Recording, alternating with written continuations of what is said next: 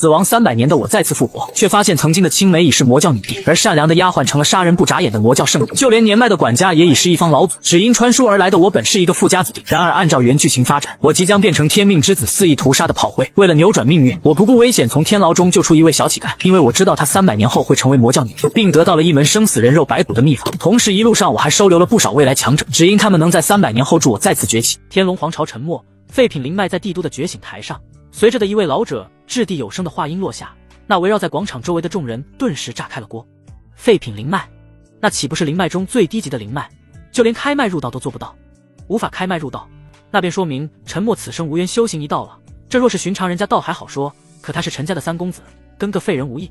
这事传出去，陈家丢人可就丢大发了。我听说陈默早年入过学堂读过书，但因资质太差被赶了出来，文不成武不就得，只怕那陈家容不得他喽。嘈杂议论声回荡在宽敞的广场上，一道道目光都落在那觉醒台上的孤单身影之上。而作为当事人的陈默双眼浑浊，迷茫地望着四周，脑子里一片浆糊。我是谁？我在哪？我在干什么？沉默的双眸微微清明些许，有些怀疑人生地打量这个陌生的环境，嘴里喃喃道：我记得我在3地区18家，然后我虚了，才6次，不可能，应该是穿越了。但陈默浮现出这个想法时，脑子忽然如同炸开了锅，潮涌般的记忆如幻灯片一般在眼前闪过。陈默，天龙皇朝帝都陈家的3少爷，自幼丧母，因为是丫鬟所生的孩子，在家中地位不高，2个哥哥更是因为这点处处刁难于他。自幼读书不成，后又被高人断言修行无望，因此就连父亲都不待见他。陈默深深叹了一口气，自己穿越到的是一个充满玄幻色彩的古代社会，要么读书当官造福一方，要么习武入道威震八方。可若是2样都不成，那就只能当个碌碌无为的普通人。可偏偏他陈默是个帝都陈家的3公子，陈家虽不是名门望族，但在帝都也算是官僚世家。陈家子弟可以是纨绔，可以一事无成，但绝不能是个普通人。这个开局有点艰难啊。陈默的嘴角挤出一丝苦笑，原身本就不受家里人待见了，现如今他又成了文不成武不就的废人，那在家族中的地位更是一落千丈。不过当这个世界的世界观与各种历史融入脑海之时，陈默不仅没有任何陌生，反而还有种熟悉感，就好像自己曾经来过一般。你还要再站在上面丢脸到什么时候？快给我滚下来，不要再给我陈家丢人现眼了。就在陈默还在怀疑自己是不是什么时候曾经来过这个世界之时，一道响亮的声音打断了他的思绪。广场上，一个书生打扮的青年缓步走来，双手叉腰站在觉醒台下，对着陈默就是一顿乱喷。书生穿着灰白色的袍子，头顶竖着玉簪，一双明亮的眸子带着几分嚣张。陈默愣神片刻，这才认出书生的身份，陈家大少，也就是陈默同父异母的大哥陈静。与陈默一般，陈静没有武学天赋，是废品灵脉，此生无缘武者一道。虽说平时吊儿郎当吧，但好歹也是正儿八经的读书人，去年还考上了个秀才，仗着陈家大少的身份，在帝都没少霍霍他人，加上去年考上秀才后更是无法无天了。虽说陈默是亲弟弟，可在陈静看来，一个丫鬟所生的孩子根本就不配当他的兄弟。寻常时候原身就没少被这位陈家大少欺负，碍于这个等级分明的社会制度，即便被欺凌了，原身却从未反抗过，只能打碎了牙往肚子里咽。陈静的事迹在陈默的脑海里回荡，那双有些迷茫的眸子忽然一怔，他的脑轰的一下炸开，整个人愣在当场。他终于想起了来了，为何这个世界如此熟悉？因为前世的陈默在某个不知名的网站上看过一部小说，其小说内容就与他记忆中发生的事不谋而合。原身的身份在小说中只是一个被一笔带过的配角，可他的大哥陈静就小有名气了，他可是当面羞辱过主角的反派人物。也正因如此，陈家被灭门了，一个都没放过。就连在书中名字只是一笔带过的陈默也是如此。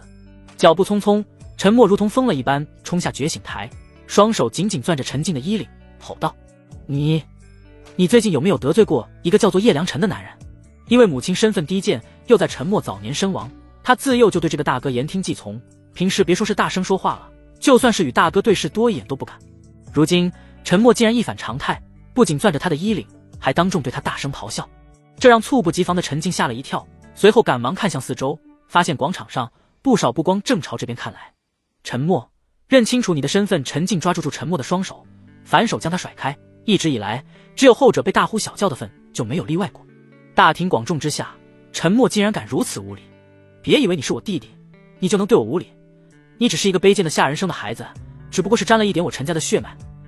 你的身份才高贵些，说到底，你也只是个高贵些的下人，你还没资格对我指手画脚，有爹生没娘养的东西，不知好歹。今天我就替你那死去的娘教训你！陈静气急败坏的怒吼，这还是他第一次在外人面前这么丢脸。双脚往前探出2步，陈静直接攥着陈默的衣领，将其拉了过来，高高扬起了拳头。这个没有娘的家伙，自幼就没人保护，所以一直以来任由陈静两兄弟欺负。不过在陈静看来，莫说是没娘了，就算是有娘，他也会照样动手。一个丫鬟，一个下人，只是暂时得到了父亲的恩宠，地位也高不到哪里去。更何况如今的那位丫鬟已经死了。啪一声脆响，回荡在广场之上。广场上的众人愣住了，就连抓着陈默衣领的陈静也是一脸懵逼。一个鲜红的巴掌印落在陈静的脸颊上，血液从嘴角处渗出，他感觉到了那仿佛要把脸颊撕裂的痛楚。他被打了，他被陈默打了，他被那个打不还口骂不还手的废物，那个下人生的贱种给打了。陈静摸了摸自己被打肿的脸颊，一怒之下再次高高扬起拳头。你这个杂种，你算什么东西？你也敢打我？你什么身份？我什么身份？你敢打我？我看你是5行欠打，今日不好好教训你一下，我看你就不知道谁是大哥，谁是陈家大少。啪，又是一阵清脆的响声，一个清晰的巴掌印再度落在陈静的脸颊上。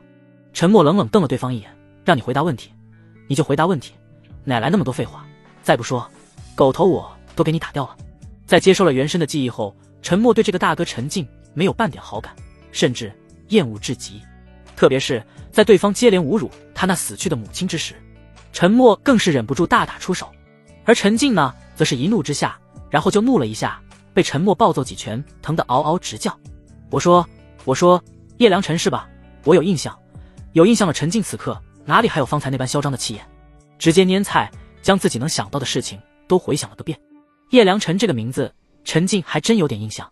他是个读书人，自幼便饱读诗书，深知人间疾苦，一有钱财便去勾栏妓院找那些被迫流落风尘的女子，听他们倾诉自己的悲惨遭遇，然后陈静大发善心，给他们钱财过好日子，而风尘女子则会报恩。昨夜陈静一如往常那般去凤鸣楼接济风尘女子，正好碰上花魁仙儿姑娘出阁。陈静哪能错过这等好事，豪掷千金要将这位仙儿姑娘拿下，要接济这位身世可怜的仙儿姑娘。可谁知半路杀出个青年要与他争抢。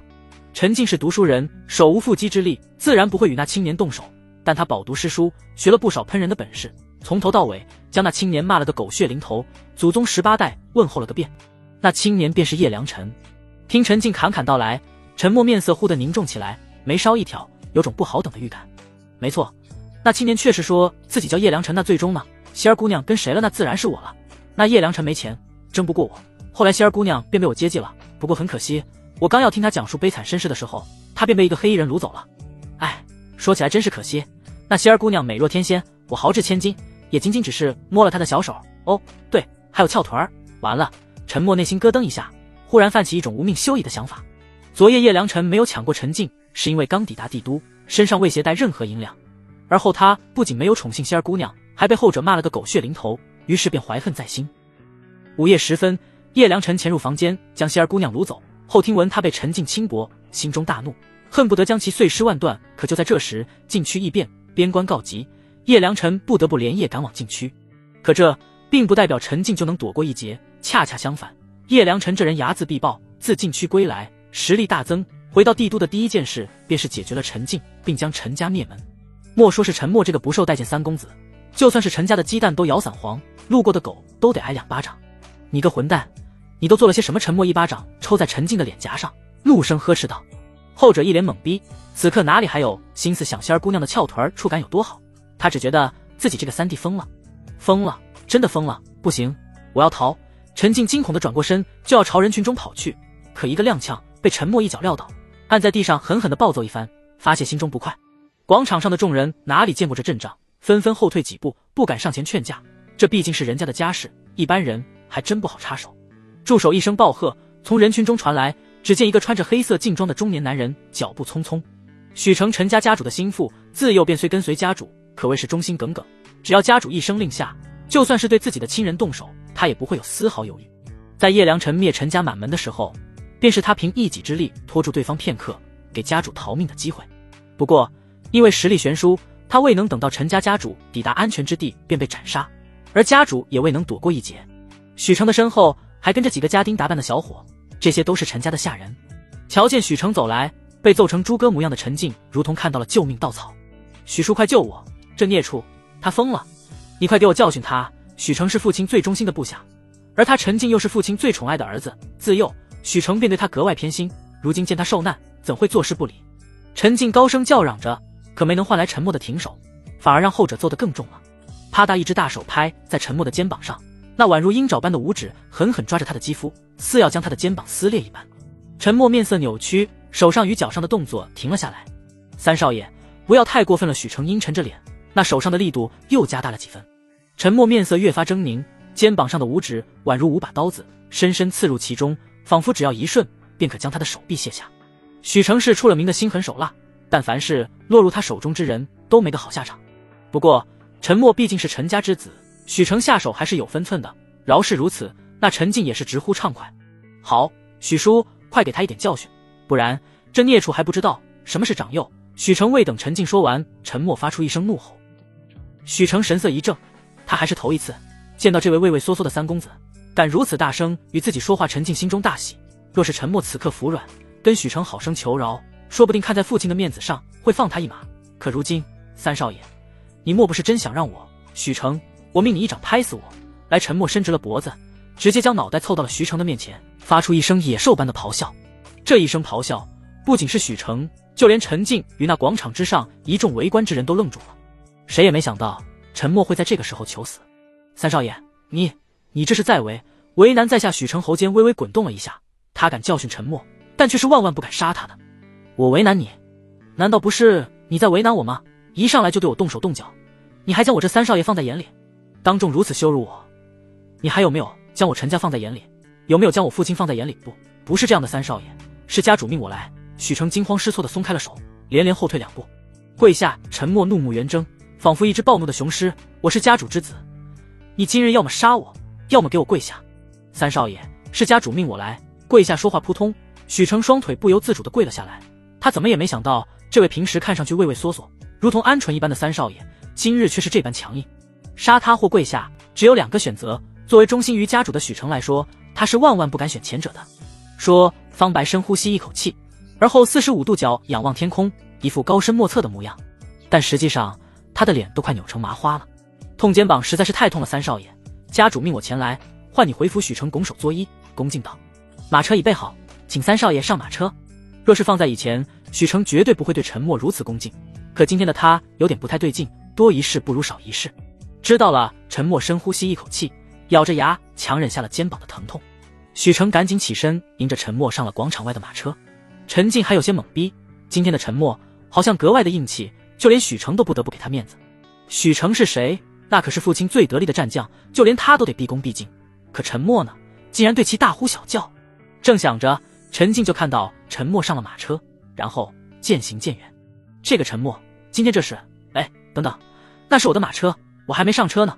马车上陈默位居主座，面色凝重，许成坐在旁边充当护卫，神色尴尬，张了张口，欲言又止。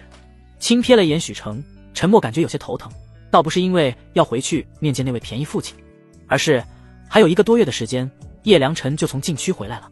也就是说，陈默要保命也就还有1个多月的时间。如今摆在他面前的路只有3条。第一，逃。此时的叶良辰不是刚从新手村出来的二愣子，已经身居高位，手下有不少情报组织。陈默若想逃出他的追捕，恐怕那么简单。而且叶良辰这人是出了名的心狠手辣，斩草必定除根，路过的狗都得扇2巴掌，更何况他这个陈静的血亲。第二，与陈静断绝关系。这一点看似可行，但也不现实。且不说父亲那边不会允许，就是他真的办成了，也不见得叶良辰会放过他。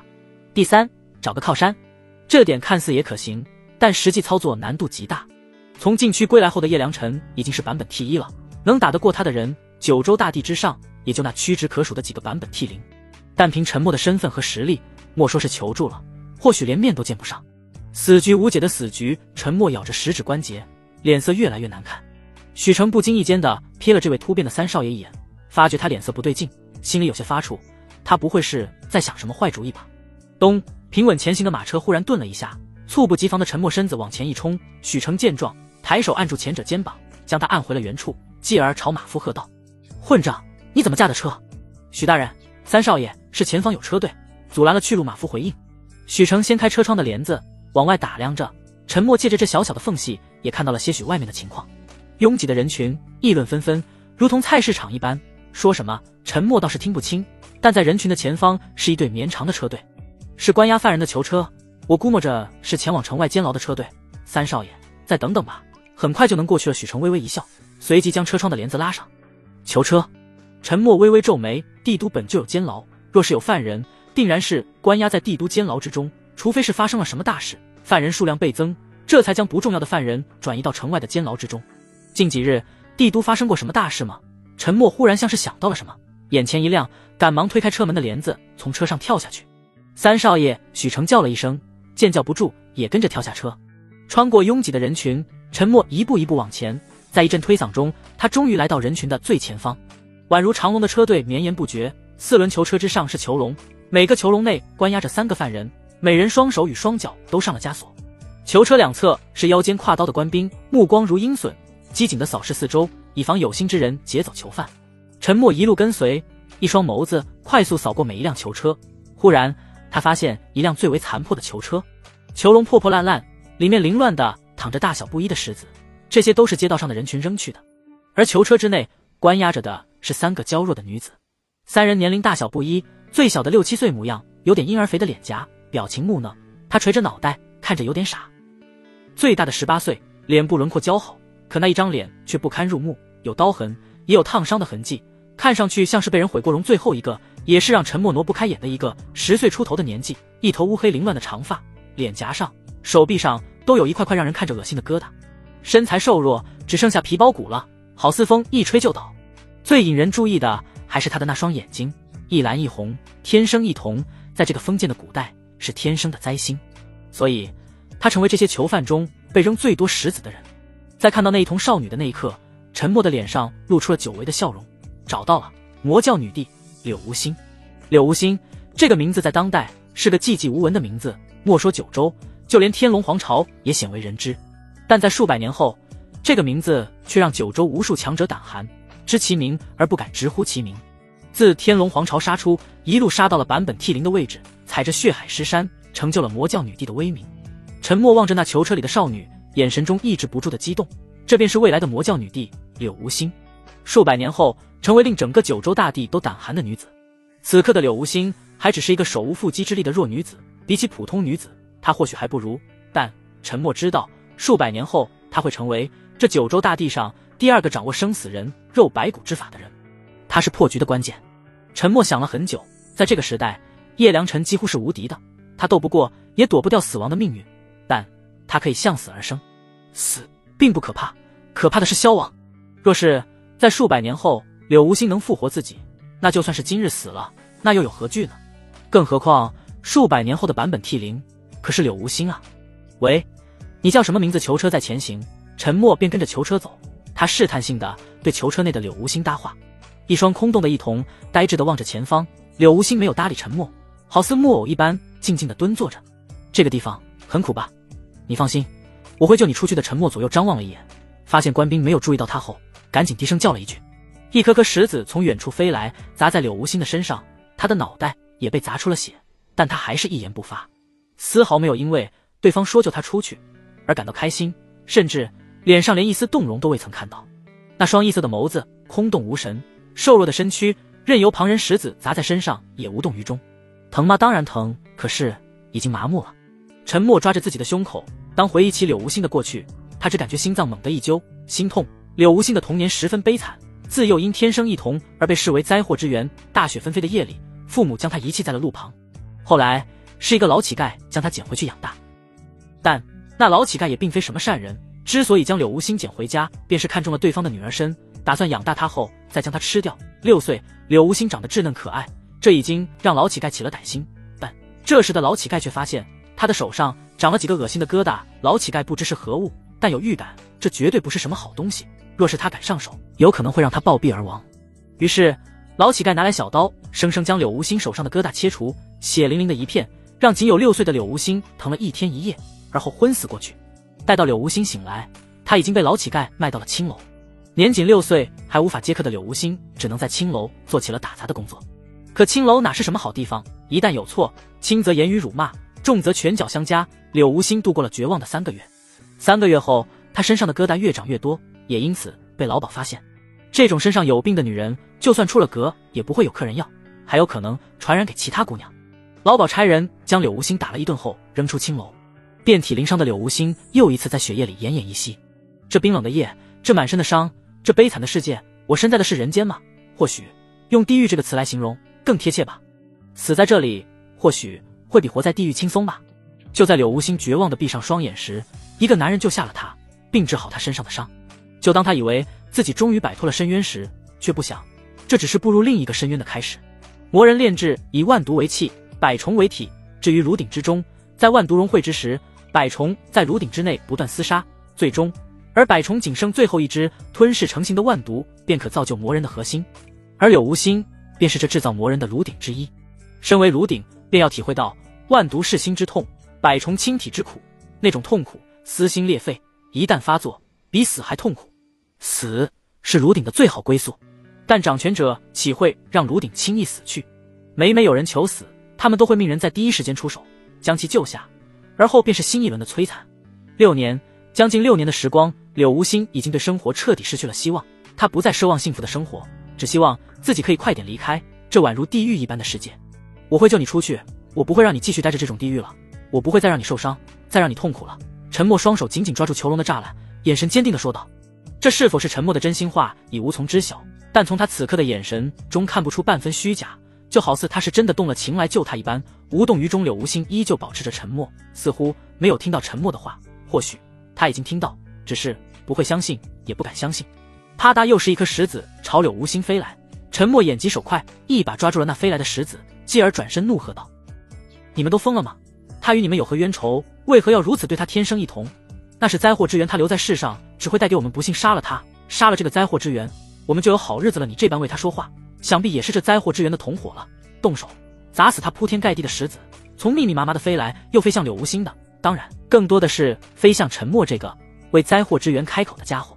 不过几息，沉默便被砸得头破血流。这时随行的官兵也发现了沉默的存在。你是何人来此处作甚？莫不是要劫车？一个个官兵按住腰间挎刀，纷纷拔刀朝他冲来，杀气滚滚。大胆！我乃当朝大理寺少卿陈德旺之子沉默，你们敢动我？沉默大喝一声，拔刀官兵停下手中脚步，面色为难。那扔石子的围观群众也纷纷停了下来，惶恐垂下脑袋，扔掉手中石子，一副我什么也不知道，不是我干的模样。陈家有3子，大子陈进，二子陈广，三子陈默。陈进与陈广素来在外露面较多，认识的人也就多了。至于陈默，自幼便被2位兄长欺负，还被勒令不许出门，丢他们的脸。于是乎，陈默这位陈家3少爷就鲜少有人知道。不过还是有眼尖之人认出了他。在下永安县赵虎，见过3少爷一个20岁出头，身着深蓝色官袍的男子，将手中长刀归鞘，抱拳恭敬行礼。赵虎只是一个小小的捕头，官职不大，但曾进过陈府断案，见过陈默一面。赵虎这个名字有点耳熟，但陈默一时之间想不起来。3少爷人群中，许成的身影匆匆赶来，眼瞅着机会不多了，陈默赶忙开口道：给我1句话的时间。说罢，陈默转身朝柳无心的车队跑去。赵虎与一众手下面面相觑，按理说这囚车行驶中外人不可靠近，可偏偏陈默又是大理寺少卿陈德旺的3公子，他们也不好拒绝。而且1句话的时间不多。陈默右手抓着囚车栅栏，脑子因为被砸过有点晕乎乎的，脑门上还感觉到一阵湿润，恐怕脑瓜已经开瓢了。我知道你不相信我，但我还是要说一句，我一定会救你出来的。等到那个时候，你能不能亲口告诉我你的名字？时间短暂，陈默能说的也就这么多。柳无心那宛如木偶般僵硬的身子微微动了动，小脑袋一转，那双异色双瞳忽的一缩。5日的阳光洒在帝都的大地上，冰冷的囚车因为囚笼的遮挡，里面是阴暗的。待在囚车的柳无心如同身处黑暗，阳光虽然刺眼，但在他的眼里看到的是一片灰暗的世界。可唯独那阳光下的少年头上渗着血，脸上挤出温暖的笑容。灰暗的人群中，唯有他在这一瞬有了些许的颜色。3少爷不能再跟了，不然小的会很难办的。赵虎上前一脸为难的我不想再看到他被人扔石子，该怎么做？你应该知道吧。囚车渐行渐远，陈默也收敛了脸上的笑容，沉声道。小的知道。赵虎愣了一下，最终还是抱拳答应。官兵都走了，车队也离开了，身后的人群散了大半。这个时候许成也追了上来。三少爷，你的头。许成满脸惊恐，这位不安分的主，难道又来求死了？无碍，皮外伤罢了。沉默轻轻摆手，虽然很疼，但与那柳无心的经历相比，好像算不得什么。许成还是担心沉默会出事，赶紧换来几个家丁给他处理伤口。伤势不重，也就跟沉默所说，是皮外伤，包扎一下即可。伤口处理好了，直接上马车回府。沉默没有休养的时间，在回府的第一时间，他便要去面见那位便宜父亲。陈德旺在帝都的耳目不少，沉默刚觉醒废品灵脉，他便在第一时间就收到了消息。回来的路上发生过什么，沉默为何受伤，伤得有多重，他也早早便知晓。再见到沉默那被开瓢的脑袋，陈德旺没有一丝惊讶，同样也没有一丝关心的问候。陈家三子，大子陈敬习文，年24，中秀才，虽比不上其他官宦世家的子弟，但好歹也是有了功名。二子陈广习武，天赋低下，20岁也才堪入九品武者。武者境界一品最强，九品最次，一般16岁开麦后便可入道，入道后稍加修行便可入九品武者。但陈广天赋太差，也是花费了4年时间才成为九品武者，这好歹也是成了武者，没算辱没陈家门楣。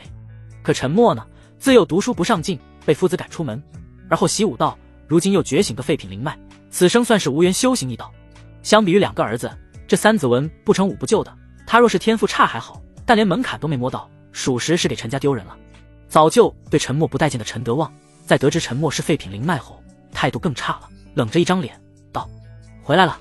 陈默抬头瞥了一眼这位便宜父亲，在他的印象中，陈德旺就是个严厉的父亲，平时少话，能见到他的次数很少，只有在犯错的时候，这位父亲才会出现，也因此前身对这位父亲又敬又怕。但陈默对这位便宜父亲却是一脸不屑，甚至有些看不起。在他的记忆中，叶良辰灭陈家满门时，陈德旺丢下儿子独自一人逃跑，后被叶良辰追上，恰巧陈默这时从府外归来，陈德旺二话不说就拿这个三儿子给自己挡刀，最终父子2人皆丧命当场。陈默不冷不淡回了一句：就这。陈德旺闻言怒意涌上心头，一拍桌子怒喝道：陈默，你可知罪？跟在陈默身后的许成见状，识趣地躲到一边。不知陈默语气平淡，面对陈德旺的质问，没有丝毫慌乱之意，这让后者都有些懵了。平常时这个三儿子见了自己就跟老鼠见了猫一样，怎么今日却像是变了个人似的？看来那些下人汇报的事没错了。陈默，你好大的胆子，竟然敢当街殴打兄长，你还不知罪？不知陈默还是一如既往的平淡。陈德旺压住心中的怒火，右手紧紧捏住桌角，给我一个理由。我是当街殴打大哥不假，可他却是当众羞辱于我，羞辱我的母亲，我打他天经地义，好一个天经地义。就算他羞辱于你又如何？他是你的兄长，他羞辱你那是为你好，想要你上进，而你的不知报恩还动手打人，天经地义。是谁告诉你的天经地义？喷我是为我好，那我喷你全家是不是也是为你好？不对，他全家不就是我全家？陈默心里嘀咕了一句。许成看得津津有味，方才被陈默要求当众下跪，他自感羞愤难当，如今看到对方吃瘪，心中自然开心不已。你不是狂吗？有本事你在你父亲面前也狂一个我看看。怎么说不出话来了？沉默的沉默让陈德旺不由冷笑起来，一双锐利的眸子带着几许戏谑。你还嘚瑟上了？陈默有些无语，转而正色道：父亲此言差矣，就依父亲所言，大哥是为了我好才羞辱于我，那我殴打他也是为了他好，别仗着自己中了的秀才就忘乎所以了，一旦犯了错被人抓住痛脚，他这个秀才可就当不了了。孽畜，你胡说什么？陈德旺一拍桌子暴怒而起，那双眸子仿佛野兽般死死瞪着陈默。徐成在一侧已经是惊得说不出话来。陈德旺是先皇时期举孝廉入仕，为官20余年，京官拜4品大理寺少卿，若无差错可有机会再进一步，可偏偏遇上先皇驾崩，新皇继位。新皇一登基便废除察举制，采用科举制，所有官员任职都由科考选拔。新政开启，老臣们颤颤巍巍。察举制说白了就是靠被人推荐上来，能有推荐资格的无非就是那些在任的官员，亦或者名望极高之人。他们能推荐谁，无非是任人唯亲罢了。就算朝廷不给举荐亲人，那无非就是绕个圈，你推荐我儿子，我推荐你儿子。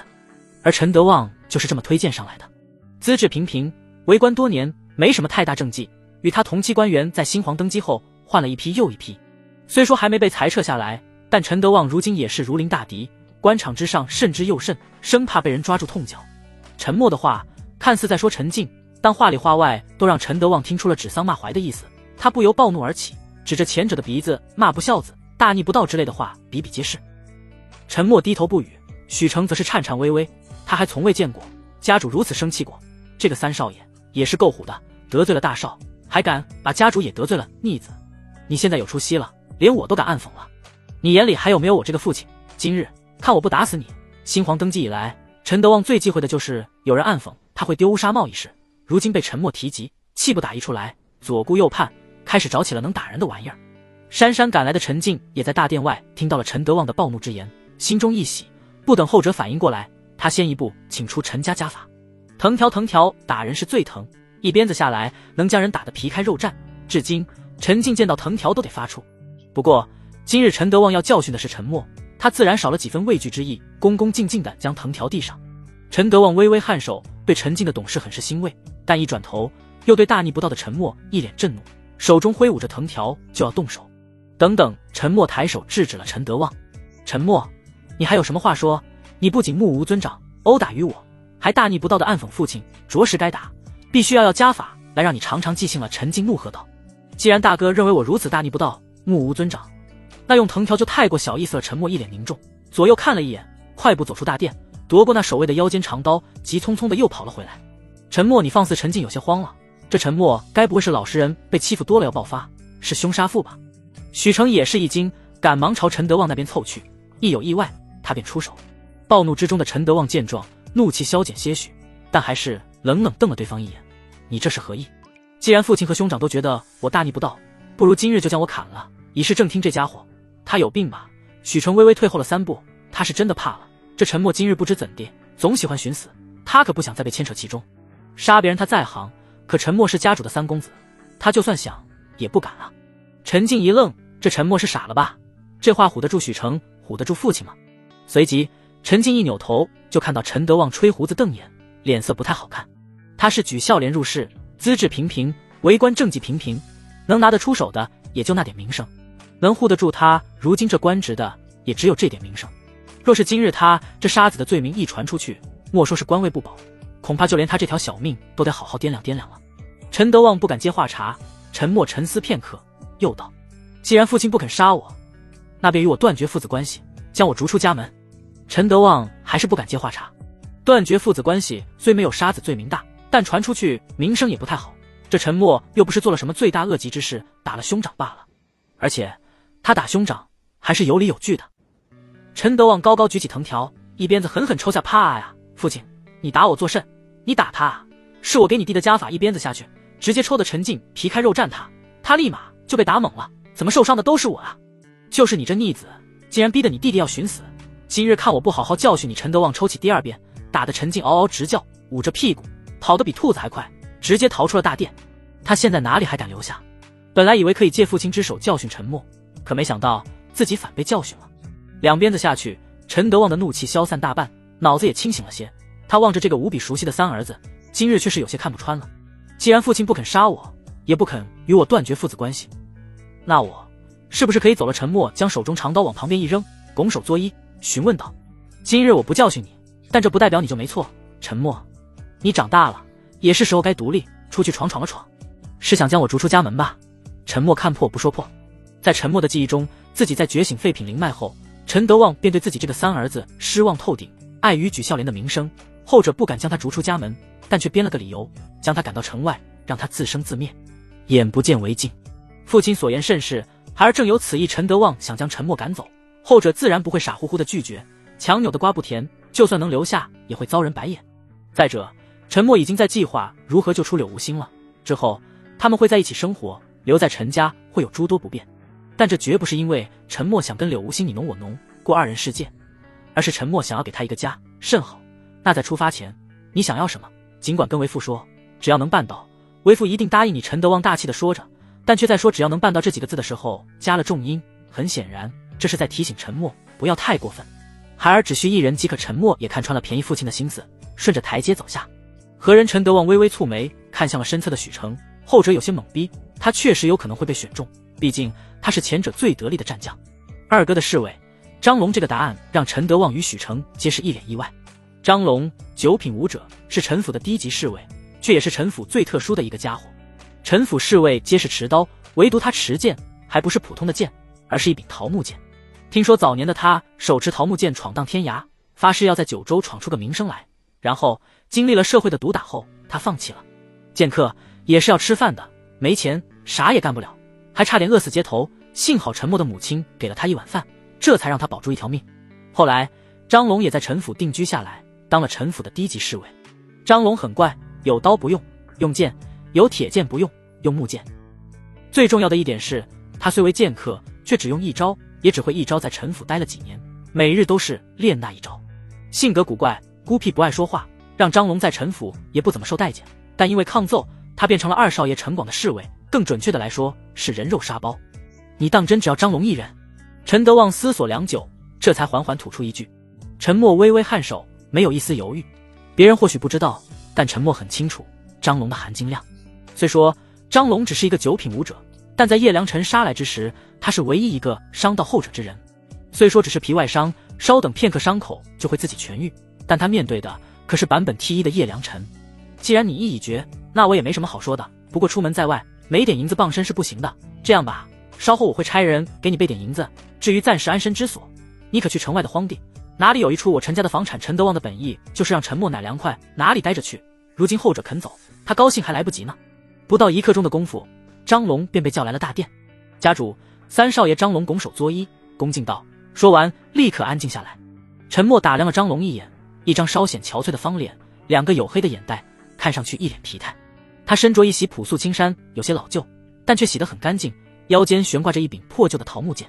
不知是否是少年时闯荡过九州，遭到了社会的毒打，张龙这个人话很少，孤僻，眼神木讷，跟块木头差不多。整个陈府没什么人愿意接近他，也就二少爷陈广。不过那家伙的目的很单纯，便是让张龙当人肉沙包。相比于其他侍卫被打时会叫苦连天，张龙这个人挨揍时都不吭一声，很讨陈广的喜欢。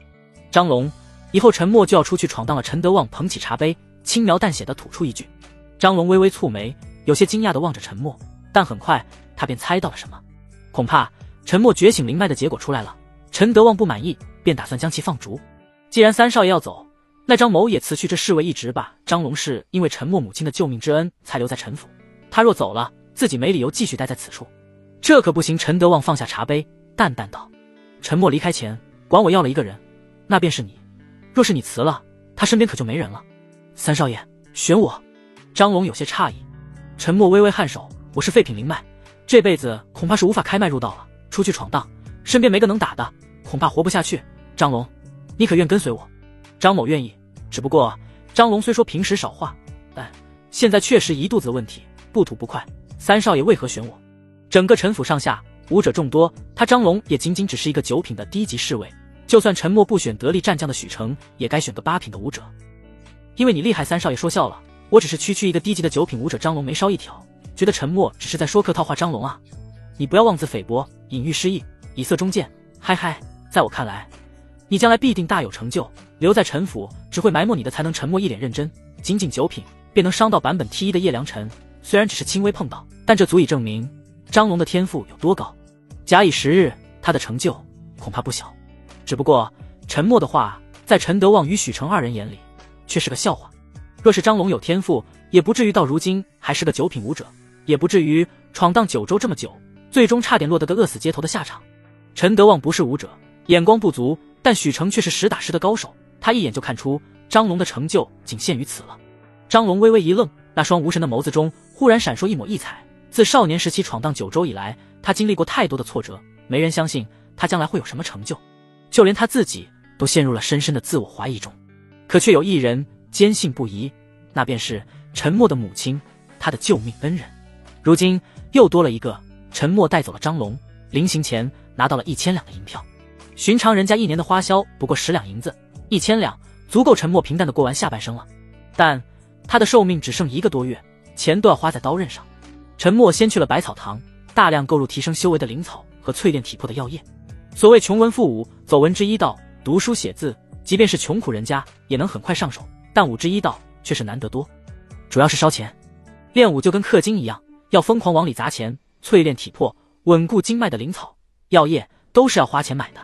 有家底的，譬如陈默二哥陈广，就算是天赋再差，也能用钱砸出个九品武者来。至于没家底的，也就只能依附大势力，去给大户人家当侍卫，亦或者加入一些宗门势力。穷文富武这句话说的还真是一点没错。从百草堂出来，陈默看着手上的那一捆灵草和几瓶药液，看着不多，但却足足花了他800两银子。拿着，陈默心疼了一下，然后将手里的灵草与药液递给了张龙，后者伸手接过。作为侍卫，帮忙拿东西是他的职责。虽说张龙心中不解，陈默明明只是一个废品灵脉，这辈子是无缘修行一道了，就算买再多的灵草药液也无济于事，但他也没有出言询问。三少爷这么做肯定是有他的道理，这些东西你拿回去好好吸收一下，看能不能突破个8品武者来。三少爷，这是给我的。张龙那双木讷的眸子中忽地多了一丝困惑。我是废品灵脉，无法修行，这些东西不给你给谁？陈默有些好笑。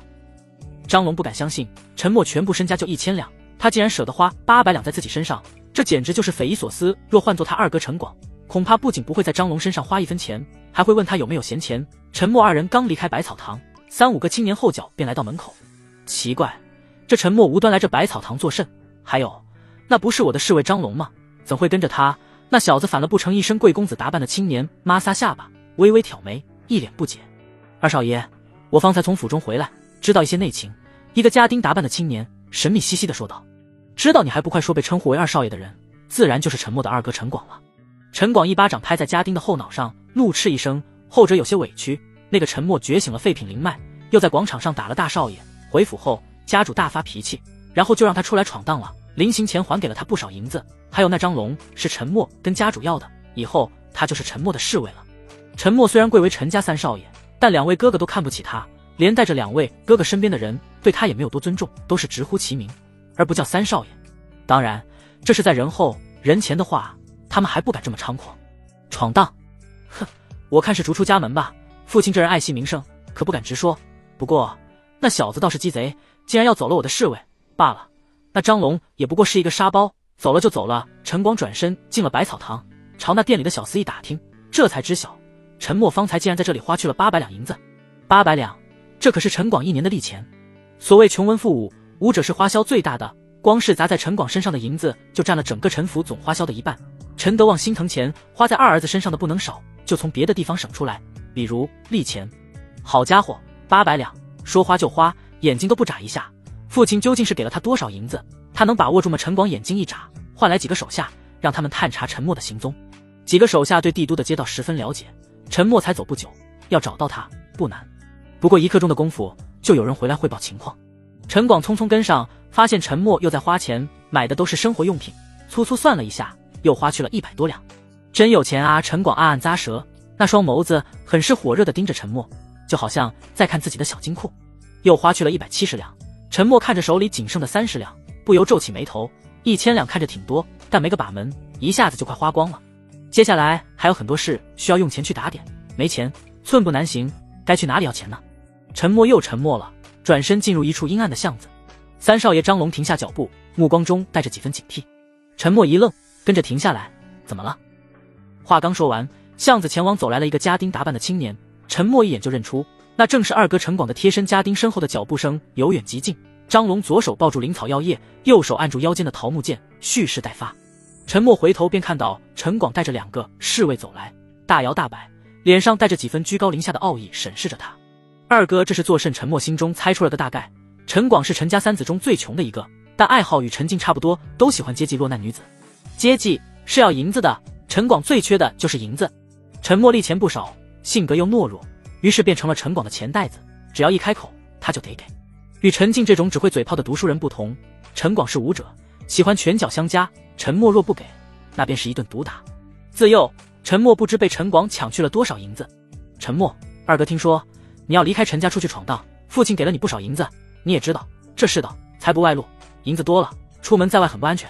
这样吧，二哥就勉为其难帮你保管，等你有需要的时候，你再问二哥要。陈广搓了搓手，一脸期待。我信你个鬼！陈默心中暗暗吐槽，幼年时他还真相信了陈广的鬼话，屁颠屁颠的跑去要，可结果是挨了一顿毒打。如果我说不呢？陈默微微一笑，语气中却充满了认真。陈广神色一怔，诧异地盯着陈默。寻常时只要是他开口，后者不可能会拒绝，除非他是皮痒了。看来他还是太长时间没有揍人了，以至于陈默都忘记了自己这个二哥有多恐怖。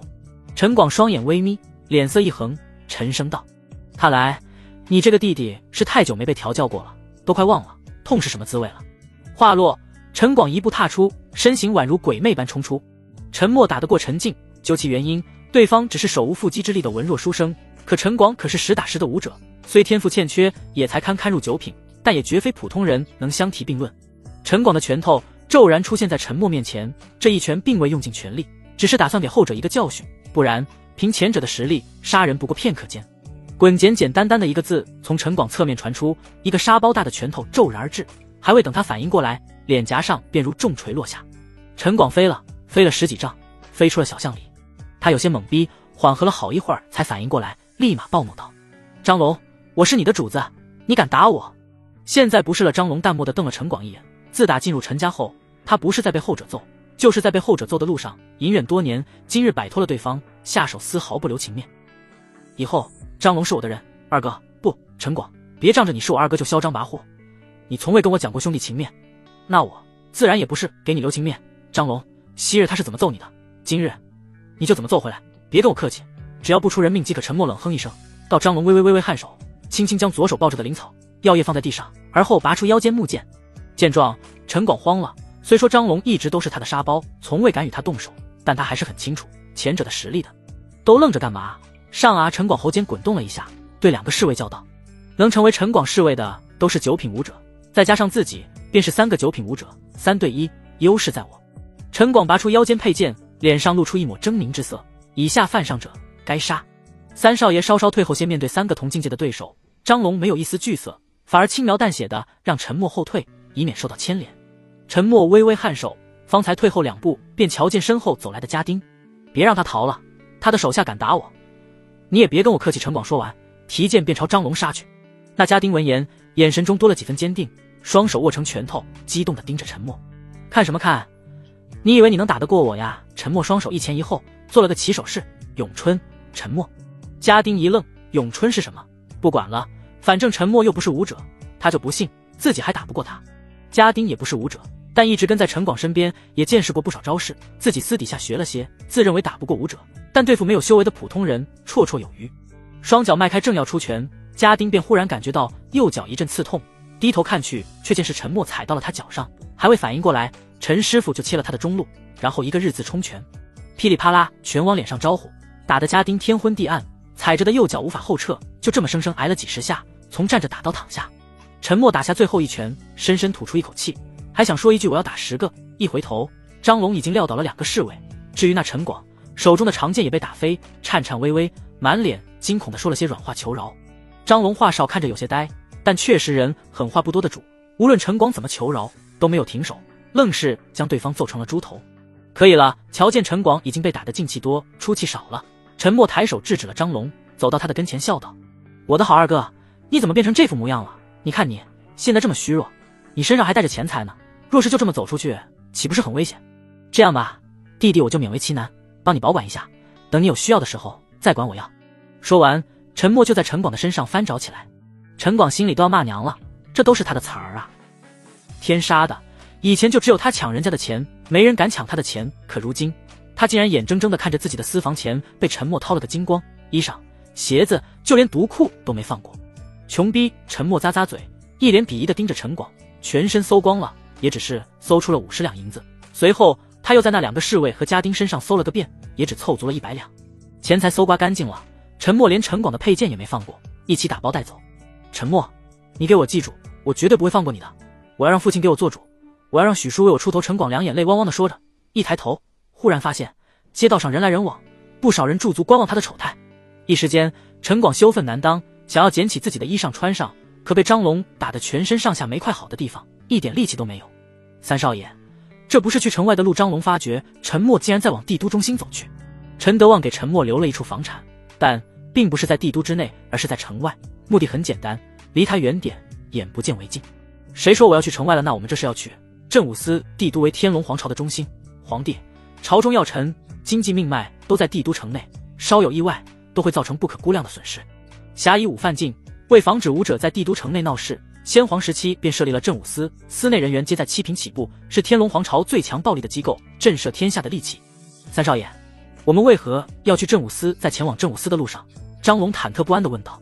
早年他曾听闻镇武司汇聚了天龙皇朝的顶尖强者，于是乎他头铁地去挑战了一下，然后门都没进，便被守卫打断了手脚，在帝都艰难求生几个月，险些饿死。至今他都对这镇武司有心理阴影。救人，救何人？今晚你便知道了。在沉默的记忆中，魔人炼制与谋反有关。据闻当今天龙皇朝是女子为政，不满女帝之人在他继位之初就有，随着女帝变法，越来越多的乱臣贼子起了谋逆之心。但只要身为帝国利器的镇武司还在，这天下就没人反的了。魔人拥有近乎不死之躯，超凡脱俗的实力，一旦炼制成功，一人便可拥有4品武者的实力，即便面对帝国利器的镇武司也有一战之力。不过当今女帝也并非泛泛之辈，以雷霆手段查抄并捣毁魔人的据点，并将所有魔人炉鼎收押。贼心不死的逆臣们不甘心谋反的种子被毁灭，便在炉鼎被收押的当晚发动大规模的劫狱事件。沉默二人终于来到了镇武司的大门。2个身穿镇武司的统一黑袍，腰挎雁翎刀的守卫目光如炬，在沉默二人接近之前便已经警惕起来，右手按住刀柄。能入镇武司的最低也是7品武者，那身上所散发的气势并非一般的9品武者所能比拟的。遥遥的沉默便感觉到了一丝压抑的气氛，张龙则是缩了缩脖子，有些心虚，撇过目光，不敢直视这里是镇武司。2个守卫异口同声地说出一句，也算是间接地提醒沉默二人，这不是普通地方，闲杂人等不要靠近。2位大哥，我找一个人，镇武司裴江南，这个人我想你们应该也认识。沉默笑眯眯地说道。裴江南是300年后天龙皇朝的帝国双雄之一，女帝座下第一猛将，当然这些都是后话，此时的裴江南还只是镇武司刚入门1年的新人。今夜劫狱事件发生，沉默要阻止并将柳无心救下，必须要找一个可靠的伙伴，裴江南无疑是最好的人选。裴江南为人正直，可以说得上是正义的伙伴，若是知道今晚将要发生的事，会义不容辞地阻止。再有一点，镇武司中有逆臣们的眼线，沉默知道并且能相信的人就只有这个裴江南了。裴江南，你找他作甚？他不在镇武司中。守卫不冷不淡地回答。那请问他何时回来出任务了？何时回来？我也不知这。沉默咬着大拇指，有些为难。除了裴江南，他实在想不到可以帮自己的人选了。思来想去，他还是决定拼一拼。沉默来到镇武司附近的一处茶馆，要来了纸笔，写下一封简短的信后再次折返。兄弟，能否替我将这封信转交给裴江南？就说是重要的事。守卫接过沉默手中的信件，抬手便要打开，后者赶紧从怀里掏出了50两银子，放在信件之上。见状，那守卫以迅雷不及掩耳之势将银子藏于怀中。嗨嗨，你这封信果然重要，我看必须要尽快转交到裴江南的手中才行。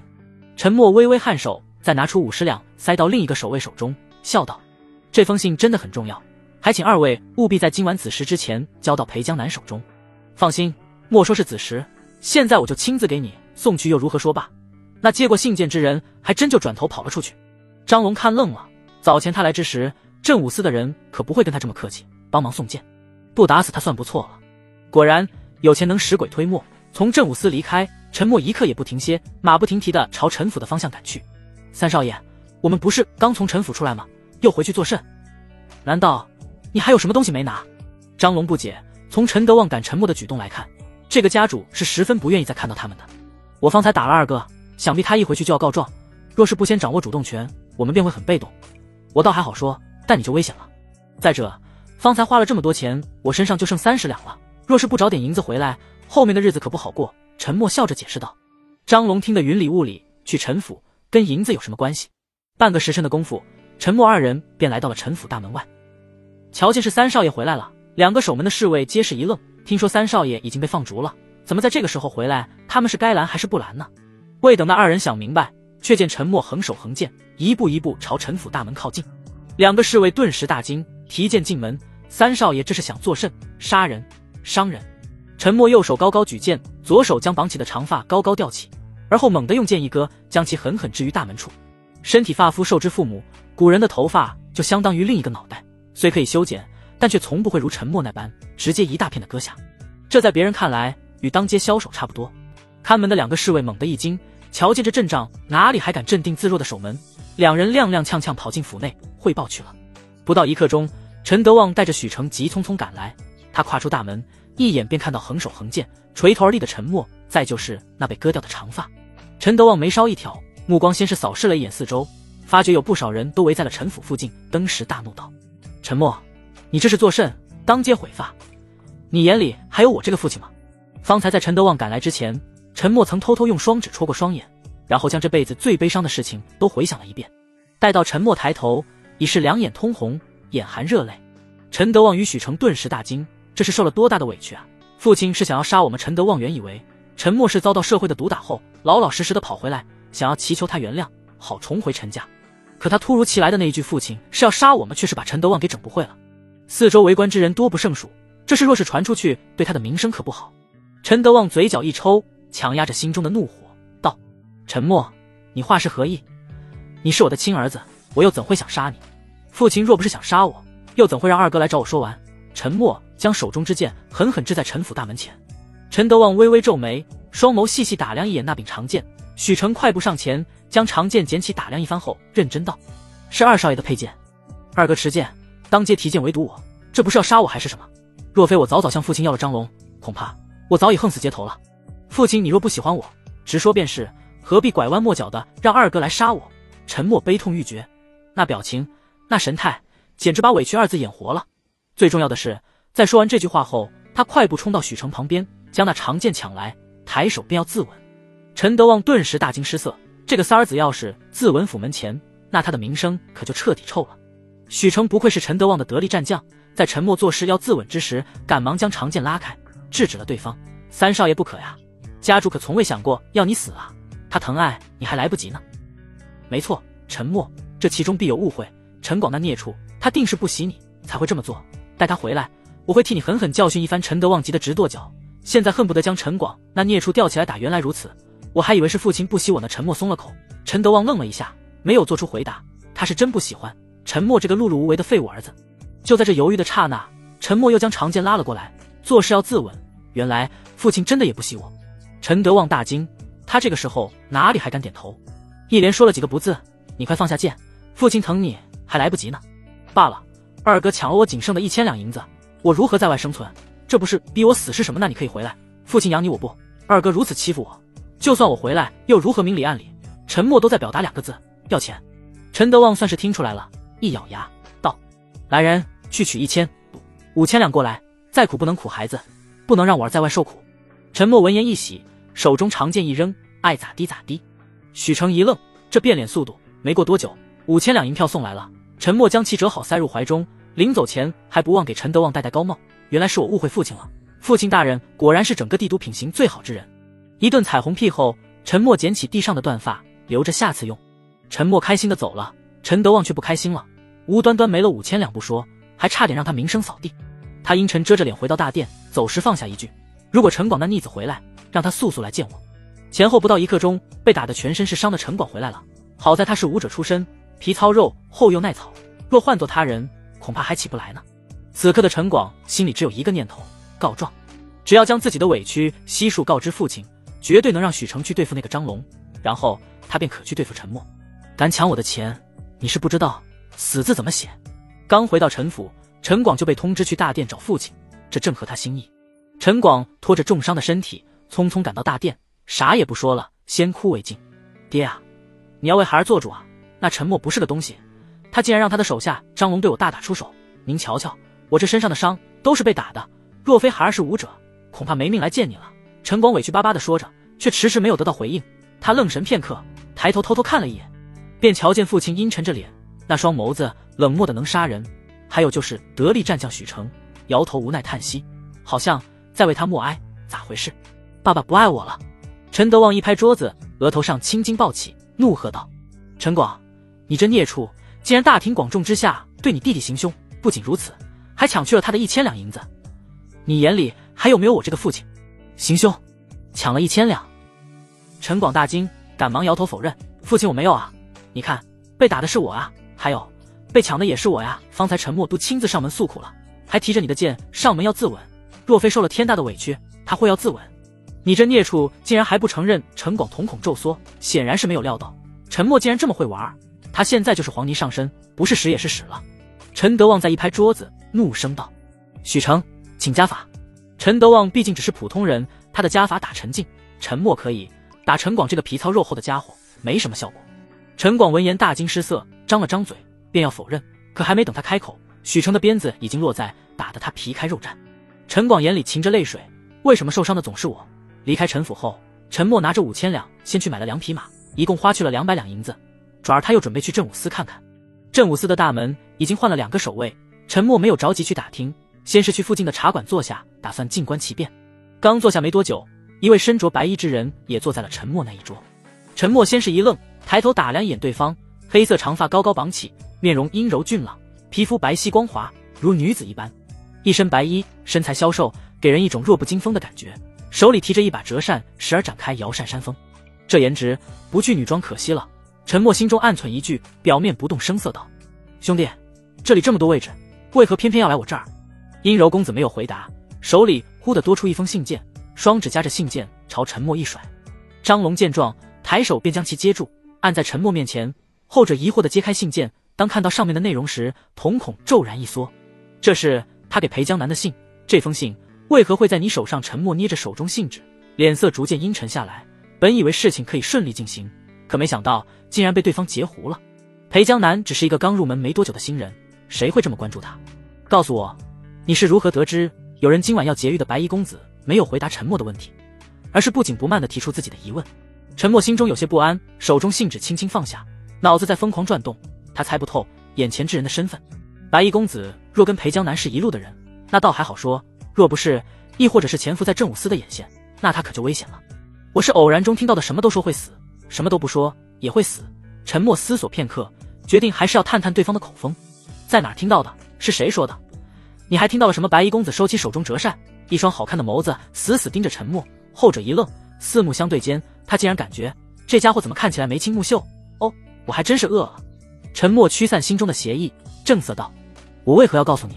裴江南呢？我要跟他说。跟我说也是一样的，裴江南能做到的，我也能做，因为我也是镇武司的人，是吗？陈默简简单单吐出2个字后，便不再言语。白衣公子一愣：你不相信我是镇武司的人？我只是不相信裴江南以外的人，镇武司的人都一样，无论是谁，只对陛下效忠。你只相信裴江南是什么意思？难道你跟裴江南结党营私？白衣公子的声音逐渐阴沉下来。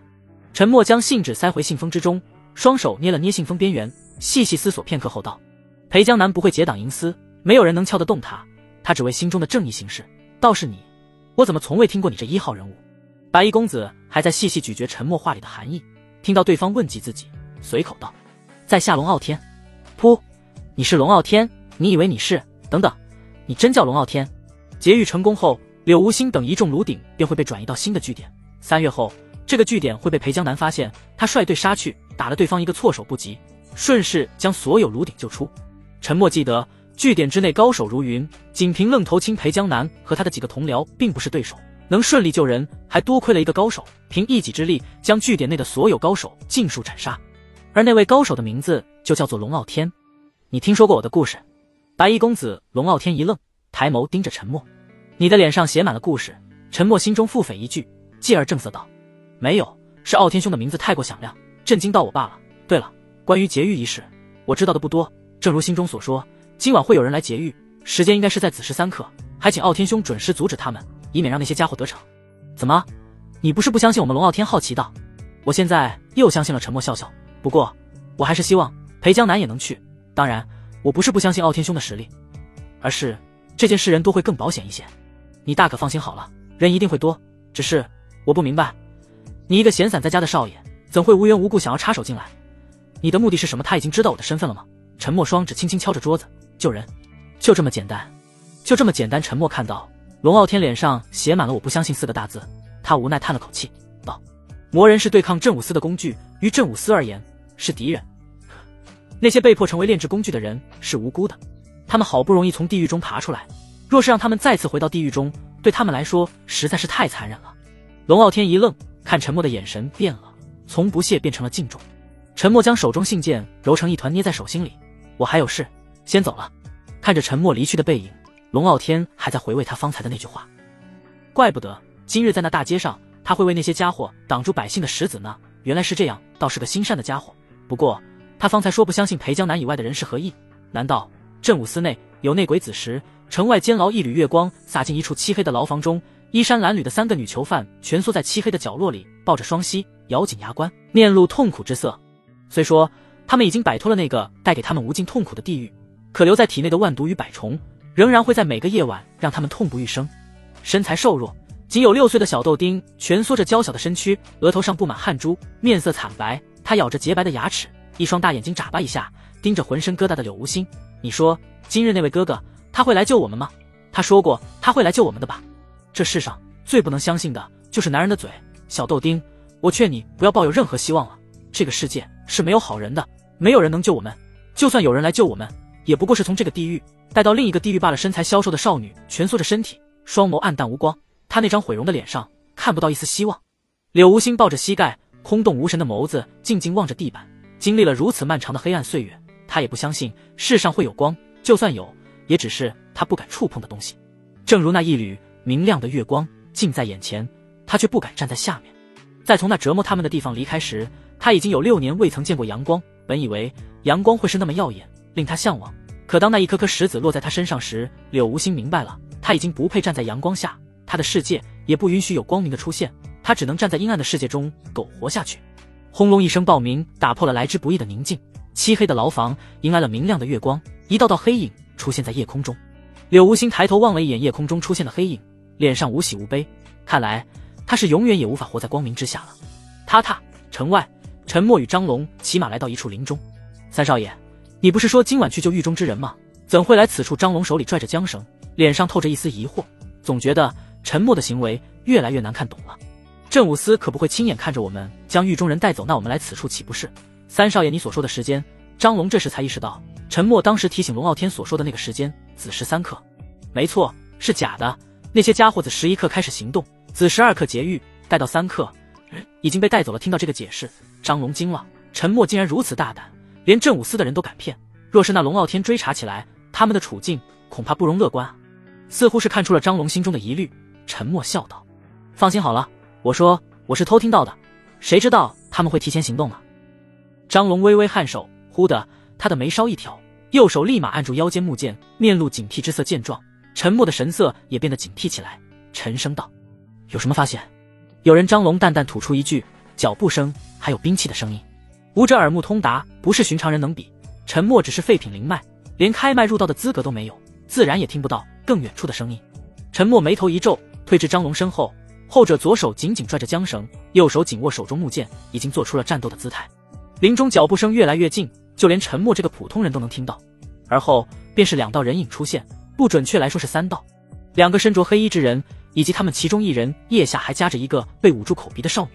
黑衣蒙面，他们是劫狱之人。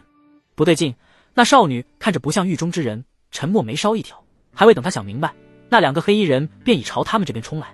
杀人夺马显然，这2个黑衣人正被追杀着，跑了一路，体力消耗不少，如今便想杀人夺马，尽快摆脱追杀。张龙见状，纵马往前一冲，冲散2人的阵型，继而挥出一剑，正中那夹着少女而逃的黑衣人。后者感觉肩膀一阵刺痛，手中少女脱落而下，他立马紧张地冲出，想要将那少女掳回来。少女好不容易挣脱，哪里会如此轻易被捉回去？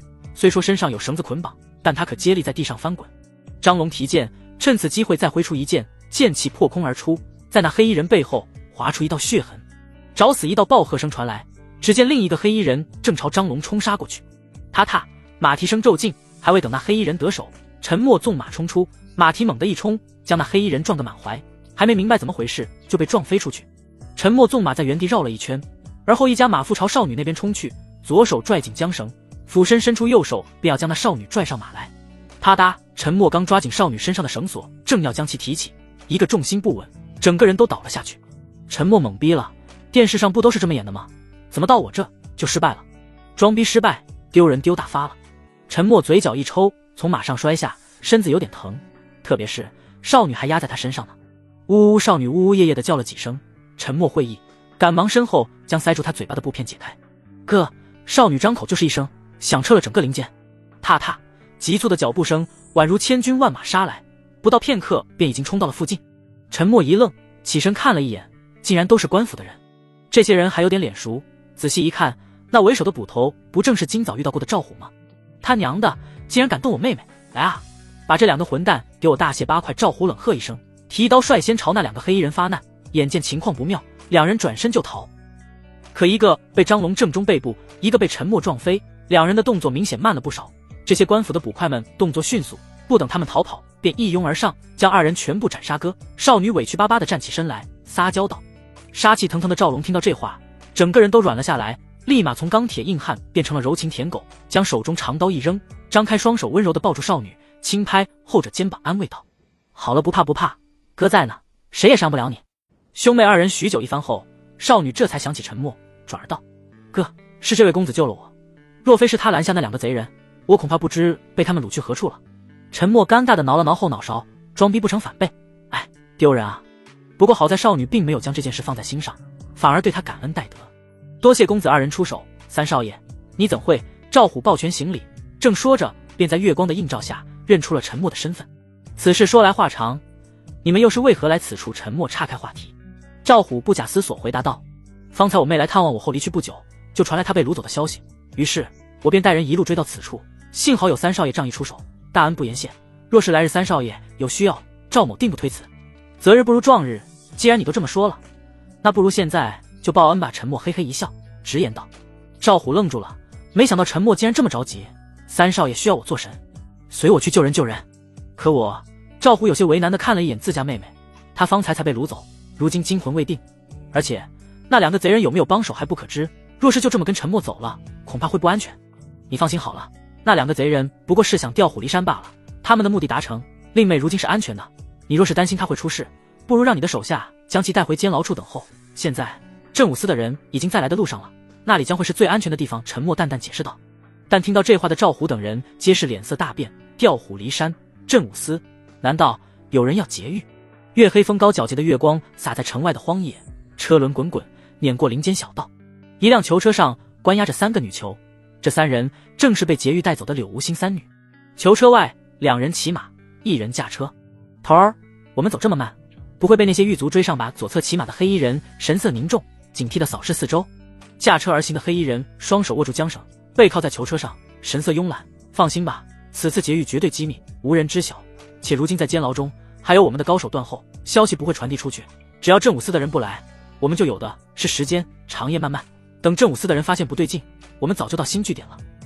至于那被骗走的捕头，实力倒是不错，不过等他发现不对劲，准备折返时，我们的高手也早将监牢中的狱卒解决，正好顺道将他处理了缜密的计划。听得柳无心与那少女一阵心惊，会来救你吗？看来就算那位公子哥言出必行，也无济于事了。我们终究逃不出他们的手掌心。少女仰头望着月光，很明亮，但此刻在她的眼中却只有那四周的黑暗。柳无心抱着膝盖没有说话，从一开始他就不相信陈默会来救他，没有希望也就没有失望。只不过今日那阳光下的少年的笑容却让他难以忘怀。哥哥会来救我们吗？缩在角落里的小豆丁喃喃自语了一句，在监牢时他就不断重复着这句话。少女听得有些烦了，一巴掌轻轻拍在小豆丁的脑门上，你给我闭嘴，他不会来，就算他来了，他一个手无缚鸡之力的公子哥又能做得了什么？可是他们已经来了。小豆丁那双暗淡无光的眸子微微抬起，看着远处秘密林。你怎么知道他们来了？是虫虫告诉我的。小豆丁指了指胸口，一脸认真。是他们。这时柳无心那双异色双瞳微微一抖，也跟着小豆丁的目光看向远处密林。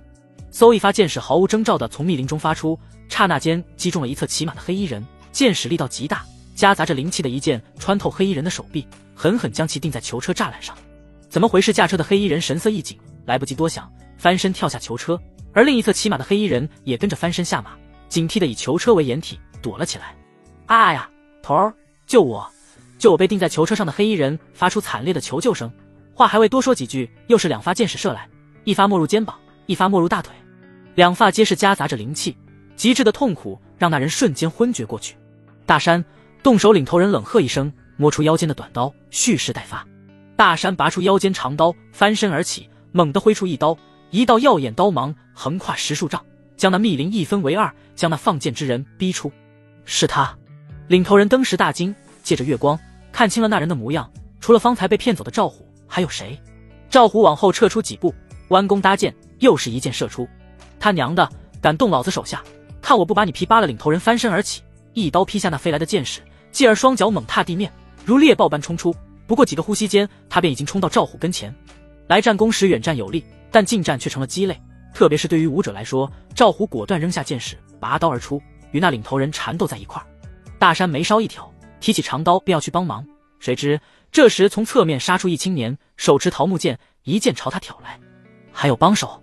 大山阴沉着脸，接连挥出3刀，将手持桃木剑的张龙震退。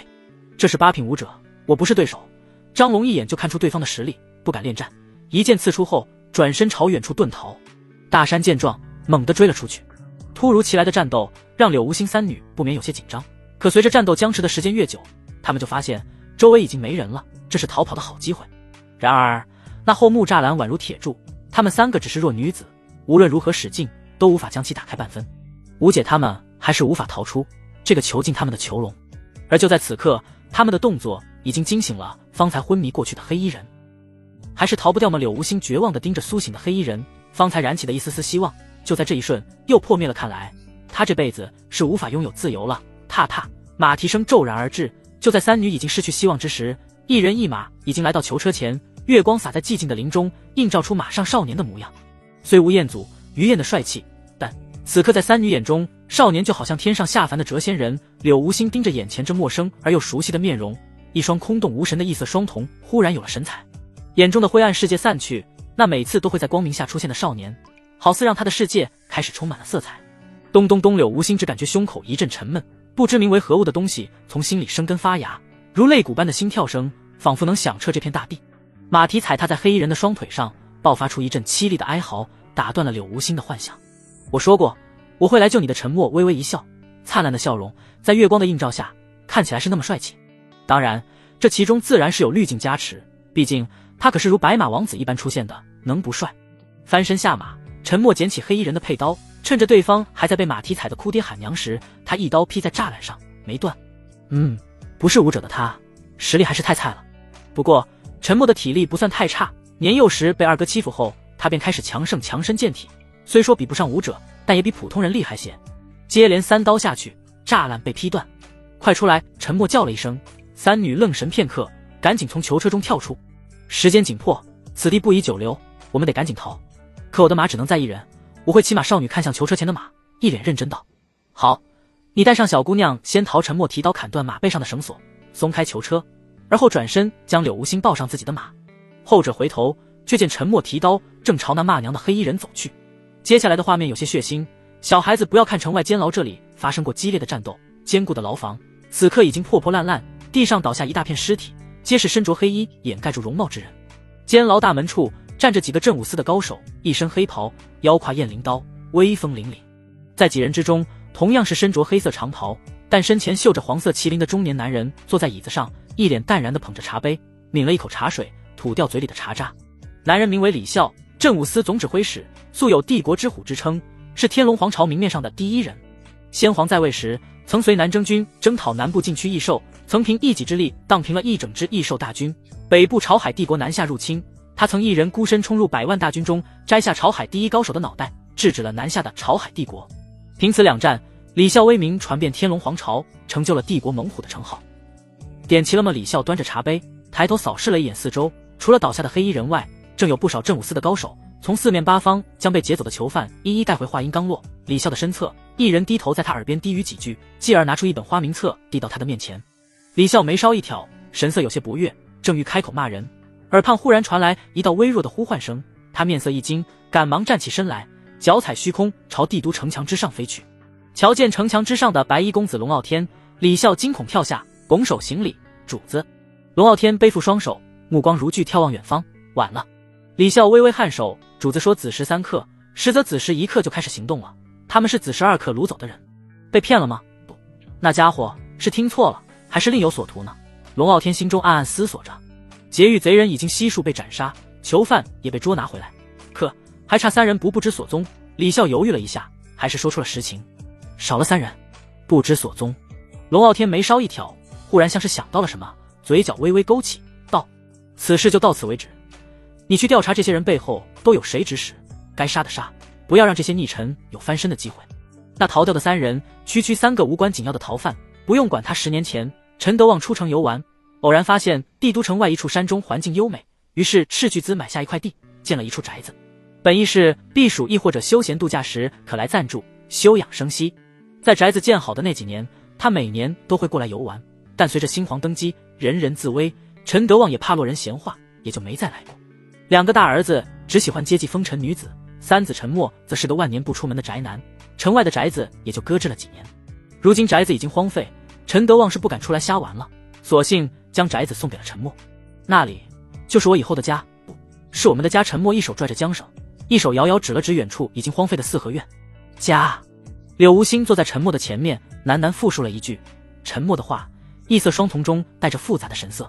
自他有记忆时起，就未曾有过家的概念。年幼时养育他老乞丐、青楼里的老鸨，还有那个曾经救过他的男人，都从未将他当过家人。一直身处黑暗之中，又怎会知道光明为何物？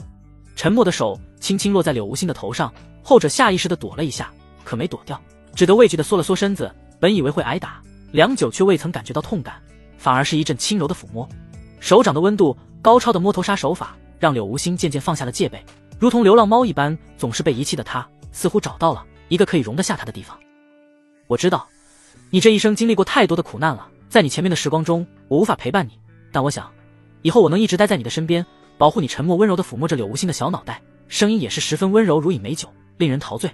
柳无心只感觉自己像是做了一个很美很美的梦，这个梦是他一直以来的期盼，有人能容纳他，接受他，让他不再受欺凌，不用再踏入那宛如地狱一般的世界。可这个梦能实现吗？柳无心的希望有过太多太多，现实给予他的却是一记又一记重锤。他害怕自己这次依旧会重蹈覆辙。柳无心一双满是疙瘩的小手捏了捏破烂的衣角，扭头看向陈默，四目对视间，他开口道：我是异色双瞳，他们都说我是灾祸之源，是让他们不幸的人，我这种人不该活着。我的身上有病，这些东西让我很丑很丑，他们都害怕我会传染他们，让他们跟我一样变得丑陋。我的身上有虫子，有毒，还有，无论你有什么，我都不会抛弃你的。沉默再次抚摸着柳无心的脑袋，这次他没有躲，也没有害怕，那异色双瞳中的色彩变得更加鲜艳了。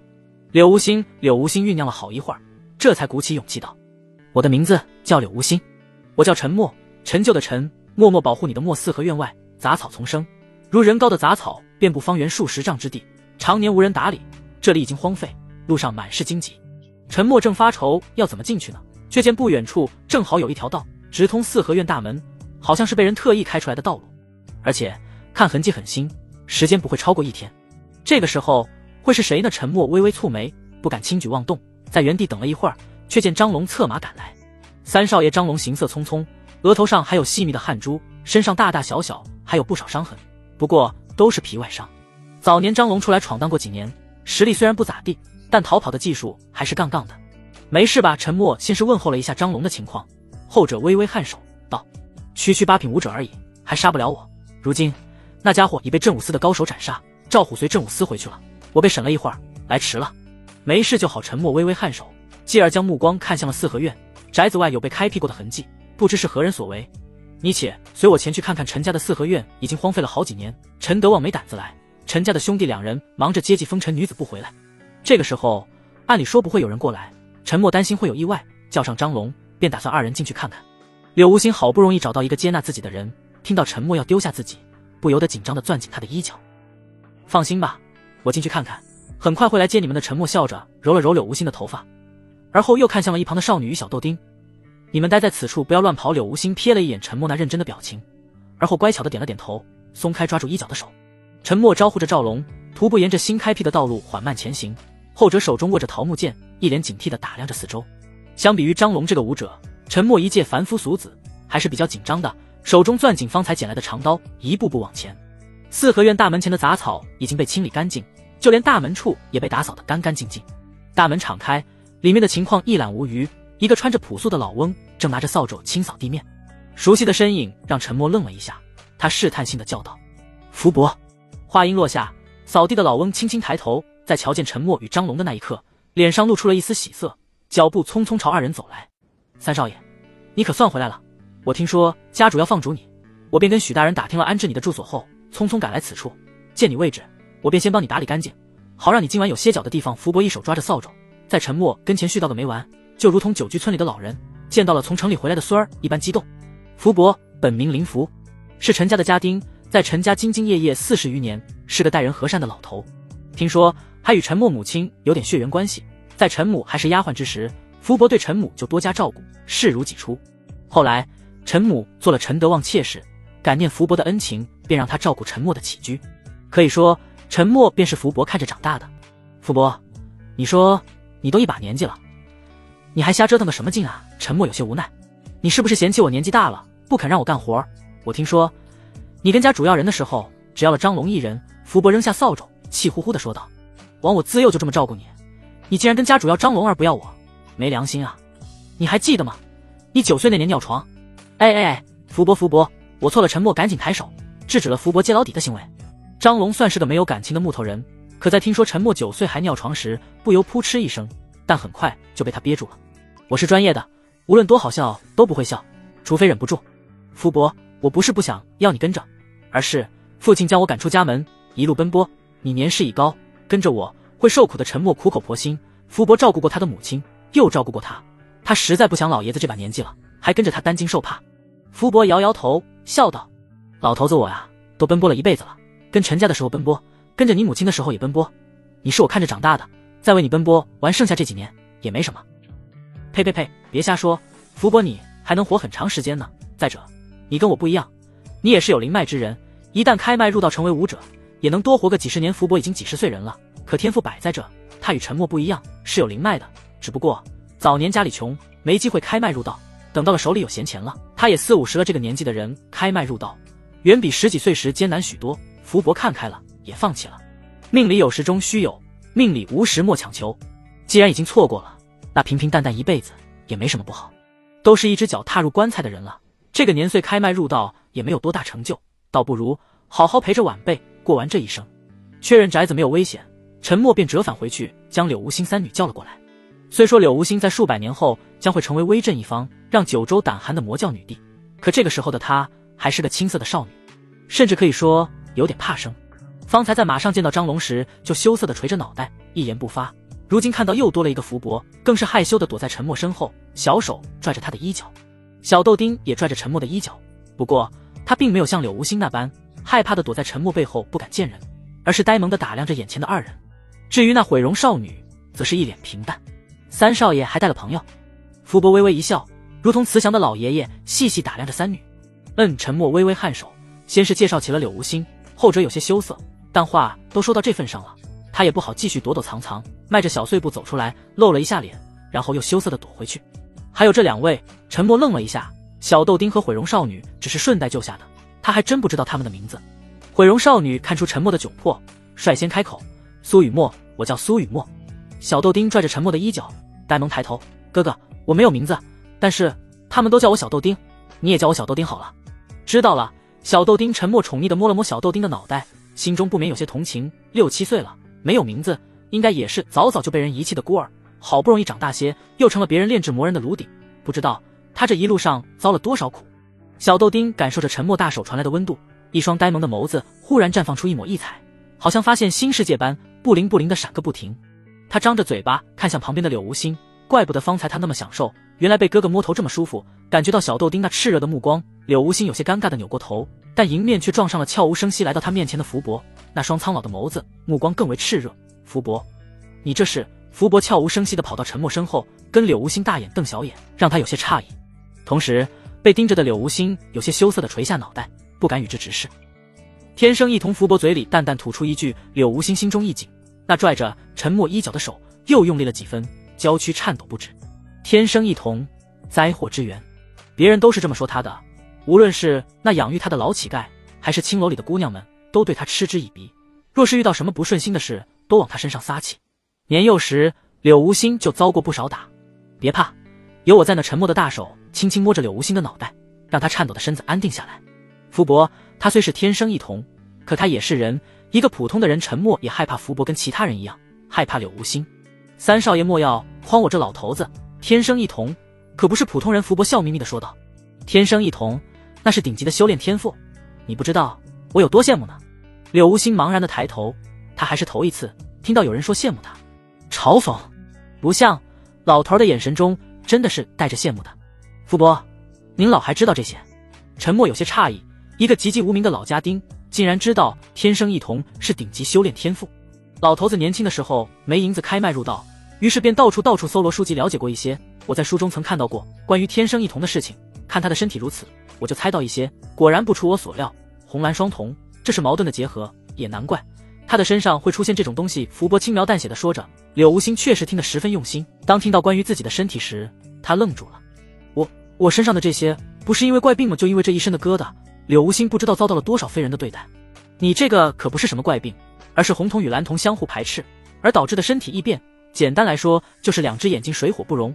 不过你不用担心，等你开麦入道后，这种症状就能消退。福伯解释道。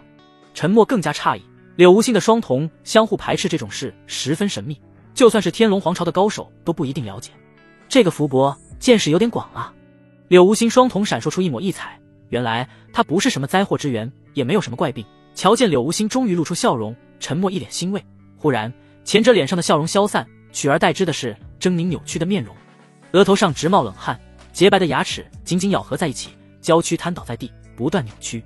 不仅是柳无心，就连苏雨墨与小豆丁都是一样。这是为何？福伯惊诧连连，一直默不作声的张龙也是一头雾水。是百虫又开始在他们体内争斗了。沉默无力道，他知道柳无心三女痛苦的原因，但此刻却是无能为力。未来柳无心能压制住体内的百虫与万毒，是因为踏入了二品武者，依靠自身强大的灵力将其驱逐。可看到柳无心这样，他有些心疼。记得除了成为强大武者外，还有一种办法可以驱逐百虫，解除这种蚀骨之痛，那便是配置特殊药液，引导百虫从他们的身体内爬出。可偏偏陈默记不起配置特殊药液的材料。万毒、百虫，三少爷，他们是炼制魔人的炉鼎。福伯语出惊人，再次让陈默呆愣当场。他诧异地盯着前者，试探性地问道：福伯，你可知有何办法帮他们？有，配置药液引百虫而出，你可知道配方？陈默更为激动地往前踏出一步。我在古籍上看过，但忘记是那个配方了，写下来。好，福伯不敢耽搁，在宅子内翻找了一圈，找到了陈旧的宣纸和毛笔、砚台。这些东西虽说荒废多时，但并不耽误书写。磨好墨后，福伯沉思片刻，在纸上写下了4种配方。陈默细细看了一眼，脑海中的记忆在翻腾，很快他便确定了是第3种。不过他不敢赌自己的记忆有多准，决定4种都买来。天色已晚，帝都宵禁，陈默进不去帝都城中。好在城外也有百草堂的分店，是专门为游侠们开放的。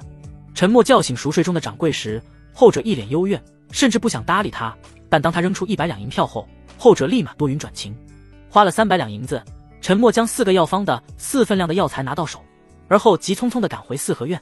柳无心三女已经在痛苦中昏厥过去。三少爷放心好了，他们已经习惯了，暂时不会有生命危险。药材给我吧，我来炼制药液。福伯接过陈默手中的药材，按照他的建议，先尝试了第3种配方。半个时辰的功夫，福伯已经炼制出了3桶药液。三少爷，把人放进桶里即可。当然，若想要效果最明显，那需要将他们身上的衣裳褪去。陈默一愣，满脸问号。当真？陈默愣了一下，他记得好像没有这个步骤，但隐隐间好像又有。一时之间，他有些拿不定主意。小豆丁还好说，小屁孩一个，看了也就看了。可柳无心已经不小了，身材初具规模，虽说瘦弱了点，但还有就是苏雨墨，那已经是亭亭玉立的少女了，特别是那身材能让人喷鼻血的程度。三少爷，老头子我看着像是会骗你的人吗？福伯眉梢一挑，脸色忽然阴沉下来，看上去他真因为陈默这句话有些生气了。陈默噤若寒蝉，老头子都生气了，估计不会骗人了。福伯，话是这么说，可他们毕竟都是黄花大闺女，我这是命重要还是清白重要？三少爷，事到如今也顾不得这么多了，最多老头子我不看便是了。说着，福伯转身拉着刚刚将3桶药液与3女进厢房的张龙离开，顺手他还把房门给关上。福伯，你方才骗了三少爷。张龙早年毕竟是在九州闯荡过，也算是老江湖了，对福伯的伎俩一眼看穿，这怎么能是骗呢？我这是善意的谎言。嘎吱，厢房的大门忽然打开，陈默面色凝重的从里面走出来，然后关上房门。福伯似乎已经等候多时，兴冲冲的跑过来，一脸八卦。怎么样，三少爷？什么怎么样？三少爷不要明知故问了。那2个姑娘，嗨嗨，有没有让你有感觉？那叫柳无心的年纪虽小，但老头子看她天生异瞳，将来定是人中龙凤。还有那苏雨墨五官端正，毁容前定是世上少有的美人。老头子略懂医术，可让她恢复往日容颜。福伯滔滔不绝地说着，陈默则是满脸黑线。此刻的他哪里还不明白，老头子方才说什么必须脱衣是忽悠他的。他们醒了，沉默淡淡吐出4个字，直接打断老头子的施法。怎会如此？不可能啊！他们怎么会醒了呢？醒了就是醒了。在福伯走后，沉默犹豫了一下，还真就打算给3女入狱。可刚将小豆丁放入药液中，他便醒了，吵吵嚷嚷的把柳无心和苏雨墨吵醒了。然后就是沉默解释，2女脸红，让沉默先出去。话都说到这了，沉默也不好意思继续留在里面。哎，早知道就不先放小豆丁了。张龙呢？沉默岔开话题，可不想被福伯给带偏了，他可还是纯情少男呢。去泡药液了，他的在陈家数年，经脉开拓不少，如今又有3少爷相助，可趁早步入8品武者。福伯解释。沉默脸色微变，福伯，你说过早年看过不少书籍，其中也有古籍，那你可知让我修炼之法？福伯有些为难，沉思片刻后认真道：我听说3少爷是废品灵脉。沉默微微颔首。这个世界的灵脉一共分为废品灵脉、凡品灵脉、下品灵脉、中品灵脉、上品灵脉、超品灵脉、黄品灵脉、圣品灵脉以及仙品灵脉9种。灵脉的品级越高，则天赋越强，仙品最强，则凡品最弱。至于沉默的废品，不好意思，连入门的资格都没有。废品灵脉，先天经脉宽阔，无法汇聚灵气，便如这手中之水一般，可握但存不住。修行讲究的是藏气于身，连灵气都藏不住，那自然也就无缘修行一道了。恕老头子直言，3少爷此生若想修炼，只怕是……福伯微微叹了一口气，他错过了开脉入道的最好时机，这已经是他心中的一大遗憾了。而沉默却是连开脉入道的机会都没有。既然此路不通，那我便另寻他路。沉默一脸坚定。3少爷的意思是，炼体所谓武者，开脉入道，引灵气入身体，藏气于身，凝聚丹田，强化经脉，走的都是炼气的路子。而炼体便是淬炼体魄，强化肉身，适合无法修炼的废品灵脉之人。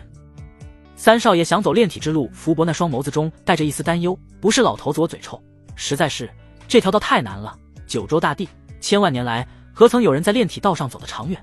炼气讲究吸收天地灵气，可飞天遁地，长生不老。反观炼体，就是在亏损气血，逆天而行。古往今来，炼体一道上，只见上山人，却未见登顶人。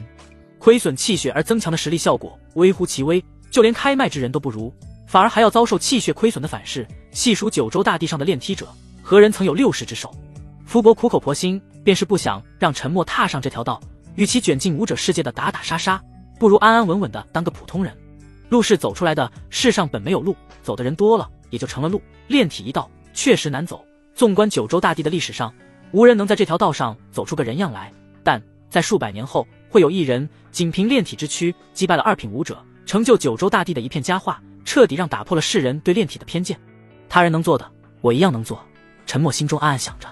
福伯张了张口，还想劝一下沉默，后者却是摆了摆手，我意已决。福伯不必多说了，这是个弱肉强食的世界，若手无缚鸡之力，也只会成为任人宰割的鱼肉。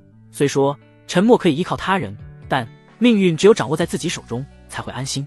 夜已深，奔波了一天的沉默有些疲惫，随便打扫了一处厢房后躺下就睡。一觉醒来，他就匆匆忙忙地赶到柳无心3女昨夜泡澡的房间。此时的3女已经穿上了衣裳，因为昨夜是匆忙赶回来的，所以穿的还是破布烂片。哥哥一见到沉默，小豆丁兴奋地冲过来，抱着他的大腿，呆萌地盯着他。姐姐说，昨夜你看了我的身子，我嫁不出去了。就屁大点的年纪，你还想到嫁人了？沉默一抬头，就看到连连摇头否认的柳无心，以及做贼心虚看向别处的苏雨墨。沉默拖着小豆丁，举步维艰地来到苏雨墨跟前，给他来了个脑瓜崩，以后不许在小孩面前胡说。苏雨墨捂着脑门，先是愣了一下，然后嘴角微微上扬，露出甜甜笑意。我说的是事实，若是昨夜你将我和无心妹妹也看光了，那我们也得嫁给你喽。话音落下，柳无心赶紧羞涩地垂下脑袋。虽说年纪小，但他好歹也在青楼干过打杂数月，自然耳濡目染了不少。3少爷，你是不是不想负责？苏雨墨笑道。对，哥哥是不是不想对小豆丁负责？小豆丁抱着沉默大腿，学着苏雨墨的话，气呼呼地说道。沉默被气笑了，捏着小豆丁肉肉的脸颊道：你个小丫头片子，你知道什么是嫁人吗？小豆丁松开沉默大腿，沉思了一下，而后握紧小拳头，一脸坚定，嫁人就是每天都能吃饱饭。傻丫头，不用嫁人，你就能吃饱饭，放心吧，只要哥哥还在，你就不用饿肚子。沉默笑着摸了摸小豆丁的脑袋，心中不免有些同情。他这么说，估计在成为炼制魔人的炉鼎时没吃过饱饭吧。不仅是小豆丁，柳无心、苏雨墨都是瘦骨嶙峋的，应该都没有好好吃过饭。沉默一脸坚定，无论如何也不能让他们再受苦了。车轮滚滚，一辆辆马车停在4合院的大门。马车上下来了一个个年轻的帮工，这些都是陈默昨日在帝都购买的生活必需品。除此之外，还有福伯早早安排的工人，专门前来打理这个废弃四合院的。将家里的大小事都交给福伯打理后，陈默便带着张龙前往帝都城中。除去生活必需品，柳无心三女的衣裳也要买新的，还有给他们开卖的材料等等。百草堂内伙计将这上面写的药材都凑齐了，陈默将一张写有开卖所需药材的纸推到小厮面前，还未等后者开口，百草堂的掌柜瞧见是陈家三少来了，兴冲冲地跑了过来。昨日陈默在此买了800两的灵草与药液，让他赚了不少，今日又来，那态度恭敬的不行。既然是三少爷要的，那就让我亲自为你抓药。掌柜的笑眯眯地说道。陈默抬手打断了对方，不必，让小厮去即可。掌柜的，我有件事跟你了解一下。掌柜的微微颔首，打发走了小厮后，恭敬道：三少爷尽管问，小的必定知无不言。百草堂内可有血枯草、地龙源、乾坤果，这3样都是炼体所需的上等药材，对淬炼体魄效果极佳，不过却不好弄到。血枯草生长条件苛刻，需以妖兽之血蕴养，常出现在妖兽争斗不休之地。一般来说，妖兽争斗不休之地都是群居妖兽的地盘，危险性极高，一般武者都不敢靠近。生长条件苛刻，加之危险性极高，血枯草在市面上是十分罕见的，基本都是有价无市。单单血枯草尚且如此，就更别说后面的地龙源与乾坤果了。陈默话音刚落，掌柜的立马摇头道：你所说的地龙源与乾坤果，我只是略有所闻。至于血枯草，如今市面上已经开到了1万两一株的价格，可我百草堂依旧是找不到货源，获取代价太大，一般的武者都不敢冒险。不过若是三少爷想要，我会帮你留意的。那就有劳掌柜的了。陈默有些失望，他本就对炼体这条道充满了迷茫，没想到如今连第一步都没能迈出去。不多时，小厮将几份药材拿了出来，给了银子。陈默正要离开，迎面便撞上了一个熟人。赵虎此刻的赵虎已经褪去了官服，身上还有些许伤痕，是昨晚与那些贼人战斗留下的。发觉陈默也在百草堂，赵虎先是一愣，继而恭敬地抱拳行礼：三少爷。不必多礼。陈默摆摆手，微微蹙眉打量了一眼赵虎，关切问道：赵虎，你的伤没事吧？赵虎摇摇头，都是皮外伤，不碍事，我只是来帮人抓点药的。说完，赵虎的脸上闪过一丝犹豫，再看陈默的眼神有些躲闪，欲言又止。有事？赵虎的怪异举动让陈默有些疑惑，但前者闻言连忙摇头否认，他也没有继续追问下去。陈默从怀里掏出100两的银票，直接递到赵虎的面前：昨日多亏了你的帮忙，这个是给你的。赵虎盯着100两银票，眼睛都直了，喉间不自觉地咽了口唾沫，但最终他还是摆手拒绝。昨晚若非三少爷，家妹恐怕会有性命之危。再者，我出手对付那些家伙，也算是我的分内之事，怎能让三少爷破费呢？这些银票，赵某受之有愧，给你就拿着吧，不必跟我客气。陈默直接将银票塞到赵虎怀里，转身便离开了百草堂。赵虎捏了捏怀里的银票，神色复杂的沉思片刻，而后跟小厮买了些药材，便急匆匆地赶往西街。穿过老旧的街道，赵虎来到一处破烂的木屋前，还未进门，里面便传来了咳嗽声。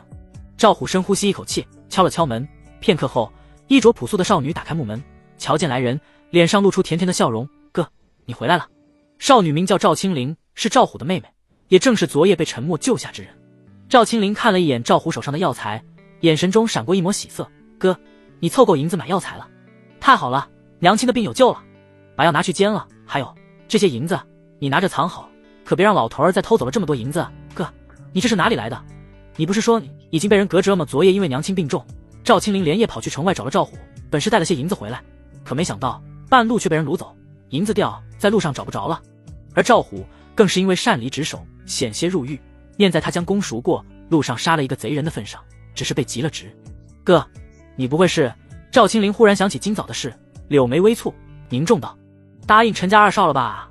哥，我们不能做那种事，你之前可是捕头啊，你怎能做买凶杀人的勾当？再者，那三少爷可是我的救命恩人，若非是他，我昨夜就被贼人掳走了，你怎能恩将仇报啊？青灵，哥没有答应二少爷，这些银子是三少爷给的。赵虎摇摇头，他承认今早陈广找他的时候，他确实心动过。家中老母病重，父亲又是赌徒，偌大的家业都被败光了，赵虎也是走投无路，才会萌生给陈广办事的想法。可好在最后的他还是忍住了诱惑。儿啊，救救你爹吧！就在这时，一道颤抖的声音打破了片刻的宁静。衣着破烂的中年男人颤颤巍巍地走来，一张脸上满是伤痕。赵天，赵虎那个好赌的爹，将赵家产业全部败光的爹。银子，好多银子！瞧见赵青灵手中的银子，赵天发疯一般的冲了过去。赵虎见状，单手按住他的肩膀，用力将其甩到地上。赵虎，你放肆！我是你爹，你竟然这样对我！你知不知道，若非是我早年送你学武，给银子你开麦入道，你能有现在这般成就？现在你威风了，你就忘本了，连你爹我都敢打了。赵天从地上爬起来，气急败坏地指着赵虎鼻子骂道，后者双手无握拳，无力地垂下脑袋，不敢反驳。爹，这些银子是留给娘看病用的，不能再给你拿去赌了。瞧见赵天就要来抢银子，赵青林死死将其护在怀里。小丫头片子，你也敢忤逆我？你娘都病成这样了，就算治好了也活不了几年，倒不如给我去搏一搏，说不定能把我赵家的家业给搏回来。你若是再敢阻拦老子发财，信不信老子把你卖到青楼去？赵天话音刚落，一个硕大的拳头立马朝他的后背砸去，打得他人仰马翻。就算你是我爹，你也不能卖掉青灵，她是我妹妹，你若是再敢说这种话，我就打死你！赵虎声色俱厉，这一刹那眼神中充满了杀意。赵天吓得汗毛直竖，但想到自己可是赵虎亲爹，无论怎么说他也不可能做出弑父这种大逆不道之举，继而冷声道，我可以不卖青灵，但你必须要帮陈家的二少爷办事。不行，哥，你不能帮！臭丫头，你给我闭嘴！赵天冷喝一声，继而看向赵虎，声音柔了下来，我在外欠了3000两的赌债，若是不还，他们会杀了我。赵虎，你也不想我被人活活打死吧？就算你不为我着想，你也为你娘为你妹着想。二少爷说了，只要事情办成，不仅赌债全清，还会赏我们1000两银子。赵虎，你现在是我赵家唯一的顶梁柱，可不能眼睁睁地看着我赵家就这么家破人亡啊！从百草堂出来，陈默又去买了些女子的衣裳，这种事在这个时代还是比较忌讳的。一路上他没少遭人白眼，本想着让给张龙去，可这一介武夫能买什么？而且就连买什么尺寸的都不知道。陈默只能亲自动手挑选，完全是根据自己的喜好而来。很遗憾的是，这个时代的衣裳款式大多保守，无法满足他的一些癖好，比如黑白丝之类的。张龙行走九州有好几年了，哪里都闯过，脸皮算是足够厚了，但跟陈默逛街买女装，还是不由得有些脸红，垂着脑袋，一副非礼勿视的模样，完全不敢瞎看。买了衣裳后，陈默又去了一趟镇武司，想要见裴江南一面，这次依旧没能如愿，于是他又写了一封信留在客栈后，便急匆匆赶回了家。回到家已是下午时分，四合院外的杂草已经被清理干净，整个四合院被打扫得干干净净，焕然一新。停留在府门外的马车已经离去，可却独留一柄长剑在大门前倒插在地上。陈默微微蹙眉，心中惴惴不安。张龙瞧见这一幕，不自觉地握紧腰间木剑，神色警惕不已。三少爷，我先进去看看，若无危险再让你进来。不必。陈默摆手拒绝，看着镇长，来人实力深不可测，你一人进去也应付不了。此刻他恐怕已经知晓我们回来，就算我们现在就走也逃不掉。正说着，大门处的长剑微微颤动，发出剑鸣，似乎在呼唤陈默二人进去。翻身下马，陈默如往常般取下马上的东西，敲门。张龙取下马上的包袱，背在身后，右手取剑而出，紧握手中木剑，已经做好了死战的准备。咚！敲门声刚响，福伯便推开了大门，犹豫了一下，道：三少爷，有人拜访。目光越过福伯，陈默一眼便看到了院子里的情况。柳无心三女已经从厢房走出来，排成一排，颤颤巍巍地站着，低头噤若寒蝉。在他们前面的石凳上，一位白衣公子把玩着手中折扇，面色淡然。龙傲天陈默一眼便认出了那白衣公子的身份，推开福伯，顺势将手里的药材递给后者。他直接来到院子里，傲天兄怎么知道我住在这里？张龙如临大敌，龙傲天是镇武司的人，岂不就是七品武者？他不过区区9品，后者若是要对陈默不利，他恐怕拦不住。昨夜镇武司出动，将劫狱之人尽数斩杀，囚犯也都被抓了回去，但唯独有3人迟迟不见踪影。我想着顺藤摸瓜，或许找到那个囚犯，便能找到幕后指使之人，没成想找到了这里。陈默，你这是想金屋藏娇，还是幕后指使之人？龙傲天淡淡一笑，讥讽地盯着陈默。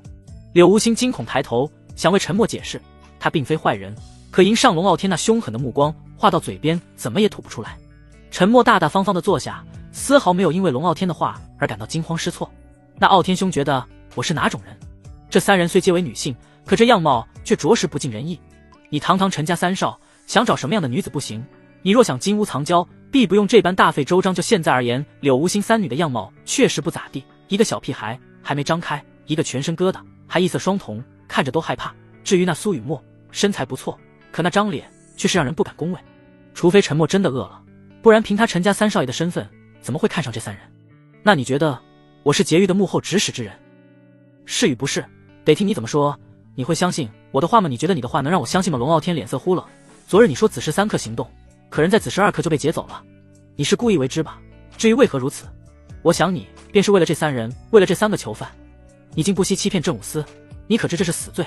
若是我想动手，杀你10次都够了。不过，我还是想听听，你为何要这么做？”沉默了，双手捏了捏膝盖，微微抬头，认真道：“我只想给他们每个人一个家。”语出惊人，龙傲天瞬间呆愣住了。这话听着怎么这么像常去青楼里的女嫖客说的话？龙傲天狐疑地盯着沉默打量片刻，发觉后者一脸真诚，并不像是开玩笑，联想到早前后者与他说过的话，不由信了几分。而那站在沉默身后的3女神色各异。小豆丁年纪小，听了一会儿2人的对话，有些疲惫，便直接趴在地上开始找虫子玩了。柳无心捏了捏衣角，眼眶里闪烁泪光，不是难过而是开心。他这次似乎真的找到一个可以依靠的人了。苏雨墨眨了一下眼睛，静静地盯着沉默，也不知道在想什么。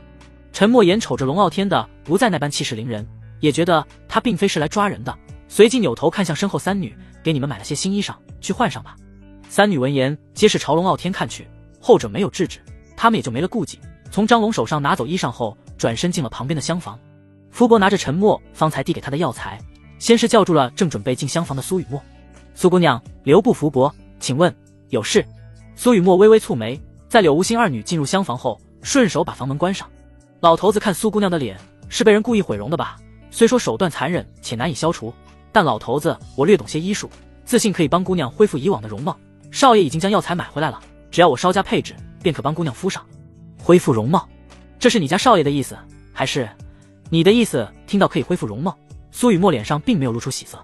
福伯有些诧异，女为悦己者容，女子一般对自己的容貌十分重视，毁容后恨不得立马就恢复，可这苏雨墨却是一反常态，倒是让他有些好奇，这姑娘身上究竟发生了什么事，让他已经不再看重自己的容貌，甚至于抗拒复容。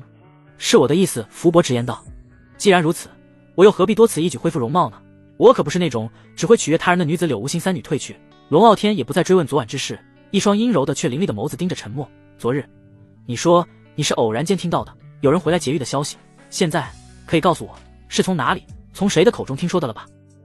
沉默微微蹙眉，没想到龙傲天还抓着这件事不放，劫狱行动已经被你们阻止了，你还要知道这些做甚幕后之人没揪出来，就算阻止了又如何？但我好像没有义务要告诉你吧？配合镇武司行动是你的荣幸，可我不需要这个荣幸。龙傲天捏着手中的折扇，哒哒哒地敲打着石桌。血枯草、地龙源、乾坤果，你想要的这3样东西，我有其二：乾坤果、血枯草。沉默瞳孔骤然一缩，你跟踪我，1日未查出幕后之人，你就1日都有嫌疑。你告诉我需要的消息，我帮你拿到你想要的东西。我也不知道你需要的消息啊。沉默内心有些无助，果然应了一句话：当说出一个谎言后，就需要无数个谎言来源。他哪里是偷听的，那是因为他自己知道所有事情的发展。消息没有，不过你若是能给我血枯草和乾坤果，我可以给你一个升职的机会。我还需要升职吗？龙傲天心中腹诽一句，继而好奇道：你有办法让我升职？沉默微微颔首，陛下近来修行不当，导致经脉受损，若不早日使用金蝉草修复经脉，稳固丹田，那他这辈子可就无法突破3品武者了。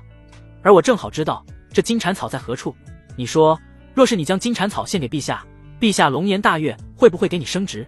龙傲天捏了捏手中折扇，眉梢忽的一挑，陛下经脉受损，这事我怎会不知？你当然不知道，如今就连陛下都不知道，需要过些时日他才会发觉，到时候他必定会万分着急，并广告天下，找寻良方。这件事就发生的半个月后，沉默记得当时的天龙女帝因经脉受损着急万分，后来广招天下名士为她治愈受损经脉，但都没有效果，最后还是在叶良辰从禁区归来，并寻找到金蝉草，才将天龙女帝的病治愈。正因为这件事，天龙女帝对叶良辰有了些许好感。龙傲天的脸色越发古怪，陛下都不知道的事，你又是如何得知？沉默笑笑，一根手指指了指天，我昨日夜观天象算出来的。不说就算了。龙傲天忍不住白了沉默一眼，此事重大，我需要佐证一下。你又不是陛下，你如何佐证？沉默微微皱眉，有些不解。龙傲天学着沉默，一根手指指了指天，道：今夜回去夜观天象，我也算上一算，若是真如你所说，那我明日便来找你。话落，龙傲天食指一勾，倒插在府门外的长剑骤然飞来，他轻轻一跳，落在剑身之上，宛如仙人般离开了四合院。张龙跟着往前走了几步，望着远去的龙傲天，一脸羡慕，何时他才能做到与那人一般御剑飞行？在察觉到龙傲天的离开后，厢房的房门打开，一只呆萌的脑袋从里面探出来。走了，他走了，姐姐们可以出来了，换了新衣裳。小豆丁笑嘻嘻地说着，然后屁颠屁颠地跑出来，找陈默求抱抱。陈默苦笑一声，将小豆丁抱起，却见厢房里已经换好新衣裳的柳无心与苏雨墨也走了出来。柳无心穿的是一身素白色的长裙，因为常年没有吃饱饭的缘故，身材消瘦，看着弱不禁风的模样，还未开麦入道，身上的疙瘩依然存在，说不上有多好看。裙子很漂亮，但人却不行。柳无心在穿上裙子后确实有些自卑，从厢房出来，双手攥着裙角，身子微微发抖，还有些紧张，垂着脑袋，不敢与陈默对视。你的裙子很漂亮，你知道这是什么裙吗？陈默一只手抱着小豆丁，一只手撑着脸颊，笑问道。柳无心神色一怔，一双眸子细细打量了一眼身上的裙子，自幼开始他便穿着粗麻烂衣，别说是穿裙子了，就是见都没见过多少，又怎会知道这是什么裙子呢？他紧紧地捏了捏裙角，贝齿轻咬红唇，憋了很久，都憋不出一句话来。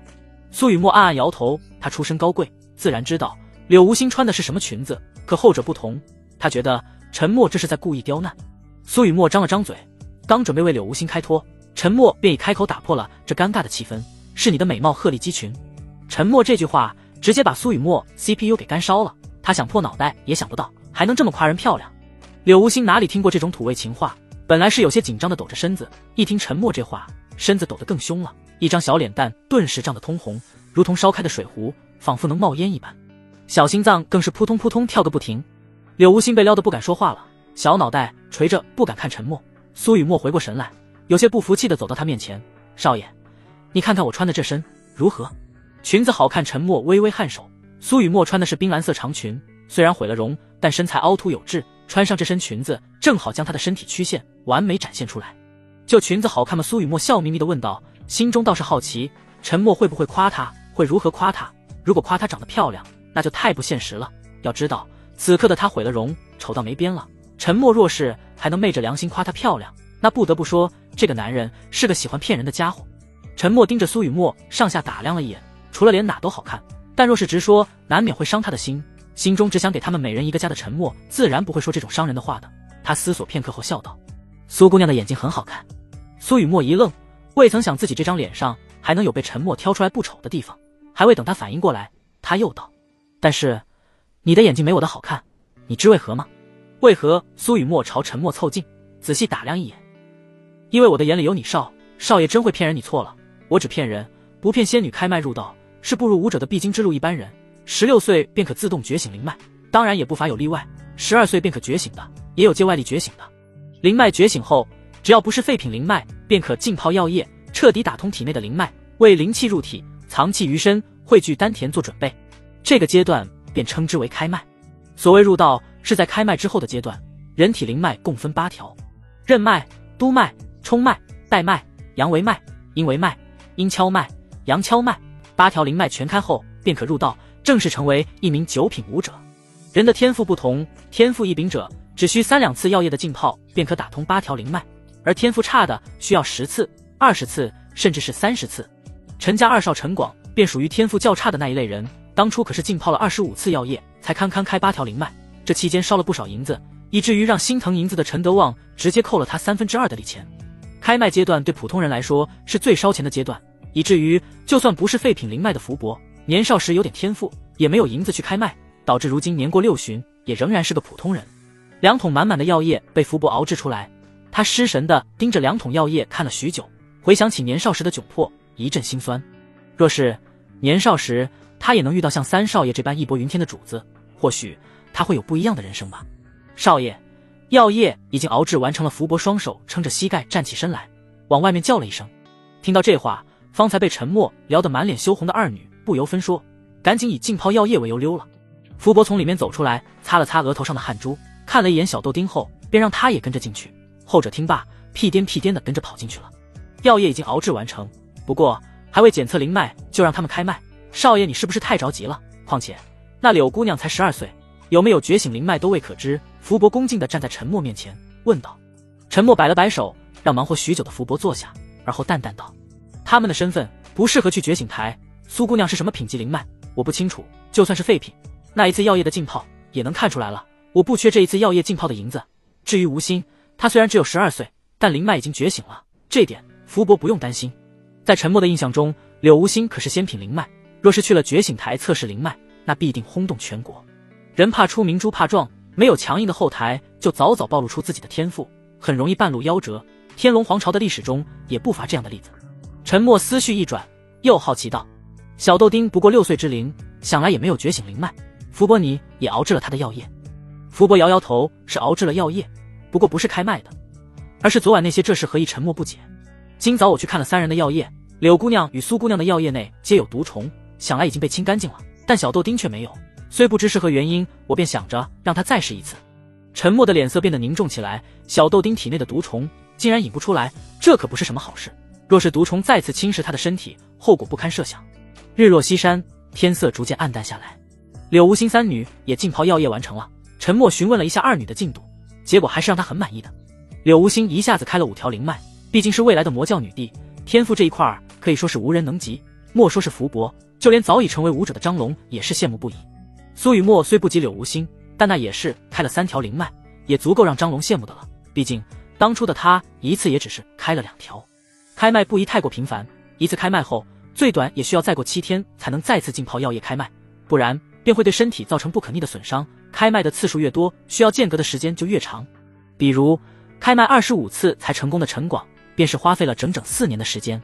陈默没有着急让柳无心2人继续开脉，便让他们先跟着张龙学习一下如何在这段时间内让灵气进入灵脉之中。他顺便跟着福伯去看看小豆丁。几个时辰过去了，小豆丁泡在药液里玩得不亦乐乎。陈默来的时候，他还笑嘻嘻地把药液泼向后者。陈默无奈地敲了一下他的小脑袋，而后把目光看向桶内，依旧没有任何毒虫。福伯，这究竟是怎么回事？陈默的脸色越发的凝重起来。老头子，我也不知道，或许小豆丁体内的百虫厮杀完毕，只剩1条了。这样的话，确实引不出来，那对他来说会不会有危险？福伯摇摇头，不知。哥哥，你是想让虫虫出来吗？如果是的话，小豆丁可以让他出来。小豆丁嘻嘻哈哈的叫了一声。什么？陈默与福伯相互对视一眼，皆是惊诧的看向小豆丁。你真能让他出来？小豆丁微微颔首，一双肉嘟嘟的小手高高举起，而后陈默2人便看到他的掌心处忽然爬出了3条形态各异的虫子。再出来一刹那，3条虫子又爬了回去，根本没给陈默2人反应的机会。虫虫说药液臭死了。小豆丁收回双手，陈默2人却还未从震惊中缓过神来，毒虫竟然会听他的话，这什么情况？小豆丁，既然虫虫听你的话，那为何他们还要伤害你呢？陈默深呼吸一口气，有些不解地问道。那是别的虫虫，他们会伤害我，不过昨晚他们都被我身上这3条虫虫吃掉了。他们说他们是不会伤害我的，不过我要给他们好吃的，这是蛊修。陈默一愣，顿时反应过来，少爷，何为蛊修？福伯有些不解。陈默微微一愣，这个时代的武者种类极少，蛊修还没有出现，数百年后才是那个种类繁多百花齐放的时代。正想着怎么跟福伯解释，一声惊叫不由让陈默等人警觉起来。听到那突如其来的惊叫声，陈默也顾不得那么多了，直接冲了出去。来到院子里，一眼便看到了警惕后退的柳无心、苏雨墨2女。张龙手持桃木剑，警惕万分，冲着那房顶之上忽然喊了一句：出来，不然死！一道黑影自房顶瓦片上跳起，身着黑色劲装，黑布包头包脸，遮住面容，手中长刀闪烁寒芒，似是来寻仇的。8品武者张龙一眼便察觉出对方的境界，心中猛地一惊。若是他自己，倒可直接远遁逃走，可院子里还有陈默等人，若是他逃了，那他们可就危险了。陈默虽不是武者，但也能察觉出张龙的异样，脸色微变，朝那夜空中的黑衣人高声道：朋友是哪里人？来此处作甚？黑衣人紧握长刀，没有回答。杀人！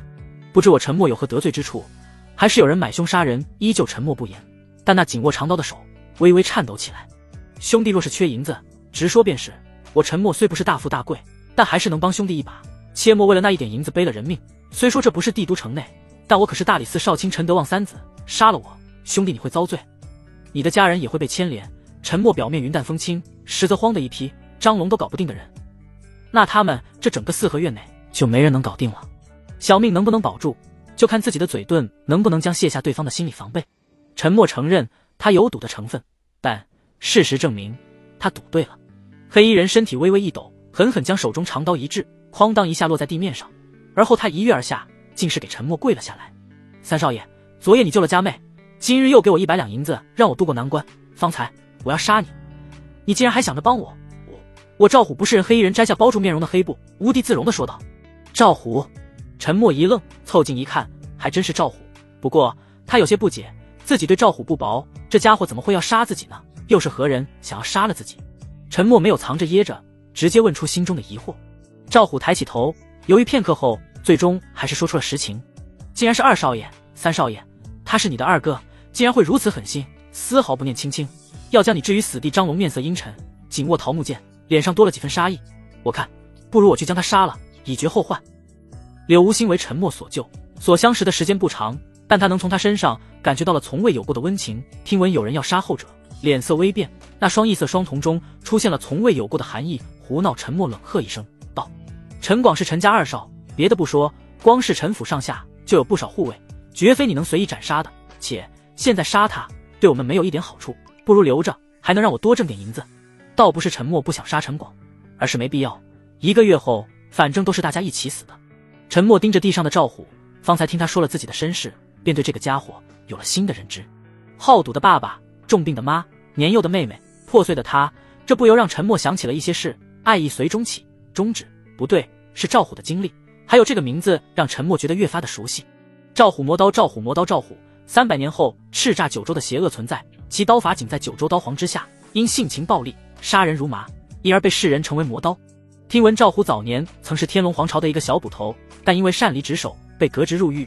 在这段时间里，好赌的父亲不顾病重母亲的劝阻，将年幼的妹妹卖入青楼。待到他出狱之时，母亲病死，妹妹因不堪受辱，跳河自尽。即便如此，他的父亲也没有痛改前非，反而责骂他是废物，让他出去给自己挣赌资。一怒之下的赵虎一刀手刃父亲，转而离开天龙皇朝。陈默深呼吸一口气，压制住心中的激动，道：赵虎，你家里的困难我帮你解决，你母亲治病需要多少银子我都给了，还有令妹年纪不小了吧，她想习文还是习武，钱我都出了。福伯方才跟着陈默出来，也听到了赵虎的事，哀叹一声后道：老头子我略懂医术，若不嫌弃，可将令堂接来，老头子愿为他诊治。三少爷大恩大德，无以为报。陈默一直抱怨，跪地的赵虎顿时感激涕零，重重磕了一个响头后道：今后赵虎这条命便是三少爷的，你若想拿去，赵虎绝无怨言。我要你的命作甚？陈默轻笑一声，脸色有忽地凝重起来。不过你父亲这事，这就不劳烦三少爷了，我自有定夺。赵虎眼神忽了，经历了这么多，他也对那个好赌的父亲彻底失望了。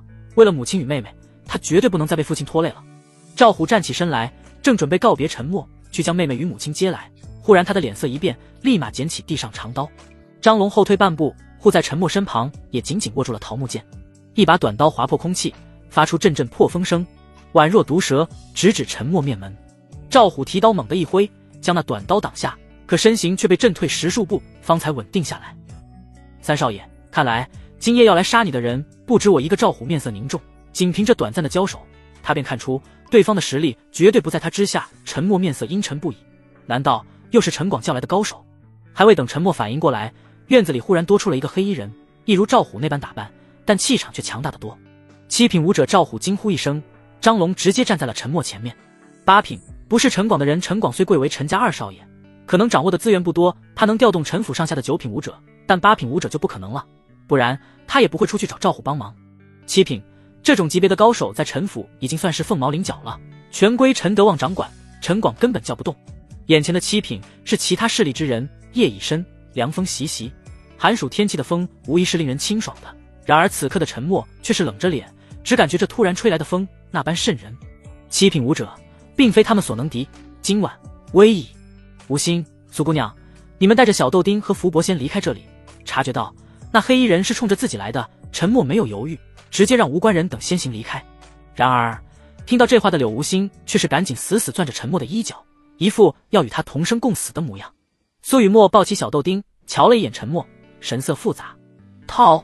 你们一个都别想逃！黑衣人冷眸盯着柳无心3女看了一眼，目光灼灼，似乎要将他们吞噬一般。继而他握着手中短刀，脚步轻移，宛若鬼魅般朝陈默冲来。休想伤害三少爷！赵虎暴怒而起，手中长刀猛地一挥，刀锋卷起地上尘土，迷乱众人视线，一道刀芒横贯而出。黑衣人抬手一刀，随意地挡下了赵虎的攻击，可还未等他反应过来，张龙持桃木剑杀出。张龙自3岁便开始习剑，至今20余载，每日只练一剑，虽只有9品境界，但这一剑的威力却非寻常9品武者所能接下。拼死的一招，甚至可让更8品甚至七品武者都骇然失色。一剑出，寒芒乍现，隐隐有剑气回荡。那矗立在小院的石凳石桌顷刻间被这剑气波及裂开，地面裂开数道密密麻麻的裂痕，剑气直指黑衣人胸口，大有不死不休之意。好见赵虎惊呼一声，心中惊讶万分，一个普通的9品武者竟能使出如此恐怖剑招，着实令他大开眼界。就连那黑衣人在瞧见这招之时也是惊骇万分，连连后退，想要躲避，却是慢了一步，剑气横穿他左肩，鲜血飞溅。疼撕心裂肺的疼黑衣人暗暗咬牙，心中满是惊恐，终日玩阴未曾想，今日却被阴着了眼。啪嗒一剑毕，张龙反手抓着剑柄倒插在青石板上，大口喘着粗气。拼死的一剑威力虽大，但消耗也极大，出了那一剑后，他便再无余力。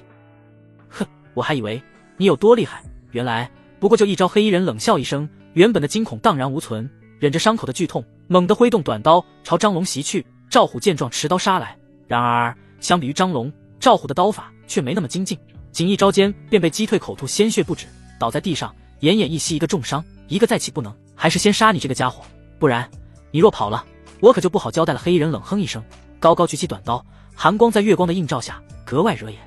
张龙心中紧张万分，想要站起身来护在沉默左右，可方才那一剑消耗太大，一使力，整个人重心不稳，瘫倒在地。柳无心松开沉默的衣角，瘦弱的身躯颤颤巍巍走到他面前，张开双手，一脸坚定，不许伤他。小丫头还挺有胆识的，不过你也只是浮游汉术，不自量力罢了。黑衣人朝沉默走来，轻轻挥了挥短刀，鄙夷地盯着他。小女娃尚且敢站出来，而你已经吓傻了吗？沉默把手轻轻搭在柳无心肩膀上，将他拉到自己身后，抬眸看向黑衣人，道：你是宁王的人，来杀我，是因为我将你们劫狱的计划告诉了镇武司，杀我是为了泄愤。你怎么会？黑衣人停下脚步，一脸惊恐地望着沉默。宁王想要谋逆，于是便差人炼制魔人对付镇武司，但很可惜有人反水，将这件事捅了出来，导致你们的据点被捣毁。而你们劫狱便是想做最后一搏，但却因为我又失败了，所以如今的宁王十分痛恨我，甚至想要杀了我。黑衣人暗暗一惊，没想到沉默竟然知道这么多，此子断不可留。他眼神微冷，笑道：就算你知道又如何？如今的你已经没有后路了，你必死无疑。哼，宁王在镇武司也有不少眼线，所以他才会知道是我告的密。可你知道为何在你们劫狱前却没有收到一点消息吗？沉默的从容让黑衣人不由一愣，沉思片刻后惊讶道：你特意避开了宁王的所有眼线？不对不对，黑衣人愣神的后退了半步。如果说沉默只是特意避开了宁王的眼线，也不可能一点消息都没有。而且当日坐镇的可是帝国之虎的李啸，整个天龙帝国能让李啸亲自坐镇的人也就只有镇武司裴江南应邀前来，何方宵小在此，还不束手就擒。一道洪亮的嗓音回荡在四合院内，只见那房顶之上又多出了一道身影，长发高高绑起，五官端正，面容俊秀，眉宇间带着几分正气。他身着镇武司黑袍，腰挎雁翎刀，威风凛凛。帝都皇宫，龙傲天来到御书房，推动书架上的一本书，一个通往地下的楼梯被缓缓推开，他大步走下，漆黑的暗道随着他的进入忽然燃起一盏盏油灯，一直到最底下的可以看到有一处巨大的湖泊，中心处是一座凉亭，凉亭四周由冰墙隔绝，无法看到里面的情况。陛下，老夫说了，你继承大统我没意见，可若是你连这皇位都坐不稳，需要老夫来坐镇，那就免谈了吧。凉亭之内忽然传来一道苍老的声音，飞武此行并非是要老师出山，而是想请教老师飞武的经脉是否不妥。龙傲天拱手行礼，恭敬问道。亭子里忽然沉默片刻，那冰墙之内缓缓融化出一个巴掌大小的洞口，3根细线从洞口飞出，稳稳当当的落在龙傲天的手腕上。额请。凉亭里便再次传来那道苍老的声音，灵气运转紊乱，导致灵脉受损。你最近是否修习了什么功法？龙傲天先是一惊，果真如沉默所说无二。他诧异片刻后道：几月前飞武在皇陵中找到先祖遗传的天龙诀，于是就天龙诀是天龙皇朝镇国之宝，早就尘封在皇陵深处。你虽有皇族血脉，可没有3品实力，是无法拿到这门功法的，定是有小人故意为之。你经脉受损，皆因于此。陛下，你糊涂啊！不过好在你发现及时，倒是有救。若是再练半月，只怕你会性命不保。但经脉受损一事不可逆，你的境界也只能止步于此了。若想更进一步，恐怕是难如登天镇镇武司。黑衣人望着那从房顶缓缓落下的裴江南，脸色瞬间变得煞白不已。他怎么也没有想到，沉默竟然还藏了这一手。来不及多想，黑衣人忍着肩膀伤口剧痛，猛踩地面，便要朝外逃去。裴江南拔刀而出，仅一刀便断了那黑衣人的一臂。继而持刀上前，想要将其拿下，却见前者猛地倒地，进口吐黑血，再无动静。死了。陈默上前追问道。裴江南双指试探性地放在黑衣人喉间片刻，而后回头看向陈默，微微颔首，应该是怕被我抓回镇武司，咬下口中毒袋自尽了。这是死士常用的手段了。镇武司是天龙皇朝武者的噩梦，进了去，就算是哑巴都得开口吐出几句话来。死士不怕死，但怕被折磨，也不想透露关于主子的任何消息，往往会在不敌之时选择自尽。裴江南起身拱手作揖道：你便是陈默兄吧？昨日你托同僚给我的信我看了，果然如你所说，那些乱臣贼子去劫了狱，若非有你通风报信，后果不堪设想。今日本想来拜访你，可有要务在身，走不开。归来时见你书信匆匆赶来，只是迟了些，让你的侍卫受了伤。无碍，保住小命即可。陈默摆摆手，换来福伯给重伤的赵虎处理伤口。至于张龙，只是暂时气力耗尽，没什么大碍。他转而看向柳无心三女，正欲让他们下去，却在此时被裴江南一眼发现了柳无心的存在。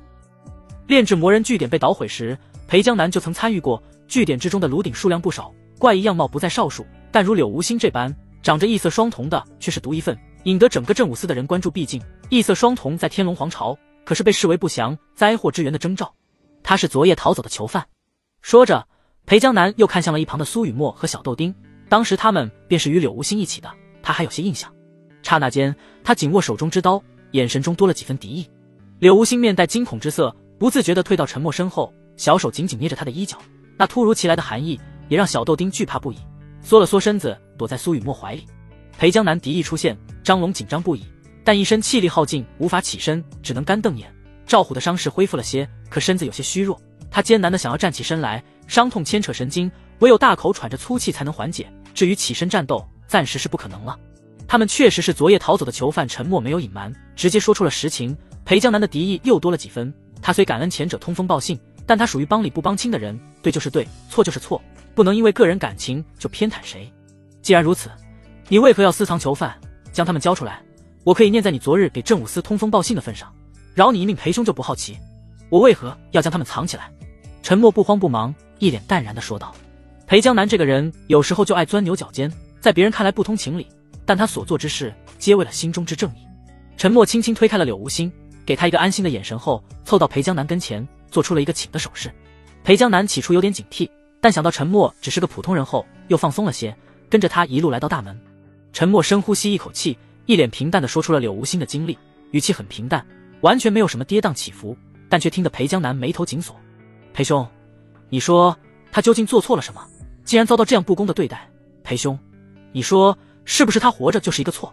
如果你认为将他们逼入绝境，逼入深渊是对的，那你请自辩，陈某绝不阻拦。陈默摊开双手，一脸认真。裴江南回头看了一眼柳无心三女，皆是一脸茫然地盯着他，眼神中皆是对前途的迷茫。他暗暗咬牙，双手握成拳头后又松开，然后他快步朝他们那边走去。见状，柳无心三女皆是一惊，害怕地往后退了几步。陈默有些紧张地盯着裴江南，发现他只是捡起地上的黑衣人尸体后，这才松了一口气。陈兄，今日我只看到一个图谋不轨的贼人，其他什么都没看到，我还要回镇武司，改日再来拜访说罢。裴江南一跃而起，踩着房顶离开四合院。裴江南离开了，整个院子里的人全都松了一口气。福伯继续给赵虎治疗，陈默则是让柳无心三女回到自己的厢房休息，自己将张龙安置好后，转身回到自己的房间中。陈默刚躺下没多久，房门外传来咚咚咚的敲门声，他微微一愣，问了句是谁，只听到是柳无心的声音。进来吧。陈默刚说完，房门嘎吱一声被人推开，柳无心抱着枕头，如同被人遗弃的可怜小猫，孤零零地站在门口，一双异色双瞳直勾勾地盯着他，那眼神我见犹怜。怎么了？瞧见柳无心这模样，陈默都不由得心疼起来。前者张了张嘴，想说什么，却迟迟开不了口。哥哥，我怕，我要跟你睡。一道稚嫩的声音从柳无心身后传来，小豆丁屁颠屁颠地抱着枕头就跳上陈默的床，根本就不给他回答的机会。陈默有些无奈，也没有拒绝。倒是柳无心一脸羡慕，若他与小豆丁一般年纪，他或许也可以毫无顾忌地跟陈默撒娇了吧。酝酿了一下，柳无心红着脸颊，学着小豆丁的语气道：哥哥，我也怕。哥哥。听到柳无心那糯糯且带着娇羞的声音，陈默只感觉心脏被人射了一箭，老夫的少女心要化了。那你上来吧，主人床很大，光宽就有1丈，再来几个人都没问题。只想给每人一个家的陈默拍了拍另一侧的位置，唤着柳无心过来。后者闻言心中一喜，小心翼翼地爬了上去。小豆丁抱着沉默的一只胳膊，吵吵嚷嚷了片刻后睡去。柳无心直勾勾地盯着小豆丁，双手蠢蠢欲动，但又不敢抱住沉默。不过他的举动还是被后者一眼看穿。沉默松开小豆丁后转过身，与柳无心四目相对，后者有些娇羞地低下头，他则是大大方方地捏住后者的小手。脏柳无心下意识地说了句，虽说他刚洗过澡，香香的，可手上的疙瘩却被他视为不洁的象征。不，你的身上没有脏的地方。沉默语气平淡地回了句。柳无心顿时一愣，小手微微颤抖，紧张的手心冒汗。他终于鼓起勇气，痴痴地望着沉默。10多年来，他吃了很多苦，但能在这个时候遇上沉默，好像一切都值得了。还好他没有死在那个雪夜，还好他没有死在百虫的折磨中。嗨嗨，这样好像不好睡。被柳无心这么盯着，脸皮厚如城墙的沉默也不由得老脸一红，然后松开柳无心的手，正过身子躺着。柳无心也意识到两人之间太过亲密了，脸颊微红的正过身子，脑子里忽然闪过今日的经历，他不由捏了捏被子，鼻子一酸。哥哥，无心是不是给你带来霉运的灾星？为什么要这么说？因为我的存在，你接连遭到暗杀，那个赵虎，还有那个七品的黑衣人，都是在我来了之后，他们才……傻瓜，他们怎么会是因为你来才杀我的呢？不过，你这话说的不错，你来之前我的运气很好的，可你来之后，我的运气好像差了不少。柳无心紧紧捏住被子，眼眶忽然湿润了，鼻子酸酸的。果然，他也觉得我是灾星吧？我想，这大概是遇见你，便花光了今生所有的运气吧。若是如此，那你可要用余生来陪我。翌日清晨，沉默还在被窝之中，便被一道叫声惊醒了。他张开双眸，先是看了一眼左右两侧，小豆丁大大咧咧还在睡着觉，丝毫没有受到影响。柳无心已经起来了，不过在看到他的目光时，小脸微红，双手捏着被子将脸颊盖住。他的脑子里还回荡着沉默昨晚的那句话，用余生来陪。沉默推开房门，匆匆赶到院子里，却见已经恢复些许状态的张龙拔剑而出。赵虎伤势未愈，速度要慢上一些，不过也是艰难提着刀来到院子里。高高绑起的长发随风飞舞，俊美公子一袭白衣，手持折扇，背负双手站在院子里。随着沉默的出现，他轻轻抬眸，眼中闪过一丝惊喜，但很快被他压制下来。傲天兄，你怎么来了？瞧见是龙傲天，沉默与众人皆是松了一口气。经历了昨晚那一遭，几人皆是风声鹤唳。昨日你与我说的事，我已去验证，果真如你所说，陛下因修炼有误，导致经脉受损。如今虽无大碍，但恐怕无法再进一步。如今陛下问我可有法子解决，若是有，必定奖赏于我。沉默，你昨日说的金蝉草，是否可以助我解决陛下的烦恼？龙傲天轻描淡写的朝沉默走去，脸色无比凝重。后者微微颔首道：那好，我答应于你的交易。你告诉我金蝉草在何处，我便将血枯草与乾坤果给你。那不行，你想坐地起价？龙傲天微微蹙眉，脸上闪过一抹阴冷。金蝉草所在之地充满凶险，你一人前去必有危险，我需要与你同行。沉默没有任何修为，只是一个累赘，但他对地形熟悉，带上他可以省很多麻烦。龙傲天毫不犹豫地答应了。然而沉默还是说不行，这下龙傲天有些生气了。沉默指了指四周道：我若走了，这里怎么办？方才龙傲天着急找沉默，还未来得及看四周，如今经他提醒，这才注意到四周一片狼藉，很显然昨夜这里经历过打斗，有人要杀你。龙傲天面色一沉，问道：哎，自己造的孽呀！沉默摇摇头，无奈叹了一口气，给你们镇武司通风报信，阻止了劫狱，但也因此破坏了别人的计划，被人杀上门了。若非裴江南出手，你今日恐怕就只能见到满地的尸体了。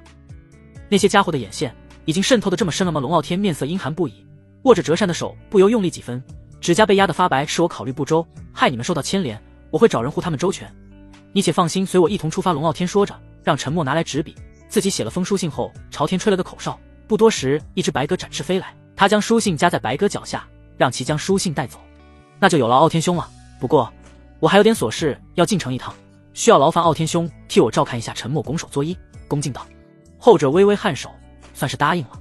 沉默唤来张龙、赵虎，这次进城便是带上这二人，一来赵虎解决家里的事情，二来便是解决自己的家事。帝都西街破烂的木屋前，坐着一个鼻青脸肿的青年，在他的身边跟着两个浑身是伤的侍卫。青年正是沉默二哥陈广。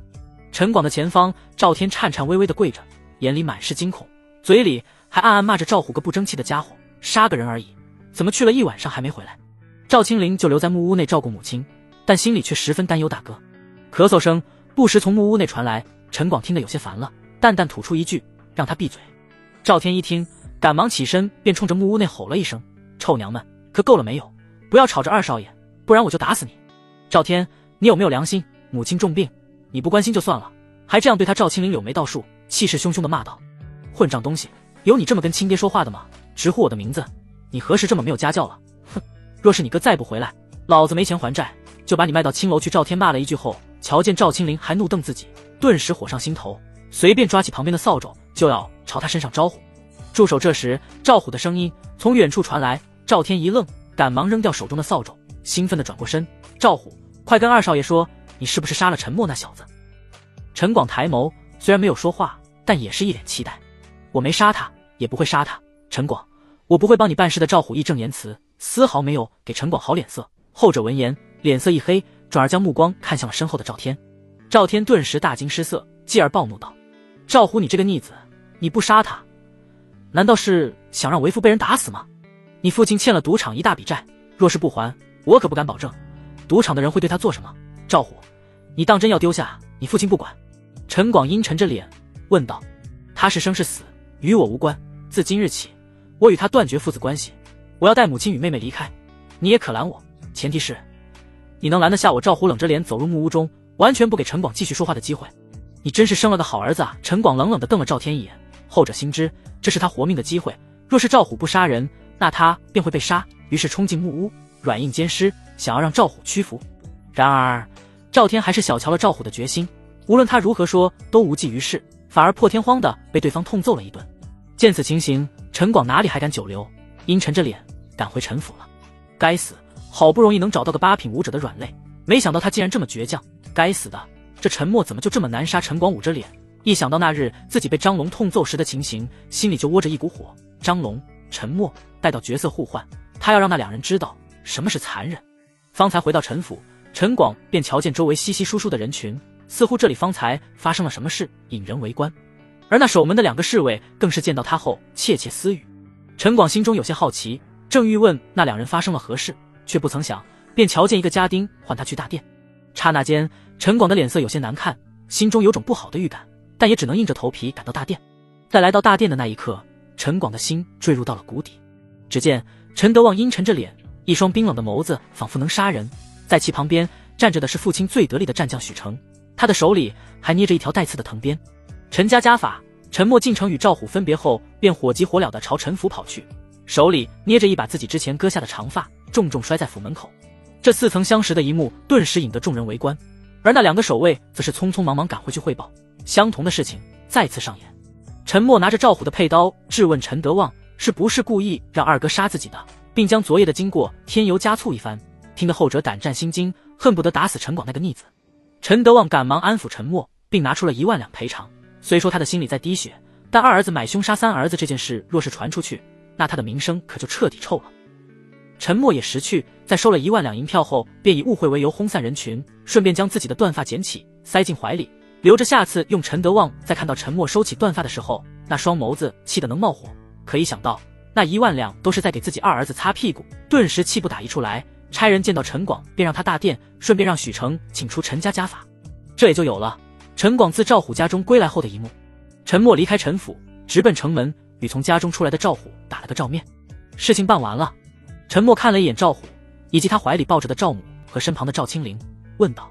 赵虎微微颔首，没有多说什么，陈默也没有多问，这是人家的家事，相信前者为了母亲与妹妹着想，不会给自己留后患的。三少爷，我叫赵青灵。赵青灵从赵虎的身旁走出一句，深深给他鞠了一躬。我已经听大哥说了昨晚的事，多谢你的收留，三少爷大恩大德，青灵一定会想办法报答的。哼，你不用想什么多，好好过好自己的生活便是。对了，你年纪也不小了，想习文还是习武啊？陈默笑着问道。赵青灵垂着脑袋，有些不好意思，我又是上过2年私塾，但却不是读书的料。我想像兄长一样当个武者，可穷文赋武，习武的话，哼，这你就不必担心了。我昨晚便答应了你哥，你无论习文还是习武，我都会全力支持。真的。听到这话，赵青灵兴奋地跳了起来。赵家早年有不少财产，但都被父亲败光了后，母亲重病在身，兄长的官职没了。他本打算习武，可没银子，习武只会拖累家里。赵青灵本来都打算在帝都随便找份活计填补家用，陈默的大力支持，无疑是让他原本暗淡的前途忽然有了一束光明。多谢三少爷大恩大德。赵青灵、赵虎兄妹异口同声答谢。赵母重病在身，说话都十分艰难，但为了答谢沉默，还是强忍着不适，张嘴说了谢谢。从帝都赶回来，四合院里又多了2个人，皆是身着镇武司服饰，其中一人沉默也认识，裴江南。人我已经叫到了，接下来你可以随我出发了吧。龙傲天坐在新买的石凳上，瞧见沉默一行人归来，嘴里淡淡吐出一句：让我安置好他们，今日便可随你出发。沉默让赵虎将赵母安置好，便换来福伯看病。随后他又与柳无心3女告别。柳无心紧张地捏了捏裙角，脸色有些不舍地看着沉默，他担心沉默一去不复返，而后者也是看出了对方的心思，身后揉了揉他的头发：放心吧，此行最多7日便可回来，等我回来会一直陪在你身边。柳无心微微颔首，有些娇羞地垂下脑袋。小豆丁见状，屁颠屁颠地跑到沉默面前：哥哥，我也要摸摸头。沉默无奈摸了摸小豆丁的脑袋，后者开心地笑了笑，然后跑到院子里找虫子玩了。裴兄，接下来几日这里就拜托你了。方白拱手作揖，表示对裴江南的感谢。后者轻轻摆手：职责所在，不必感谢。再者，你是因为助我镇武司才惹的祸端，我又怎会见你有那而坐视不理呢？那就有劳裴兄了。沉默再次拱手作揖，表示感谢。张龙、赵虎皆是武者，与裴江南比起来，实力不够看，但发展潜力很大。沉默叮嘱2人在这段时间努力提升自己即可，至于安保方面，可以放心的交给裴江南。事情交代完毕，沉默转身走到大门，龙傲天已经等候多时了。怎么，瞧见你的模样，似乎还是有点不太放心。龙傲天瞧见沉默出来时，还皱着眉头，不由好奇问道：你是担心他们是潜藏在镇武司的内鬼？我说过，我对裴江南绝对信任，至于另一人，想必也是经过你精挑细选的吧。我相信他们不会背后捅刀子，但我担心的是他们的实力不够看。昨夜来刺杀我的是7品武者，他已经栽了，我担心下次来的武者会更强，这你就不必担心了。裴江南2人只是明面上的护卫，而背地里其实还有更强者守护哦。是何境界，这就不劳你费心了，反正保你的朋友们无恙就是了。还是说说我们接下要去的地方吧，我的时间可不多，得速去速回。往东300里，烽火山脉帝都，宁王府一袭白袍，风度翩翩的年轻公子听着手下汇报，脸色越发阴沉，一双纤细的手重重拍在案台上，嘎吱一声，案台应声裂开，化作齑粉。废物，都是废物，那沉默不过一个废品灵脉，连武者都不是，手下只有区区一个9品武者，你们派去7品还能被反杀了？我宁王府养你们有何用？白袍公子名为龙华，宁王世子。天龙皇朝实行的是藩王制度，镇武司虽强，但藩王手下有封地，有军队，自给自足，是大便可以清君侧的名义谋反。为防止这类事发生，自先皇起便以求学之名强制各大藩王世子到帝都来，说是求学，实则不过是做人质罢了。龙华不甘心被软禁在这偌大的帝都之中，早早便想让父王废帝自立，只可惜父王的魔人计划失败，就连自己一手策划的劫狱计划也被打破。龙华恨透了沉默，做梦都想干掉这个好事之徒。此事不成，是因为有镇武司插手。世子殿下，如今的沉默可是跟镇武司搭上边了，还特地叫来了2个镇武司的高手坐镇。不过世子殿下不用担心，我已经派去了一位6品高手。料想今夜的沉默定然见不着明日的太阳。站在龙华身的老家丁淡淡一笑道：龙华微微颔首，希望如你所言。话音未落，大殿之外一道身影宛如鬼魅般冲了进来，老家丁赶紧冲出，挡在龙华面前。见是自己人，他这才放松了警惕。何事？来人满头大汗，指了指门外，着急道：高6品高手，还未进陈家大门就死了。什么？老家丁一双苍老浑浊的眸子瞬间变得清明起来，眼神中多了几分惊恐，可见是何人所为？不，完全看不到。那6品高手都没有反应过来，便身首异处了。太强了，太强了！那人满是惊恐，仿佛见了鬼一般的表情，身体还在颤抖着，恐惧挥之不去。5品还是4品？镇武司这么强的高手，竟然会去给那小子当护卫？他背后的人身份不简单啊！世子殿下，我看近来我们还是不要轻举妄动才是，不然会引火烧身啊！老家丁微微叹了一口气，满是无奈的道。龙华一怒之下，重重一掌拍在一旁的墙上，怒了一下后，跟着叹了一口气，也只能如此了。烽火山地处天龙皇朝之东，与帝都相距300余里，绵延不绝的山脉是天然的修炼场。山脉之中妖兽数量极多，因而此地又被称为天龙皇朝的妖兽山脉。烽火山则位于山脉南端，妖兽数量极多，来此地修炼的武者数量相对较少，能来此地者皆非泛泛之辈。夜幕时分，龙傲天踩着飞剑狂奔半日，终于来到了烽火山中。他反手抓着沉默的肩膀，将其扔到地上。你这家伙，让你跟着你就老实点，抱我腰做甚？龙傲天眉梢一挑，脸色冰冷的怒斥道。沉默只是在距地面半丈处被扔下来的，落地不稳，倒也没有受伤。他委屈的盯着龙傲天道：我只是普通人，脚踩飞剑，没有安全感。若是不抱着你，我从天上掉下来，那身上不得青一块紫一块的。再者，大家都是男人，抱你的腰又怎么了？你还怕我占你便宜？鬼才跟你是男人！龙傲天银牙一咬，恨恨地瞪了陈默一眼。以后注意点，老子不希望被人误会有龙阳之好。我又不是圆脸、络腮胡、穿白袜。陈默心中腹诽一句。既已到烽火山，那你便带路吧。龙傲天已经等不及将金蝉草收入囊中了，经脉受损一事都快成了他的心病了。他恨不得立马找到金蝉草，治好身上的伤。陈默无奈摇头道：你是武者，我只是普通人，一路奔波，我全身疲惫不堪，又饿，你不让我休息吃饭，如何能陪你去找金蝉草？武者与普通人不同，境界越高，对食物的欲望也就越少，靠吸收天地灵气便可抵御饥饿。而陈默人是铁，饭是钢，一顿不吃饿得慌。龙傲天无力反驳，虽心中不悦，但也只能照陈默说的去做。他从自己的储物戒指中拿出食物，让陈默解决温饱，而后又随便找了块草地，让他赶紧休息。时间紧迫，加之身体疲惫，陈默没有嫌弃，直接倒在草地上就呼呼大睡起来。不知过去了多久，周围传来的声音让熟睡中的陈默惊醒了。虽说有龙傲天在，但这烽火山毕竟是强大妖兽经常出没的地方，他不敢睡得太死。怎么了？周围还是一片漆黑，篝火在旁边燃着，陈默可以看到龙傲天的脸色十分凝重，目光警惕地盯着前方。有动静，龙傲天淡淡吐出一句，在这个地方能出没的无非就两样，妖兽、武者。无论哪样都是需要警惕的，妖兽会吃人，武者则有可能杀人夺宝。一道高瘦的身影从林子里走出来，在篝火光芒的照耀下，陈默渐渐看清了来人的模样。长发高高盘起，扎成丸子状，由一根简单的竹签定住，几缕发丝垂落额前，白皙的脸颊带着几分病态，看着也就16、17的模样，身上穿着藏蓝色的道袍，走路缓慢，却步步生风。贫道张焕之来此地历练，见有火光映照，便来看看。打搅二位休息，实在不好意思。小道士拱手作揖，恭敬道。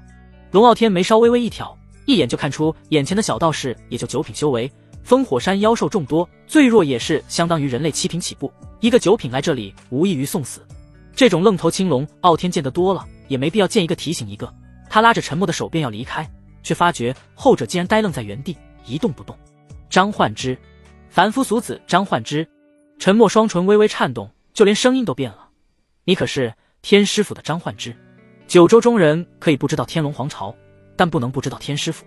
天师府立于九州万年，也在九州无敌了万年，堪称九州之最，闻名世间的天榜高手前10，5人都是出自天师府。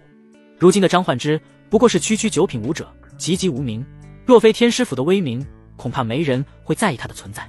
但在300年后，他继天师位，镇压天下群雄，凭一己之力荡平了禁区动乱，成就天下第一的威名。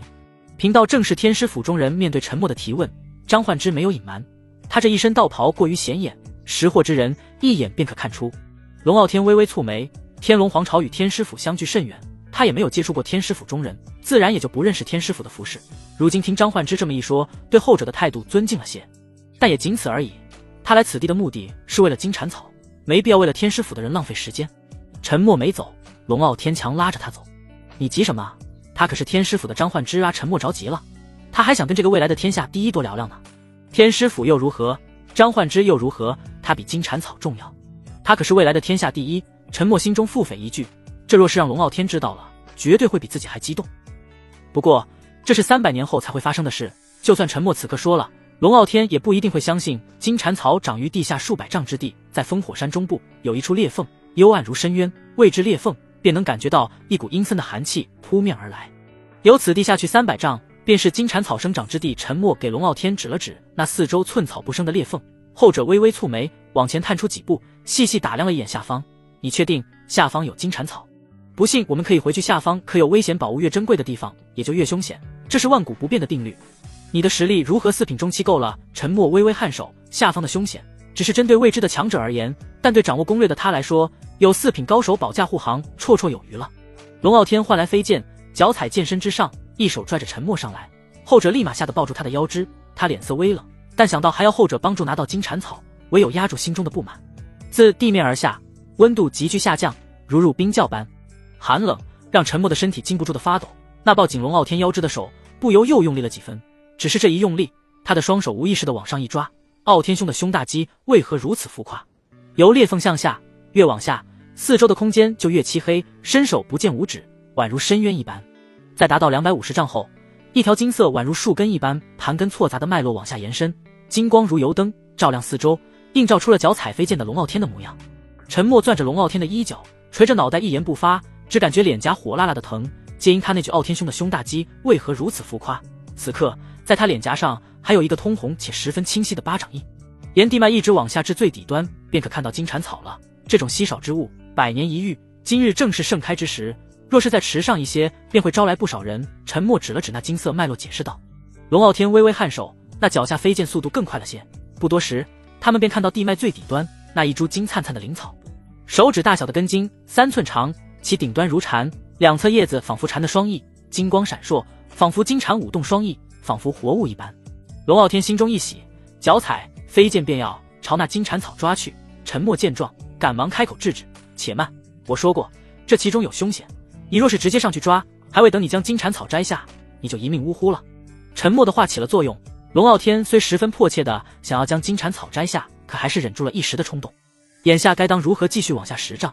先将那大麻烦给解决了再说大麻烦。闻言，龙傲天双眼微眯，靠着武者极强的势力往下探去。刹那间，他看到地下深处竟有一只庞然大物，若非陈默开口，他恐怕还发现不了。怪不得陈默说凶险万分，若是他之前没有注意，贸然采摘，而那底下的庞然大物冲上来，他恐怕就要遭老罪了。那下面是相当于人类4品的妖兽地龙，它是这金蝉草的守护兽，你若贸然动手，便会招来它的袭击。若是你想安然摘下金蝉草，需将其斩杀，我就不陪你下去了。你将我放到那高台上，我在那里等候你。陈默遥遥指着金蝉草对面一处突出的高台说道。龙傲天微微颔首，将陈默扔到高台后，便持剑朝底下的地龙杀去。后者抓紧时间落在高台后，疾步朝里跑去。在高台的墙壁上有一朵紫色的小花，距高台底端有1丈多的距离。陈默不过凡人一个，要将它摘下也只能靠体力攀爬，所幸并不是很高，加之墙壁陡峭，徒手爬上去并不难。陈默将紫色小花摘下塞进怀里，刚准备跳回高台，却见身后忽然传来轰的一声，一道身影从天而降，落在高台上，掀起阵阵烟尘。身着藏蓝色道袍的张焕之拍了拍身上的灰尘，瞧见陈默正在盯着他，还是一个微笑。贫道下山前曾算过一卦，这裂缝中有关乎9州气运之物，若是贫道猜得不错，便就是那金蝉草了，所以贫道便要将其带回天师府。张焕之拱手作揖，跟人争夺天才地宝前，还会跟人说一声，并解释缘由，这样有礼貌的人可不多见。还未等陈默反应过来，张焕之便已经踩着高台上的地面，朝那远处的金蝉草跃去。似乎是注意到有人靠近金蝉草，那正与龙傲天战斗正酣的地龙猛地跃起，朝半空中的小道士扑过去。龙傲天抬头，本以为对方是攻击陈默的，但仔细一看，却是跟自己争夺金蝉草的对手。他没有选择阻拦，放任他扑杀过去。地龙来势凶猛，由地面爆射而出，那宛如深渊一般的巨口张开，便要朝小道士扑去。后者见状，赶忙侧身躲过。张焕之虽只有9品修为，但毕竟是天师府的天纵奇才，身上有不少保命的绝学。趁着地龙扑来，他轻松度过后，借力踩在后者身躯上，随即朝那金蝉草抓去。别！陈默惊呼一声，可此刻的张焕之充耳不闻。哗啦啦！就在张焕之触碰到金蝉草的一刹那，金色地脉处忽然爆射出数根金色藤蔓，藤蔓之上布满荆棘，宛如章鱼触手般在他的身上划拉出几处伤口，鲜血飞溅。张焕之被这突如其来的一击震退，身躯垂直落下。他惊恐地从怀里拿出一张符纸，正准备催动灵力使用，却感觉胸口一闷，一口黑血吐了出来，身体软趴趴的，一点力气都没有。这时龙傲天见到这一幕，一双清亮的眸子猛地一怔，眼神中带着几分惊恐。那藤蔓之上有毒，哎，都叫你别去了。陈默无奈叹了一口气，那金色藤蔓是金蝉草的防御本能，任何人靠近的一刹那都会被毒倒，而后那地下的地龙便会趁机将靠近者吞噬。若是毫无防备，莫说是4品，就算是2品来了，那也是白搭。龙傲天庆幸自己没有鲁莽，而是选择了听陈默的话。他脚踩虚空而上，手持长剑，朝那已经被自己重伤的地龙杀去。几招之下，他终于是将那地龙彻底斩杀。庞大的身躯从半空中落下，发出一阵巨大的轰鸣声。龙傲天跳到高台上，陈默，接下来该当如何？此刻龙傲天俨然将陈默当成了主心骨，他怎么说他就怎么做。陈默将怀里的紫色小花拿出，而后取出花蕊，捏碎成汁，抹在龙傲天的手上。金蝉草有极高的警戒性，但对这种花的味道无法抗拒，你待会儿便用沾有花枝的手去采摘即可。对了，你先将我送下去，若是晚了，张焕之可就危险了。好，龙傲天微微颔首，用飞剑将陈默送下去后，自己则转身采摘金蝉草去了。沉默落下，看到面色发白、双唇发紫的张焕之，快步走过去，将那紫色小花的花朵摘下一片，然后捏碎塞进后者的嘴里。张焕之微微蠕动了一下口舌，将花朵吞进腹中。不过片刻，气色好了不少，就连软弱无力的身体也恢复了气力。多谢阁下救命之恩，不用客气，举手之劳罢了。沉默轻轻摆手道：“那金蝉草是我一位友人所需，不能让给张道长，还望见谅。不过这金蝉草也仅仅只是疗伤之物，何以能撼动九州气运？不会是张道长你卜错卦了吧？”金蝉草有医治受损经脉的功效，沉默记得这裂缝中的金蝉草便是专门为天龙女帝准备的。天龙女帝因为经脉受损，导致身体日渐憔悴，病倒在床上。朝堂上下人心惶惶，政务司也被殃及池鱼，各地藩王以清君侧为由发动叛乱，整个天龙皇朝因此分崩离析。后叶良辰归来，摘下金蝉草，医治了天龙女帝的伤病。后者凭借强大的手腕以及前者的实力，彻底平定叛乱，稳定朝堂。而后300年，天龙皇朝都在天龙女帝的统治下日渐兴旺，成为九州中数一数二的强大帝国。张道长，你是不是卜错卦了？天龙皇朝的崛起是大势所趋，并非只因这小小的金蝉草。因而沉默认为张焕之所说的影响九州气运一说子虚乌有。张焕之摇摇头，贫道虽初出茅庐，但对自己卜卦的本事十分自信。话是这么说，可他还真就因为沉默这句话变得有些不自信了。沉默微微一笑道：“看来张道长并不是很相信自己的本事，难道你之前就没有卜错卦？”这句话直接将张焕之给噎住了，他张了张嘴想要反驳，但一句话也说不出。金蝉草我已摘下，接下来该当如何？龙傲天从天而降，瞥了一眼张焕之，面带警惕之色。他可不想将好不容易拿到的宝贝拱手让人，即便对方是天师府的人。回去再说吧。沉默回头看了一眼已经没了气息的地龙，道：“劳烦傲天兄替我劈开这地龙的尸体，取其心。”龙傲天微微颔首，一剑挥出，将那地龙一分为二，随后徒手将其心脏掏出。血红色的心脏还在渗着血，光长便有足足1丈。龙傲天拿出时奋力拿出，一身白衣被染红了一大片。切开，取其精华。沉默继续吩咐道。龙傲天轻轻挥剑，将巨大的心脏一点一点的切开，直至最里处金光闪烁，他才停下，奋力一撕，透出那拳头大小的金色光团。这时龙傲天一愣，将金色光团一点点扯出，放到沉默面前。后者接过光团，如获至宝，这便是地龙元了。什么？龙傲天瞪大双眸，一脸诧异地望着沉默。原来这家伙来此地不光是为了他的安全着想。傲天兄，这就有劳你保管了，等回去请将血枯草与乾坤果也一并送来。沉默笑笑。龙傲天脸色不太好看，总觉得自己好像是被算计了一般，不过他也没有吃亏，就不需要计较那么多了。张道长，我们此行目的已了，就此别过吧，他日若有机会再见吧。沉默沉思片刻后道。有机会？张焕之喃喃自语，盯着沉默看了一眼，眼里满是复杂。沉默，那就有机会再见吧。好。沉默微微颔首，让龙傲天御剑离开了裂缝。行至半道，沉默忽然愣了一下，我什么时候告诉过他我的名字了？张焕之从裂缝中出来已是午时，在原地等候了几个时辰，天色逐渐暗淡下来，一个同样穿着藏蓝色道袍的男子御剑而来。师弟，你活了？男子诧异地望着张焕之道。下山前师尊说你在山下必有一死劫，我还担心你会出事呢。劳师兄费心了，我此行确实是遇到了死劫，不过已经被人化解了，是我命中的贵人。张焕之的脸色不太好看，说话时微微摇头，偶然还会叹息一声。既然已经度过了死劫，师弟何故如此？倒是师兄一脸不解。我是活了，可我这贵人却……师兄，我不明白，下山之时我为那人卜过卦，但却是死卦，不出2月他必死无疑，怎会如此？倒是师兄一惊，诧异道：下山时师尊说过，你若度过死劫，那你便与你命中的贵人有100年之缘，可他若死了，所以我才会在下山前为他卜卦，足足64卦，却无一是生卦。与此同时，沉默2人已经回到了4合院中。哥哥，你可算回来了，小豆丁好想你啊！刚进门，小豆丁便兴冲冲地朝沉默扑来，小手抓着他的腰肢，像树袋熊一般挂在他的身上。柳无心跟在后面糯糯地叫了一声哥哥后，就傻站着，一脸羡慕地盯着小豆丁。他其实也想像小豆丁那般毫无顾忌地上前抱住沉默，但因为脸皮薄，始终迈不出那一步。无心，有没有想？哥哥沉默上前温柔地摸了摸小姑娘的脑袋，后者一愣，那眼神中的羡慕瞬间消失，取而代之的一脸羞红。他赶忙垂下脑袋，沉默片刻后糯糯地回了一句想。沉默哈哈一笑，正准备与其他人寒暄，身后的龙傲天却等不及了，要沉默赶紧修复他是受损的经脉。傲天兄，一手交钱一手交货，算了，差不多也是这个意思了。你把我需要的东西都拿来，我再告诉你。听到这话，龙傲天有些生气，但却又无可奈何，说了句稍等片刻后，便踩着飞剑离开了。待到龙傲天归来，手里多了3样东西，正是沉默所需的血枯草、地龙源、乾坤果。这3样虽说珍贵稀少，可据我所知，对修行的帮助却不是很大。你这么着急的要这3样东西做甚？龙傲天将血枯草、地龙源与乾坤果一一排在沉默面前，脸上多了几分好奇。谁说这些东西对修行没用？那是对你的修行没用，对我用处可大了。沉默笑着解释道。可这样一来，龙傲天更好奇了，这3样东西是你用的？据我所知，你可是废品灵脉，天生灵脉开阔，无法藏气于身，就连开脉都做不到，你又如何修炼？废品灵脉也只是让我无法炼气，可若是我炼体呢？炼体？龙傲天好像听到了什么笑话一般，炼体并非正道，亏损气血来增强自身实力，玩命的法子提升自身，也不过是增强些许。古往今来，有多少人尝试过炼体，又有多少人能达到开脉的实力？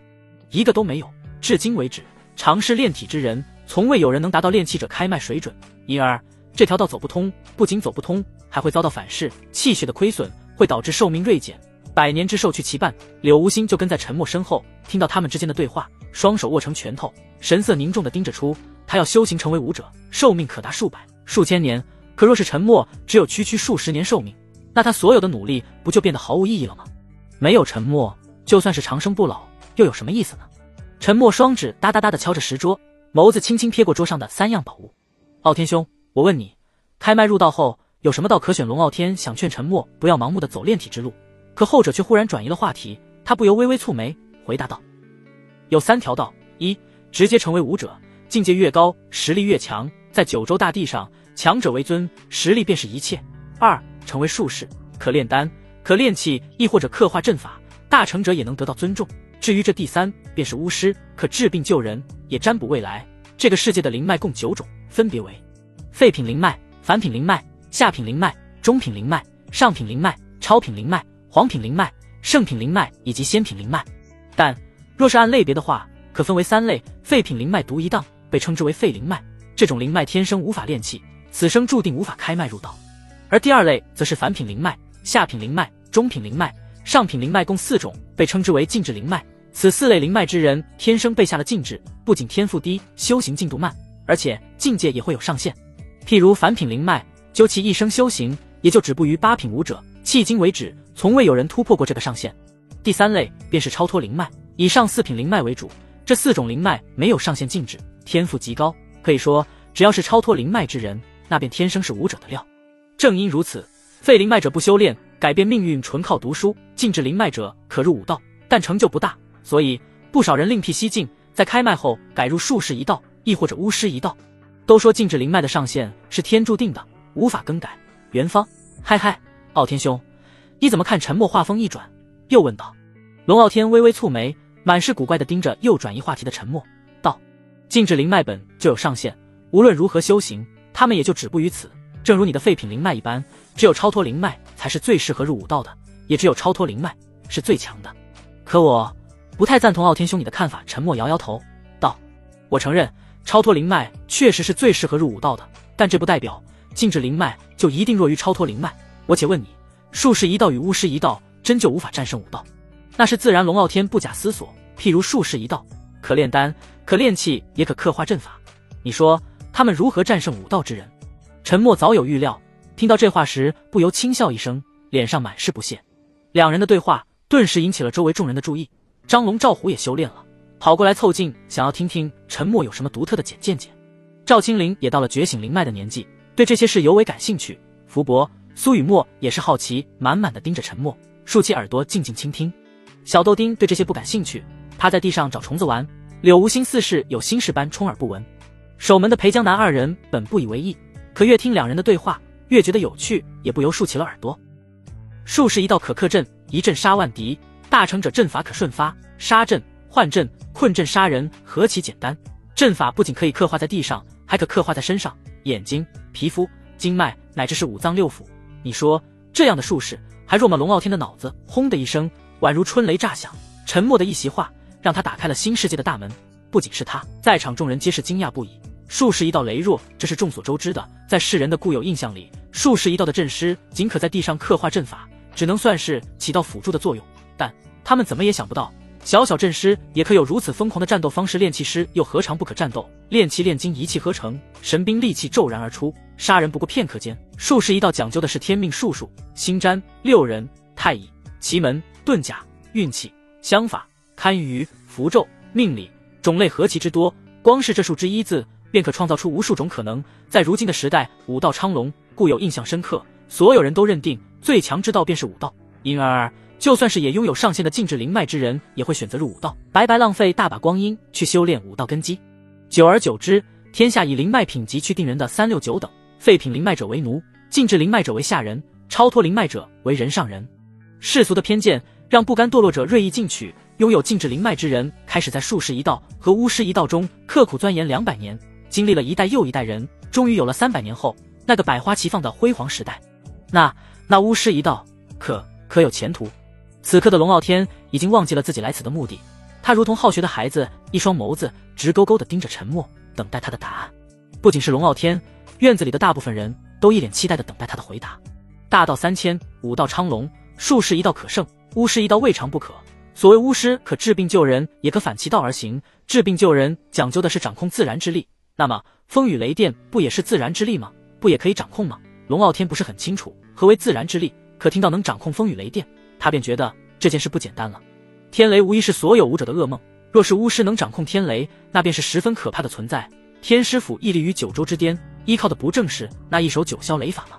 除掌控自然之力外，巫师还可驱虫治蛊，移血作咒，虫子、鲜血、石头，寻常随处可见的东西都可用作战斗的手段。既然禁制灵脉都能有如此广阔的天地，那废灵脉又如何不可行？炼体之道只是还未有人开辟出来，也正如术士一道、巫师一道还未先驱者一般。沉默继续说着，听到这话的小豆丁抓起一只虫子凑到他的跟前，哥哥，虫也可以很厉害吗？沉默微微一笑，摸了摸记小豆丁的脑袋，道：是啊，所以小豆丁可以往这方面钻研，说不定以后你会成为很厉害的高手，这样就不会有人敢欺负你了，没人敢欺负小豆丁了。小豆丁双眼闪烁异彩，呆萌的脸上露出甜甜的笑容。小渊论道让龙傲天茅塞顿开，他几乎忘记了此行来的目的，脑子里还在回荡着方才沉默所说之言。若非沉默提醒，他恐怕真就将金蝉草的事情忘到九霄云外了。知晓金蝉草的使用方法后，龙傲天匆匆离开了小院。沉默抓起石桌上的3样宝物，吩咐福伯一一将其处理制成药液。柳无心垂着脑袋走到沉默跟前，小手攥着他的衣角，贝齿轻咬红唇，微微抬眸，楚楚可怜地盯着他。沉默心中一动，伸手摸了摸柳无心的头发，温柔道：怎么了这是？谁又欺负你了？沉默的温柔让柳无心心中一暖，可一想到他要逆天而行，炼体减寿，眼眶噙住泪水，声音有些沙哑地问道：哥哥可不可以不炼体？这是为何？无心炼气可增寿，但哥哥炼体耗损气血减寿，我不想以后见不到你。可是这个世界弱肉强食，我若不强，谁来保护你呢？无心不用哥哥这样子保护，无心会变强，变得很强很强，让世人不敢欺负你。哥哥，无心不想你，早就离我而去。小姑娘心张开双手，抑制不住内心的冲动，紧紧抱住沉默，生怕后者会随时离开自己一般。沉默笑笑，温柔地摸了摸柳无心的头发，放心吧，哥哥不会离开你的。炼体虽然会耗费气血，但也不是没有弥补之法。真的？小姑娘抬头，泪眼婆娑地盯着沉默，后者微微颔首。那哥哥要答应我，绝对不会离开我。哥哥答应你得到沉默的应允。柳无心开心地笑了，但回过神来却发现自己还抱着前者，动作亲密的让他不由小脸一红，而后松开沉默，小手挡住脸颊，不让前者看到自己的窘迫。沉默微微一笑，挡着脸干嘛？说着，沉默笑嘻嘻地拉开柳无心的双手，后者一急，羞涩的后退，不要看，很丑。不丑不丑。沉默松开柳无心的手，一脸认真。你脸上的红晕是我见过最美的晚霞。轰刹那间，柳无心的脑袋如同煮开的水壶，砰然炸开，他再也无法抑制心中的娇羞，转身朝厢房跑去，微微上扬的嘴角却是怎么也压不下来。苏雨墨出身不凡，自幼便在甜言蜜语中成长，可沉默的骚话就如同老母猪带月胸罩，一套又一套，莫说是柳无心这个小姑娘了，就算是她也遭不住啊。苏雨墨痴痴地望着沉默，这些话若是对他说的就好了，这么看着我干嘛？难道是想跟我比比谁的眼睛好看吗？沉默看向苏雨墨，调笑道。想起那日沉默所说的话，苏雨墨也不由小脸一红，转身朝厢房走去了。一个时辰的功夫，福伯熬制的药液也完成了。沉默与张龙、赵虎等人吩咐了一下，没有重要事情，不要让外人接近自己的房间。随后他他便回到自己房间中。不多时，张龙、赵虎扛着药桶过来，满满的药液安静躺在药桶里，青绿色的液体散发着淡淡的香气。让张龙、赵虎退下后，陈默脱下衣服走入药桶之中。炼气以经脉为主，开脉入道，藏气于身，这一步完成便算正式踏入武道了。而炼体则要麻烦一些，需要淬体磨练筋骨，然后便是温养气血，淬体磨练肉身，打造铜皮铁骨，与武者对战。若还是肉体凡胎，那对方一拳都遭不住。筋骨为力，力大可开山裂地，让自己处于不败之地。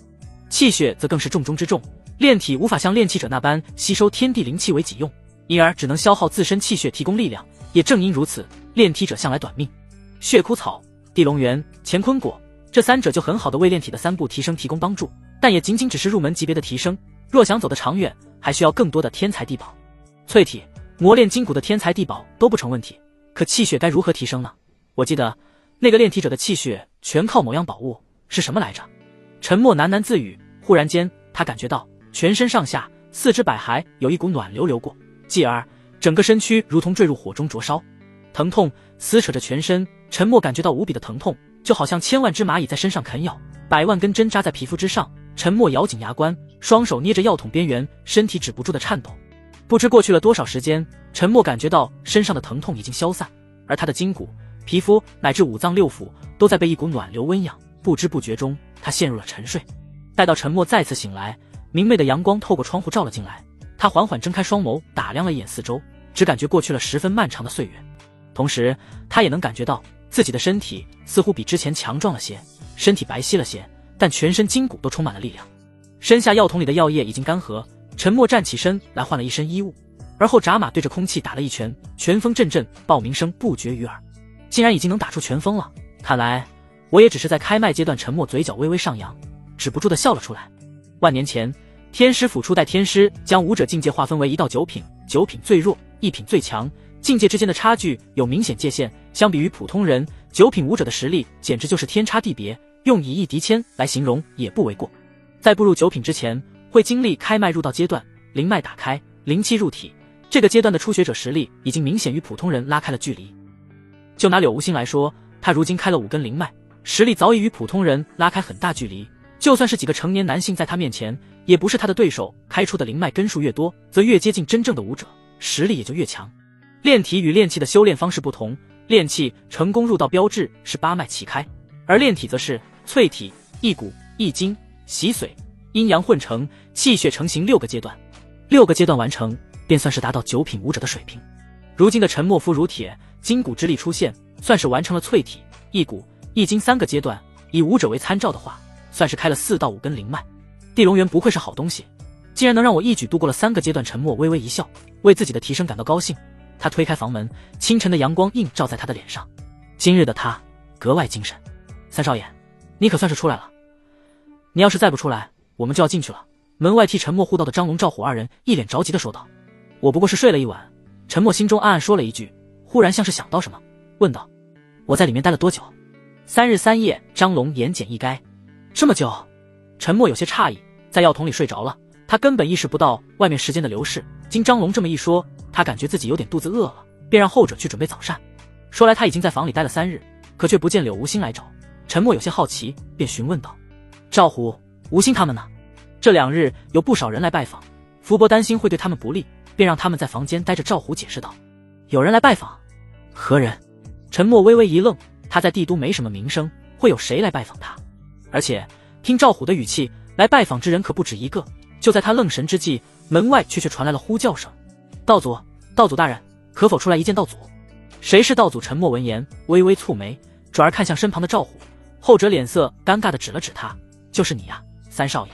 那日你与荣公子小渊论道的事在帝都传开了，不少入术士一道、巫师一道之人皆将你奉为道祖，接二连三的要来拜访你。你不知道，每日来此地者少说也有上千人，若非裴大人拦着，府门恐怕就要被他们踩烂了5道昌龙。走其他道之人自然也就受到武者的压迫，积怨已久，但却无法从中挣脱。如今陈默却是说出了大道3000、5道未必最强这种话，无疑是带给了术士一道、巫师一道之人希望的曙光。门外的呼声越来越高，陈默看了一眼柳无心的厢房，无奈道：罢了，若是再他们这么闹下去，这日子就没法过了。陈默领着赵虎打开府门，却见广阔的荒野上，乌压压的一片，整个四合院被围得水泄不通。裴江南立于府门中心，单手按刀威慑众人，四合院四周都有镇武司高手把守。若非如此，沉默这四合院恐怕真就让那些人给踏破了。道祖大人，是道祖大人出来了！随着大门打开，在府门外的众人皆是欣喜地叫了出来。裴江南转过身，陈兄，你怎么出来了？这里有我，你不必担忧。无妨。沉默摆了摆手，道：我若是不出来，这件事就永远不会结束。府门外的动静越来越大，一双双炽热的目光死死盯着沉默，似乎真就把他当成了道祖一般。沉默有些头疼，他也没想到自己随口的一番言论竟然会给他带来如此大的影响。道祖大人，道祖大人，我是军器间的炼器师，请问我们炼器师真的可以上阵杀敌吗？一位穿着粗布麻衣、灰头土脸的青年从人群中挤出，高声问道。此话一出，众人皆是闭上了嘴巴，期待地盯着沉默。后者背负双手，目光在青年身上停留片刻后，微微颔首。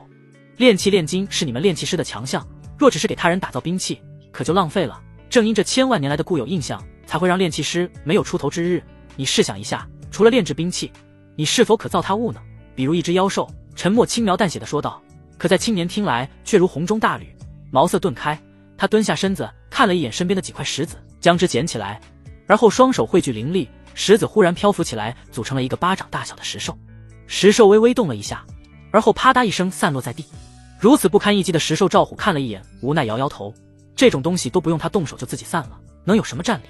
可那青年看后却惊喜万分，真的可以，真的可以炼金炼器，嗨，我悟了，我悟了，感谢道祖指点。说罢，青年大笑着离开了人群。沉默轻笑一声道，诸位，我知道你们心中也有疑惑，但我可以告诉你们，不走武道也可成为天下第一。你们不要被世俗的看法所禁锢，大胆地走出属于自己的道。大道3000，没有什么道是走不通的，除非那条道不适合你。沉默一席话，让乌压压的人群瞬间就沸腾起来，所有人都兴奋地望着他。这一刻，他好像是那个给他们指点迷津的仙人，好像是上天专门派来点化他们的道祖。呸！什么狗屁道祖，不过是废物们的幻想罢了。就在这时，人群中忽然传来一道响亮的声音。身着华服的贵公子缓缓从人群中走出，在他的左右两侧还有开道的侍卫，手持长刀，气势凶狠。此人沉默也认得，兵部侍郎赵德柱的三子赵望，与沉默同年，也是到了觉醒灵脉的年纪。不过他却觉醒了超脱灵脉中的超品灵脉。为此，在觉醒灵脉当日，他还在觉醒台上疯狂炫耀了一番。赵望与沉默关系不好，但与陈静关系不错，因为趣味相投。曾有一次，赵望在接济落难的风尘女子时花完了身上的银子，而这时他又在最无能为力的年纪遇上了最想要搭救的人百花楼花魁。就在这时，陈静出现了，不仅给银子他接济风尘女子，还教会了他不少新花样。一来二去，两人关系越来越好。你沉默算什么东西，不过是区区废品灵脉，此生无缘修行的废物，自觉耻辱便开凿出歪门邪道出来，沾沾自喜。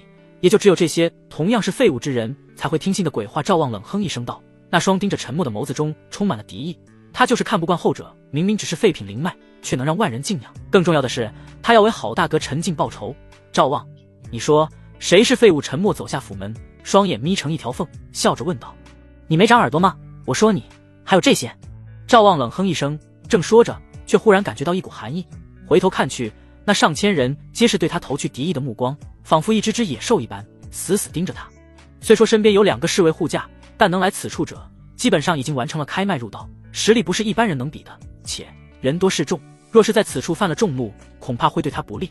赵望咽了一口唾沫，道，我就说你废物，还要在这妖言惑众。什么大道3000，道有3000，但大道只有一条，那便是武道。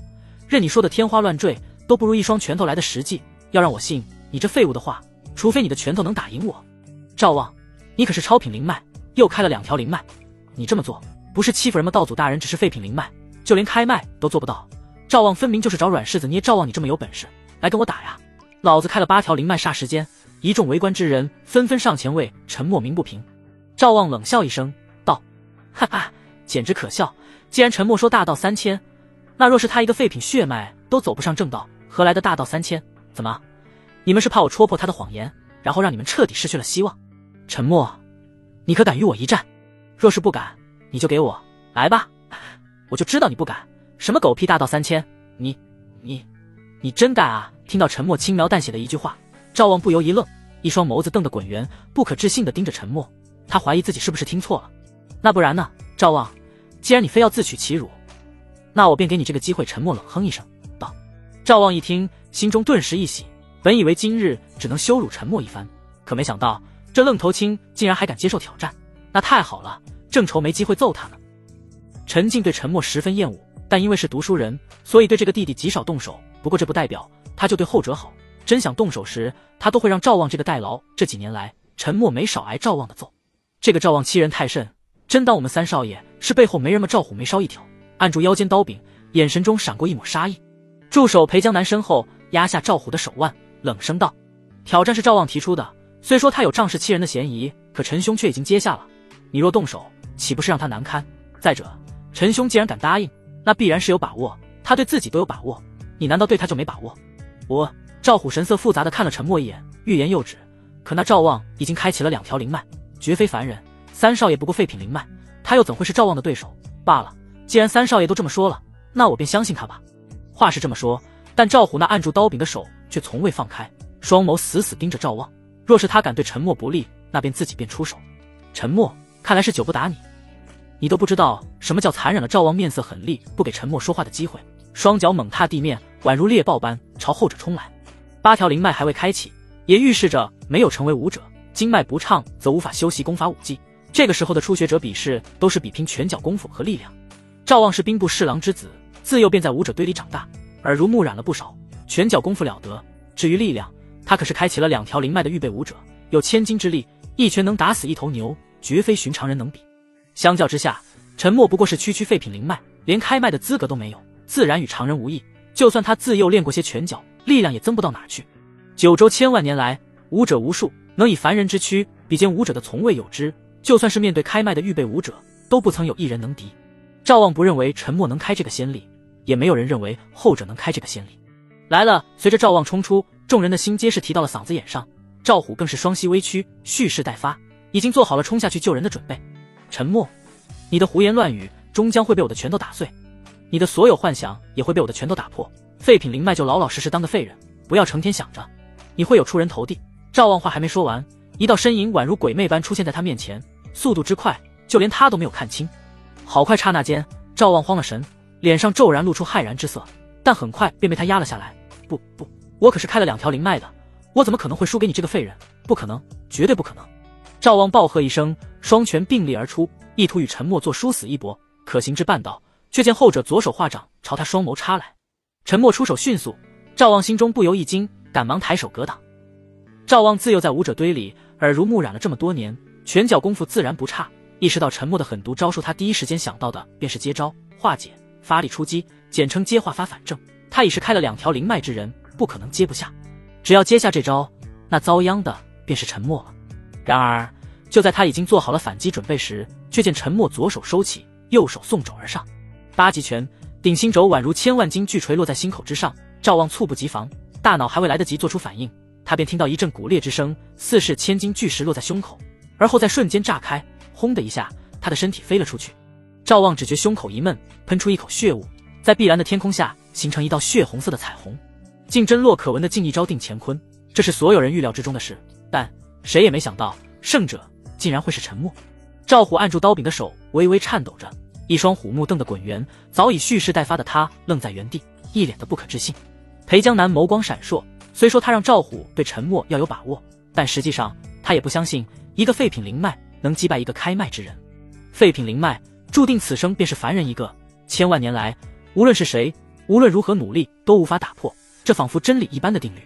然而沉默竟然做到了，以废品血脉之躯击败了开了2条灵脉之人，还真是用了一招秒杀。霎时间整个四合院外的众人都沸腾了，他做到了，他真的做到了，废品灵脉竟然击败了开脉之人。道祖说的都是真的，废品灵脉都能扭转乾坤，那我们岂不是也能改变命运？道祖请给我指点迷津。在众人那一阵阵欢呼的浪潮中，赵望的2个侍卫这才反应过来，快步朝前者跑去。仔细一看，他此刻已经彻底昏厥过去，嘴角处沾满鲜血，胸口凹陷一块，整个胸骨都已经裂开。2个侍卫皆是赵家派来贴身保护赵望的，如今他们的主子被打成这副模样，若是回去，他们必定会受到严厉惩处。念及此处，2人哪里还坐得下去，纷纷目露凶光，阴狠地瞪了沉默一眼。混账，敢伤我家少爷，找死化落！2人拔刀而出，气势汹汹朝沉默杀来。无耻，你们简直太无耻了！要决斗的是你们，如今败了，竟然秋后算账，赵家言而无信，还胆敢持刀行凶。我从未见过有如此厚颜无耻之人。若要动道祖，先从我的尸体上踏过去，再说。人群中传来一道道义愤填膺的怒骂声，更有甚者，将那2个侍卫围了起来。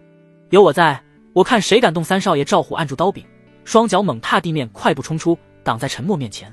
战斗已经结束，是你们的少爷输了，他提出的决斗，如今输了，还想以大欺小，以多欺少。你是当我镇武司的人不存在吗？裴江南阴沉着脸，右手按住燕翎刀刀柄，一步一步往下走去。听到镇武司的名头，2个侍卫相互对视一眼。镇武司起步都是7品武者，而他们2人也不过区9品，自然不是对手。且镇武司就连他们家主都不敢轻易得罪，更何况是他们。舆论实力都朝陈默那边倒去。2个侍卫一咬牙，架起倒地的赵望，灰溜溜地离开了现场。咚，浑厚的钟声敲响，清晨的阳光落在国子监的房舍中。身着灰袍的老者穿廊过洞，来到一处小院中。老者名为徐长卿，国子监祭酒，少时举孝廉入仕，治世30余年，官拜2品内阁学士。因积劳成疾，大病一场后辞官回乡治学。10余年间，桃李满天下，被人奉为大儒。后先帝将其召回入国子监治学至今。虽年过古稀，发须皆白，但这位大儒的精气神还在，手中捧着书籍，脚步飞驰，一点都不比年轻人慢。还未进小院大门，徐长卿就听到里面传来的哄闹声，微微叹了一口气，暗道一声：孺子不可教也。能入国子监求学的大多是皇室、藩王、士族的子弟，身份尊贵，对求学兴趣不大。特别是作为国子监祭酒的徐长卿要教的这些，不是皇室子弟就是藩王世子，他们的起点便是别人的终点，何须用功读书来改变命运？你可以叫醒睡着的人，却叫不醒装睡的人。徐长卿有心教学，可却无人认真听，每日来此也就走个过场。轻叹一口气后，徐长卿抱着书籍走入，哄闹声停歇了不少，一双双眸子盯着他打量片刻后，便回到各自座位上。徐长卿是有名的大儒，德高望重，门生故吏遍布9州，是先帝亲自请回来国子监教书的大祭酒，就连女帝都不敢怠慢，更何况是这些2世祖。他们读书可以不用功，但不能不给这位大儒面子。徐长卿微微扫视了一眼四周，不由皱紧眉头，竟然空了几个位置，寻常时可没人敢不给他面子。戒尺敲在案台上，徐长卿面色阴沉道：还有几位呢？抱病在家，还是一起病的？台下10几位公子小姐相互对视着，噤若寒蝉，良久才有一人鼓足勇气站起来道：禀徐先生，他们去城外听课了。听课？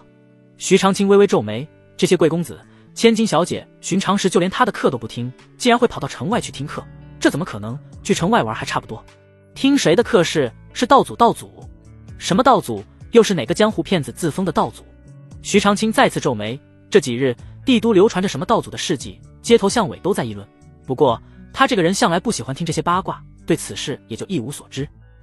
不是江湖骗子，道祖是有真才实学的圣人。他说大道3000，每人都可走出自己的道来，术士一道，巫师一道，未尝不可比武道强。说起道祖，那人的嘴便刹不住车，将这些日子帝都传来的消息都一一告知。其中最令人激动的莫过于陈默那以废品血脉击败赵望的事迹，这直接打破了世人对废品血脉的认知。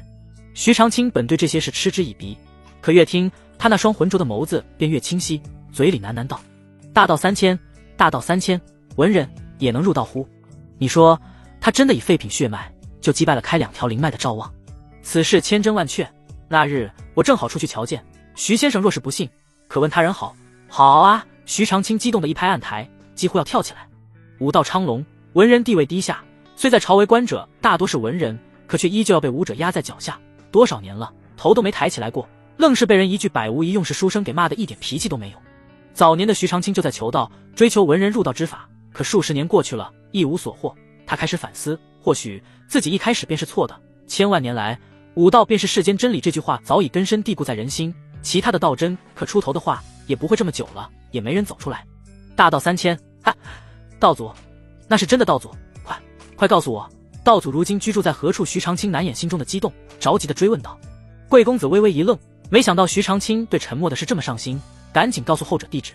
徐长卿将手中书籍与戒尺一扔，着急忙慌地离开学舍，留下一脸懵逼的众人。在学舍角落处，有一白袍公子扶案而起，睁开朦胧的睡眼，忽然间便瞧见了案台上的一张纸条。白袍公子抓起纸条一看，脸色忽然一喜，他要出来了吗？这可是个千载难逢的好机会。城外4合院，我们出去看看风景吧。用过早膳后，陈默提议道。随着陈默将赵望打败后，越来越多的人便认定了他这个道祖。每日都来他这边求学，赶不走也骂不走，整整2日了，他已经被烦透了。今日陈默决定趁着有时间出去躲躲。柳无心抬头呆呆地看了一眼陈默，这几日来四合院问道之人太多，他只能躲在厢房里不敢出来，提心吊胆了几日，终于有个放松的机会，他自然不会放过，而且这还是个可以独处的机会。他笑着回了声好。话音刚落，坐在石凳上的小豆丁摇晃着一双小短腿，小手拽着陈默的衣裳，哥哥哥哥，要出去玩吗？我也去我也去。小豆丁叽叽喳喳叫个不停，陈默无奈也只能将小家伙带上。因节育出来的3人组，2个都去了，自然也少不了苏雨墨。苏雨墨眨着眼睛期待地盯着陈默，后者轻叹一口气，你也去吧。小豆丁从石凳上跳下，开心地拉着柳无心和苏雨墨进了厢房。既然是出去游玩，那自然少不了吃喝玩乐的东西，大包小包的都带上。小豆丁看着人小，胃口倒是不小，因为常年吃不饱，以及身上还有几张嘴巴嗷嗷待哺，这次出去游玩几乎都是带上吃的。柳无心则是换上了陈默之前给他买的素白色的裙子，因为后者说过这是他的美貌鹤立鸡群，所以前者十分喜爱，自上次之后就很少拿出来穿，一般都是珍藏起来。今日是与陈默一同外出的日子，是值得纪念的日子，自然得穿得隆重一些。虽说才从监牢里出来几日，但此刻的柳无心身材已经不再似当初那般骨瘦嶙峋，身材也圆润了些，没有皮包骨的感觉，都是肉感。果然当生命感受到爱的时候，就会开始疯狂长肉。哥哥，让你久等了。柳无心走出房门，抬头看了陈默一眼，而后又迅速垂下脑袋，诺诺地说了一声。等待也是一种欣赏的过程。陈默看小姑娘总是垂着个脑袋，不由得提醒道，不要总是低头，你不喜欢把你的美貌展现在我面前吗？柳无心抬起头，因为身上和脸上的疙瘩还有那一双异瞳，他一直以来都很自卑，见人总喜欢垂着脑袋。陈默这么一说，他有些羞涩地抬头，长发从额前垂落，遮住了眼前的双眸，把头发撩起来。陈默再次开口道，你的眼睛很好看，不要总想着遮挡住它。哦，若是他人这么说，柳无心只当作别人是在暗讽自己，可陈默不一样，他无论什么时候都在夸赞他，一点一点让他建立起了自信。现在的柳无心已经没有了刚从监牢里出来的自卑，但有些习惯还是比较难改的，比如低着脑袋，亦或者用头发遮住眼睛。柳无心轻轻撩起长发，大大方方地将自己的容貌展现出来。因为开麦，体内有灵力流通，他脸上的疙瘩消退了不少，一张青春可爱的脸蛋搭配上素白色长裙，别有一番风味。要是再长几年，那就是真正亭亭玉立的少女了。陈默看着已经将长发绑起来的柳无心，笑道，我让你撩头发，不是让你撩我的心。四合院临山，山中景色优美，当初的陈德旺正是看中这点，才在附近买地建房。几年前，陈默曾伴随父亲去过山顶，那里的景色确实不错。正好这次有机会，他便打算带柳无心等人看看。此次出行，陈默没带多少人，柳无心3女，还有张龙、赵虎2个侍卫，一共5人。赵母因病无法外出，赵青林与福伯照看，裴江南2人负责护卫。陈默的身边能打的也就只有9品的张龙与8品的赵虎，除此之外，还有一个龙傲天故意安排的高手，虽说从未见过面，但他觉得实力必定不比龙傲天差多少。沿着山路一直往上，马车从山脚下一路直通山顶。早年山路崎岖，莫说是马车，就算是马都上不去。后来陈德旺为了欣赏山顶风景，便差人开了一条可直通山顶的道。如今的陈默也算是沾了这位便宜父亲的光了。山顶有一处平坡，是绝佳的观景位置，不过那边已经长满了杂草。陈默招呼张龙、赵虎去除草，自己则是带着柳无心几人找了个不错的位置，铺下地毯。刚坐下，小豆丁兴冲冲地跑到马车上。这次出来，小豆丁拿了不少好吃的过来。他年纪小，不懂什么景色好看不好看，万物皆空，唯美食不可辜负。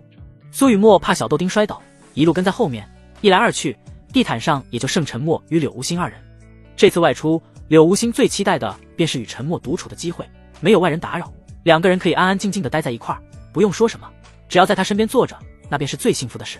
柳无心他双手攥着衣角，屁股往陈默那边挪了挪，与后者之间的距离不过1拳之距。他本想学着小豆丁那样跟后者亲密接触，可深呼吸了好几次，还是没有鼓足勇气，最终唯有垂着脑袋，一言不发。陈默歪着头，单手撑着脑袋，就这么静静地盯着柳无心。他不说话，他也不说话。柳无心感觉气氛有些尴尬，酝酿了一下，扭头朝陈默看去，这才发现后者那双眸子正直勾勾地盯着他。霎时间，他俏脸一红，哥哥，你不是说来看风景吗？陈默嘴角微微勾起，笑道，你坐在这里就是最美的风景了。赵虎，你这是作甚？与此同时，正在清理杂草的张龙一回头，就看到赵虎已经停下手中的动作，一手拿小本本，一手拿炭笔在记录什么。张龙微微皱眉，脚步轻盈地凑过去，往小本本上瞥了一眼。你坐在这里，就是最美的风景让你撩头发，不是让你撩我的心，等待也是欣赏的过程。好家伙，这不是三少爷说过的骚话，他都记下来了。赵虎，你这是在做甚？张龙开口，猝不及防的赵虎当时吓了一跳，虎躯一颤，身子板直，赶紧将小本本和炭笔塞进怀里，笑道：没什么，我都看到了。赵虎脸色一僵，我娘希望我尽快找个媳妇，但是你知道的，我们都是粗人，不会说甜言蜜语，而三少爷就嘿嘿，所以我学一下，不过分吧？张龙回头看了一眼，先是赞许了赵虎对陈默认可，而后淡淡道：心中无女人，拔剑自然神。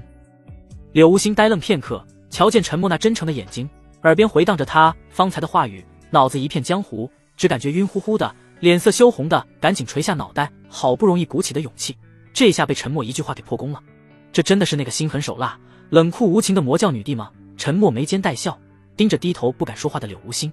啊呀！一道惊叫之声忽然传来，张龙、赵虎二人一听到声音，赶忙停下手中动作，快步冲到陈默跟前。张龙，你在此处护着无心。赵虎，你随我去看看。陈默收起脸上笑容，凝重道，随即领着赵虎一路往马车旁冲去。过去便是一片林子，旁边停了辆马车，与他的马车相比豪华不少，一看就是富贵人家的马车。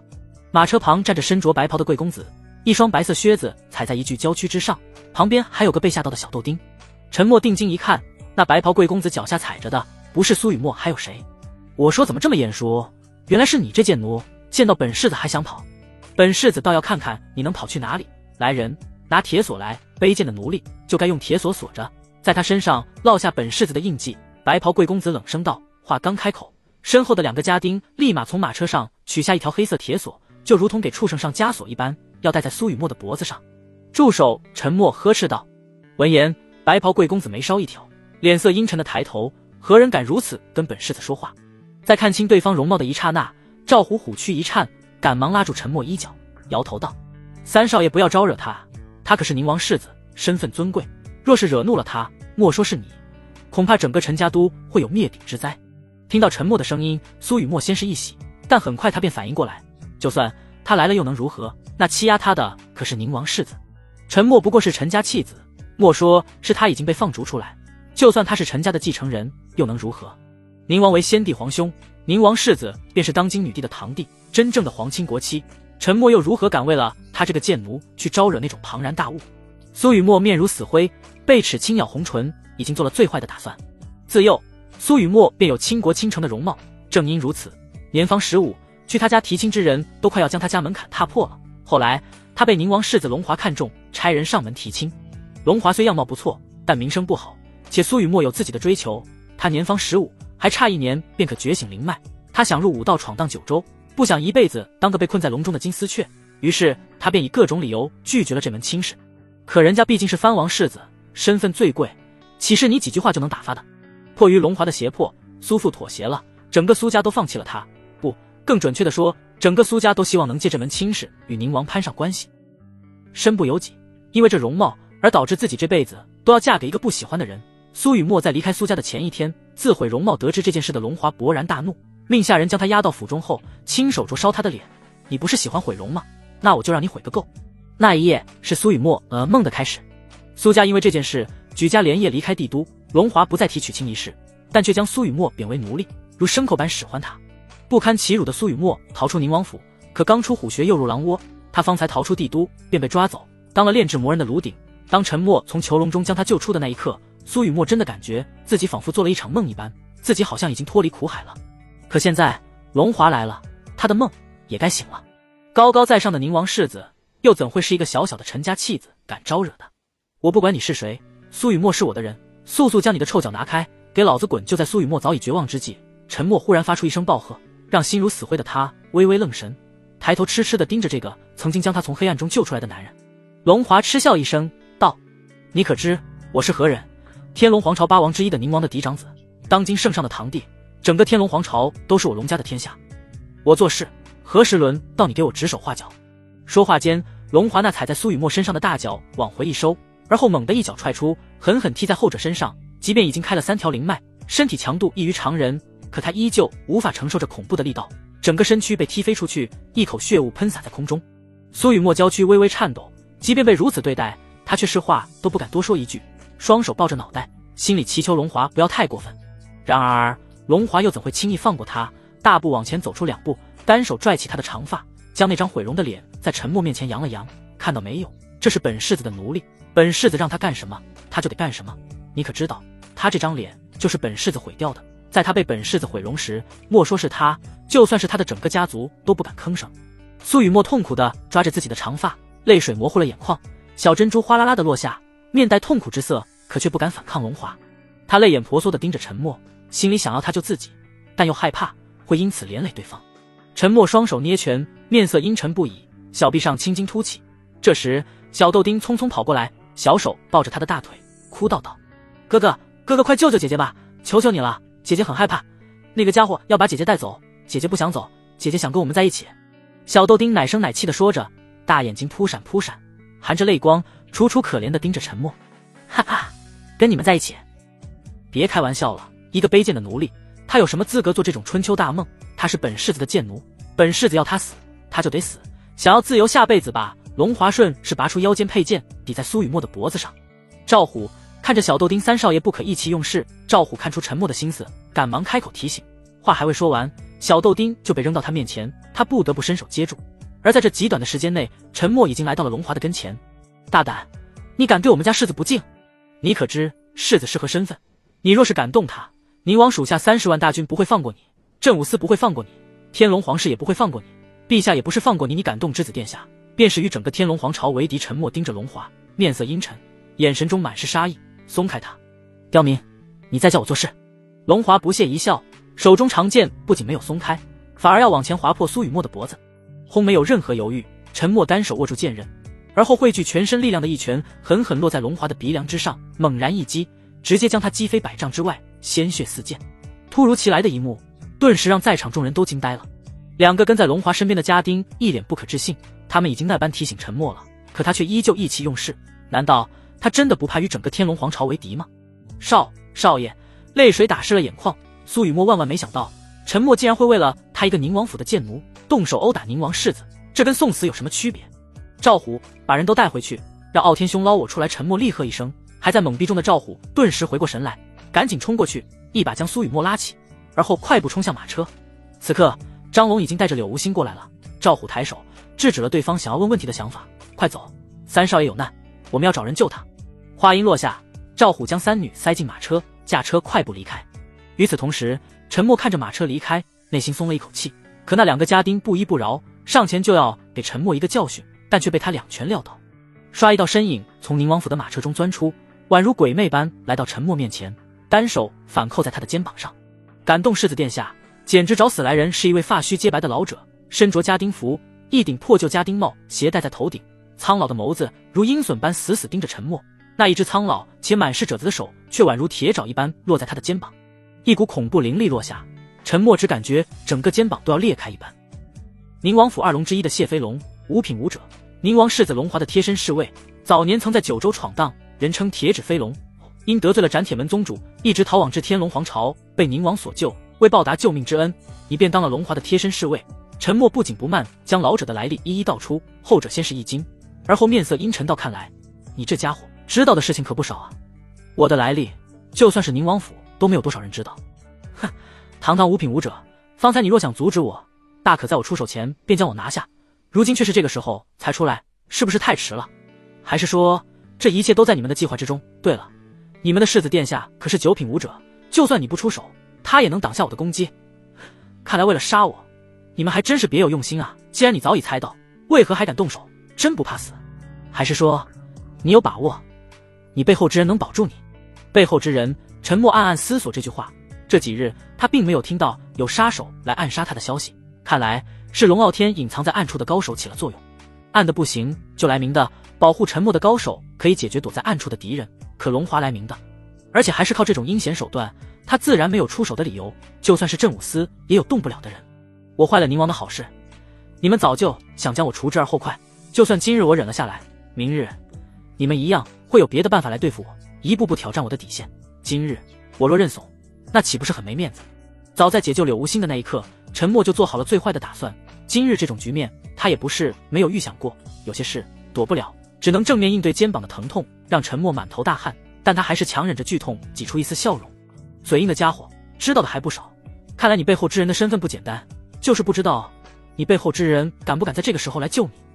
你若是肯将你背后之人的事都交代出来，我可求世子殿下饶你一命。谢飞龙低声道：“我背后有个屁的人。”陈默心中暗暗吐槽一句，而后认真道：“无可奉告。”哼，不知好歹，现在不说，以后你可就没机会了。谢飞龙话音刚落，一阵急促的脚步声骤然传来，而后几个身着藏青色官服之人手持令牌亮出：“陈默，赵德柱三子赵望今日不治身亡，我们怀疑与你有关，随我们回去接受调查。天龙皇朝的太祖皇帝是武者出身，天赋极高，凭一双铁拳打下了这浩大的江山，巅峰时期曾达到2品实力，在九州之地享有盛名。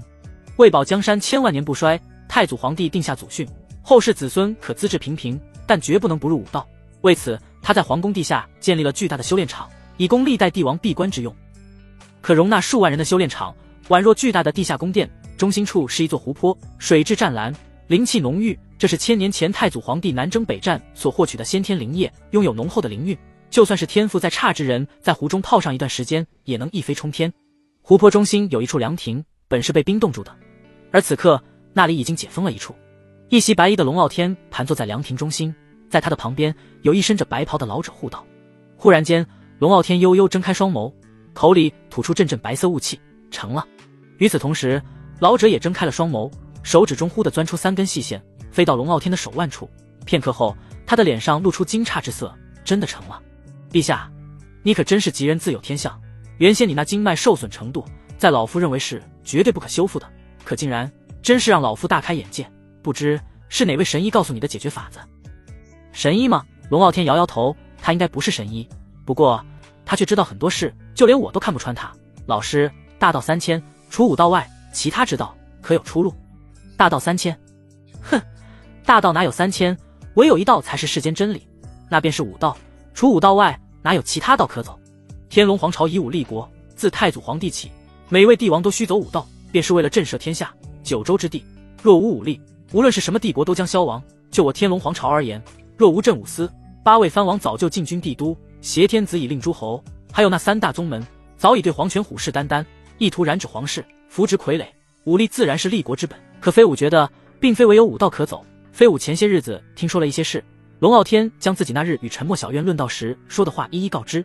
闻言，老者那双苍老的眸子越发明亮起来。大道3000，百花齐放，陛下，此话是何人所言？老者激动地站起身来，着急问道。便是教我如何修复经脉之人，是他。陛下，那人现在身在何处？快带老夫去看看，老夫要亲自拜见他。老师，你要出山？龙傲天一脸惊讶，自己的老师自先皇开始便避世不出一甲子，就算是他登基即位，江山不稳，也未曾提过要出山。可今日他竟然会为了一个陈默要出山了。大道3000，有如此见地之人，普天之下可有几人？如今武道昌隆是不假，可若是其他3000之道可兴，那他便是道祖。此人不简单，必须要把握住。陈默自山中被捕，便直接押送到了刑部大狱。武者决斗致人死亡这种事，不仅天龙皇朝，就算是在整个九州都是常见的事。但那赵望毕竟不是毫无背景的普通人，父亲赵德柱当朝兵部侍郎，手中握实权，他要追究起来，陈默难脱其咎。虽说陈德旺好歹也是个大理寺少卿，可遇见这事，直接就将自己从中摘出，说什么要大义灭亲，此事不用看他脸色。陈默知道，自他被逐出陈家开始，陈德旺早就对他死心了，特别是接连2次敲诈，说不定早已对他动了杀心。只不过这位道貌岸然的父亲因为名声问题，没敢对他太过分。如今陈默犯事，这位便宜父亲不仅不帮忙，反而还有可能会暗中踩上一脚。自山中下来已经过去了半日，可却迟迟没有接到要审理此案的消息，陈默便已经猜到了事情的缘由。这或许就是龙华的后手，就算陈默在山上没有打前者，他也一样会因为这件案子入狱。案子迟迟没有开始受理，应该是被龙华压下来了，目的是逼出陈默背后之人。可陈默却是一脸无奈，他背后真的没人。虽说那日我出手是重了些，可也不至于会打死人。赵望之死肯定与龙华有关，不过比起这事，最重要的还是怎么对付龙华那家伙。如今宁王那边已经将我视为眼中钉肉中刺，若不趁早解决后患，恐怕不用等到叶良辰回来，我就已经死了。陈默抹撒下巴，暗暗想着。这时牢房外头忽然传来了脚步声，大少爷，二少爷，虽说可以让你2人进来探监，但时间不宜过长，还请2位少爷注意一下，不要让小的难做知道了。出去吧。说完我们便走。陈默耳根微动，听着熟悉的声音，他不由站起身来朝外一看，却见两人正朝他这边走来，一个是身着书生袍子的文人，一个是身着劲装的武人。两人不是别人，正是陈默的两位好哥哥陈静和陈广。他们怎么会这么好心来探望我？陈默心中有些疑惑，还未想明白，却见陈广一巴掌拍在栅栏上，面色阴鸷地盯着他。虽过去多日，但陈广脸上还有淤青，相比于此，他的身上总是在隐隐作痛。一想起自己挨打皆因陈默这个臭弟弟，他的内心就抑制不住的恼火。如今再看到陈默成为阶下囚，他的心里别提有多高兴了。陈默几日不见出息了，成了什么狗屁道祖，还把赵侍郎家的公子打了。不过你这出手也忒重了些，把人都打死了，哼，脑子里只会动手动脚的粗鄙武夫也该如此。我看何须等调查，直接问斩便是了。陈广早些日子也被陈默打过，过去多日他已经好了不少，但心里还是记恨陈默这个明明一直都饱受他欺负的弟弟，理应被他欺负一辈子，可他竟然敢是主是凶，着实可恶。最可恨的还是自己的好兄弟好知己赵望也是因他而死。赵望不是我杀的，此事是他人诬陷我的。面对两位便宜兄长的冷嘲热讽，陈默不紧不慢地解释了一句：哼，前2日便是你出手将赵望重伤倒地后，他在床上躺了2日，情况一直没有好转，今日更是一命呜呼，定是你那日出手太重导致。你现在还想抵赖？就算不是你又如何？陈默，所有的证据都指向你，赵侍郎更是咬死你是凶手，准备告御状呢。反正父亲是不会保你的，你就别想着出来了，说不定过几日你就得被拉到菜市场问斩了。兄弟二人并没有听信陈默的话，反而觉得这是他的一面之词。陈默也懒得继续解释，淡淡道：两位兄长今日前来不是来探望我的。哼，你觉得你这弃子值得我们探望吗？陈广冷哼一声道：陈默，你害我挨了家法，此仇不报，我怎么也咽不下这口气，正好在你临死前让我打一顿，消消我的心头之恨。陈进也想揍陈默一顿，但他毕竟是文人，手无缚鸡之力，而后者如今皮糙肉厚，与武者无异，他就算动手也没打不了什么。父亲让我们来提醒你，你作为陈家三子，吃陈家的，喝陈家的，住陈家的，陈家待你不薄，所以等你上了公堂，不要牵连陈家，就说这些事都是你一人所为，一切与陈家无关。说得好听，不过就是为了自己的名声罢了。陈德旺这家伙就是个伪君子，不是真小人，当年辱了我母亲就想一走了之，若非母亲怀了我，若是弃之不顾，会对他的名声有影响，他怎会让一个丫鬟做妾室？虽说是收了我母亲做妾室，可他却一直瞧不上我母亲，还因为别人的闲言碎语越发冷落，动辄打骂，导致母亲郁郁而终，待我如弃子。你们两个欺负我的时候不管不顾，我稍有反抗他便请家法，说的好听是三少爷，但不过是他不愿圈养的一条狗，如今还敢来这里说待我不薄，呸！恶心！陈默啐了一口，满脸厌恶地瞪了一眼陈广、陈进二人。陈默，你好大的胆子，竟然敢这么说父亲！我看你是讨打陈广登时就忍不了了，一个陈家弃子竟敢如此嚣张。他扯着牢房大门的铁锁，便要拿出钥匙打开房门冲进去，将后者打一顿。二哥不必太激动，你难道不想知道我为何会被抓进来吗？陈默笑笑，一改方才那桀骜不驯的态度。陈进眉梢一挑，你杀赵望一事已经是板上钉钉，难道你还犯了其他事？哼，真是胆大妄为，真以为你是陈家三子，陈家就会给你兜底吗？陈广冷哼一声。陈默没有理会陈广，转而看向陈进笑道：还是大哥聪明，不瞒你们说，今早我在山上打了一个人，狠狠地揍了他一顿，你可知是谁？陈进虽然不感兴趣，但瞧见陈默这渐渐的表情，还是忍不住问了一句：是谁？宁王世子。龙华啪嗒，陈广抓起钥匙的手猛地一声落地，一脸不可置信地望着陈默，惊呼道：你把宁王世子打了？陈进理智些，可那陈默的态度肯定不止这些，他喉间滚动下，声音颤抖地问道：除此之外你还干了什么？大哥聪明啊！陈默眼前一亮道：那宁王世子辱我就骂回去，不仅如此，我还骂了他祖宗18代。轰隆！陈进忽然感觉大脑宛如春雷炸响，整个人都懵了。不仅是他，头脑简单的陈广也意识到了事情的严重性。骂宁王世子的祖宗18代，那不就是骂当今女帝的祖宗18代？这事若传到女帝耳朵里，还不得当场给她来个酒足消消乐？不对，陈进思来想去，觉得陈默话里有漏洞，赶忙追问道：若是你辱骂了宁王世子祖宗18代，按理说他绝不会放过你，这事传到陛下耳朵里，莫说是你，就连我们也得遭殃。如今我等皆相安无事，也就是说你在撒谎还是有点脑子的。陈默心中一乐，继而笑道：世子想要羞辱于我，于是便给我个机会，若是我跪下向他道歉，那他可以不将我辱骂他祖宗18代一事告知陛下，可若是我不低头，嘿嘿，三弟，自幼大哥待你是差了些，但大哥也都是为了你长进啊。你可知，若非大哥一再折辱你，你可有今日这般胆大？连世子殿下都敢打。陈静舔着脸凑到陈默跟前，使劲拍起了马屁。陈广见状，哪里还猜不到大哥的想法？三弟啊，二哥这些年揍你也只是为了你长进，而且二哥也没骗你，帮你保管的银子都还在呢。以往嚣张跋扈的陈家大少和二少此刻宛如一条狗一般，笑眯眯地凑在陈默面前讨好他，哪里还有方才进门时的嚣张？我还是喜欢你们之前桀骜不驯的样子。陈默冷笑不已。二哥说这些年都帮我保管好银子，那今日我需要，可给我。你都要死了，还要银子做甚？陈广当时就不乐意，他哪里帮陈默保管过银子，全都拿去接济落难女子，帮陈默行善积德了。二哥真是倔强，那我也学着二哥点，在世子面前也倔。别，三弟，你二哥说笑呢。其实银子大哥也帮忙保管着。陈静笑着解释一句，而后回头怒瞪陈广一眼，后者有些羞愧地低下头。好，既然大哥爽快，那我也爽快。我说过我没杀赵望，是，你没杀，我们都相信你。三弟怎么可能杀人呢？所以你们要还我清白。这陈家两兄弟相互对视一眼，一脸为难。大哥觉得为难？不为难，大哥这就去给你办。陈静脸上强挤出一丝笑容，而后拉扯陈广离开。大哥，你真相信陈默的话吗？陈广犹豫了一下，追问道。他觉得这件事有蹊跷，若是陈默真的得罪了世子，那必定是死罪。人都要死了，留着清白有何用？不可不信，也不可全信，速派人去调查今日世子的动向。若是世子真出了城，在陈默那附近活动的话，那他的话就不得不信了。赵虎携带众人回到了四合院，见几人行色匆匆，且陈默却不在车上，方才回来，福伯便察觉到情况不妙，赶紧出言询问事情缘由。守门的裴江南也好奇地凑了过来，他被指派到此处，便是保护陈默等人的安全。若是陈默出事了，那他可就罪过了。苏雨墨眼眶红红的，泪水打湿了脸颊。面对福伯的询问，他扑通一声便跪了下来。福伯，各位，我对不起你们，若非是我，少爷他也不会得罪宁王世子。宁王世子到底发生了什么？福伯顿时急了。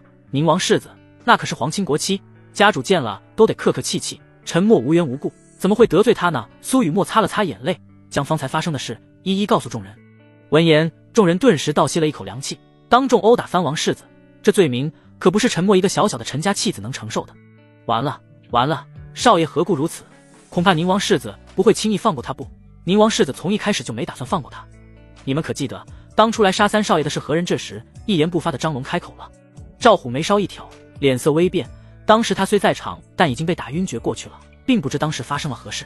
宁王的手下哥哥说了，劫狱一事与宁王有关。柳无心开口道，他当时就在陈默旁边，这些事他听得清清楚楚。这下众人彻底绝望了，这本身就是故意针对陈默的局，无论他打与不打，都必死无疑。他们只是星斗小民，又如何招惹得起那种大人物？现在他们才真正意识到自己有多么渺小。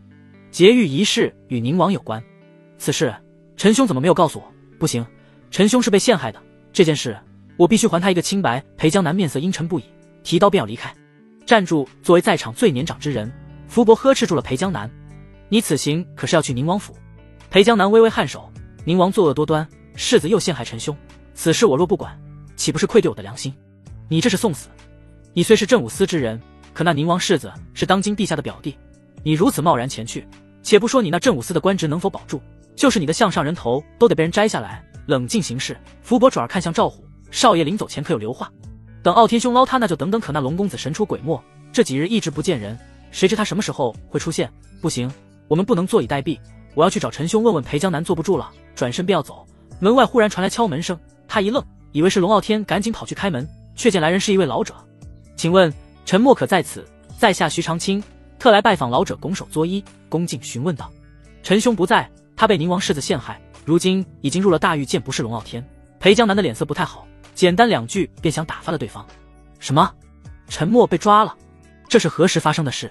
陷害又是怎么回事？小友，老夫虽无半点官职，但在朝中也有些人脉，你且告诉我发生何事，能有帮得上的，老夫定不推辞。徐长卿的话顿时引起了苏雨墨的注意，他美目一转，娇躯忽然一滞，赶忙站起身来跑了过去。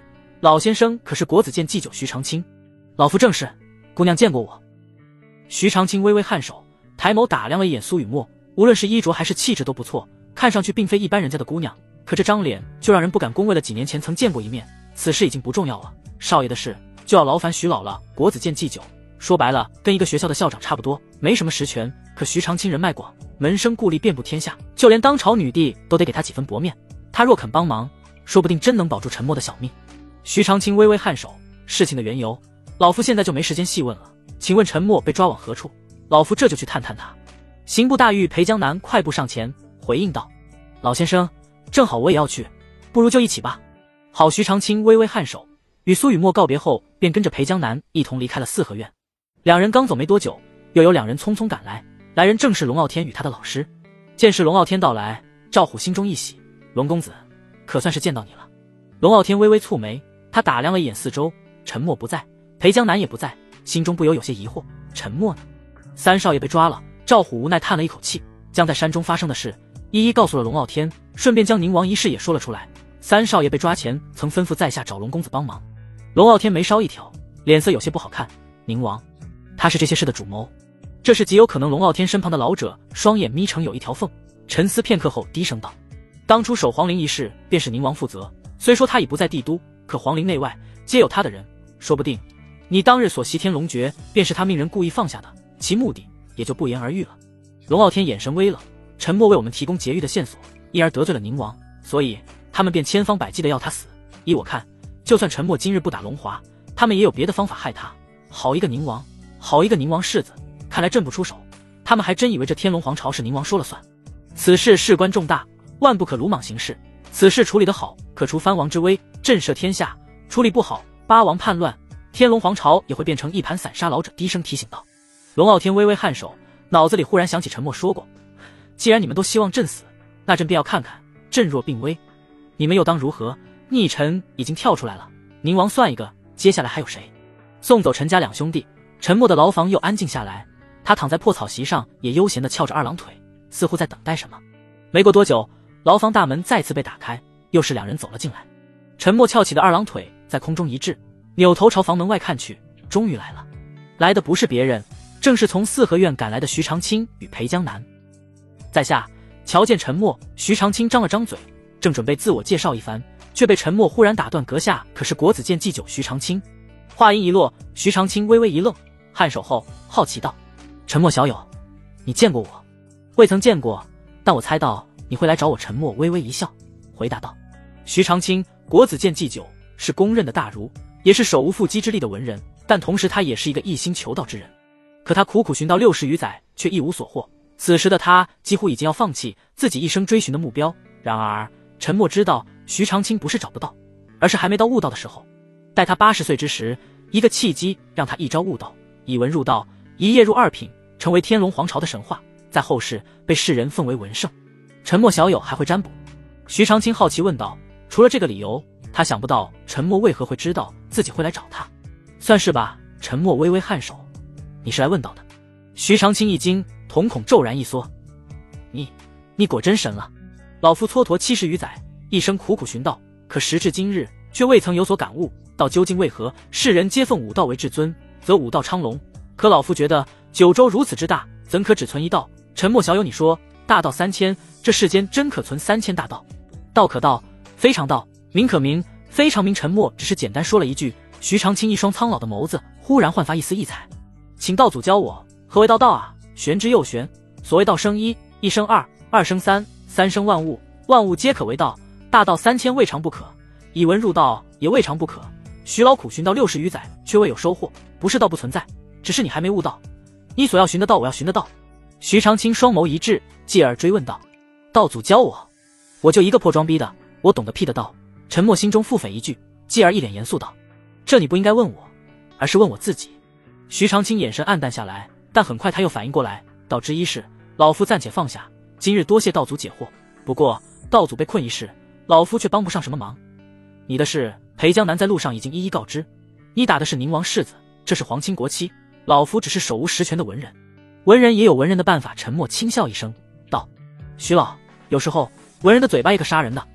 你不用帮我找什么大官，只需要为我发言即可。接下来我说的话，你可一定要记住，此事能不能成，全靠你了。一刻钟后，终于将自己想法告知了徐长卿。后者微微颔首表示已经记住了，脸上还有些疑惑，但瞧沉默的眼神，或许只要自己办得好，就真的能将他救出来。陈兄，那我呢？听说宁王便是炼制魔人的罪魁祸首，我想直接从宁王府入手，只要找到证据，他们便会受到应有的惩罚，届时你也就安全了。裴江南一脸认真地盯着陈默，后者微微颔首：“你的想法不错，不过方向却错了。宁王府没有你想要的证据，而且凭你的身份，你也进不了宁王府。这样，你回去找傲天兄，赵府刑部侍郎赵得住膝下三子，大儿子与二儿子不中用，皆是当了书生，好歹算是考上了个秀才，有功名在身。可在这个武道昌隆的时代，文人终究是弱势群体。赵得住所有的期望都留在了三子赵望身上，好在他的好蛋儿也不负众望，觉醒超品灵脉，一夜开了2条灵脉，未来可期。然而就在这关键时刻，他的三儿子死了。赵得住发誓，必定要让害死他三儿子的凶手血债血偿。将一纸诉状送上刑部后，他便待在家中为儿子守灵，静静等待着开庭受审的消息。然而消息没等到，却等到了一个不速之客陈静。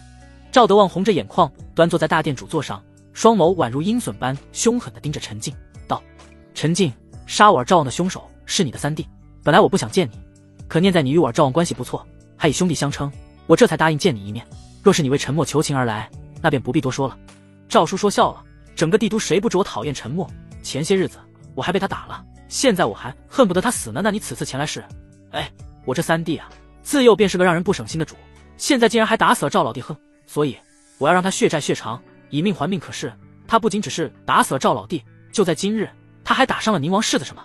赵得住有些诧异，宁王世子都敢打，还真是胆大包天了。不过这对他来说是好事，打了宁王世子，那陈默也别想活了。如此甚好，恐怕不用经过案件受理，陈默也会死得很惨。可问题就出在这，陈静摇头无奈道：“你说我这三弟打人就打人吧，竟然还敢骂世子殿下，不仅如此，还骂了人家祖宗18代。这可是诛九族的行为，他真敢干啊？难道他从一开始就是冲着自家九族来的？”赵得住瞥了陈静一眼，同情道：“那你节哀。赵叔，我话还没说完呢，你说。不过你若是想让我帮忙，老夫也无能为力，毕竟这可是诛九族的大事，我也帮不了你。我还真想让赵叔帮一件事，那便是撤了赵老弟的案子。我三弟说了，人不是他杀的，这不可能。”赵得住一拍桌子，声色俱厉地喝道，虎目如炬，凶狠至极。那可是他的亲儿子，赵家的希望，就算是让他死，他也不会撤掉案子。那我们还是继续说说陈默的事吧。我这三弟真让人不省心啊！他骂了世子殿下后，世子一生气，便说要禀报圣上，诛他九族。你猜我三弟怎么说？他怎么说？赵得住态度缓和了些，捧起桌上的茶杯，一脸淡然。他说：“诛我九族，就算你诛我10族又如何？”然后世子一发狠，说要满足三弟的要求，禀报圣上的话，我相信圣上也会同意。汝圣上的先人，确实该诛10族。赵得住微微颔首，抬起茶杯便要抿上一口。没错，我也觉得。可我去年与赵老弟一见如故，结拜为兄弟。如此说来，赵叔你也在我陈家的10族之列。赵得住手中的茶杯微微抖动，茶水漏了出来，嘴巴也在直哆嗦。赵叔，现在世子要我三弟道歉，只要他答应了，那他辱骂一事便可压下，保10族无恙。但我三弟暂时还未答应，我好说歹说，他才算承诺我。若能还他清白，便向世子低头道歉神。什么清白？赵得住一愣，忽然想起了陈静方才所说之言，撤案。翌日清晨，还在睡梦中的陈默被突然的一声巨响给吵醒了。他睁开朦胧的双眼，却见门外已经站着一个人了。龙华那个昨日被他揍了一顿的家伙，鼻子上还有伤痕，双眸处带着一丝阴狠。他昨日那般激怒陈默，早已做好了挨揍的准备。虽说他觉得陈默不敢打他，但令他万万没想到的是，陈默动手了，竟然还是往死里打的那种。一拳下去，差点把他鼻子打歪了。世子殿下，这是来陪我吗？陈默笑着问道。龙华脸色一沉，冷冷地瞪着陈默：“我已经给了你1个晚上的时间考虑，你也是时候交代你背后的人了吧？”“我背后没人。”陈默一摆手，无奈道：“你背后没人？哼，你以为我是3岁孩童吗？你背后若没人，你一个陈家弃子是如何知道我们的计划，并躲过了我们的眼线，让镇武司打破了我们的计划？你若背后无人，你又如何能让镇武司的高手心甘情愿地护你周全？”陈默，不要负隅顽抗了。此时此刻，你已经成了阶下囚，可你背后的人却无能为力。我要杀你！轻而易举。龙华冷哼一声道：“随你怎么猜测，我说的都是事实。你若不信，尽管继续关着我好了。哼，不见棺材不掉泪。今日不给你一点颜色瞧瞧，我看你是不会开口的了。来人，开门！”上刑龙华厉声喝道。站在他身旁的几名狱卒立马拿出钥匙，就要打开陈默牢房的大门。报！就在这时，牢房外忽然传来一道响亮的声音。陈默嘴角微微上扬，龙华脸色一凝，狐疑地瞥了前者一眼，说：“禀世子，今日一早，兵部侍郎赵得住撤案了。他说杀害赵望者另有其人，他决定不对陈默发起诉讼。”什么？龙华顿时一惊，怒瞪了那汇报之人一眼，随即扭头看向陈默，所有的证据都指向你，赵王又是赵德柱的爱子，你是如何说服他的？不要小瞧我们九族之间的羁绊了，混蛋！陈默笑着一摆手，我也不知道啊，要不世子殿下帮我查查。龙华面色阴沉，冷哼一声道：你以为你让赵德柱撤案，你便可高枕无忧吗？你殴打本世子一事还未解决，你一样会是阶下囚。来人，开门，用刑。报！龙华话还没说完，又是一名手下冲进了进来。又怎么了？陷害陈默的计划失败，龙华的脸色不太好看，他怒瞪了那冲进来的手下一眼，喝道：禀世子，外面流言四起。那跑腿的侍卫手里提着一份小报，颤颤巍巍地说着，双手捧起，递到龙华面前。帝都繁华，也就衍生了不少娱乐产业，小报便是其中之一。若有新鲜事发生，市井之间基本是口口相传，富贵人家则有专人抄录的小报，也就相当于现代的新闻报纸。龙华接过侍卫递来的小报，嘴上骂了一句大惊小怪后，便开始阅览起来。震惊！宁王世子竟公然调戏良家妇女，男莫女泪。宁王世子为逼迫良家妇女，竟手段歹毒，诬陷陈家三公子入狱。宁王府半夜传出惊叫，这究竟是道德沦丧，还是人性的泯灭？一个个巴掌大的标题格外惹眼，而其内容之劲爆程度丝毫不减，将龙华给描绘成十恶不赦之徒，更有甚者，还将炼制魔人意图谋反一事写在上面。龙华的脸顿时就黑了下来，诽谤，这分明就是诽谤！是谁这么大胆，竟然敢诽谤本世子？让本世子知道，杀他全家！龙华往小报上的署名一栏看了一眼，整个人瞬间呆愣住了。国子监祭酒，徐长卿。除徐长卿外，还有帝都有名的儒生。若是他人还好说，龙华可用权势镇压，并以诽谤罪论处。可徐长卿的身份地位不一般，就算是当今圣上，都得给几分薄面，不是他说动就能动的人。好，很好，我真没想到，你这家伙竟然认识徐长卿那老古董，还能让他为你出手，好得很啊！你以为这样我就不敢动你吗？殴打藩王世子这罪名，你洗不脱？就算我名声臭了又如何？你一样逃不出我的手掌心。现在我的火气很大，后果很严重，来人，开门，用刑！报他娘的有完没完，用个刑怎么就这么难？龙华登时大怒，冷喝道：滚出去！今日就算是天王老子来了，老子也不管，都给我上，用刑！世子殿下，是陛下要召见你，想到自己若是不及时汇报，耽误了时辰，便会遭到更严厉的惩处。那冲进来的侍卫用最快的速度解释缘由。听罢，龙华心中怒火在一瞬间被浇灭，他霎时间产生了不好的预感，提起手中小报看了一眼，而后冷冷瞪了陈默一眼：是你在诽谤我？是不是诽谤？等陛下调查过来才知道，自古以来谋逆都是大罪，历代君王都是宁可信其有，不可信其无。世子，你们若真的清白，又何必会怕陛下审问呢？哼！你给我等着！龙华将手中小报狠狠扔在地上，脑子里开始不断回忆自己是否有露出马脚。宁王府中绝对没有对他们不利的证据，就算女帝要调查，也无从下手。没事的，一定没事的，表姐也只是怀疑而已。龙华在心中不断安慰着自己，尽量让自己镇定下来。好啊，世子殿下，我等着你跟我一起坐牢呢。不过我想，等你来的时候，我也该出来了，因为我打的可不是什么宁王世子，而是反贼之子陈默。双手抓着栅栏，戏谑地说道。龙华面罩寒霜，回头冷冷瞪了陈默一眼：陈默，你已有取死之道。从刑部大狱出来的龙华直奔皇城，穿过白石御道，一路来到太极殿。女帝自登基即位后，励精图治，每日坐朝，头几年可是苦了那一般大臣们，每日起得比鸡早，睡得比狗晚，还要担心女帝会因科举兴起而罢免其官职。半年前，女帝痴迷于武道，早朝改为10日一朝，也间接让众多大臣们有了歇息的机会。可今日还未到10日，女帝便通知百官早朝，这不禁引人遐想，是否发生了什么大事？龙华来到太极殿，环顾四周诸多大臣，心中咯噔一下，心虚的抬头瞥了一眼那龙椅上的女子，而后又迅速垂下脑袋。听闻宁王意图谋反，为此炼制魔人对抗正武司，这事在帝都已经传开了。此时陛下召集百官早朝，难道便是因为这事？江湖小报不可信，说不定是有人在故意污蔑宁王，给他泼一盆冷水罢了。陛下不应该相信这些流言蜚语，若是他人说，我定是不信的。可那文章是徐老所写，我想应该不是空穴来风。陛下如今召见宁王世子，恐怕是要当面对质周围传来的议论声，让龙华的脸色越发难看。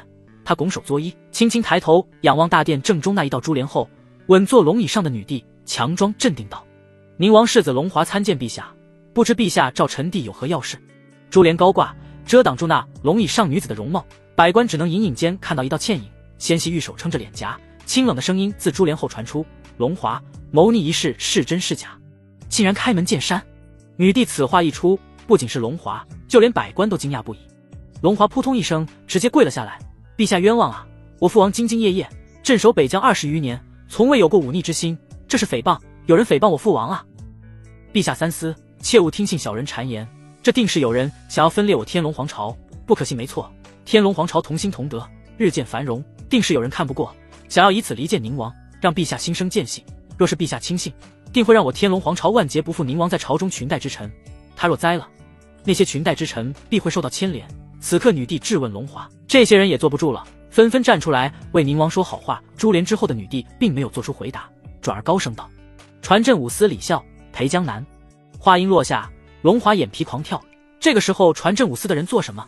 难道他们真的掌握了关键证据？不可能，他明明隐藏的那么好。沉默，难道沉默真的知道什么？早前他们劫狱的计划明明天衣无缝，出动的都是宁王府心腹，消息不可能外露，但却仍然被沉默截获消息。这一直以来让龙华耿耿于怀。如今镇武司再次出动，龙华开始有些不淡定了。身着黑袍，胸口处绣着麒麟的李孝脚步匆匆，携着裴江南一路来到大殿，先是拱手行礼，而后恭敬道：“陛下，昨日卑职在城外50里处查抄了3个据点，与帝都之内的魔人炼制之地一般无二。”轰！听到这话，龙华犹如晴天霹雳，脑子里一片浆糊。那3处据点如此隐秘，他们是怎么找到的？镇武司明明有他们宁王府这么多眼线，他昨夜怎么一点消息都没有收到？越过眼线行事，而且动作还如此雷厉风行。龙华惊恐地望着那株连之后的女子，心中越发的恐惧。此刻的他竟然感觉自己的一举一动都被对方知晓，一种不好的预感涌上心头。有何发现？女帝神色淡然地吐出一句。李孝微微颔首道：“卑职查抄2处，与帝都据点一般，没有找到幕后之人。不过卑职的手下裴江南却是找到了一些线索。”裴江南往前走出一步，拱手道：“禀陛下，卑职在据点处找到一封书信，旗下有宁王府的印记。不仅如此，末将还发现了宁王世子的专用令牌。”说话间，裴江南将书信与令牌一一奉上。女帝轻轻摆手，身旁的老太监脚步匆匆跑下去，接过书信与令牌，在大殿内走了一圈，百官齐刷刷地将目光看向书信与令牌。这一刻，整个大殿的气氛压抑到了极点。龙华一双眸子死死盯着那书信与令牌，虎躯一震，惊恐万分。陛下，陛下，这是污蔑，定是有人在污蔑臣弟。污蔑？书信可是有宁王府印记，令牌可是你的专用令牌，这些都是在据点处查抄到的，还是说你觉得朕的镇武司不可信？龙华结结巴巴，一时之间竟无言以对。原先为他说话的几个官员们瞧见这证据确凿，顿时没了声音。龙华有谋反之嫌，收押镇武司，听后发落，传令下去，命宁王一人进京自证清白。如若不然，扑女帝话音未落，身体忽然一僵，口中喷出血雾，染红了那龙以前的珠帘。刹那间，整个朝堂乱作一团。只见那拿着书信与令牌的老太监忽然发出一声惊呼：“快传御医！”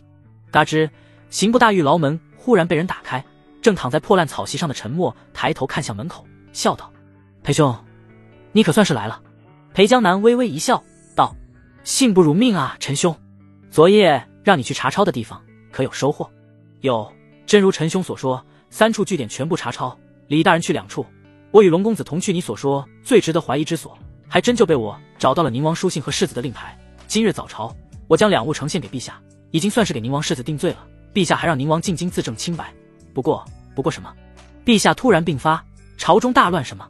陈默立马跳了起来，诧异地盯着裴江南：“陛下病倒了？”“没错，当场吐血昏厥过去，这不可能。”陈默眉梢一挑，神色复杂。他记得那日龙傲天明明是将金蝉草拿走了，而且还问了他如何修复受损经脉一事。难道龙傲天没有将金蝉草献给女帝？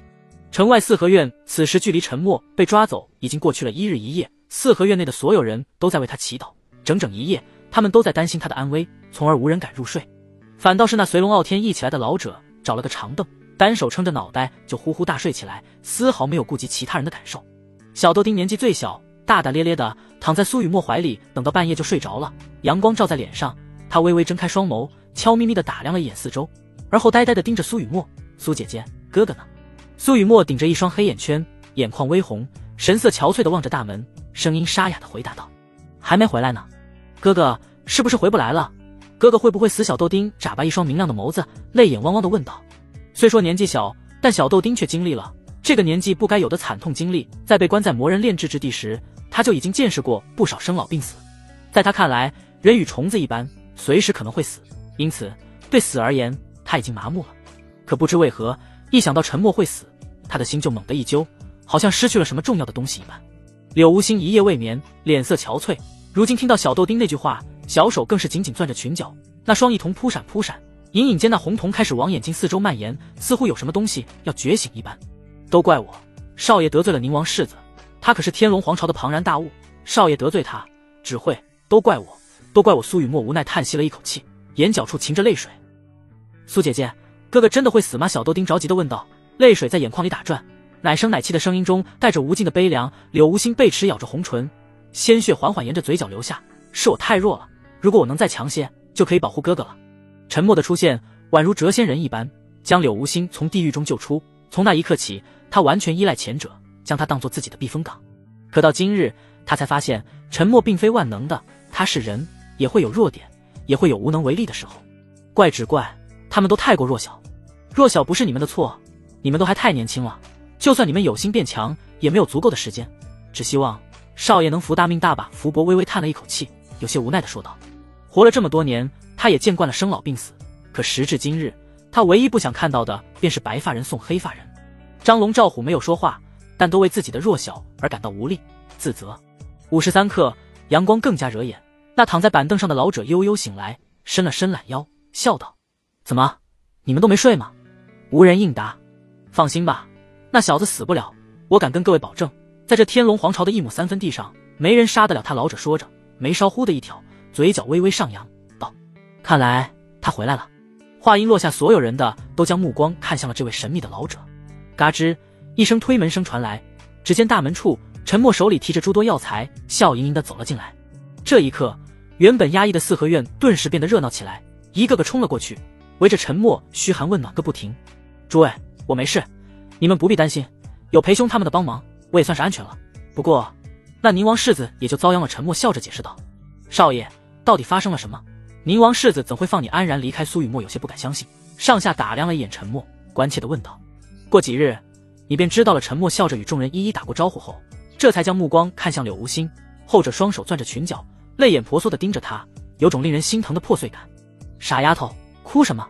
我还没死呢。陈默笑着摸了摸柳无心的脑袋。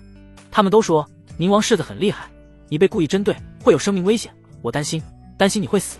哥哥，我不想你死，放心吧，我说过我会一直待在你身边的，我又怎会轻易死去？就算死了，你再给我复活，不就成了哥哥骗人？人死怎么会是复生呢？柳无心擦了擦眼角的泪水，转涕为笑道：只要是你，万事皆有可能。沉默说着，这才注意到旁边站着一个身着白袍的老者，自他进来起便一直在盯着他。撩妹的时候被人这么看着，沉默感觉怪怪的，转而看了老者一眼，敢问老先生是？他是龙公子昨日带来的，说是要见你，从昨日起便一直在此处候着。福伯在一旁解释道。沉默微微颔首，将手里的药材递给福伯，去给吴昕他们准备药材，也是时候进行第二次开麦了。福伯点点头，拿着药材离开。柳无心等人见状，也不好继续纠缠沉默，转而回到房间中。老先生也是为问道而来。这几日沉默经历了太多，因为他那一句大道3000的惊世言论，加之以废品灵脉之躯击败了开2条灵脉的赵望，越来越多的人奉他为道祖，找他问道。老者微微颔首，小先生那日之言论令老夫茅塞顿开，今日前来却是为问道而来。老夫乃上品灵脉，也正是小先生所说的禁制灵脉，此一生无论如何努力，也就止步于武者4品。道祖，我太想进步了，所以你想另辟蹊径？老者微微颔首，不过老夫努力数十年，也堪堪达到4品实力，若是此刻另辟蹊径，那这数十年的努力岂不是要毁于一旦？虽然老夫还有数百年的光阴可以重来，但肩上的重担无法卸下，若此时老夫废道重修，只怕……老者微微叹了一口气，8大藩王，3大宗门，没有一个省油的灯，他若是废了，这些家伙定然会趁乱起事，到时候就没人镇得住这群家伙了。你上品灵脉能修到4品实力着实不易，不过你何故要想着废道重修？另辟蹊径不是让你废道重修，而是双修，术武双修，亦或者物武双修。开脉入道，入武道走的是强化经脉的路子，经脉越强，体内可容纳的天地灵气就越多，徒手便可做到焚山逐海之举。而无论是术士一道还是巫师一道，走的都是强化精神的路子，经脉为辅，以掌控天地灵气为主。简而言之，武者控制自身灵气，而巫师、术士控制的是周遭的天地灵气，这是完全相反的2条道。在以往的岁月中，有人曾尝试过双修之路，可结果要么是精神崩溃，要么经脉逆转。因而九州中便流传出了鱼和熊掌不可兼得，道直可则其一的说法，在这个时代几乎成了世人的共识。但共识并不代表那就是真理，正如有人说人无法同时用双手画出一个圆和一个正方形一样，不是不行，而是没有用对方法。若想双修，要么有极强的天赋，要么就得有极强的毅力。老者的天赋如何，陈默尚未可知，但能以上品灵脉便修炼到灵脉上限的4品境界，这不得不说老者的毅力并不一般。在陈默的记忆中，数百年后能完成双修之人不在少数，他们也有各自的方法。他思索片刻后，将自己所知道的都一一告诉老者。后者听罢豁然开朗，立即站起身来，拱手作揖恭敬道：多谢道祖指点，老夫没齿难忘，他日若有用到老夫的地方，定不推辞。只是今日有所领悟，想快点回去，那你且回去试试吧。不过我提醒你一句，万事不可着急。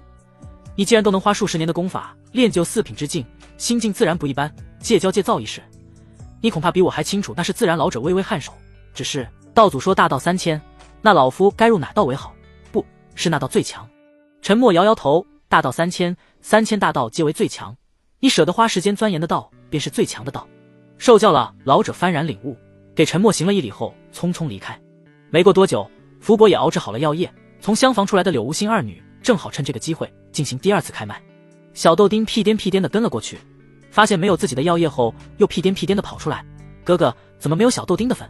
傻丫头，你都没觉醒灵脉，哪里需要浸泡药液？那上次怎么有小豆丁的份？那是想帮你驱虫。虫虫这么可爱，怎么能把虫虫赶走？小豆丁攥着拳头，可怜兮兮地盯着陈默。那以后就不去了，你就跟虫虫好好玩吧，等你将来开麦了，你可以试着选巫师一道。陈默轻轻抚摸着小豆丁的脑袋，自幼便与虫子玩得这么亲近，若是用蛊，前途无量。巫师是什么？能吃吗？小豆丁扑闪扑闪着大眼睛，好奇地盯着陈默。你除了吃和玩虫子，脑子里就没别的东西了吗？陈默心中哀叹一句，等你长大了，你就知道了，玩去吧。哦，小豆丁似懂非懂地点了点头，而后又跑去角落找虫子玩了。开麦阶段需要浸泡药液打通经脉，让灵气贯通全身8根灵脉，打通的灵脉越多，则所需要花费的时间越长。第1次开麦，柳无心二女花费了1个晚上的时间，第2次更为漫长。苏雨墨在经历了1天1夜后，终于在第2天傍晚时分醒来，而柳无心则更久一些，在第3天早晨醒来。苏雨墨这次又开了3条灵脉，一共6条，样貌看上去没什么变化，但整个人的气质都发生了变化，不再是当初那般柔柔弱弱，单论实力而言，恐怕比完成3个炼体入门阶段的陈默还要强。柳无心第1次开麦就开启了5条，第2次更是8条灵脉齐开，随着灵气完全贯通，他身上那些难看的疙瘩已经全部消失，一张娇小可爱的俏脸宛如瓷娃娃一般精致，虽说看着有些稚嫩，但却是个十足的美人胚子，就连曾经名噪一时的帝都大美女苏雨墨都觉得自惭形秽。柳无心捏着裙角从厢房里走出来，来到陈默跟前，紧张地抬头盯着他，嘴巴没动，但那张俏脸上却写满了期待，好像在说我好看吗？陈默微微一笑道：无心，你很漂亮，你记住，我不是在夸奖你，而是在描述你。此话一出，等待夸奖的柳无心顿时羞涩地垂下脑袋。虽说这些天他听了很多甜言蜜语，但只要是陈默说的，他好像一点抵抗力都没有。真想一辈子听他说话。陈默盯着柳无心，一脸宠溺，这一幕正好被苏雨墨看在眼里，无论是眼神还是那些甜言蜜语，在之前他都没有太过重视，可随着陈默在龙华手上救下他后，一种复杂的情愫冉冉升起。苏雨墨转身走进厨房，找到了忙里忙外的福伯。苏姑娘进来做甚？难道是帮老头子做午饭？福伯打趣道。话音落下，他却看到苏雨墨一脸凝重地朝他走来。福伯，请帮我恢复容颜北疆。宁王府一只灰褐色的飞鸽缓缓飞入府中一处书房内，窗户边上身着一袭蟒袍的中年男人站在窗台，伸出左手食指悬在空中，那飞鸽缓缓落在他的食指上。中年男人右手摘下飞鸽脚上的绑着的小铁环，左手一提，飞鸽立即飞到他的肩膀上，一股灵力注入铁环之上。片刻后，一封书信立即出现在手中。中年男人粗粗瞥了一眼，面色瞬间阴沉下来，一巴掌狠狠拍在案台上，轰的一声，案台顷刻间4分5裂。王爷为何如此大动肝火？就在这时，在阴暗处，一袭黑袍之人发出沙哑的声音，询问道：事情败露了，花儿被捕，龙飞舞那丫头还让本王进京自证清白。哼，说得好听，不过是想兵不血刃的拿下本王罢了。以花儿为质子，想要逼本王就范吗？本王就偏不遂他的愿。可事情败露，我们该当如何？难道真的要？信上说龙飞舞在朝堂上当众吐血昏厥，我料想定是遭到我留下的假功法反噬。我们的机会来了，传令三军，即日开拔帝都，随我一同进京。清君侧这便是洗髓丹了。4合院内，一位中年人得意洋洋地将一枚黑不溜秋的灵丹放在石桌上。陈默瞪大眼睛，细细凑近灵丹，鼻子轻轻嗅了嗅，味道有点上头，有香味，也有淡淡的臭味，混合在一起，让人有些不适。洗髓丹是并非什么顶级灵丹，但也并非那么轻易就能获取。首先要有足够的药材，然后便是高级的炼丹师出手炼制。这二者，陈默都没有。不过好在他声名远扬，道祖之名引来了不少问道之人，其中便有帝都最有名的炼丹师古山。在得知陈默需要一枚洗髓丹后，古山毫不犹豫地便接下这个请求。不到3日时间，一枚洗髓丹便送到他的面前。武者开脉入道后，经脉畅通，体内杂质排出，这对武者来说犹如鸡肋，而普通人又无法承受如此强大的灵气冲撞。总而言之，这玩意儿从上古时期便流传下来，但却鲜少有人用到。不知道祖用此物作甚？古山好奇地问道。自是炼体需要用到，陈默解释到，炼气需开脉，开脉则有药液浸泡身体，通过药液灵气加速修炼者打通灵脉，而炼体者则需淬体、益骨、益精、洗髓，阴阳混成，气血成型，经历这6个阶段。前3者可通过药液辅助完成，而洗髓则可通过服用洗髓丹。至于气血成型，便要稳固气血，则需更高阶的灵丹辅助。古山微微颔首，道祖所说炼制气血丹的药材我已经集齐了些，可却是差了一株龙血草。这东西我都鲜少听闻，就连百草堂也没有，要弄到恐怕需要多费些功夫才行。不着急，我这洗髓还未完成呢。至于这龙血草，我好像记得哪里有，一时之间又想不起来。陈默摇了摇头，待我找到龙血草，又得劳烦古先生一次了。无碍，道祖为我解惑，让在下受益匪浅，在下感激，你还来不及呢，时候也不早了。那在下就先告辞了。古山起身拱手道别。陈默捧起石桌上的洗髓丹，厢房的大门处探出一个可爱的脑袋，一双异色双瞳眨巴一下，左右看了一眼四周。出来吧。陈默瞧见那贼头贼脑的柳无心，不由莞尔一笑。虽说后者开启8条灵脉后，活脱脱成了一个小美人，自卑感消失不少，可说到底，他也还是个社恐小可爱，见有外人就躲在房间里不敢出来。察觉到古山已经离开后，柳无心这才大胆地从房间里走出来，好奇盯着陈默手上的洗髓丹。哥哥，这就是能助你炼体的洗髓丹吗？陈默微微颔首。那你服用后会不会减寿啊？柳无心有些失落地问道。炼体本是逆天而行，耗费气血，导致寿命衰减，所以有关炼体之事，他总要问个清楚，便是害怕陈默先他一步而去。傻丫头，洗髓法骨对身体有益，又怎会减寿呢？陈默轻轻摸了摸柳无心的脑袋道。我也是担心你妈。柳无心羞涩地低头，小声嘀咕了一句，而后正色道：哥哥放心，无心一定会很努力变强，然后保护你的。我知道。陈默笑着回应了一句，随即又想到什么，你已经开了8条灵脉，是时候入道了，可没有功法修炼，若是贸然入道，对你来说没好处。我本想向傲天兄借本功法的，可这几日却始终不见他的踪影。除了修炼的功法，陈默还想向龙傲天打听龙血草的下落，后者可是能拿出罕见的乾坤果与血枯草，或许还真能找到龙血草。当今圣上染了恶疾，如今正在昏迷中，宁王趁机谋反，如今镇武司为抵御宁王谋逆，草木皆兵，莫说是龙公子那等高手，就是裴江南也被召了回去。少爷要找他，恐怕也只有去镇武司了。福伯从厨房里走出来，分析着如今的局势。宁王谋逆这事，陈默早有预料，这几日到处都在传这件事，他也清楚。不过他倒是好奇，那龙傲天究竟有没有将金蝉草交给女帝？若是真上交了，女帝不可能会重病，或者说女帝本身就没有重病，而是在假装的。无论怎么说，事情的发展都在按原本的剧情路线在走。看来我也是时候去帝都一趟了。陈默低头看了一眼柳无心，后者则是有些期待地盯着他。无心，你也想去帝都吗？陈默笑问道。柳无心摇摇头，帝都的人不喜欢我。陈默忽然想到，自己与柳无心初次见面的时候，他便是被帝都的百姓扔石头，天生异瞳，那便是世人认定的灾星，去到哪里都是人人喊打的存在，让他这个社恐之人去帝都这种人多的地方，着实是难为了他。不过若是能跟哥哥在一起，就算是地狱，无心也不怕。柳无心补充一句。陈默微微一愣，盯着前者那认真的双眸，不由老脸一红。倒反天罡了，终日撩妹，今日竟被妹聊了，嗨嗨，帝都有好多好玩的东西，等有机会我就带你长长见识，不仅是帝都，还有整个九州。等我有空了，万水千山，我陪你去看。柳无心的眼睛里写满了期待。陈默拿起洗髓丹，转身进了自己的房间中。洗髓丹的味道有点上头，看着令人难以下咽，不过陈默还是忍着心理上的不适，捏着鼻子一口将其吞下。苦涩的味道在味蕾中绽放，继而通过食道落入腹中。良久，一股燥热之感从丹田处蹭蹭蹭的往上冒，直冲天灵盖。陈默感觉身体的每一根筋骨都爱蠕动，青筋暴涨，温度骤升，宛如坠入火炉一般，汗水不断从体内冒出。片刻后，汗水停歇，取而代之的是一点点黑乎乎的杂质。洗髓伐骨便是要排除体内所有的杂质，身体如璞玉般干净透彻，如若不然，体内的杂质便会影响到气血的凝练。3个时辰后，陈默体内那股燥热之感渐渐消失，全身上下皆是黑乎乎的粘液，臭烘烘的一片，差点让他吐出来。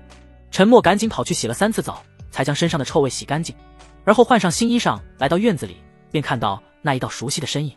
龙傲天，傲天兄，许久未见，别来无恙啊！瞧见是许久未见的龙傲天，陈默的脸上顿时露出灿烂的笑容。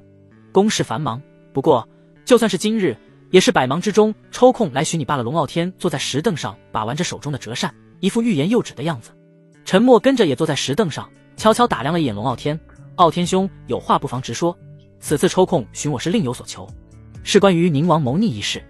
在陈默的记忆中，女帝经脉受损导致一蹶不振是在数日后发生，而后宁王一直蛰伏了半个月的时候才敢起事。可如今女帝提前病倒，而龙华被囚，谋逆一事暴露，宁王不得不提早造反，所有的事情都提前发生了。没错，龙傲天微微颔首，如今陛下重病不起，宁王趁机谋反，八王早有不臣之心，在宁王起事后，萧王、晋王接连造反，整个天龙皇朝北部都乱了。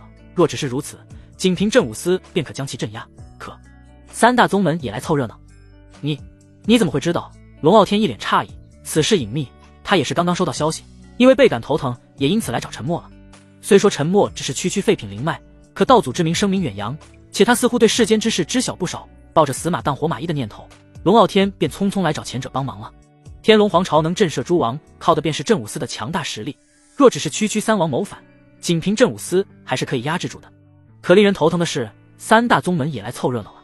9州之地有大小皇朝帝国上百个，大大小小宗门更是多不胜数，地域不同，国情不同，有不少帝国实力羸弱，若想长存，不得不依附一些大宗门，代价便是每年都给予宗门供奉，还要听宗门差遣。说是独立帝国，其实不过是大宗门的傀儡。天龙皇朝以武立国，建国初期，太祖皇帝更是只手遮天，把境内的3大宗门治得服服帖帖的，是9州之地上为数不多皇室力压境内宗门势力的帝国。太祖皇帝驾崩后，天龙皇朝皇室日渐衰败，3大宗门强势崛起，隐有掌控皇室的野心，是因太平盛世，皇室、镇武司实力也不弱，3大宗门虽有野心，但却不敢轻举妄动。可如今乱世已至，3王谋逆，镇武司疲于应对3王之乱，无暇他顾，正是3大宗门动手掌控皇室的大好时机。恰逢此时，宁王做出了一个违背祖宗的决定，助他夺得皇位者封大国师，其所在宗门为国教，意图很明显了。3大宗门谁助我夺得皇位，宗主则封为大国师，地位与我平起平坐。不仅如此，我还会每年上贡，这就跟那些个实力弱小的帝国被大宗门扶持当傀儡差不多，直接是违背了太祖皇帝的初衷。太祖皇帝若泉下有知，恐怕棺材板都压不住了，也要跳出来骂一句不孝子孙，孝不孝导另说。不过宁王这招确实起了作用，他一开口，那地处北疆的赤焰门第一个跳出来，原本被镇武司打得节节败退的3王军队立马就扭转了局势。这还仅仅只是一个赤焰门，天龙皇朝2大宗门还在旁边看戏呢，若是他们也跳出来，那帝国军必败无疑。这也正是龙傲天所头疼的事情，此刻还有2大宗门没有出手，目的便是看他怎么做。他若也来封个大国师，那2个宗门定然会下场帮他，可他若是明确表明不会依附别人，那2个宗门便会掉头来打他，要么违背祖宗当傀儡，要么被3大宗门按着打，失去皇位。无论哪个决定，对他都十分不友好。我知道的事情可不少，不过我很好奇，傲天兄，你究竟有没有把金蝉草给陛下？沉默双眼微眯，好奇地打量着龙傲天，后者有些心虚地点了点头，我自己给自己，也算是给了吧。那陛下的病是装出来的吧？龙傲天继续点头。那看来是陛下玩脱了。沉默轻笑一声道。龙傲天无奈苦笑，宁王造反早在他意料之中，甚至8王一同造反，他都试想过，可他怎么也没想到，宁王那个败家玩意儿竟然会做出违背祖宗决定的事来。以帝国军的实力对付区3王与赤焰门不足为惧，尚有余力。可若是其他2个宗门也上场的话，那帝国军必败无疑。那简单，只要能让其他2个宗门老实点就行了，你有办法？龙傲天一喜，双手撑着石桌，不顾形象地凑到沉默面前，一双大眼睛扑闪扑杀地盯着他。怎么回事？我怎么看傲天兄好像眉清目秀，甚至还有点可爱。寻常时的龙傲天总是一副高傲的神色，虽长得俊美，可也没让沉默有所动容。毕竟在他看来，对方不过是男生女相了些，说到底还是男的，他的取向还是正常的。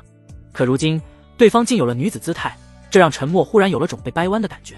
若是他女装的话，会不会更可爱一些？不对，我都在想什么？他可是男的。不对，他若是男的，胸大肌怎会如此浮夸？陈默忽然想起了烽火山之行，因为被打了一巴掌，他出现了短暂失忆。如今回忆起来，他不由狐疑地盯着龙傲天。你这么看着我做甚？龙傲天发觉陈默的眼神有些不对劲，立马意识到自己有些失态了，赶紧坐回原位，怒瞪了他一眼。嗨，没，其实我想问傲天兄一个问题，你是男是女这重要吗？很重要，这可是关乎我取向的大事。陈默心中暗暗惊呼一声，你若能帮帝国军渡过难关，我便告诉你如何。那我不亏了。陈默忍不住白了龙傲天一眼，道：我可说服那2个宗门不添乱，可我需要好处。你说只要能办到，我必不推辞一本皇室的入门功法造化诀，还有一株龙血草。造化诀是天龙皇室的入门功法，每一位皇室成员在成为武者后都可修炼，不仅是龙傲天，八王及其世子都可修炼。虽说没有摆上明面，但不可否认的是，藩王为了培养手下势力，也是将这门功法传授给自己的亲信。可以说造化诀传不传给外人问题不大。听到陈默的要求，龙傲天颔首答应。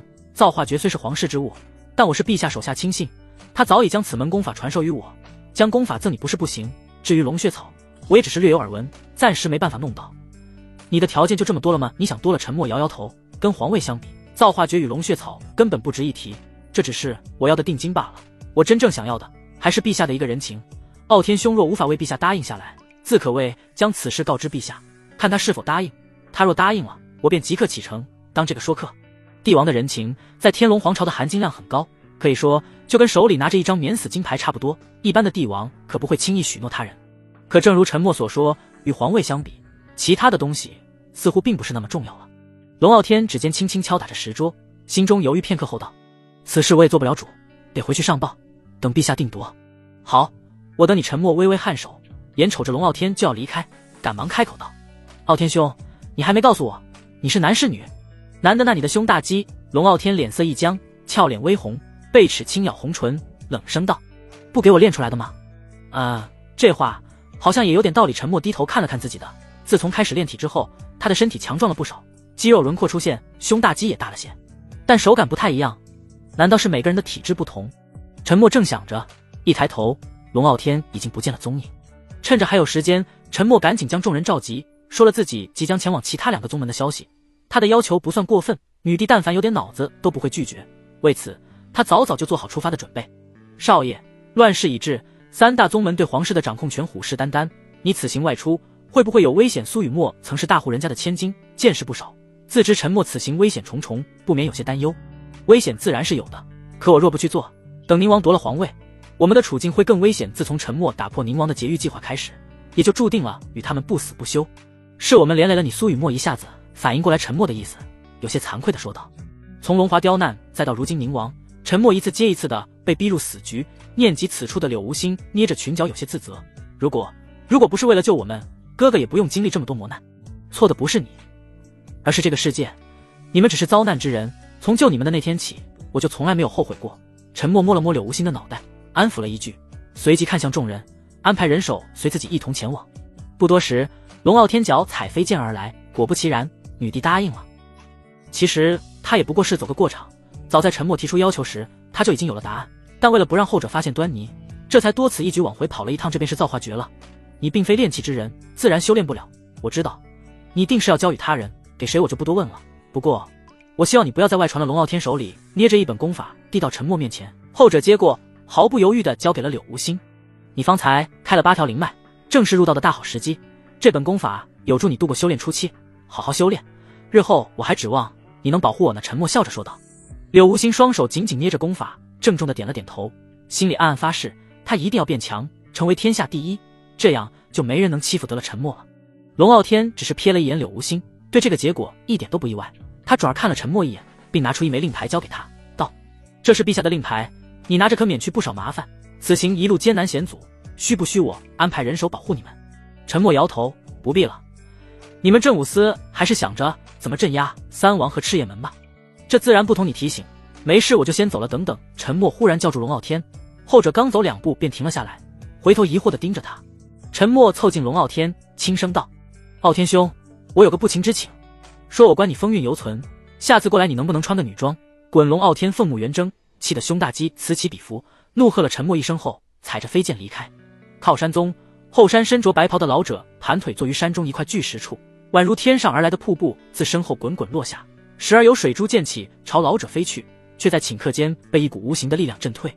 老者微微闭着双眸，似是沉睡一般。忽然他猛地睁开双眸，眼神中露出惊恐神色，继而胸口一胀，口中喷出一口血水。暴躁的灵力四窜，将身后水潭炸起，数十丈的浪花飞溅，宛如下雨一般，滴滴答答地落在。刷刷刷，林间传来树叶摩擦的沙沙声响，几个同样身着白袍之人宛如鬼魅般出现在老者跟前。宗主一声声呼唤落下，老者轻轻摆手，擦拭嘴角的血迹，淡淡吐出一口气，无碍，不过是强行突破3品导致的反噬罢了。看来强行突破这条道是走不通了，那可如何是好？3月后，那孽畜便来寻仇了。若无3品坐镇，只怕我靠山宗要被灭门了。哎，这后山之中明明有藏着先祖留下的宝物，只需拿出一样，便可助我们渡过难关。可我们却无开启之法，只能看不能动，着实令人心烦。当初天龙皇朝还未建立，我靠山宗便已在九州扬名，若能有当年留下的底蕴，也不至于被那太祖皇帝欺压。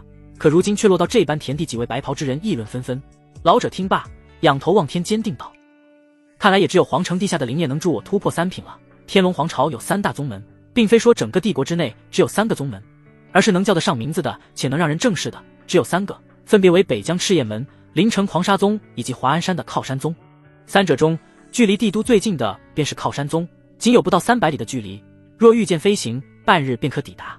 沉默一行人骑马而来，紧赶慢赶，也足足花费了3日时间，这才抵达靠山宗山门。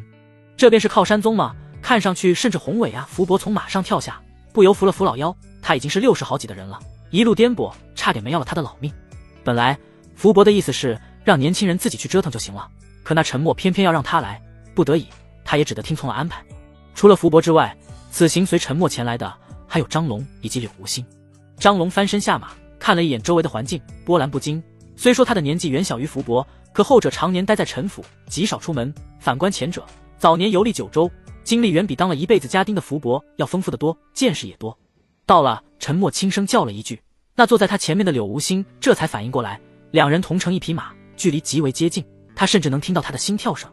一路上柳无心都是紧张地攥着缰绳，虽说羞涩，但却十分留恋在他怀里的感觉。直到沉默那句到了传来，他这才反应过来，哦，这就到了吗？柳无心有些失落，他还想在沉默的怀里再多待一会儿呢。沉默翻身下马，顺手将柳无心给抱下来。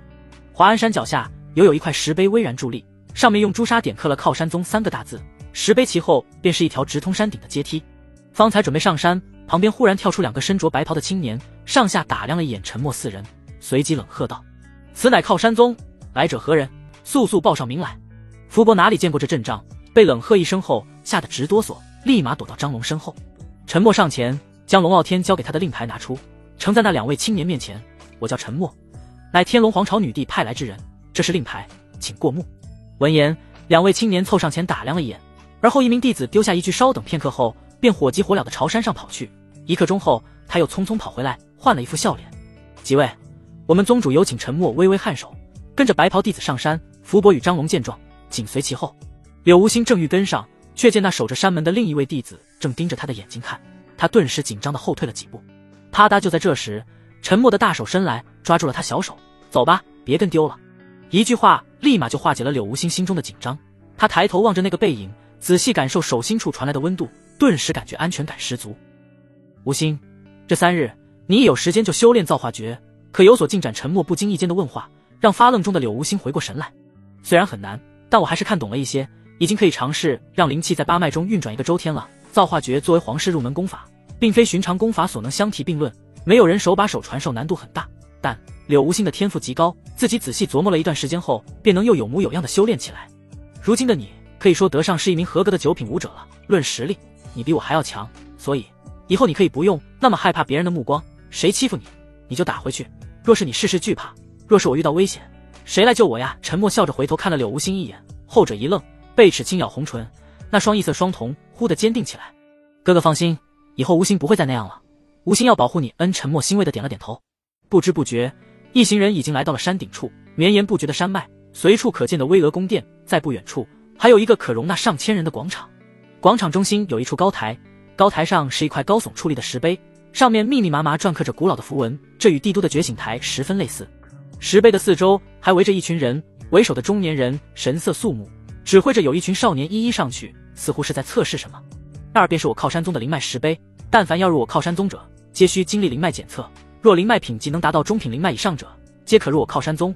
恰逢今日是我靠山宗收徒的最后一日，人是少了些，前些10日远比今日要多。几位有没有兴趣去看看？那白袍弟子轻笑一声，回头看了一眼沉默，道：我看你的年龄也方才到了觉醒灵脉的时候，不如去试试如何？沉默双眼细细盯着白袍弟子看了一眼，嘴角微微上扬，笑道：也好，正好我也觉得帝都的觉醒台可能不准。福伯，你与我一起去吧，张龙和吴心就不必了。啊，我……福伯指了指自己，有些无奈道：少爷，老头子我已经60多了，你还要我去检测灵脉品级，是不是太……不然你以为我让您来一路奔波过来是为什么？沉默微微一笑，拉着福伯便朝那高台上的石碑走去。白袍弟子在前面开路，斥退了几个刚准备上去的少年。虽说靠山宗也有走后门的，但如此明目张胆的插队，确实有损靠山宗的名声。那高台上的中年男人微微皱眉，神色不悦地张了张嘴，却见前者立马开口道：这是宗主的意思。闻言，那中年男人立马识趣地闭上了嘴巴，而台下一众嘈杂的弟子们也皆是沉默下来。能让靠山宗宗主亲自开后门的，想必那少年定是天赋绝伦之人。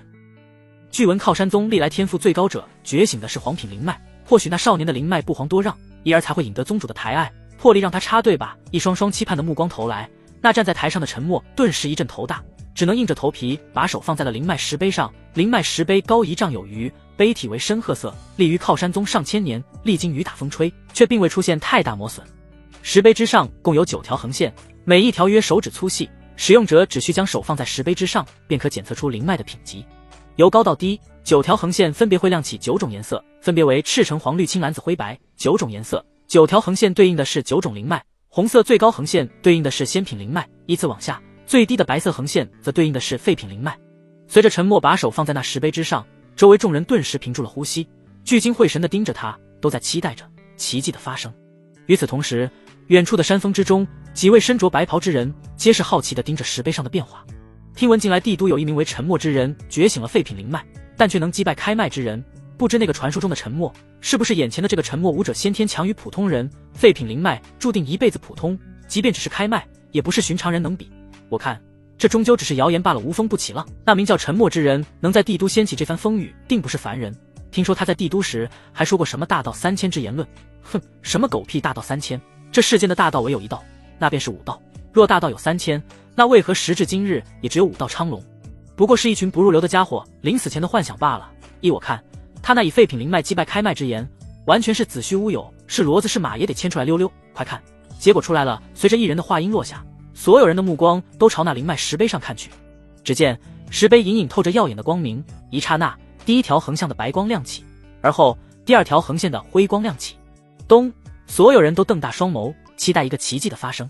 然而随着辉光亮起的刹那，就暗暗下去了，然后就再也没起来过。唯有那一道白光久经不衰，竟霎时间，整个广场陷入了死一般的寂静中，所有人都瞪大双眸，不可置信地盯着沉默。就这，插队上来测试的灵脉，就这。那高台上的中年男人脸色而已有些尴尬，还以为宗主钦定的人会是什么天之骄子，可没想到会是这样的结果。只要我不尴尬，那尴尬的就是别人。沉默双手背负，轻咳一声化解尴尬，我就打个样。福伯，你来。福伯左瞧瞧右看看，周围皆是一群年轻子弟，他一个老头子也要测，实在是太过丢人，可都已经被少爷摆上台了，他不上就有点说不过去了。于是乎，在众目睽睽之下，福伯只能硬着头皮凑上前。沉默也有些好奇，福伯究竟是什么品级的灵脉？据闻福伯年轻时因为家里贫穷，虽觉醒了灵脉，但穷文富武，贫穷的家里可支撑不起武者的开销，于是乎他连灵脉品级都没有测试，便早早的去找了份家丁的工作，一干就是几10年。石碑之上再次亮起耀眼的光芒，白光、辉光、紫光，一条条横线逐渐往上，五彩的光芒不断在广场之上闪烁。原本因为沉默那废品灵脉而失去兴致的众人再次兴奋起来，期待的目光死死落在那石碑之上，就连远处的一众白袍长老们也皆是露出了惊讶之色。青色上品灵脉绿色，超品灵脉黄色，黄品灵脉是黄色，是黄品灵脉，是黄品灵脉。随着石碑上的横线光芒定格在黄色，广场上的众人顿时发出了一阵阵惊呼之声。黄品灵脉，那可是先有的高品级灵脉，偌大的靠山宗在100年来也仅有一人而已。福伯瞪大双眸，那双苍老的眸子在这一刻产生了迷茫。少年时，父亲去山中捕猎，被妖兽咬去了一条腿，从此成了残疾。母亲体弱多病，常常需要服药，家中还有几个年幼的弟妹，家中所有担子都落在他一人身上。少年虽有闯荡九州的梦想，可当他回头看到父母期盼的目光，弟妹无助的眼神，他最终放弃了心中的理想。但每每经过觉醒台，他还是忍不住边上瞧上一眼，似乎只有这样，他才能得到满足。随着那道黄色光芒越发耀眼，福伯那苍老的眸子中忽然落在了2行滚烫的泪水。他发疯似的高喊着：“黄品灵脉，黄品灵脉啊！老子是黄品灵脉啊！”整个广场都在这一瞬间沸腾，可又在下一瞬间沉默。黄品灵脉，这在天龙皇朝可是万中无一的天才，他若早50年来，绝对会是我靠山宗的天之骄子。这掌门之位或许也轮不到我了，明明有这么好的天赋，却白白浪费了50年的光阴。黄品灵脉的天赋很高，可人老了，天赋再高也无济于事。可惜了！高喊几声之后，福伯双脚无力瘫软坐在地上，宛若孩童一般嚎啕大哭起来。少年时不可得之物，终将困其一生。错过的50年光阴，说什么也补不回来了。太晚了，一切都太晚了。纵使他还怀揣着当初少年时的梦想，可现在起步却太晚了。沉默来到福伯身后，轻轻拍了拍这宛如孩童般哭泣的老头的肩膀，后者止住了叫声，却止不住夺眶而出的泪水。老头子没事，就是有点难过罢了，少爷莫要担心。沉默微微颔首，没有劝福伯不要悲伤，就这么静静地陪着他哭了一会儿。福伯的泪水也止住了，伸出袖子擦去眼角的泪水，转而站起身来，让少爷见笑了。无碍沉默轻轻摆手，正准备从高台上跳下，却见人群中忽然钻出一位白袍少年，拱手作揖道：“在下靠山宗入门弟子张景。”沉默微微打量了一眼那名为张景的弟子，又看了看方才领着自己过来测试灵脉的白袍弟子，忽然间意识到了什么，笑道：“在下沉默。”张景莞尔轻笑道：“听闻帝都有个沉默，废品灵脉，却以道祖自居，不知是不是阁下？”听闻帝都有个沉默，废品灵脉，却以道祖自居，不知是不是阁下？张景话中带刺，言语充满了挑衅的意味。沉默微微蹙眉，抬头扫视了一眼四周，随着他的体质提升，不仅是实力见长，就连耳目也通达了，一眼发现了那远处山峰中望来的几人。人怕出名猪怕壮，此话并非空口胡说，道祖之名声名远扬，不少人也确实想要在他身上试试真假，特别是武道中人，自居不敢当，都是别人给我起的混名。沉默微微一笑，也算是承认了。张景嘴角上扬，原本的恭敬不在，取而代之的是一丝不屑，冷笑一声道：“我乃靠山宗入门弟子，如今已开3条灵脉，听闻道祖前些10日一招便击败了开2条灵脉之人，不知可否让我开开眼界？”挑衅有意思，沉默暗暗窃喜，心中却有了别的主意。炼体入门的6个阶段，他已经完成了4个淬体、一精、一骨、洗髓，接下来便是阴阳混成。气血与杂质共存一体，形成了先天平衡，但随着杂质被排出，气血在体内便有了更广阔的空间，但也失去了平衡。阴阳气血不和，则影响筋骨之力增长。这个时候，则需要将一定量的气血排出，促成阴阳混成。其最简单的方法便是战斗。开脉3条，难道你靠山宗的入门弟子没人了吗？让你来挑战我？沉默双眼微眯，面带挑衅之意，反倒是让张景愣住了。片刻后，他反应过来，脸色变得阴沉下来。都说你是道祖，我不信。若是你这废品灵脉能打败我，我就承认。沉默摇摇头，笑道：“我不需要你承认，但你若想挨揍，也可来试试。”狂妄张景再也绷不住了，双脚猛踏地面，宛如猎豹冲出，五指成爪，猛地朝沉默面门抓来。听闻当日在帝都，那沉默一招便让那开脉2条之人再起不能，数日后身亡。不知是真是假，废品灵脉先天无法修炼，藏气余身都做不到，何来力量与开脉之人决斗？此事10之8九是假的，是真是假，试一试不就知道了。那张景开脉3条，实力比开脉2条的还强上不少。他若真有实力，应该能过上几招。一道道目光皆是落在沉默身上。随着张景袭来，柳无心有些紧张地捏了捏拳头。此刻的他已经是9品武者了，实力上足以保护沉默。不过沉默尚未开口，他若贸然上前，只怕会引来不快，只得紧张地盯着前者，等待他的提示。沉默嘴角微微勾起，站在原地不为所动。张景见状，冷笑道：“是没反应过来，还是被吓得不敢动了？哼，废品灵脉本就无法修炼，又怎会是开脉之人的对手？依我看，你就是沽名钓誉之辈。”能徒手4人的一爪猛地抓出，片刻间便可将沉默脑门捏碎，但五指距离他仅有几寸距离，却停了下来。沉默已经抓住了张景手腕，反手一拧，只听咔嚓一声，骨裂之声传来，后者疼得龇牙咧嘴，嗷嗷直叫。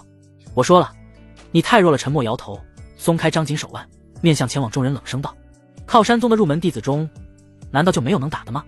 嚣张狂妄那语气似乎在说，我不是针对张景，而是说在座的各位都是垃圾。广场上近90%皆是为未入门的少年，但也有几个靠山宗的入门弟子，在听闻陈默这话愤愤不平。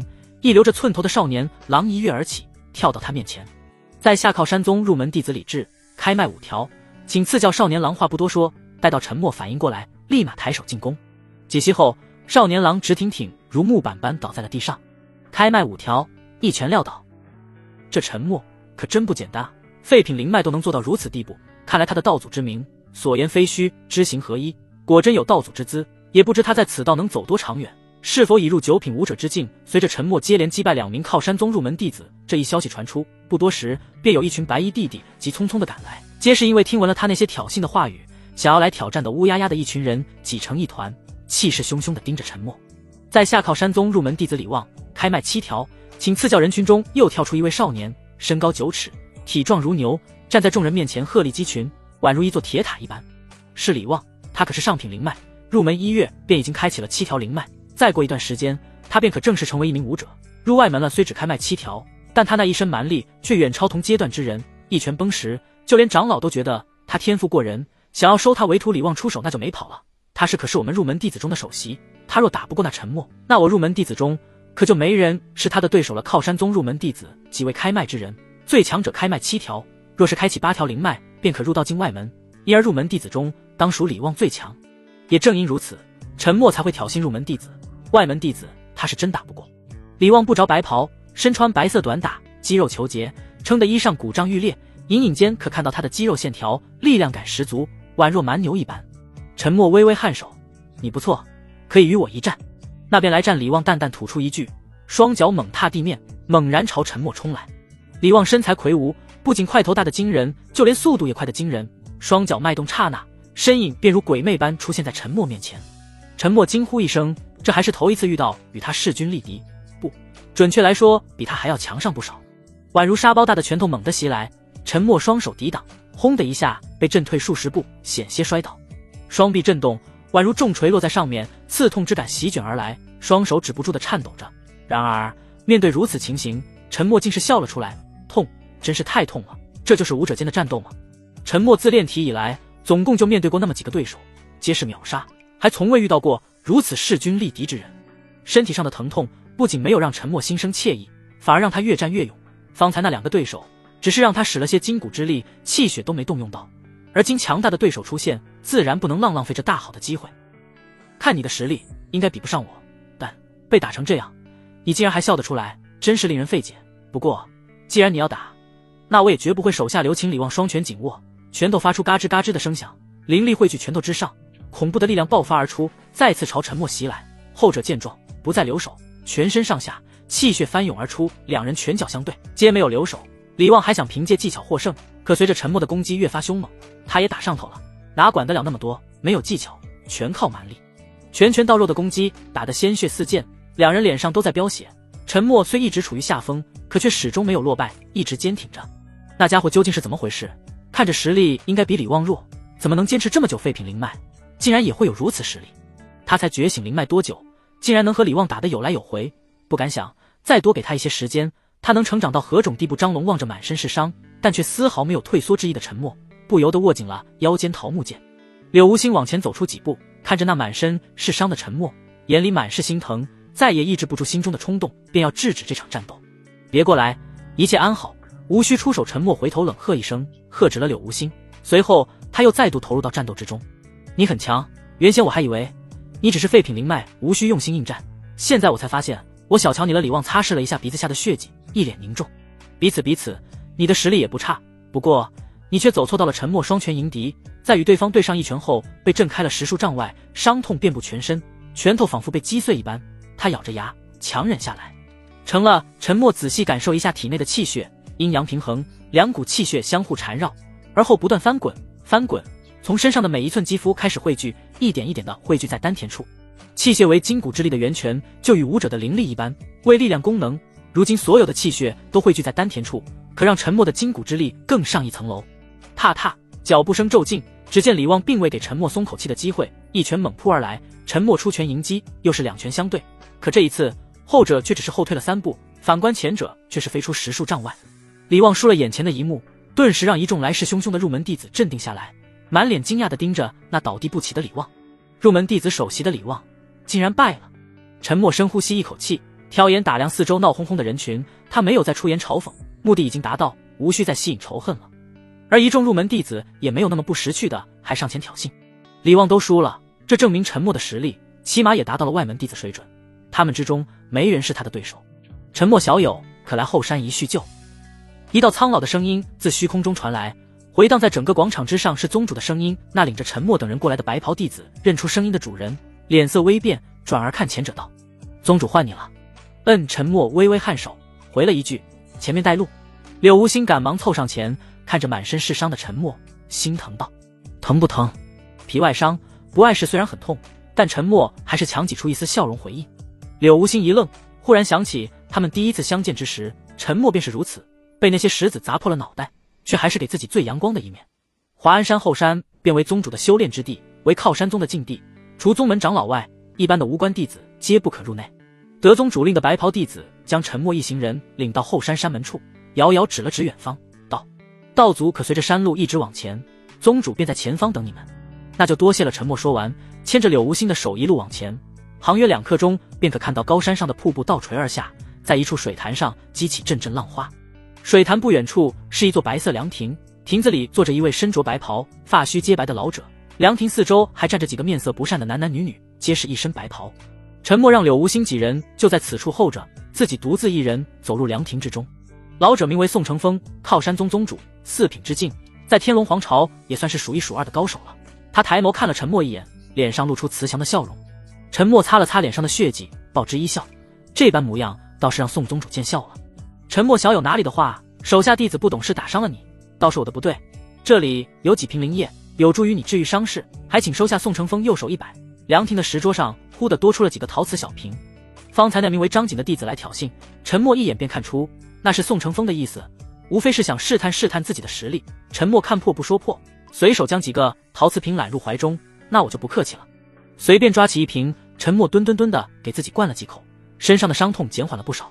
沉默小友，此行是奉女帝之命前来，不知找老夫有何事？如今天龙皇朝战乱不休，皇室四面楚歌，女帝也担心3大宗门的趁火打劫。沉默的来意，宋承风猜出了个大概，但他也是看破不说破。送你一份机缘。沉默喝完一瓶灵液，笑着回应道。话音落下，宋承风神色一愣，苍老的眸子中写满了狐疑。沉默此行是奉命前来找他，无非就2件事，要么许诺他好处，不要随意介入这场战乱，要么许诺他更大的好处，让他帮扶皇室。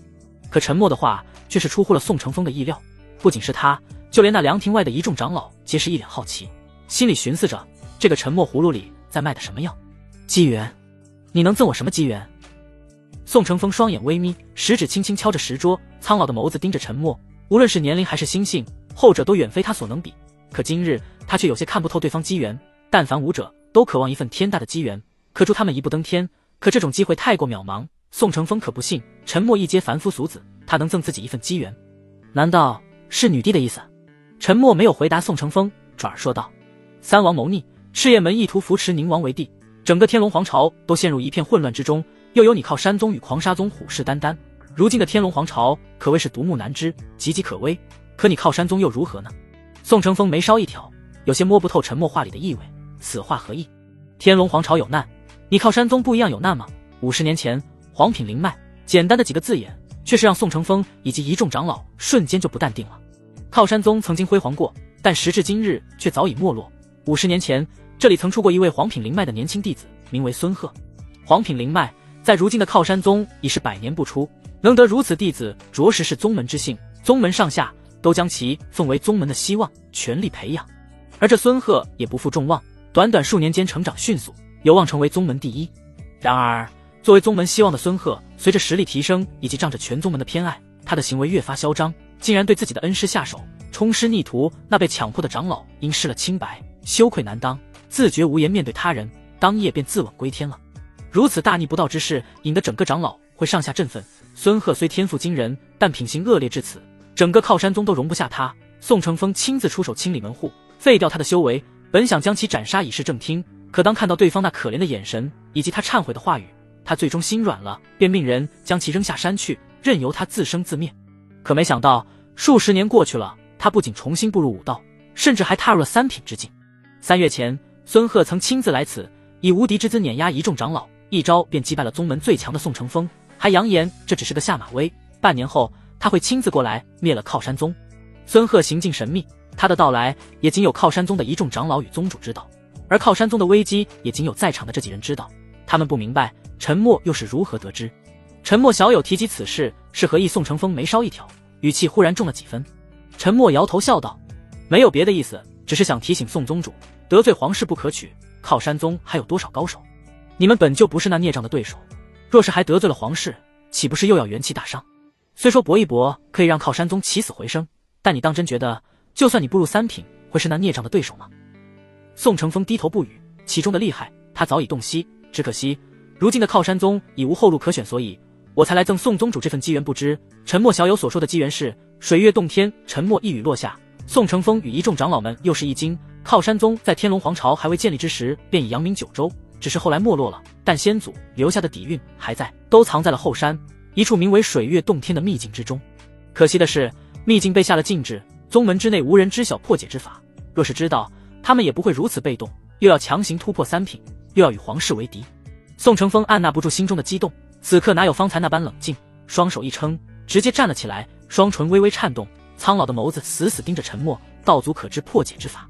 陈默微微颔首，既然说是赠你的机缘，哪有不知的道理？宋承风震惊不已，深呼吸一口气，尽量使自己冷静下来，还望道祖教我。天下没有免费的午餐，那你又说是赠？宋承风心里吐槽一句，继而笑道：“那是自然，获取机缘往往需要付出一定的代价。道祖且说，只要宋某能办到，无论道祖提出任何要求，宋某都不会推辞。不多，我就3个要求。”陈默右手抬起，伸出2根手指：1. 3王之乱，还请贵宗不要插手。当然，若是你们愿意派人助帝国军的话，我想我们的陛下还是很高兴的。2. 进了水月洞天，我想要里面的一株灵草。这1、2点我都答应了。第3呢？宋承风毫不犹豫地回答：如今的靠山宗都自身难保了，傻子才会去给自己找不自在呢。而这第2点要求倒也不过分，据闻水月洞天内珍宝无数，区区一株灵草，他还是给得起的。陈默指了指凉亭外后的福伯，道：第3便是收他为靠山宗弟子。宋承风扭头看了一眼福伯，年纪很大，早已过了收徒的年龄，但在陈默的机缘以及黄品灵脉下，这个要求不仅不为难，好像还让靠山宗赚到了。上一个黄品灵脉年轻气盛，做出了那档子事，如今这个应该有心无力了吧？毕竟年纪摆在那儿。好，我答应你。宋承风十分爽快地答应了陈默的3个条件。陈默起身，先是让宋承风准备一下，而后大步朝福伯走去，将自己方才所说的话一一告诉了对方。福伯颇为感动地盯着陈默，老泪纵横，佝偻的身躯朝他一拜：少爷。老头子年少曾感叹过命不好，因为家境导致无缘修行一道，可现在老头子觉得前半生吃的苦都是为了能够在晚年遇到您这么一个贵人，如此说来，老头子吃这半生的苦也值得了。陈默欣慰地点了点头，本以为福伯会决定留在靠山宗，却见后者话锋一转，又道：但老头子我已经年过60了，已是一只脚踏入棺材的人了，所有的事都看开了，老头子没有别的要求，只希望剩下的时光能伴随少爷左右，武道一世，就此做爸爸福伯你。陈默没想到盼了一辈子的福伯竟然会拒绝这么一个珍贵的机会。哗啦啦，高山上水流湍急，形成了自然的瀑布，四周云雾缭绕，仿佛自天河中倾斜而下。站在凉亭里的宋承风双手背负，宛若一阵清风般飘到水潭旁，大手一挥，衣袍猎猎，一股灵力震荡，只断了高处落下的水流。水流之后是一个约2丈高的山洞，山洞内有一巨石隔绝了里面与外面的通道，山洞四周长满青苔，水珠自山洞顶上滴答滴答落下，四周湿漉漉的一片。山洞口的位置摆放着一个棋盘，上面星罗棋布着黑白双子，密密麻麻摆了一大半，看样子是残局。水月洞天内被老祖下了禁制，若想进入，唯有破这残局，可老夫研究多年，却始终找不到破局之法。宋承风遥遥指了指山洞内的棋盘，淡淡解释道。陈默微微颔首，回头看了一眼福伯，而后道：福伯，你见多识广，可识得这残局？福伯一介凡人，听到陈默这话，首先想到的便是自己定然不识，可当看到靠山宗一众长老皆是朝他看去，也只能硬着头皮凑了过去。站在水潭边上，距离山洞有10数丈之遥。福伯年过60，眼力不行，眯着眼睛瞅了一会儿，还是看不清。见状，宋承风反手握住福伯肩膀，脚踩水面，宛若蜻蜓点水，带他来到山洞之中。福伯看清棋局，沉思片刻后认真道：“这残局我曾在一本古书上看过，破解之法，老头子倒也晓得。当真？”宋承风一喜，激动地问道。福伯微微颔首，丝毫没有顾及山洞湿漉漉的，直接盘坐在地上，捡起旁边棋篓里的黑子，便下了一子。哒，落子之声停歇，那棋盘边上的棋篓动了，一颗白子缓缓飘起，落在棋盘上。第几子了？沉默，没有询问情况，直接开口问道。福伯刚认真，听到沉默这话，来不及多想，回答道：“第一子，我方处于劣势，少爷可还要落子？”落哒哒哒，落子之声不绝于耳，每落一子，福伯都将战况与落子数告知沉默。不知不觉已经下了第10子，原本的劣势已然消失。不仅如此，黑子还将白子逼上了绝路，这让边上的宋承风直接激动起来，苍老的眸子死死盯着那棋盘上的黑白双子，身体不由颤抖起来。宋承风在此处研究棋局数十年，却始终无法让黑子逃脱白子的围杀。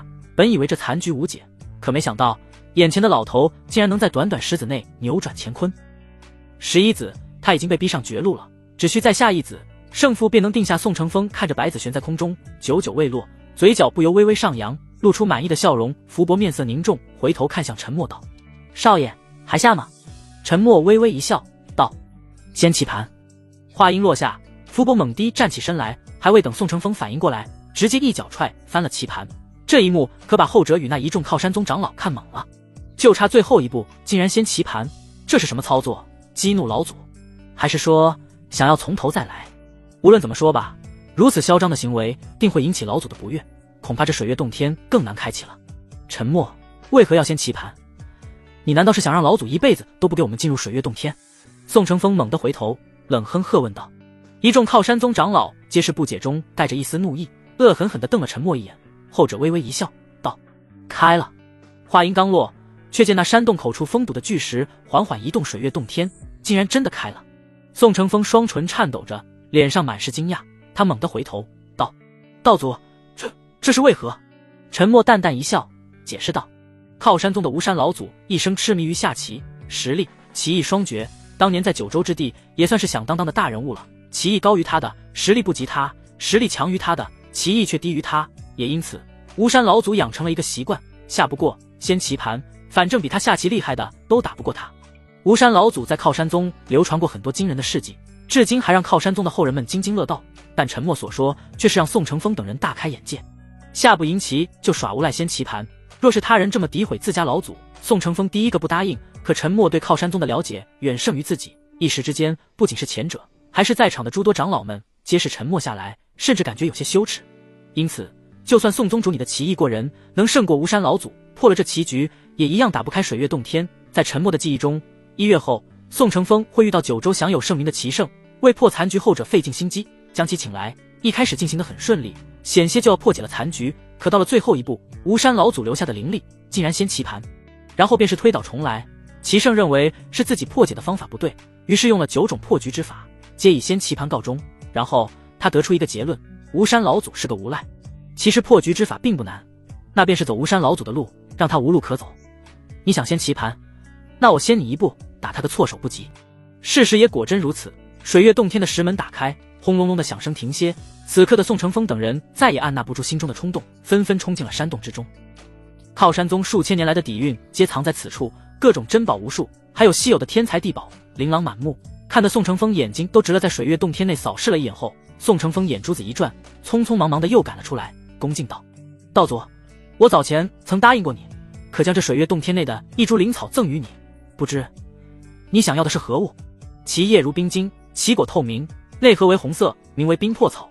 如果我猜的不错，应该是在入门左手边。宋承风快速返回，按照沉默的描述，一下子便找到了冰魄草，亲手将其交到后者手里，而后才支支吾吾地问道：“敢问道祖，里面何物可助我靠山宗渡过难关？”自见面以来，沉默就展现出无所不知无所不晓的姿态。此刻宋承风俨然将对方当成了拯救靠山宗的谪仙人。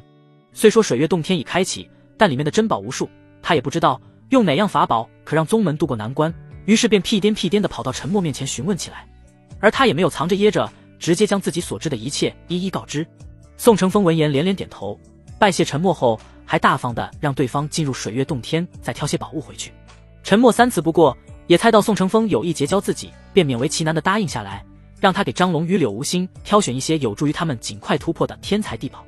虽不是给沉默，但也算是结交了个善缘。宋承风欣然允诺，挑选了一些适合9品武者修炼的天才地宝后，顺便各自赠予2人1枚储物戒指。此行还有要事没做完，宋宗主，我们就此别过吧。临走时，沉默拱手作揖，恭敬道。宋承风赶忙回礼，他日道祖若有需要，尽管差遣便是。虽说我答应了你3个条件，但与全宗上下的性命相比，阁下的恩情太大了。宋宗主说笑了，都是举手之劳罢了。不过确实有一事需要你帮忙。借一步说话，沉默做出请的手势，与宋承风离开了众人的视线。不多时，他又跑了回来，手中忽然多出了1枚令牌，上面篆刻着靠山宗3个大字。沉默将令牌塞进怀里，说什么个着难受，然后便丢给了福伯，此物帮我保管好。福伯呆呆地盯着令牌看了片刻后，便将其接过塞进怀里，感觉沉甸甸的。告别宋承风后，沉默一行人马不停蹄地离开宗门，打算前往狂沙宗。回到广场之时，正巧碰上满身是伤正蹲坐在山门的李旺。担心李旺会对沉默不利，柳无心弱小的身体赶忙跳出来，挡在沉默的面前，如同炸毛的母猫，警惕不已。沉默有些好笑地拍了拍柳无心的肩膀道：不必紧张，现在的他已经不是我的对手了。随即沉默又看向李旺，问道：在此处后，我不是又要打架吧？李旺摇摇头，方才我都不是你的对手，如今你有所突破，我更不是你的对手了。先前我觉得你说什么大道3000都是屁话，不过现在看来是我孤陋寡闻了。方才你说我走错了道，此话是诓我的，还是实话？那自然是实话。沉默不假思索道：你为上品灵脉，当属禁制灵脉，入武道的成就有限，若是入其他道，成就不可估量。那依道祖之言，我该入何道？李旺的眼神中充满了期待。沉默沉思片刻后回答道：你可与我一般，入炼体一道，不过这一道太过艰难，你主练肉身，可修术士一道；炼阵，可尝试阵法刻入身体经脉之中。当然，这也只是我的一个小小建议，毕竟这条道也不容易。李旺微微颔首，没有多说什么，拱手作揖给沉默行了一礼后便离开了。临城为天龙皇朝一座偏僻小城，四面环山，修炼资源丰富，但同时四面山中也常有妖兽出没，若非有狂沙宗照看，恐怕城中百姓要么死于妖兽之口，要么迁徙离开。狂沙宗位于临城之后，宗门与小城仅有一山之隔，身处群山之间，可谓是活在妖兽群中，方才出山门便可遇见妖兽。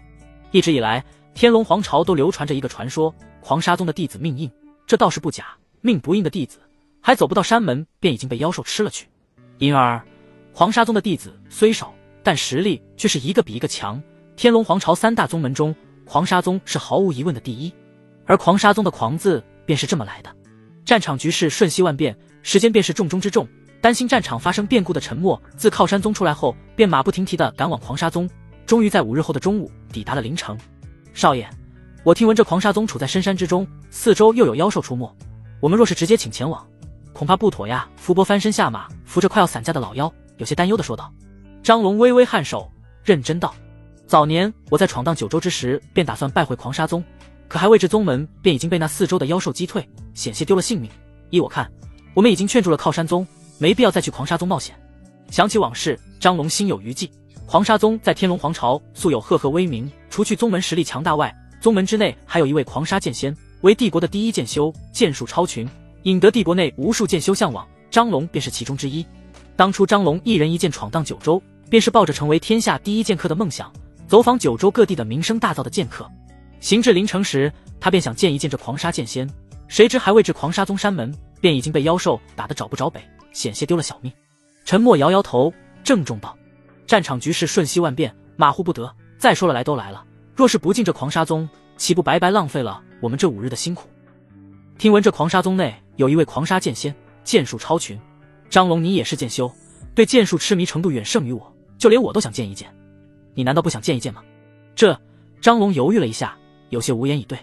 见状，沉默又道：此番前去狂沙宗一路凶险，我自知人多危险，为此你我2人前往即可。步行闻言，柳无心第一个不答应，他立马跳出来着急道：哥哥，既然有危险，为何不带上无心？无心的实力比你强，可以保护你的。沉默摇摇头，你虽有9品实力，但毕竟初出茅庐，尚未与妖兽交过手，贸然前去会很危险。而张龙经验丰富，带上我一个可随时进退，若人再多就危险了。你不必担忧，最多5日，我们便回来了，到时候我再陪你逛逛这临城，如何？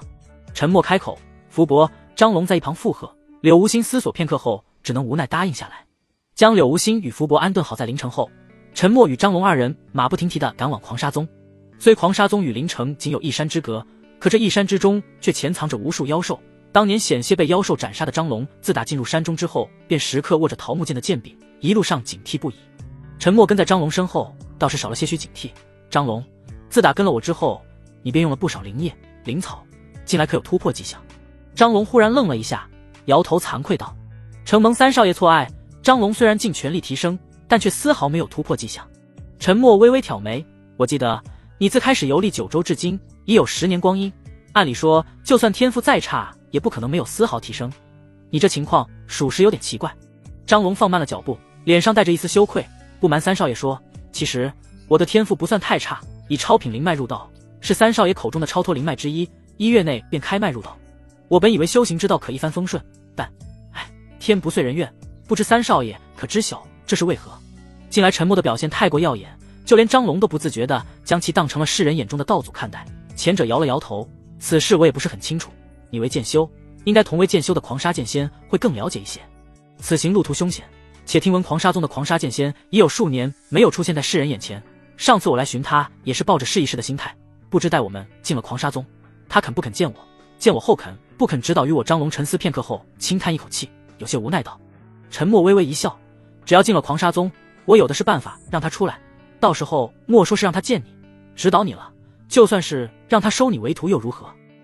狂沙剑仙为人孤高不已，性格古怪，扬名数10年来未曾收过任何一人为徒，多少天骄都未能入他的眼。张龙自觉资质平平，肯定不会被狂沙剑仙看中，但此话出自沉默之口，他犹豫了一下，还是点头回应：“那就多谢三少爷了。”沙沙。两人谈话间，却见林间忽然传来树叶摩擦的沙沙声响，继而便是一阵响彻林间的咆哮声。沉默登时一愣，警惕的后退。张龙立马拔剑而出，挡在他的前面：“是妖兽！三少爷速速躲在我身后！”张龙紧张的叫道：“有人前往狂沙宗时曾安然无事度过，莫说是妖兽，就连一只生物都没看到。但很显然，他们并不是如此幸运之人。”林间草丛中探出一个白色脑袋，红色树瞳宛如深渊中的恶魔，死死盯着沉默二人。一条猩红的蛇信子微微吐出，庞大身躯压扁了那一片草丛，将这妖兽的全貌展露在二人眼前。这是一阶妖兽血蟒，不好，三少爷，我们这次可危险了！张龙警惕后退几步，眼神中带着一丝凝重。妖兽的等级与人类武者等级相反，阶级越低则越弱。一阶妖兽相当于人类的9品武者，这只是相对而言，但事实上，一阶妖兽的实力稍强于人类的9品武者，且妖兽皮糙肉厚，防御力极高，一般的9品武者很难将其斩杀，要么结队，要么找更高级的武者出手。张龙仅9品武者，身边带着的沉默虽然实力不弱，但很显然还未达到9品武者的水准，若是对上这一阶妖兽，恐怕得九死一生。沉默也曾听说过血蟒的实力，在一阶妖兽中算是顶尖的一批，咬合力惊人，若是被伤到，绝对十死无生。最重要的是，它的体型虽大，但速度却快得惊人，若没有5个9品武者一起围攻，恐怕难以将其拿下。莫慌，这孽畜实力强劲不假，可也并未战无不胜，你去吸引他的注意，记住切莫与他正面交锋，剩下的交给我。沉默话音刚落，张龙微微颔首，手中桃木剑应声飞出，感受到这突如其来的敌意，那血蟒躬身猛地一窜，宛如脱弓之矢般朝后者袭去。张龙谨记沉默所言，手持桃木剑转身躲避正面攻击，随即飞出一剑，狠狠刺在血蟒侧身。当剑气冲出，却并未伤及血蟒皮毛，反倒是将其激怒。张龙暗道不妙，赶紧朝左侧躲避。嘶！低吼声传来，血蟒再度对张龙发起进攻。然而还未等他得手，却忽然感觉身后传来刺痛，只见那沉默竟然跳到他的背部，狠狠一拳落在他的尾部最脆弱的地方。血蟒登时大怒，转而朝沉默猛地扑去。张龙见状，赶紧挥剑刺向他的眼眸，咔嚓一下，张龙的剑气伤到了他的眼球，登时将其激怒。不好，这孽畜要发狠了！张龙大惊，看着速度快如闪电的血蟒袭来，顿时骇然失色，赶忙提剑抵挡。可那孽畜的实力太强，就算是8品武者正面应对，也不一定是对手，更何况是他此刻的张龙已经做好了殊死一搏的准备。然而就在这关键时刻，只见那血蟒忽然停了下来，前者猛地一惊，抬眸望去，正好看到沉默双手抱着蛇尾，竟生生将其拉停下来。张龙顿时一愣，诧异地盯着沉默，为对方的恐怖力量而感到惊讶，却见后者脸上青筋暴涨，怒喝道：“快动手，把动静搞大点！”沉默话音刚落，却见血蟒竟朝他扑来，此刻反应过来的张龙赶紧提剑朝他杀去，再次激怒对方。好机会，陈默双脚猛地踩在地上，扎了个马步，气血翻涌，力从地起，双手往上一提，重达数千斤的血蟒竟被他生生抬了起来，转而狠狠砸向旁边的巨树。接连几下，巨树砰然倒塌，血蟒也被砸得痛不欲生，朝天嘶吼几声后，猛地转身朝陈默袭来。而张龙也在此刻提剑朝他杀去，一前一后，打得血蟒前后不顾，两人的配合天衣无缝，已经将他绕晕了。趁此机会，陈默赶忙上前，再次跳上他的后背，狠狠砸在他的弱点上，几拳下去，血蟒的气力彻底被消耗殆尽，躺在地上一动不动。张龙刺瞎血蟒双眼后，快步冲到陈默跟前，猛地一剑刺在他后背的弱点处。张龙最后一剑结果了来势凶猛的血蟒。方才的战斗凶险，他此刻还心有余悸，大口喘着粗气，额头上、脸上全是细密的汗珠，心跳如肋骨般，好一会儿才被他压制下来。三少爷，我听闻血蟒的蛮力可达万斤，若是被击中寻常九品武者，就算不死也重伤，可方才我却明显感觉到他的实力大减，这是为何？张龙有些不解。方才开始他便看到陈默一直往血蟒背后一处地方攻击，而他也正因如此才会冲过来，一剑刺在那个地方，打蛇打7寸。这血蟒的弱点虽不在7寸的位置，但我估算了一下差不多的位置，使劲来了几下，他的弱点被击中，实力自然大减。正如人的一些经脉，一旦被击中特殊位置，力道也会大不如从前。张龙似懂非懂的点点头，方才三少爷真是神勇，竟能将重达数千斤的血蟒给生生抬起来。炼体者注重的便是筋骨之力、肉身强度，这些是炼气者所不能及的，更何况我已经在达到炼体入门的第5阶段，力道可达万斤，区数千斤的血蟒不足挂齿。话是这么说，但瞧见自己的力道增长到如此恐怖的境地，陈默心中还是十分惊讶的。张龙张了张嘴，正欲说什么，耳根微动，神色再次变得警惕起来。陈默自入炼体一道后，耳目通达，此刻也发觉了情况不对，猛地扭头看向四周，只见四面八方浮现出了一双猩红的眸子，白色的身躯血蟒，起码来了20多条血蟒。张龙握紧的手中桃木剑，可手却在此刻抖了起来，他慌了，一条血蟒就打得如此艰难，就更别说这么多了。他的脸上立刻露出了无命休矣的绝望。陈默脸色微变，目光越过血蟒，望向森林深处，喃喃道：“还没来吗？”话音刚落，却见一阵清风吹起，树叶沙沙作响，来势汹汹的众血蟒忽然像是感觉到了什么恐怖的存在，纷纷回首朝某个方向看去。下一刻，所有血蟒宛如看到了什么恐怖的存在，齐刷刷朝反方向遁去。张龙先是松了一口气，而后又警惕起来，血蟒如此着急逃跑，定是看到了什么极为恐怖之物。他的脸色刷一下又冷了下来。狂沙宗三长老石当见过道祖，忽然林间传来一道浑厚的嗓音，继而便看到一个身着灰袍、背负长剑的中年男人从天而降。沉默似是早有预料般，微微颔首道：“石长老，多谢出手相助，若非你来，恐怕我们都要葬身那血蟒腹中了。”石当眼神轻轻瞥了一眼那被沉默二人击杀的血蟒，先是一愣，继而笑道：“看来道祖实力通天名不虚传，依我看，就算我不来，道祖也有办法解决，不然你也不会如此淡定。”我淡定是因为我知道狂沙宗一定会有人来寻我。沉默笑着回应道。石当又是一愣，脸上闪过诧异之色，狐疑地盯着沉默上下打量一眼：“宗主有请，二位请随我来吧。”说完，他恭敬做了个请的手势。有石当护道，就算这森林中再凶险，沉默二人也是一路平安抵达了狂沙宗。狂沙宗不似靠山宗斑驳杂学，宗门之内多为剑修，人数之上远非靠山宗能比，但弟子实力却是一个比一个强。方才进入宗门之内，沉默二人便看到一个个脚踩飞剑的弟子在空中来回飘荡。宗门广场上，一个个灰袍弟子手持长剑，发出一阵阵冷喝声。张龙捏着腰间桃木剑，一脸憧憬地望着四周的一众弟子，特别是当他的目光落在那脚踩飞剑的弟子上时，眼神里满是羡慕。当年他便想拜会狂沙宗，可惜最终连山门都找不到，如今得以窥见狂沙宗全貌，内心欣喜万分，宛如刘姥姥就大观园般，好奇地左右张望。张龙，既然已经来到狂沙宗，那我们也算是安全了，你可自行游玩，不必跟我了。沉默看出张龙的心思，立马给他放了个假。后者闻言，先是犹豫了一下，而后点头应允。沉默跟着石当一路来到狂沙宗议事堂，大殿内已经有几人在此处候着。主座之上是一个同样身着灰袍的中年男人，国字脸，丹凤眼，不怒自威，此人正是狂沙宗的宗主石汉山。大殿左右分别坐着2个人，皆是一袭灰袍，有男有女，年龄与主座之上的石汉山相近。随着沉默一进来，他们的目光齐刷刷的都落在他的身上。石当进门，双手拱手作揖，恭敬道：“宗主，道祖沉默来了。”石汉山微微颔首，摆手让石当归位后，目光扫过沉默，淡淡道：“不知沉默小友此番来我狂沙宗有何贵干啊？”沉默双手背负，一副处事不惊的模样，淡然道：“我来作甚？难道石宗主猜不出来？”石汉山摇头。沉默笑道：“那石宗主为何让石当长老前来接见我呢？恐怕我还未入这灵城，你们便已知晓我要过来了吧？”石汉山没有接茬，话锋一转，又道：“听闻沉默小友去了靠山宗，让他们不插手帝国纷争之事，此番前来，难道也是来当说客的？”沉默同样没有接茬，我前往靠山宗时便曾赠过他们一份机缘，这次前来狂沙宗，自然也是来赠你们一份机缘。哗！此话一出，整个议事堂顿时一片哗然。赠机缘，这话若是出自他人之口，恐怕早已被众人口诛笔伐，查出议事堂了。可沉默的事迹，众人是早有耳闻，他的理论暂且不谈，可他助靠山宗破解水月洞天一事，却是令人匪夷所思。按照靠山宗的原话，他这个人就像是无所不知，无所不晓。石汉山心动不已，早在听闻沉默前往狂沙宗之时，他内心便已蠢蠢欲动，但他好歹也是一宗之主，泰山崩于前而色不变，压制住心中的激动，嘴里淡淡吐出一句：“你要赠我狂沙宗什么机缘？你要赠我狂沙宗什么机缘？”石汉山双眼眯成一条缝，食指轻轻敲打着桌面，神色淡然地审视着沉默。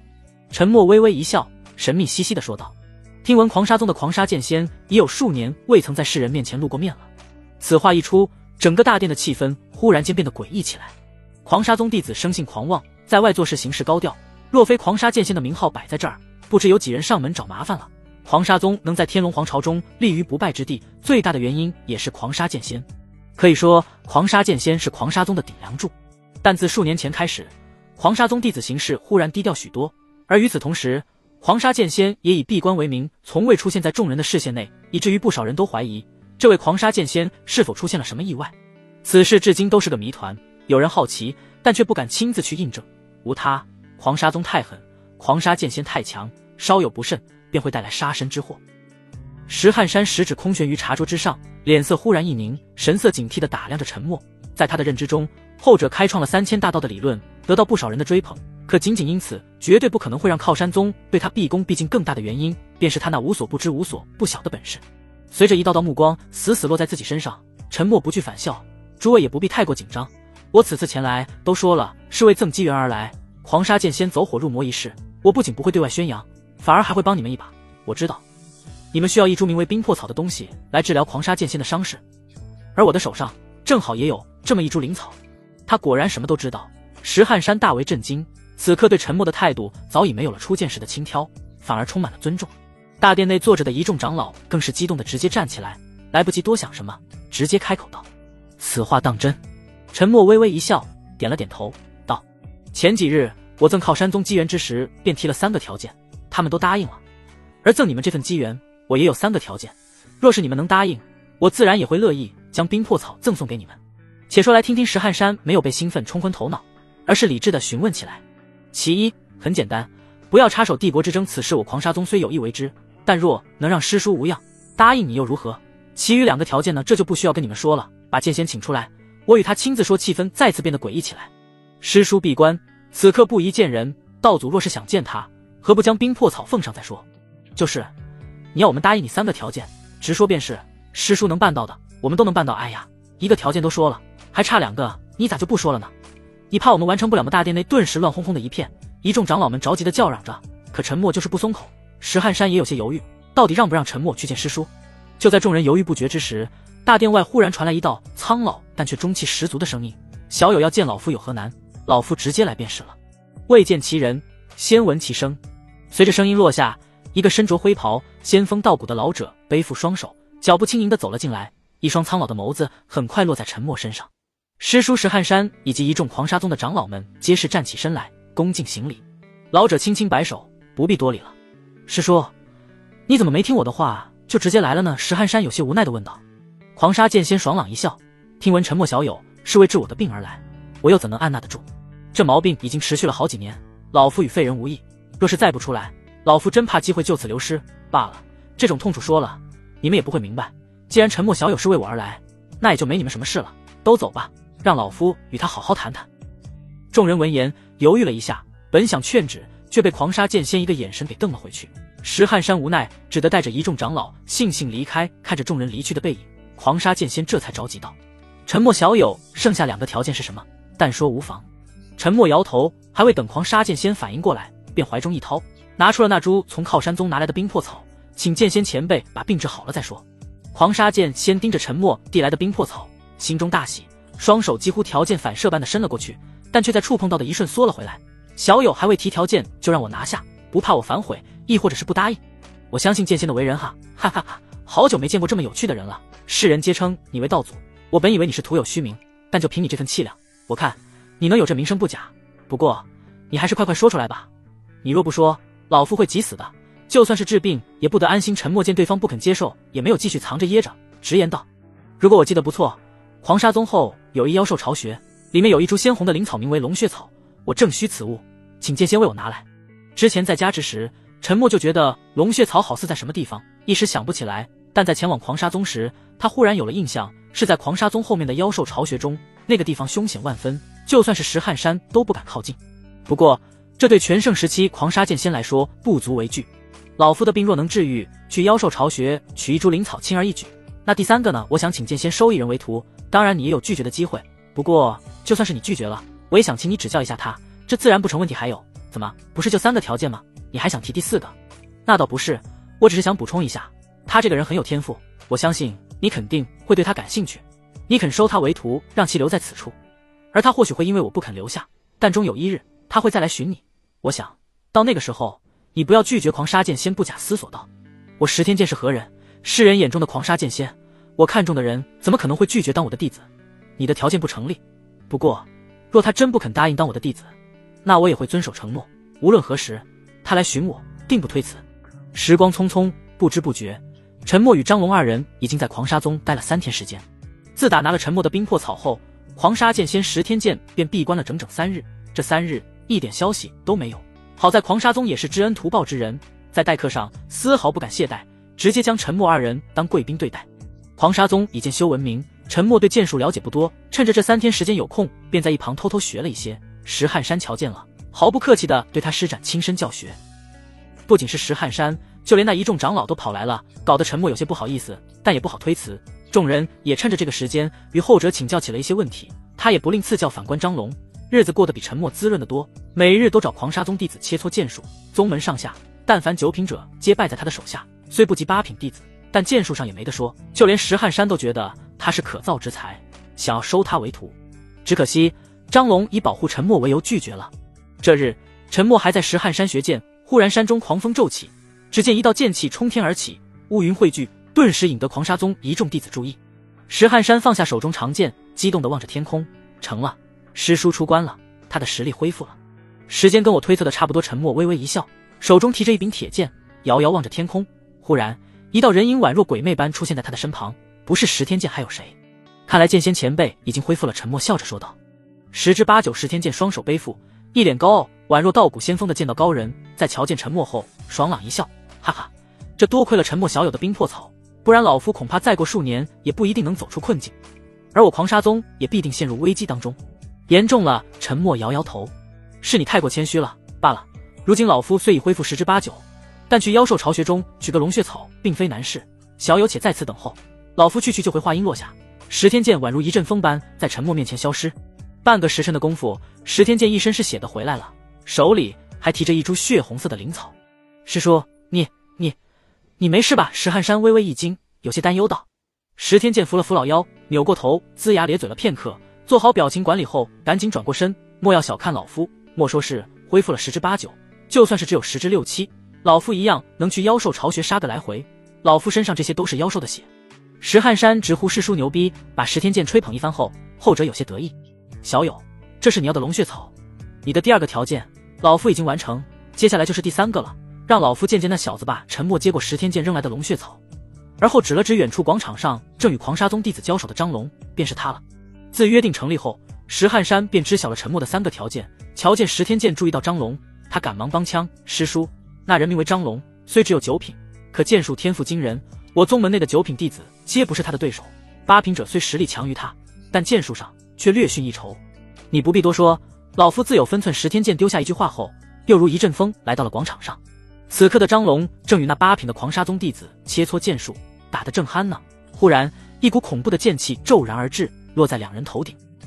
八品弟子见状，害得肝胆俱裂，就连提剑的勇气都没有。反观张龙却是一脸兴奋，提起桃木剑与那道剑气互相抗衡，剑气缓缓落下，张龙的身体宛如被千万斤巨石压住，无法动弹半分，只得硬扛下来。10息的功夫，八品弟子已经昏厥过去，张龙却是五窍流血还在硬扛，一身青衫早已被震碎，血肉都出现了一道道细小的伤痕。他的意识已经模糊，可身体却丝毫没有放弃的意思。很好，石天剑收回那道剑气，满意的说道：你叫什么名字？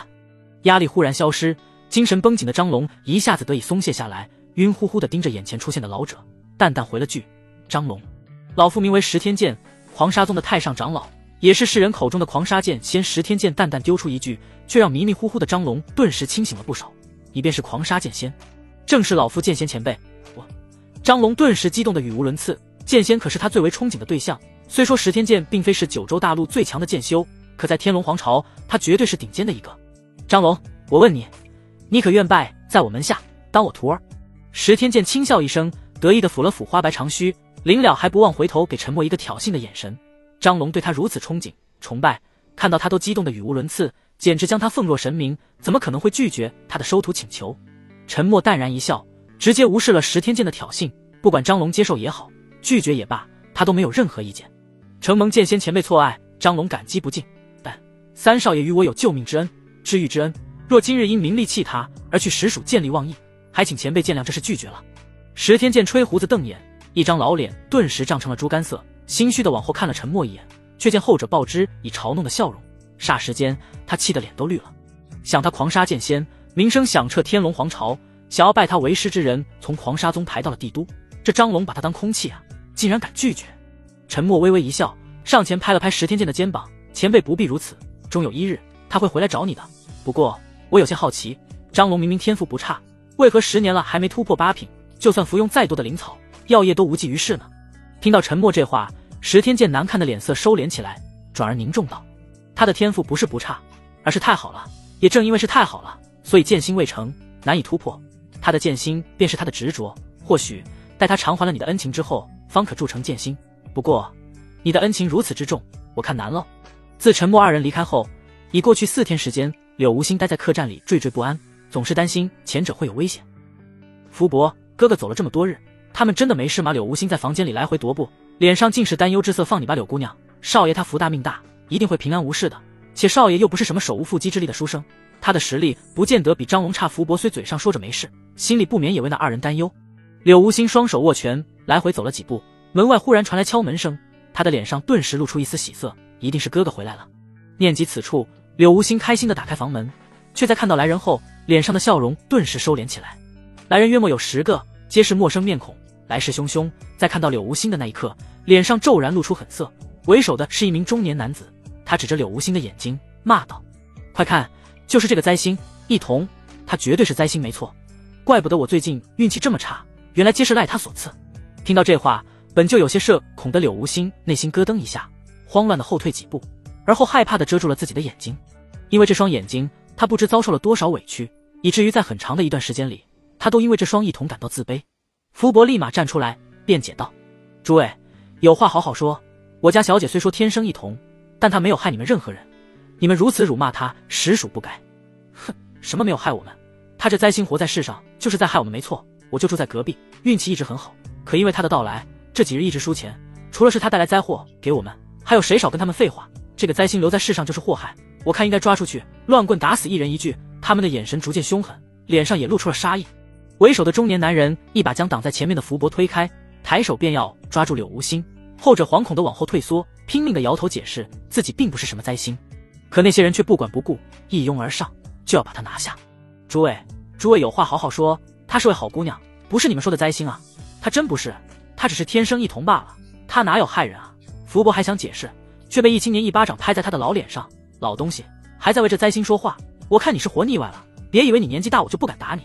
口中鲜血飞出，福伯被打得晕乎乎的，虽还想解释，但又被那一干人等推搡开，而柳无心也被众人拉着双手生生拽出房间。不要打我，不要打我！柳无心害怕的叫嚷着，心里害怕极了。住手！忽然一道冷喝声传来，喝止住了准备对柳无心动手动脚的众人。柳无心一愣，听到这个声音，脸上忽然露出一丝喜色，哥哥，哥哥。闻言，众人齐刷刷的将目光朝楼梯口看去，正好瞧见陈默与张龙二人面色阴沉的走来。你是他的哥哥？哼，你的妹妹是灾星，留在世上也是祸害。既然你舍不得动过手，那就由我们来。为首的中年男人走上前，面色阴狠地瞪着陈默，说道：“啪！”陈默一巴掌重重落在，直接将那中年男人当场拍飞，鲜血四溅，牙齿都崩掉了几颗。瞧见这一幕，众人顿时害得肝胆俱裂。有这手段，他还能是普通人？完蛋了，这次招惹到武者了。其他人不自觉地咽了一口唾沫，本想来一招道德绑架，可陈默丝毫没有给他们说话的机会，面色冰冷地盯着柳无心道：“我说过了，谁欺负你就打他，我的话，你是不是没有放在心上？”柳无心被齿轻咬红唇，娇躯微微颤抖着，心里有些害怕。陈默还是头一次对他这么严厉。陈默的声音再度传来，柳无心银牙一咬，双手猛地一拉，将拉扯他的人拉了过来，而后双拳齐出，恐怖的力道重重落在那几人身上。不过片刻间，方才来势汹汹的众人顿时被他打得口吐鲜血，嗷嗷直叫。柳无心握紧了小拳头，深深呼了几口气，内心有些紧张。他竟然把欺负他的人都打了，这感觉好像有点爽，但哥哥会不会觉得我太暴力了？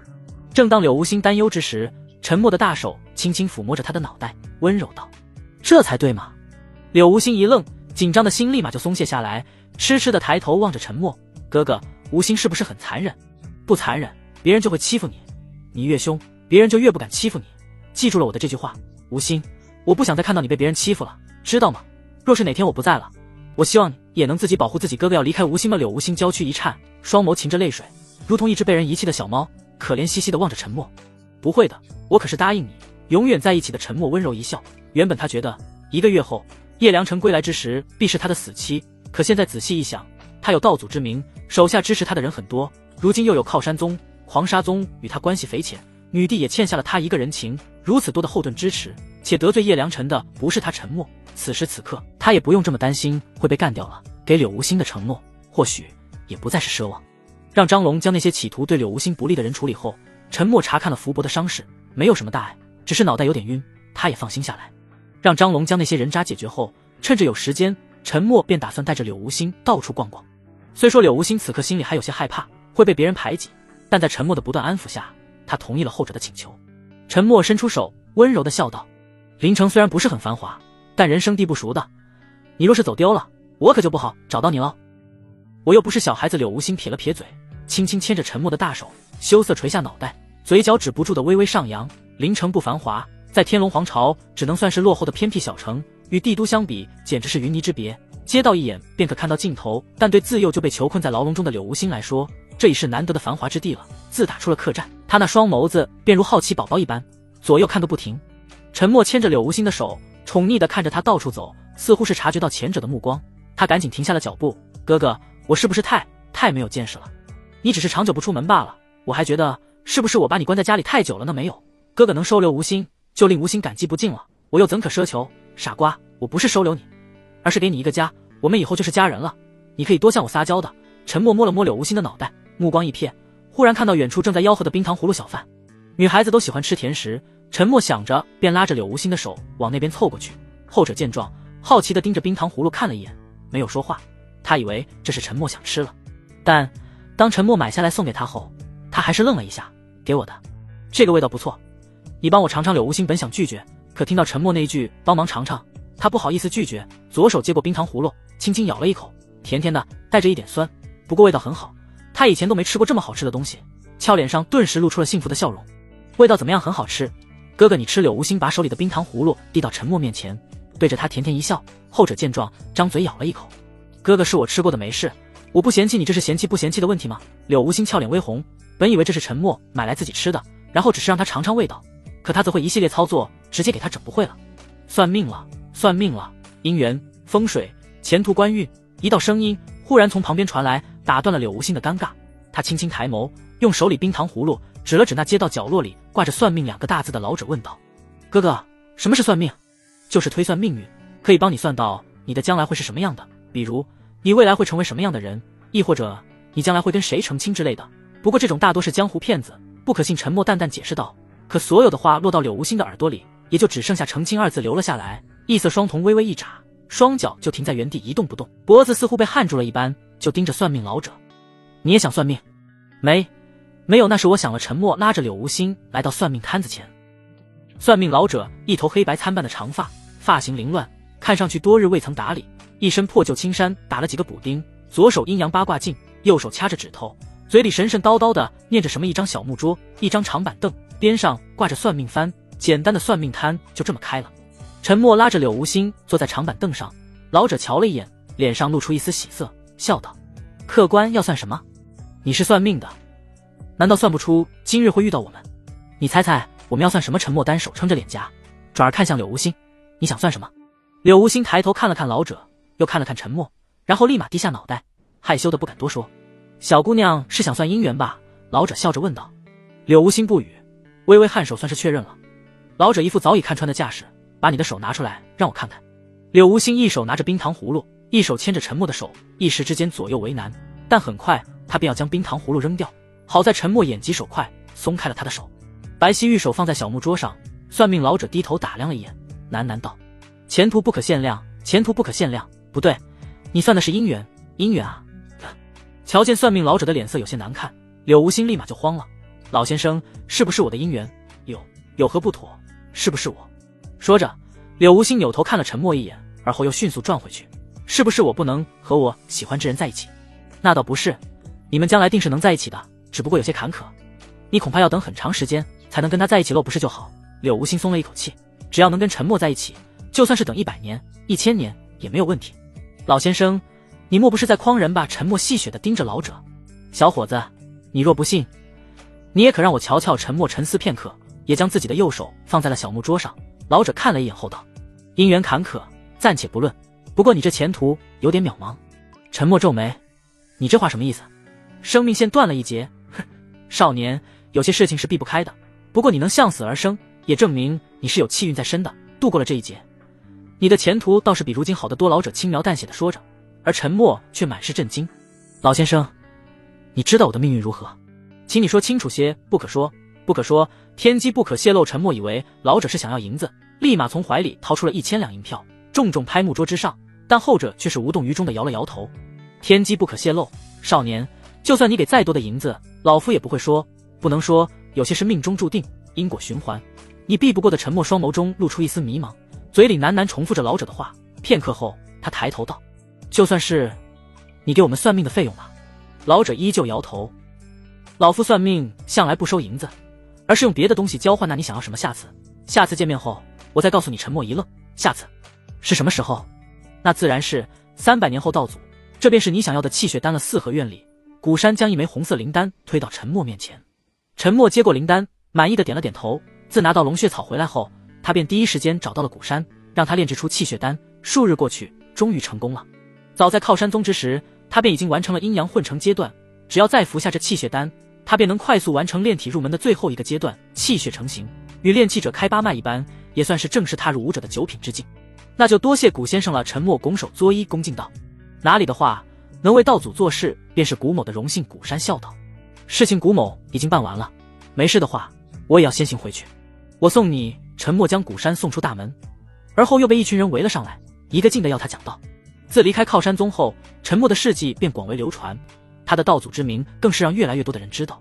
从凌晨归来已经有10日，这10日里，每日来问道之人络绎不绝。虽说有些不情愿，但看众人如此热情，他也不好拒绝，约定每日早晨将2个时辰的道。2个时辰很快过去，沉默说的喉咙都干了，站起身来对着众人说道：接下来我要闭关一段时间，承蒙诸位错爱，在此我想跟大家说一声，以免浪费了诸位的时间。就算穿越了还得干活，休息还得请假。沉默心中不由得吐槽了一句。众人听罢，也知打扰沉默多时，记下他的话后道别离开。沉默转身回到自己的房间中，将古山拿来的气血丹一口吞下，灵丹落入腹中，化作一点点能量在沉默丹田处翻滚。片刻后，他便能感觉到丹田处有热气流出，四肢百骸、奇经八脉都流淌着缕缕热气，又如暖流一般灌注全身。沉默一喜，赶紧运转丹田处，让它蕴藏一处如面粉般的气血不断凝缩成团。隐隐间，体内气血仿佛加了水的面粉，被不断揉捏成型。气血成型便是炼体成功的标志。此刻的沉默不敢有丝毫懈怠，气血尚未成型，只要稍有松懈，他这个月来的努力会毁于一旦。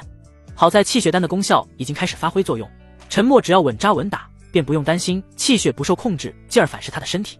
时间一晃过去了3日，那些散乱的气血也终于凝聚成型，可供陈默所控制。气血成型，炼体达成，陈默睁开双眸，感受着照进房间的阳光，脸上不自觉地露出欣喜的笑容。如今的他已有9品武者的实力，感觉肚子有些饿了，陈默赶紧走出房间，本想让福伯去做些早膳，可迎面便碰上了端着早膳过来的苏雨墨。说来自凌晨归来后，陈默便发觉苏雨墨的脸似乎有了些许变化，而随着福伯归来的这10几日，他的脸好看了许多，原本的脸上有刀伤也有烫伤的痕迹，刀伤痕迹完全消退，而烫伤的痕迹也消减了些，虽说还有不少瑕疵，但已经算是个容貌不错的女子了。这还仅仅只是有烫伤痕迹的苏雨墨，不敢想完全恢复的她会有多漂亮。少爷，在房间待了这么久，你也饿了吧？这是我做的早膳。苏雨墨将早膳端进陈默房间，温柔的要给他喂饭。后者见状赶忙拒绝，不必了，我不太适应别人喂饭。少爷这是嫌弃雨墨丑吗？苏雨墨娇滴滴的说着，一双大眼睛楚楚可怜的盯着陈默。哼，苏姑娘说笑了，虽说你的脸上还有伤痕，可你的容貌绝对算得上是美女，你不要太小看自己了。苏雨墨听罢暗暗窃喜，她这个模样都已经能让陈默觉得自己漂亮了，等她完全恢复，不知道后者会是什么表情。当初她便是名动一方的美女，甚至让宁王世子都对她一见钟情，甚至还花各种手段得到她。她相信靠自己的容貌绝对能让陈默对她倾心。一想到陈默看到自己的真实容貌，那惊呆且为之痴迷的模样，苏雨墨的嘴角就止不住的翘了起来。若是少爷追求我，我是该接受呢，还是委婉的接受呢？陈默一道嘹亮的声音自庭院里传来，打断了苏雨墨的幻想。陈默吃到一半，听到这熟悉的声音，快步走出去，正好瞧见一袭白衣，手提长剑的龙傲天。傲天兄，许久未见，你怎么来了？前方战事如何？陈默做了一个请的手势，让龙傲天坐下说话。后者微微颔首，坐在石凳上。托你的福，一切安好。三王与那赤焰门不足为惧，镇武司出手，10日内便已控制住了局面，后又得靠山宗与狂沙宗帮助。如今的帝国军形势大好，我也能抽空从战场上回来。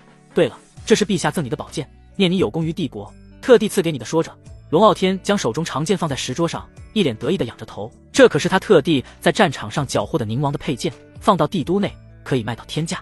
然而就在他洋洋得意之时，却见出微微打量片刻后，神色不悦道：陛下不会是想拿这个来打发我了吧？话音落下，本来嘴角上扬的龙傲天脸色忽然就沉了下来。这可是灵剑，不是凡物，这等宝剑价格不菲，可陛下也不能用这个打发我啊。陈默摇摇头，一脸认真道：你不是跟陛下说过了吗？这件事一旦办成，他就欠我一个人情。龙傲天这时才反应过来，微微颔首道：是有这么一回事来着，不过你想要陛下怎么还你人情？暂时没想好。陈默摇摇头，莞尔一笑，看向龙傲天，细谢道：不过我也算是间接帮了傲天兄你一个大忙，你打算怎么感谢我？要知道，如果没有我，你可没有在陛下面前表现的机会，我用得着在自己面前表现吗？龙傲天暗暗吐槽一句，继而认真道：那你想我如何感谢你？陈默嘴角微微上扬，双手越过宝剑，凑到龙傲天面前。还记得上次我跟你提过的那件事吗？陈默不提还好，他一说，龙傲天脑海里忽然兴起上次离别时前者说过的话。女装龙傲天双手握成拳头，面色逐渐阴沉下来。陈默，你这是想羞辱我？不，傲天兄你误会了，我只是觉得你长得挺美的，如果穿女装一定很漂亮。陈默实话实说，虽说龙傲天自己说他是男的，但陈默觉得就算他是男的，女装一定胜过不少女子。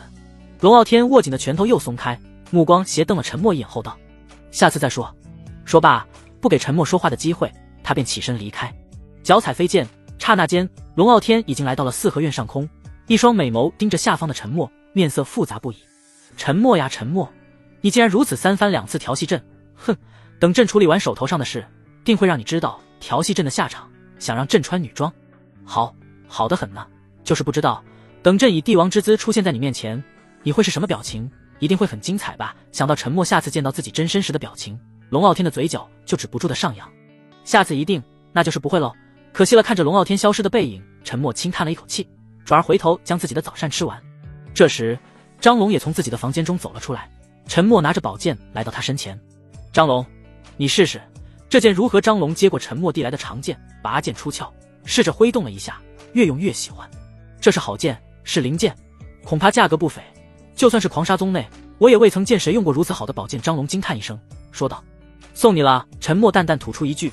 张龙先是一愣，继而惶恐道：不，如此宝剑我受之有愧，三少爷还是你拿着吧。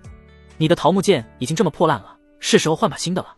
你就拿去用吧。张龙腰间的桃木剑是他自少年时闯荡九州就伴随他左右的，如今已经10余年了。上次在狂沙宗，因为抵抗10天剑的剑气，桃木剑更是遭受严重破损，如今已经残破不堪，如同腐木，随时都有可能碎裂。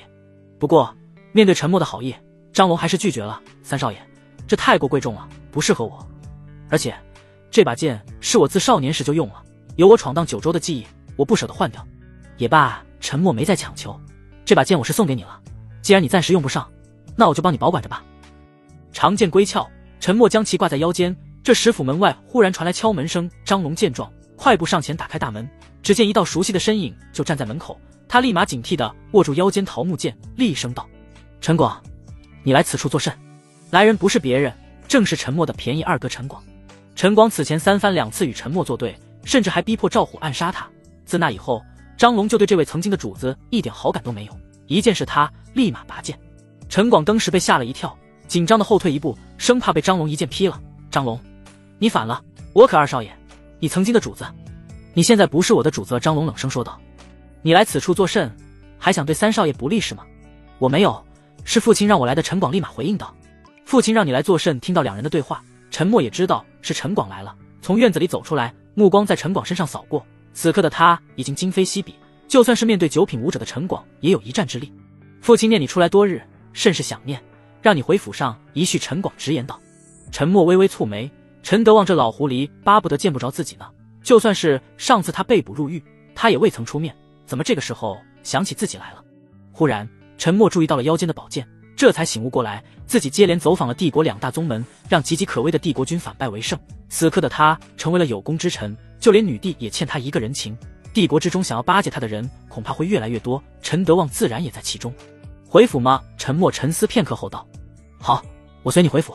三少爷张龙张了张嘴，想要开口提醒，毕竟这陈广可是有前车之鉴的，不是什么好东西，兴许是在说假话，背地里可能会对陈默不利。无碍，此时的他不敢对我不利，毕竟是有血缘关系，也该去见见陈默。无奈叹了一口气，不管怎么说，陈德旺都有那一重身份在，而且他还在对方身上忽悠了不少银子，于情于理见一面是应该的。陈广闻言顿时大喜，特意叫来了自己的马车。陈默让陈广在外候着，转身回到院子与众人说了一声，省得他们担忧。赵虎一听是陈广来了，顿时警惕不已，担心有诈，还特意不让陈默去，但被后者拒绝了，于是他又执意要跟去。不必了，如今我在帝都也算是名人了，且又是功臣，父亲知道我的价值，陈光不敢胡来的。你就待在这保护他们吧，因为2大宗门之事，三王叛乱失败已成定局，此刻的宁王肯定想杀我泄愤，我在帝都倒是没事，你们就不一定了。我此次进帝都，不仅要去陈家一趟，还要去镇武司请裴江南来保护你们一段时间。陈默话已至此，众人也没有什么好反驳的理由，只不过柳无心心里还是有些担忧，小手拽着他的衣角，有些不舍。放心吧，你看我遇到这么多次危险，哪次不是安然无恙？陈默温柔一笑，随后摸了摸柳无心的脑袋，等这些事情办完了，过几日我便会带你去帝都，那里可比临城繁华多了。那就说好了，哥哥回来后，下次我们就一起去帝都。柳无心期待地盯着陈默，后者微微颔首，不要，小豆丁也要去，你们不能丢下小豆丁。此时的小豆丁已经醒了，快步跑过来，抱着陈默的大腿叫嚷着：好好好。陈默有些无奈，笑道：下次不仅是小豆丁，我们大家一起去帝都玩。陈默随陈广进了帝都后，便先赶往镇武司，找到了裴江南。近段时间因宁王造反，不少镇武司高手都被派往前线战斗，但也会留下一些守护帝都，恰巧裴江南便是其中之一。听说了陈默的请求后，他先是拍了拍胸脯答应下来，而后又快步跑去找自己的上司汇报。陈默的名声太大，他的请求自然也没有被拒绝。不仅是裴江南，镇武司内还派去了几个高手当陈默的贴身侍卫，不过都被他打发回了四合院。兜兜转转了一大圈，待到陈默来到陈府，已是日落西山。陈广一路上都在颤颤巍巍，出发前他信誓旦旦地答应父亲会以最快的时间将陈默带回来，可这一路上又是去镇武司，又是去买东西的，愣是多花费了几个时辰。他还真担心自己会被父亲家法伺候。陈家大殿，这是陈府最庄重之地，寻常时陈德旺会见贵客便在此处，当然陈家3个儿子也会有机会来此处，要么是做出重大成就被奖赏时，要么便是问责之时。自打有记忆时起，陈默来过陈家大殿几次，皆是犯了事被问责，他也受过几次陈家家法，至今心有余悸。上次因殴打陈静，陈默在离开陈家前最后一次来这陈家大殿，他也是在此处被陈德旺放逐。相较于上次的压抑气氛，这次反倒是轻松不少。一进门便可看到后者端坐在主座上，脸上灿烂的笑容，这是自陈默有记忆时起从未见过的笑容。陈德旺的身旁站着的最得力的战将许成，同样是满脸笑容。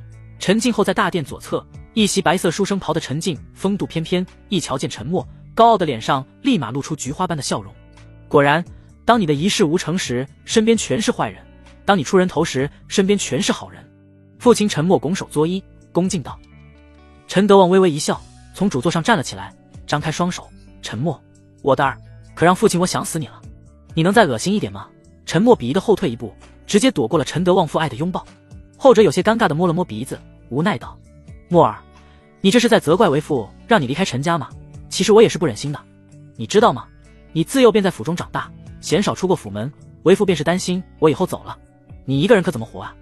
为此，我便特意让你离开陈家，自力更生。事实证明，我的决定是对的。你自离开陈家后，便已经有如此大的成就，真不愧是我的儿子。”说话间，陈德旺一副大义凛然的模样，若非亲眼见过这人的前后态度，别人还真就信了他的鬼话了。陈默有些鄙夷，看破不说破的白了他一眼，而后道：“父亲真是用心良苦啊！你能了解为父的用心良苦就好。你离开这1月，我不知多牵挂你。这样吧，明日你便搬回来，不要在外面了，免得父亲牵挂。你的2位兄长也很牵挂你的。”说着，陈德旺扭头朝陈广与陈静二人瞪了一眼，二人见状立马露出难看的笑容：“是啊，三弟，我们可想你了。”装，接着装。陈默白了几人一眼，父亲与兄长说笑了。一句话直接将3人的接下来的话给噎住了。他们哪里还不知道，陈默早已不是那个一个巴掌一颗枣就可以哄好的小孩了。此刻的他早已有了独立意识，看穿了他们的真面目。陈默此刻毕竟已经成为了女帝眼中的红人，有血缘这层关系在，陈德旺很想拉拢他们之间的距离，不说让前者为他所用，但至少不要成为敌人。我们父子间一定是因为太少话才产生了隔阂，今夜你便留下来吃个晚饭吧，咱们父子好好聊聊，不必了。陈默摇头，父亲有些话不用说得太明白，你我之间并无父子缘分，你虽是生父，但自幼便弃我如敝履罢了，这些话说太明白对谁都不好，我想今日就到此为止吧，我的家里还有人等着我回去呢。话音落下，陈德旺忽然一愣，望着眼前这个养在家中10几年的儿子，自认为无比熟悉，但现在却是越来越看不透了。而随着陈默那句话落下，他忽然感觉内心空荡荡的，似乎是失去了什么重要的东西，那东西好像叫做亲情。陈德旺愣在原地，而陈默已经离开了大殿，没人挽留，也没人敢挽留。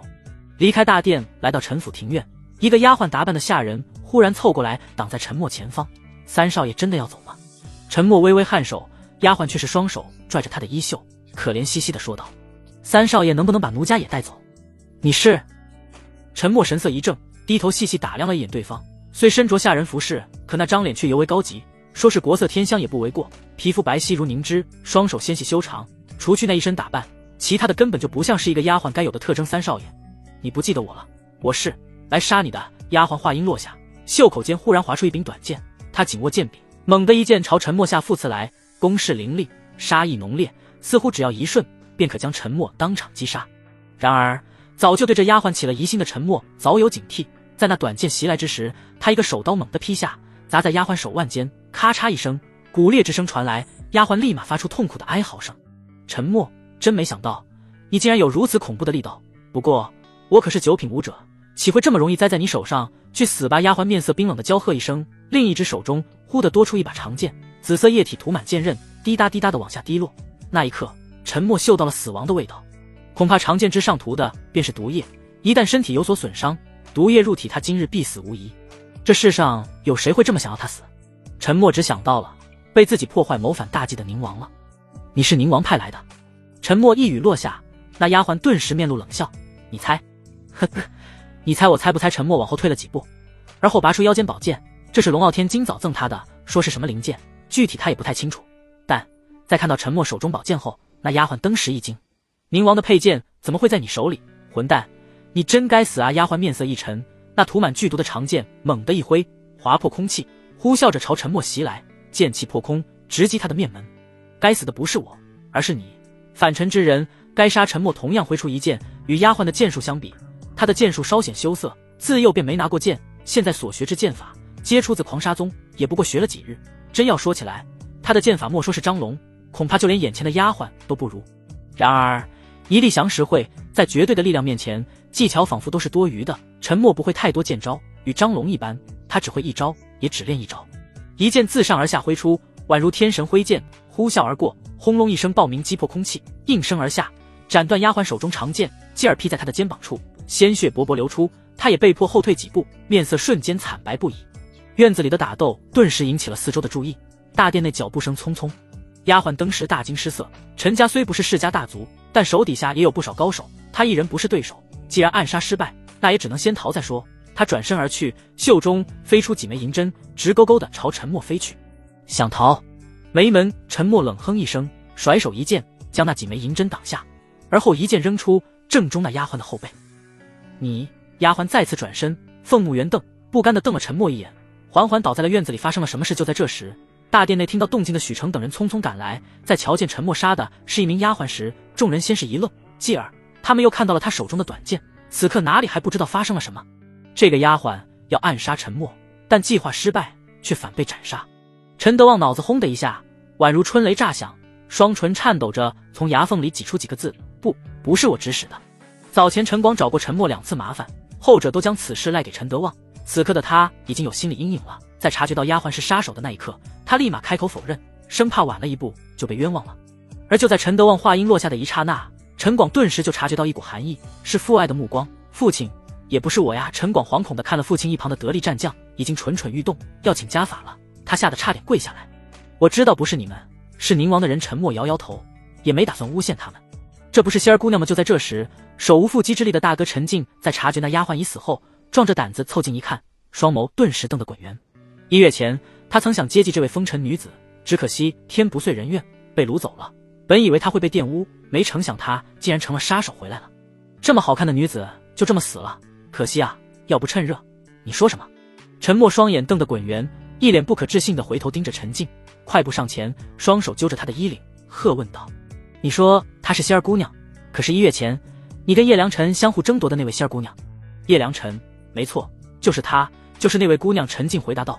但下一刻，他便吓得肝胆俱裂。他第一次被陈默打，便是因为后者知道自己与叶良辰争女人，如今他又提及此事，言语还如此激动，他不会是又想动手吧？霎时间，陈静吓得闭上了眼睛，等待陈默的殴打。可过了良久，不仅没被打，后者还松开了手。陈默一脸颓靡，低头看着那已经死得不能再死的仙儿姑娘，重重叹了口气。万般皆是命，半点不由人。看来一开始的结局就已经注定了。陈默，你这话是什么意思？陈静不解，好奇地问道。陈默摇头，没有回答，转而道：“父亲，兄长，今日我累了，就先回去吧。”且慢！陈德旺回头看了一眼那已经死透的仙儿姑娘，如今3王之乱已经被镇压，宁王肯定恨透了你，你继续住在城外不安全。我看不如这样，我让许成让几个侍卫护在你左右，也算是有个照应。我已让镇武司的高手前来，就不必劳烦父亲了。徐府自上次与陈默交谈过后，徐长卿便告病在家，已有多日不去国子监，终日将自己锁在家中，除了吃饭睡觉，便是坐在书桌上发呆夜已深。徐长卿不点油灯，在漆黑的房间中单手持笔，放放停停，心情有些烦躁。这时门外传来敲门声，苍老的脸上立即露出了不耐烦的神色。不是说了没有要事不要打扰我吗？老爷，门外有位叫陈默的少年求见陈默道祖。徐长卿当时眼前一亮，立马夺门而出。虽已至古稀之年，但他的身体却很好，走起路来一点都不像70有余的老头子。道祖，今夜怎么有空来我这里？徐长卿推开府门，当看到陈默的那一刻，苍老的脸上立即挤出了和蔼的笑容。有些事想找你聊聊。陈默微微一笑，徐长卿立马将其请进府里，吩咐下人备好茶水糕点。穿过徐府院子，一路来到徐府偏殿，两人相对而坐，茶水糕点很快端了上来。徐长卿摸了摸花白的山羊胡，笑容和蔼，不知道祖找我有何事？有件事想请你帮忙，但说无妨。老夫虽手中无权，可能帮到的定不推辞。过几日我要出远门一趟，但家中老幼我有点不放心，想让徐老帮忙照看一下，最好让他们在徐府暂住一段时间。不过是这点小事而已，道祖且放心，莫说是一段时间，只要老夫还活着，就可帮你照看1、2，那就有劳徐老了。陈默拱手作揖，低头沉思片刻后又问道：“徐老可知文人如何入道？”徐老可知文人如何入道？陈默捧起桌上的一杯茶，面色平淡地盯着徐长卿。道祖教我。徐长卿低头沉思片刻，而后猛地抬头，激动叫着。这几日他一直把自己关在房间中，除了吃饭洗澡就没再出来过，便是要悟出入道之法，可却没有一丝进展。陈默放下手中茶杯，五人入道可炼气、炼体，我便是炼体者，开创了五人先例。如今虽无半点灵气，却可用气血为引，肉身为力，成就不朽。文人与这二者不同，炼骨。所谓文人风骨，炼的便是文人的骨。文人风骨成，则浩然正气出，而后道成。徐老经70有余，蹉跎数十载，只为入道，早已练就铮铮铁骨。差的只是那最后的一口浩然正气。徐长卿眸子微亮，激动地站了起来。浩然正气，浩然正气，道祖，请问老夫的最后一口浩然正气在何处？陈默摇了摇头，浩然正气说起来十分玄乎，这就跟我看炼气者的灵气一样，炼气者可以感知到，但我却没有丝毫感觉。这种问题你不应该问我，而是问你自己。徐长卿眉头紧锁，苦笑道，我若是知道就不用问你了。今日就到此为止吧。徐老，夜已深，我也不打扰了。陈默站起身来，徐长卿诚心诚意地将其送到府门，路上还特意邀请前者留在府中暂住一晚，可却被拒绝了临了。陈默微微回头，看着一脸不舍的徐长卿，笑道，徐老可还记得当初为何为官，又为何辞官，又为何如此执着入道？徐长卿一愣，泛白的双唇微微颤动，那宛如苦瓜的脸上挤出了一丝笑容，多谢道祖指点。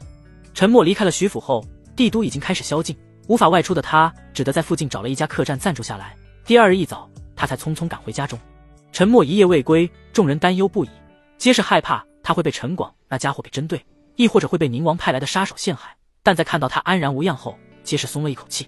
陈默安抚众人，嘘寒问暖一会儿后，便将自己关在房间中，一关就是一天，直到晚上才面色憔悴的出来。而后告知众人，明日一早一同前往帝都游玩。小豆丁兴奋不已，他早就听说帝都有很多好吃的、好玩的，憧憬不已。虽说当初在帝都有过不好的回忆，但这对吃货来说，与美食相比不值一提。柳无心也有些期待，不过倒不是期待帝都的繁华，而是能与陈默相处。苏雨墨感慨万千，他在帝都长大，里面有他的回忆，有好有坏。因为龙华的缘故，他对帝都有些恐惧，不过若是能与陈默他们在一起，好像就没那么可怕了。张龙赵虎二人作为侍卫，自然是贴身保护众人的安全，相比于游玩，他们更关注的是众人的安危，自然谈不上有多开心。赵母在四合院里待了一段时间，在福伯的医治下，身体恢复大半，趁着大病初愈，陈默强烈建议去帝都走走，前者欣然应允。至于赵青灵，也是蹦蹦跳跳的要跟着。福伯60有余，不适合到处奔波，自临城归来后，在床上躺了几天。不过在陈默的强烈要求下，他不得已接受了。说好的一大家子出去玩，他若是拒绝，那就太扫兴了。至于裴江南等镇武司之人，本身便是保护陈默而来，一大家子都走了，他们也没有留下来的理由，自然也是跟在左右。计划已经定下，众人早早归去睡觉，养好精神。小豆丁却是神秘兮兮地跑到陈默跟前，抱着他的大腿，大眼睛一眨一眨地盯着他。怎么了？小豆丁陈默宠溺地摸了摸他的头发，温柔道，哥哥，小豆丁听说帝都很繁华，里面的孩子都有自己的名字，可小豆丁自幼时起就是个没爹没娘的孩子，就连名字都没有，因为长得弱小，所以别人都叫我小豆丁。可小豆丁也想要个名字，你给我取一个好不好？小豆丁眼神中充满了渴望，抱着陈默的大腿撒娇道，起名字我也不擅长啊。陈默有些无奈，将小豆丁抱在自己大腿上坐下，而后摸了摸他的头发。所谓名字，自然有名有姓，小豆丁你想姓什么？我跟哥哥姓你这好吧。陈默苦笑一声，望着天空的一轮圆月，脸上满是苦涩。哥哥有心事，每个人都有心事，等你长大了你就明白了，这世上很多事都是身不由己的罢了。我是给你起名字的，说这座甚？小豆丁你看，叫你陈月如何？陈月，陈月，嘿嘿，哥哥我就叫陈月了。但是这个月是什么月呀？月亮的月，一轮圆月，圆月代表的是团圆，希望以后我们这一大家子也能团团圆圆，嘿嘿，有哥哥在，我们这一大家子一辈子都能团团圆圆。小豆丁从陈默的大腿上跳下，小豆丁有名字了，叫陈月，我要将这件事告诉姐姐们。说着，小豆丁蹦蹦跳跳地跑到厢房中，告诉柳无心等人这个好消息。陈默抬头望着天空中的圆月，喃喃自语道，圆月团团圆圆，这个愿望恐怕是完不成了。翌日清晨，早早就想进帝都游玩的小豆丁一大早就在院子里哇哇大叫着，将睡梦中的众人吵醒了。陈默打着哈欠，还有些倦意，不过在看到小豆丁那可爱的脸蛋后，最终还是无奈地叹了口气，能怎么办，宠着他呗。团宠小豆丁哇哇大叫着，让大家伙快点收拾东西就出发，发现谁慢了就赶紧伸出肉嘟嘟的小手推搡着，大家也被小可爱逗笑了，不敢拖延时间，纷纷加脚步。半个时辰的功夫，所有准备便已就绪，陈默也叫来了2辆马车，招呼着众人上马车后，陈默先是拉住了苏雨墨，手中拿着一封信件递到他面前，我听闻你认识国子监的徐长卿徐先生，这封信就有劳你替我转交给他了。少爷不随我们一起去吗？苏雨墨接过信件，柳眉微蹙，神色中带着一丝疑惑。我自然是要跟你们一起的，只不过我最近修行需要用到大量天材地宝，需要逐一亲自采购，恐怕没有那么多的时间，就有劳你替我转交了好说。既然是少爷交代的事，我又怎会推脱呢？苏雨墨轻轻一笑，立马应承下来，而后将信件塞进怀里，转身上了马车。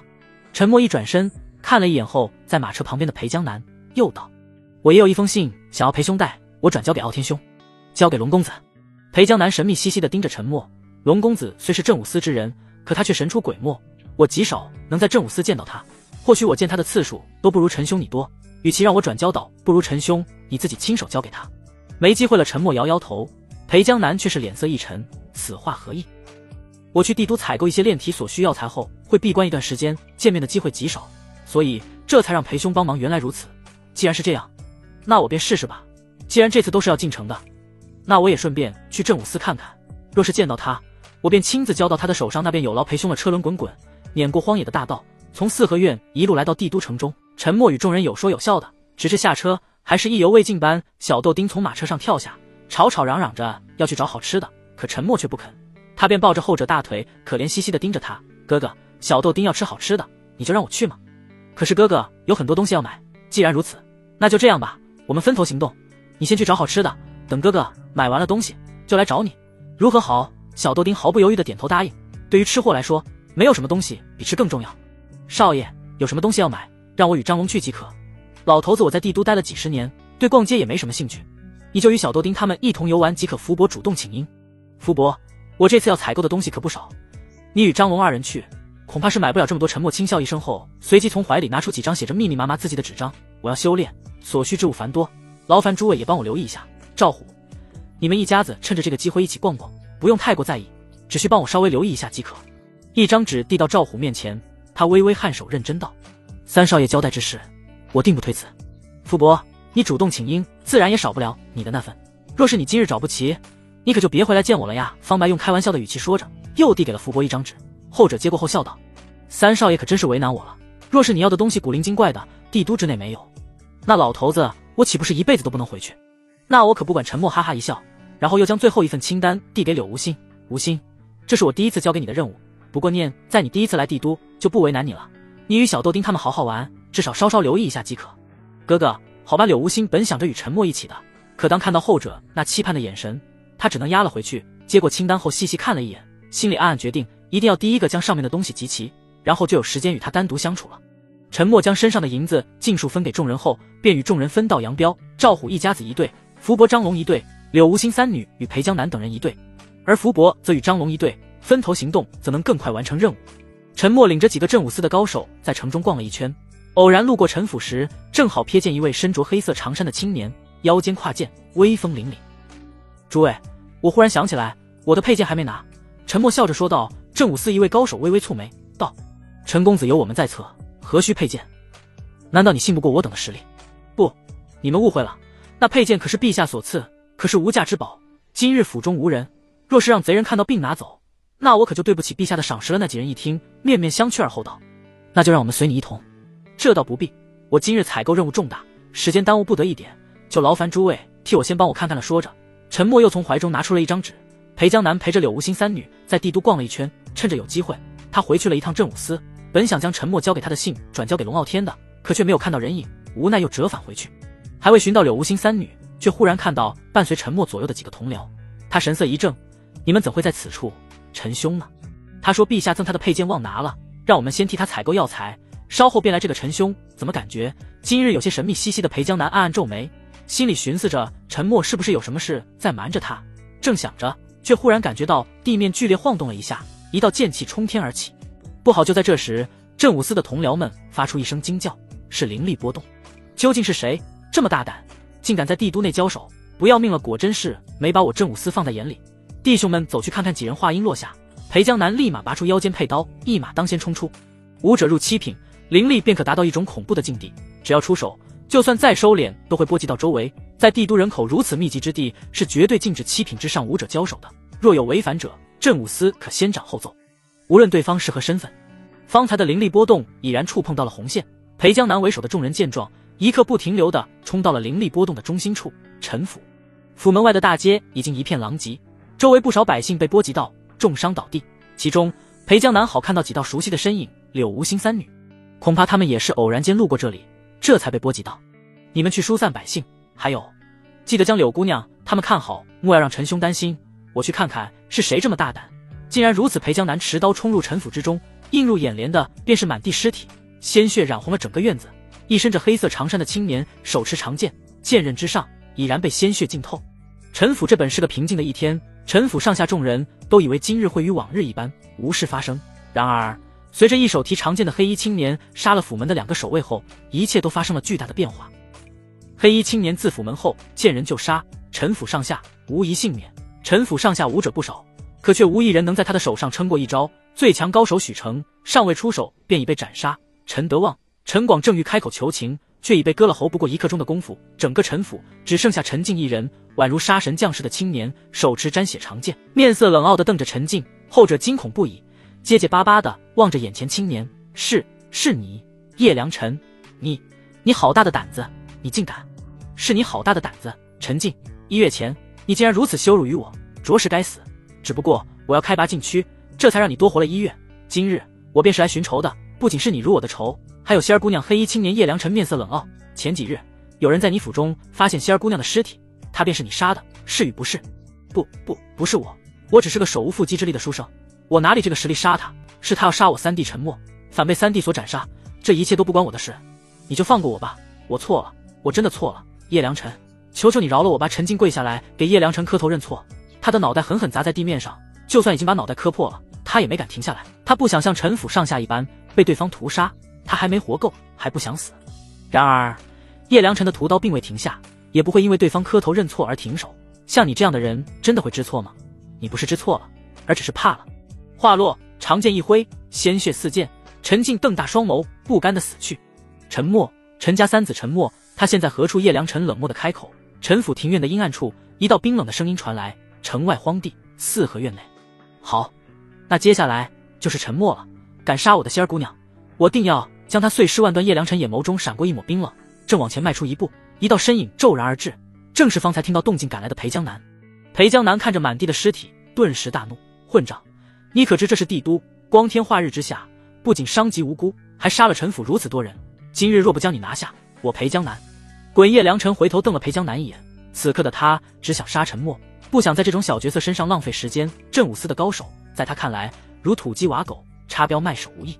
仅仅一个眼神，便让一身傲气的裴江南呆愣当场。他大口喘气，只感觉四周空气似乎被抽干一般，无法呼吸。那冰冷的眼神宛若深渊中的一头远古巨兽，而他却好似变成了一只不起眼的蝼蚁，只需片刻，他便会被当场捏死。只一眼，裴江南全身气力便被抽干，双脚一软，直接瘫倒在地。莫说将眼前的家伙制服，就是站起来的力气都没有。看着瘫倒在地的裴江南，叶良辰冷笑一声，丢下一句蝼蚁后便离开。裴江南右手紧紧捏着自己的心脏位置，双眼瞪得滚圆，脸上满是屈辱。一直自诩为正义之士的他，今日竟然在恶势力面前屈服了，他甚至连反抗的勇气都没有。叶良辰自禁区归来后，实力大涨，如今已有2品之境，从帝都出发前往城外四合院，不过弹指一挥间。然而当他出现在四合院的大门前时，却已有一少年在外等候了，长剑倒插在大门前。少年平静地坐在石阶上，双手并拢放在脸上，一双眸子死死盯着前方，一脸平静，似乎在等某个人。随着叶良辰缓缓落地，那石阶上的青年也站起了身，往前踏出几步，将倒插在地上的长剑拔出。无名沉默。叶良辰，我已恭候多时了，我总觉得今日的哥哥好像有些奇怪，不如我们去找他吧。柳无心心不在焉的在城内逛了一圈，脑子里尽是这2日有些异样的沉默。虽说他尽量表现得正常，但他如此关心他，又怎会察觉不到呢？苏雨墨柳眉微蹙，我也觉得少爷这2日有些不太一样，可我们该去哪里找他呢？哥哥昨日从陈府回来后，便将自关在房中1日，我想定与那陈府有关，不如我们去陈府看看。柳无心提议。苏雨墨微微颔首。小豆丁已经吃了7成饱，留着小肚子准备吃波大的，听到要找陈默，小脑子瓜子一转，起哄道：好呀好呀，哥哥肯定知道哪里还有更好吃的东西，我们快去找哥哥吧。3女统一意见后，便火急火燎地朝陈府跑去。可刚到陈府外，便被突如其来的一股灵力所波及。柳无心眼疾手快，赶忙伸出双手将小豆丁紧紧抱在怀中。轰一阵轰鸣声传来，三女皆被震飞，倒在街道上昏厥过去。不知过了多久，只听到镇武司高手的呼叫，他们这才朦朦胧胧的醒来。发生什么事了？苏雨墨晕乎乎的睁开眼睛，却见那镇武司的高手回答道：方才陈府有贼子动武，你们被波及到了，感觉如何？有没有受伤？就是身子有点疼。苏雨墨摇晃了一下脑袋，迷迷糊糊中，他看到前方不远处安安静静躺着一封信，他立马摸了摸身上，发觉陈默给他的信不在后，匆匆忙忙的跑了过去，将信捡起来。因为方才的震动，信封有所破损，露出了信件上的些许内容。当看到上面有个死字时，他愣了一下，赶忙打开信件。苏姐姐，哥哥不是让你转交给徐老先生吗？你打开坐甚？柳无心清醒一些后，抱着小豆丁朝苏雨墨走去，发觉他在偷看陈默的信，神色有些不悦。苏雨墨正看着信上的内容，娇躯忽然一颤，眼眶顿时湿润了，泪水如同珍珠般哗啦啦的往下掉。苏姐姐，无心，少爷他要死了。叶良辰，我已恭候多时了。陈默横手横剑，纵使面对二品之境的叶良辰，也没有丝毫惧色，双眸坚定，视死如归。叶良辰寻仇，陈府上下皆是震惊不已。除了陈静，其他人至死都不知自己是被谁杀的，为何会被杀。但这陈默不仅知道自己的名字，甚至还知道自己要报仇，早早便做好了准备，这不免让他有些好奇。你知道我？听说过，1月前我大哥陈静曾在凤鸣阁得罪过你，因而你对他起了杀心。若是我没猜错，如今不仅是陈静，恐怕整个陈家已经被你血洗了吧？呵呵，你猜得不错。所以你恨我吗？想要杀我报仇吗？陈默摇头，我虽是陈家人，但陈府上下自年幼时便虐待于我，我对陈家没什么感情，也不会为他们报仇。叶良辰微微一愣，继而笑道：你的回答让我有些意外，不过我并不知你是不是为了活命才哄骗于我。斩草不除根，春风吹又生，不杀你我不安心，且我的仙儿姑娘也是命丧你手，不杀你难消我心头之恨。你不相信，我再怎么解释也没用。不过你的仙儿姑娘一事是有误会，她要杀我，我不得已反击，这才杀了她。我不可能因为她要杀我而什么也不做。叶良辰，试想有人要杀你，你会不会对他手下留情？陈默反问。叶良辰冷哼一声道：我不管这其中缘由，你杀仙儿姑娘已是事实，我是有情有义之人，不像你冷血无情，对家人之死不管不顾。仙儿姑娘是我最重要的人，她死了你就必须给她陪葬。冷血无情的是你叶良辰，你杀了陈家上下100多口人，这其中有多少人是无辜的？还有陈府之外，有多少人也是无辜的，却被你牵连？叶良辰，你我皆不是什么好人，你就不要给自己的丑恶的行为标榜出大义凛然的样子，你这样只会让人恶心聒噪。叶良辰登时一怒，额头上青筋突起，一剑猛地挥出，显而又显地从陈默身旁划过，将他身后那巍然矗立的四合院一分为二。滚滚浓烟飘起，陈默眼睛一眨不眨，双眸中依旧没有惧色，仿佛早已看透一般。区区凡人，就连灵力都没有废物，你也配拿剑在我面前盈盈狂吠？叶良辰冷喝一声，眼神中杀意变得更加浓烈，手中长剑高高举起，便打算一剑将其了结。然而就在这千钧一发之际，却见空中忽然落下一人，身着镇武司的黑色长袍，胸口处绣着黄色麒麟，腰间挎着雁翎刀，目光如炬，挡在陈默跟前。在下李啸，镇武司总指挥使，奉陛下之命护他周全，不知阁下可否看在下以及陛下的面子上，饶他一命？李啸拱手作揖，弯腰鞠躬，恭敬道：早前龙傲天曾给过他一个任务，便是护陈默周全，因而龙华的高手来此暗杀，皆是有来无回。后因龙华入狱后宁王谋反，他不得已前往前线镇压，如今大局已定，他匆匆赶回来汇报情况，正好瞧见陈默有难，内心纠结片刻后，便打算来求个情。帝国之虎李啸。陈默微微一愣，他有些意外，李啸竟然会为他求情。在他的印象中，自己与这位帝国之虎没有任何交集，难道是女帝为偿还恩情，特意让他来保护自己的？你算什么东西？我需要给你面子？叶良辰面色一沉，一股恐怖的灵压骤然而至。纵使是被称为帝国之虎，实力无双的李啸，在这一刻也被吓得肝胆俱裂，双膝无法承受这恐怖灵压，猛地跪了下来。小友，得饶人处且饶人。又是一道身影从天而降。陈默微微一愣，转而看了一眼，这才发现这不是上次来家中问道的老者吗？听说是龙傲天带来的，他还给过对方建议，最好武道与其他道双修，在下天龙皇朝龙鳞，还请阁下给个面子。老者淡淡吐出一句。陈默又是一惊，龙鳞不是天龙皇朝的老祖吗？虽说只有4品实力，但可视为半步3品，若非灵脉上线，他恐怕早已步入3品。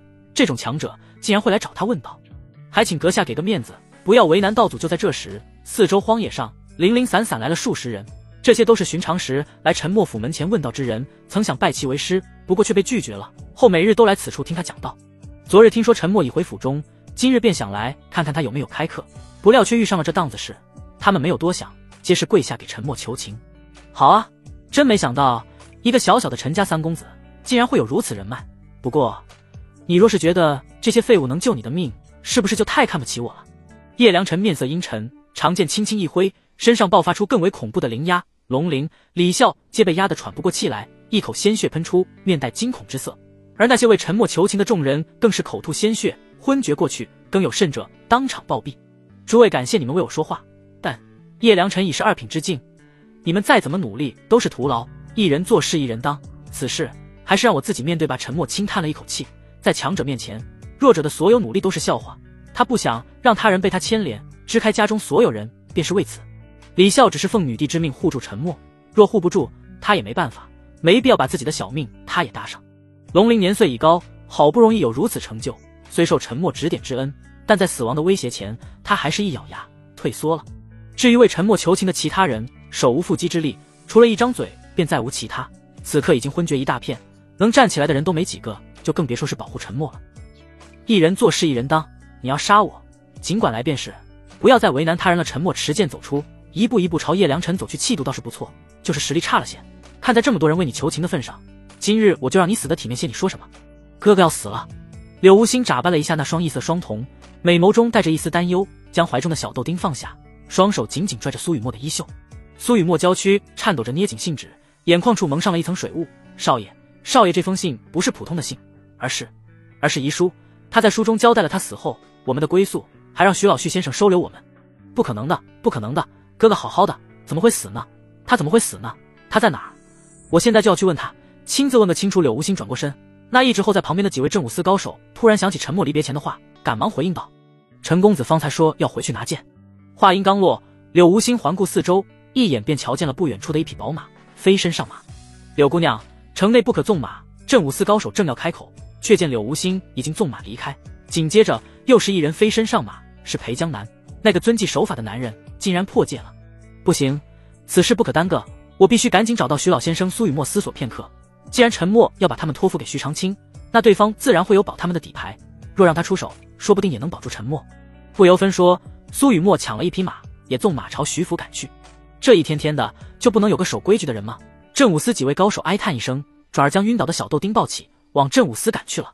柳姑娘，方才有人在陈家行凶，一连杀了陈家上下满门，此人实力不俗，恐怕就连帝国之虎的李大人都不是他的对手。若有人要杀陈兄，那必定是那在陈家行凶之人，你不可靠近，还是让我去看看吧。裴江南纵马就跟在柳无心身后，方才他曾见识过叶良辰的厉害，至今心有余悸。他担心柳无心会做傻事，立马开口劝阻道。柳无心本就担心陈默的安危，听到裴江南这话，不由快马加鞭。后者轻叹一口气，看来劝是劝不住了。不知不觉，他们已经冲出城外，四面八方皆是朝四合院方向赶去之人，这更让柳无心担忧了，抽动马鞭，加快再加快。快点，快点，哥哥你可不能有事，绝对不能有事啊！柳无心心中不断的呼喊着，他好不容易离开那宛如地狱一般的地方，好不容易有一个接纳他的人，好不容易找到家的感觉，他不敢想，没有沉默的世界里，他该怎么活下去？前方出现的人群越来越多，可以看到在四合院外围了数百人，皆在高声喝止，但却无一人敢上前。遥遥的，柳无心便看到府门前的战斗的二人，其中之一正是陈默。而紧随其后的裴江南也注意到了，与陈默交手之人不是叶良辰还有谁？完了，陈兄死定了！裴江南惊呼一声，已无力纵马前行。柳无心大叫了一声哥哥，声音却被周围众人的声音所盖过。他再次挥鞭，可胯下马却在此刻瘫倒在地，他也从马上摔下来，脸上、手上、脚上全是伤痕，血淋淋的一片。柳无心跌跌撞撞穿过人群，却正好看到叶良辰一剑刺出，穿透了陈默的左肩，咔嚓，鲜血四溅，恐惧蔓延心头。他高声呼喊，却发现自己竟已害怕的失声了。又是一剑穿透了陈默的右肩，左腿右腿第五剑穿透胸口，这已然是必杀之剑。此剑一出，陈默绝无生还的可能。可叶良辰却在第五剑之后又挥出了第六剑，长剑猛地一挥，将陈默手中宝剑劈断，而后一剑封喉，喉间刺痛，让陈默忘记了挥剑，手中断剑掉落，双手死死捂着脖子，鲜血沿着指缝流出。该死的，我知道会死，可没想到死竟然如此之痛。陈默想要呼吸，可喉咙被划破，每一次呼吸都是那么痛苦，身体无力倒下。他的脑袋歪向一边，正好看到泪眼婆娑、满身是伤的柳无心跌跌撞撞地朝他跑来。陈默想要开口让柳无心离开，可此刻的他却一句话也说不出来。渐渐的，他眼前的世界变成了一片黑暗。哥哥，哥哥！柳无心哭哭啼啼地跑来，抱起地上的陈默，拼命地呼喊，可却没有得到回应，已经不会回应了，永远不会了。陈默的心跳越来越弱，柳无心似乎是意识到什么，将怀里的陈默放下，猛地转身看向远处围观的众人，生性懦弱又有社恐的他，第一次在如此多人面前双膝跪地，重重磕了一个响头。诸位，求求你们，求求你们救救哥哥！柳无心的声音沙哑且带着哭腔，娇躯不断颤抖着，对着众人一个一个响头重重磕下，即便头破血流也没有停下，似乎想要用自己最后的力气为他争取活下去的希望。只要能让他活下来，无心可以给你们做牛做马，求求你们，求求你们了！无心不要去帝都了，无心不要去看万水千山了，无心是灾星，无心承认自己是灾星，你们打我杀我，我也没有任何怨言，只求你们能让哥哥活下去。无心不要什么家了，无心不要新衣服了，无心也不要吃饱饭了，无心愿意回去，愿意回到那个地狱，愿意被囚禁一生，愿意一辈子被百虫和万毒折磨。无心不要自由了，无心不要自由了！四合院前，在众目睽睽之下，少女声嘶力竭地叫喊着，拼了命地给众人磕头，祈求众人的帮助。鲜血沿着破损的额头缓缓流下，染红了整张脸，泥沙混着鲜血染红了地面，少女的泪水宛若珍珠般啪嗒啪嗒地往下掉。她愿意舍弃所有，只求有人能救活她。可足足3000个响头，少女的声音哑了，眼睛哭红了，泪水变成血水，她的血染红了地面，可却无一人回应。她那卑微的祈求良久，手持长剑的叶良辰冷漠地看着眼前的一切，嘴里淡淡吐出一句：他死了，他死了。叶良辰轻描淡写的一句落入柳无心耳中，却如晴天霹雳。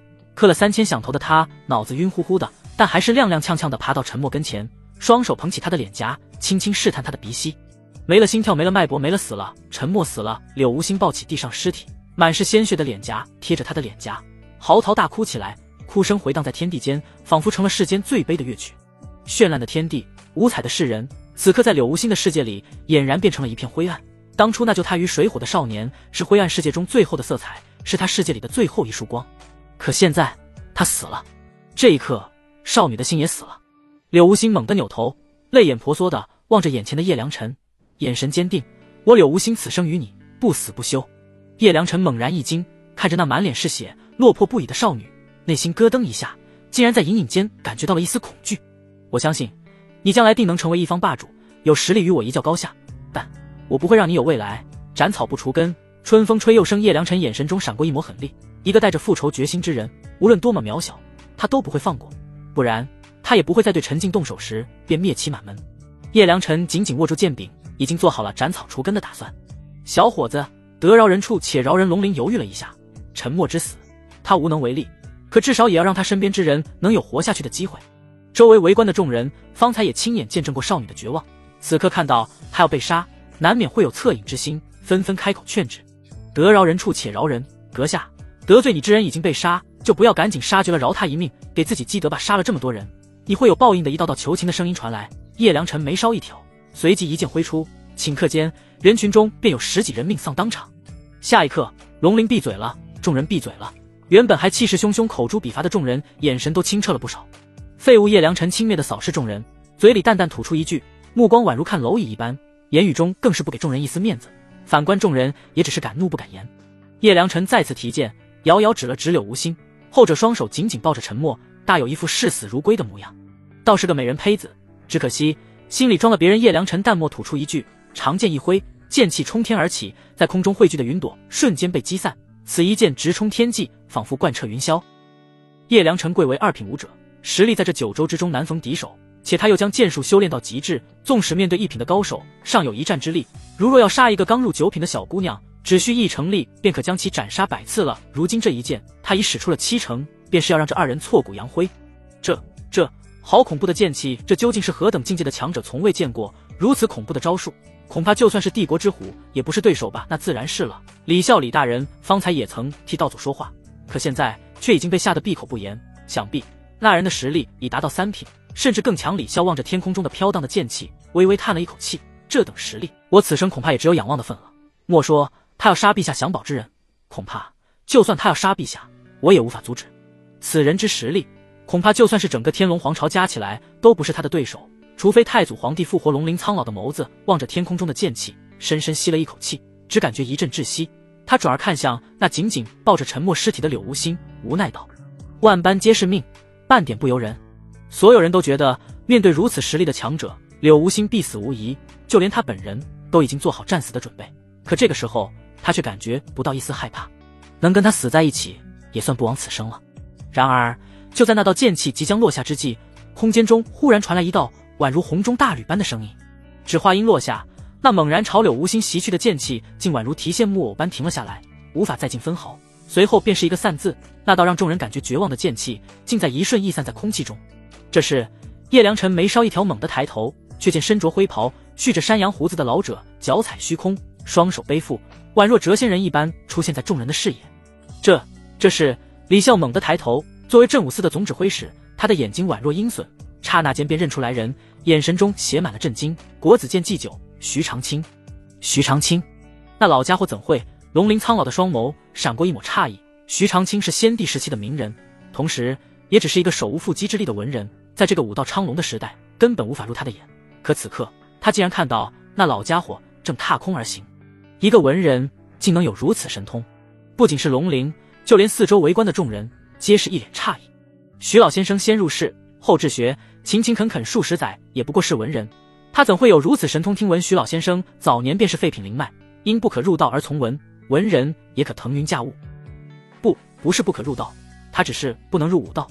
你们忘了道祖所言了吗？大道3000，徐老先生以文入道了。叶良辰抬眸望着天空中的老者，不由微微皱眉。徐长卿的名字他曾听说过，是个极负盛名的文人，同时也是手无缚鸡之力的书生。可眼前的老者却与他印象中的徐长卿极为不符。你是徐长卿？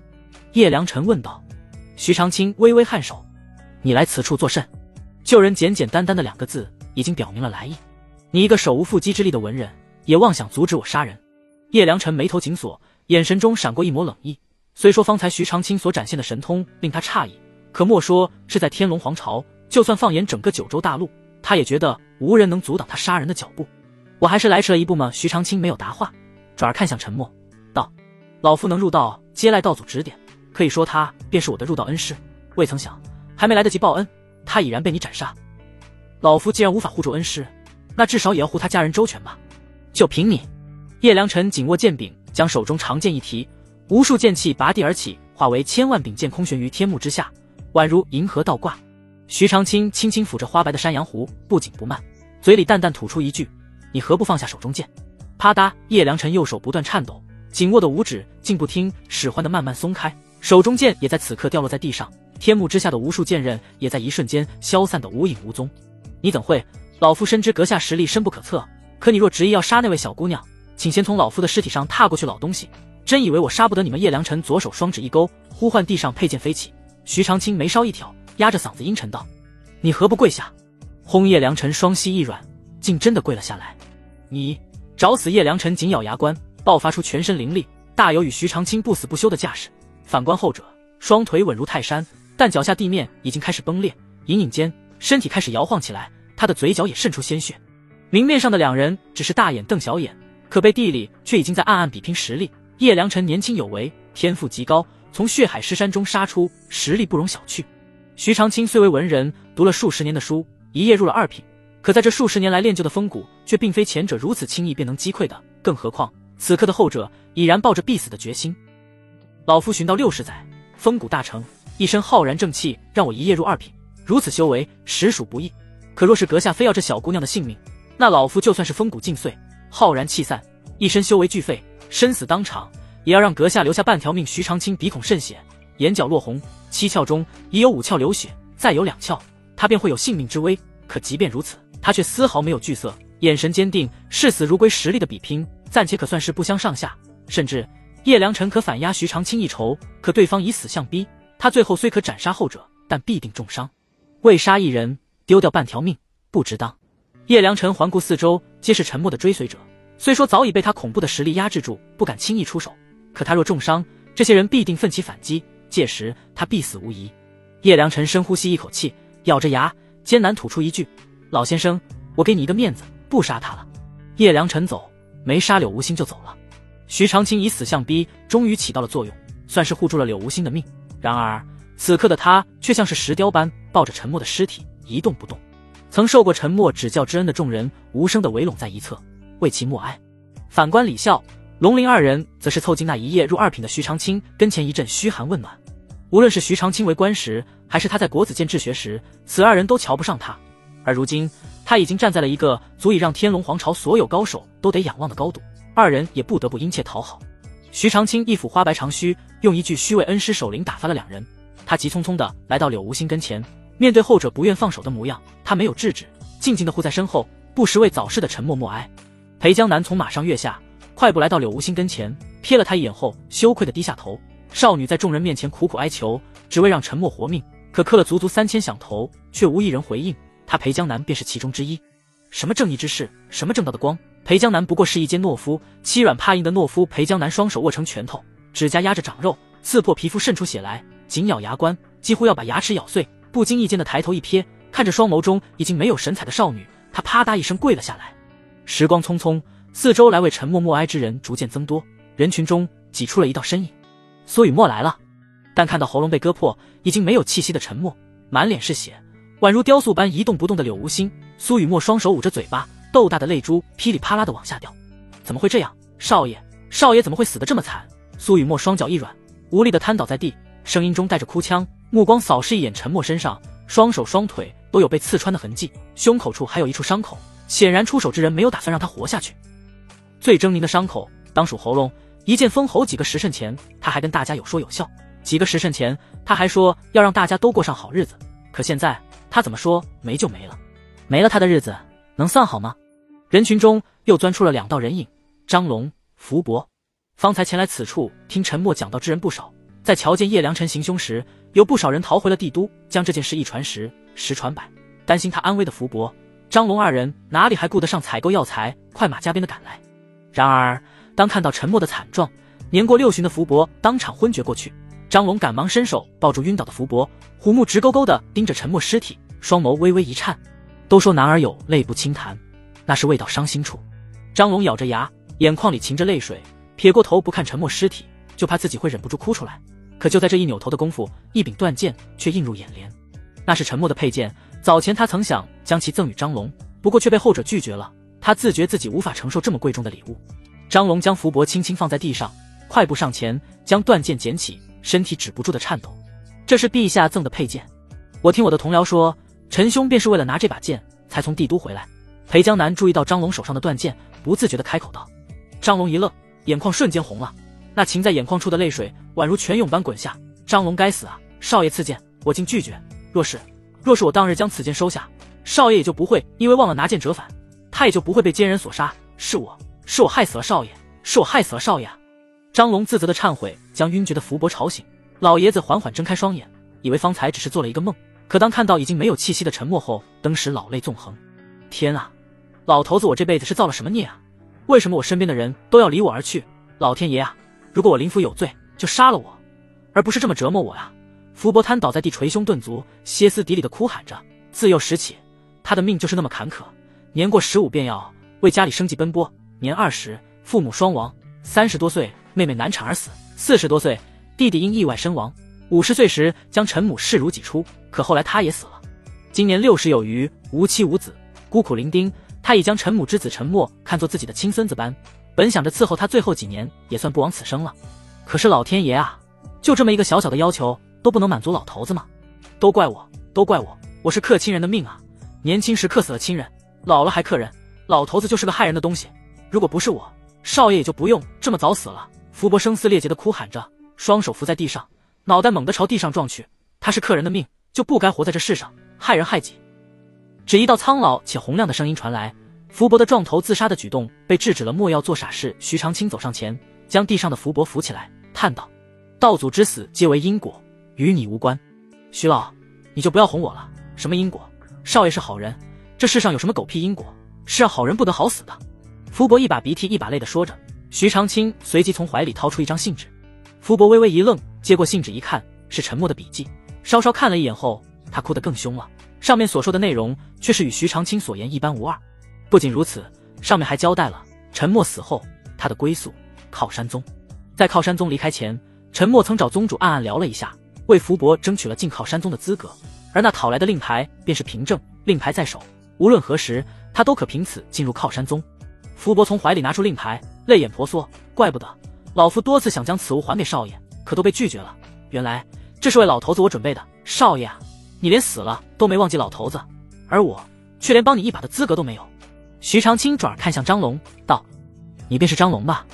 张龙微微颔首，道祖在生前也为你找好了归宿，他与狂沙剑仙有过约定，无论何时，只要你去找他，他都会收你为徒。徐长卿又从怀里拿出了一张信纸，张龙接来看了一眼，眼泪哗啦啦的往下掉，真是应了福伯那句话，少爷至死都在为他们所有人考虑。一刻钟后，赵虎一家听到消息也赶来了，再看到陈默的死后的惨状，赵母当场昏厥。他们之间的交集不多，可若非陈默，他们一家人恐怕已经支离破碎了。赵青林赶忙扶住母亲，不断安抚，反倒是赵虎悲愤欲绝，一拳狠狠砸在地上。为什么三少爷这么好的人要英年早逝？好人就不该长命吗？贼老天，你看看你都干了什么！又过了一刻钟，脚踩飞剑的龙傲天腰间夹着小豆丁，火速赶来。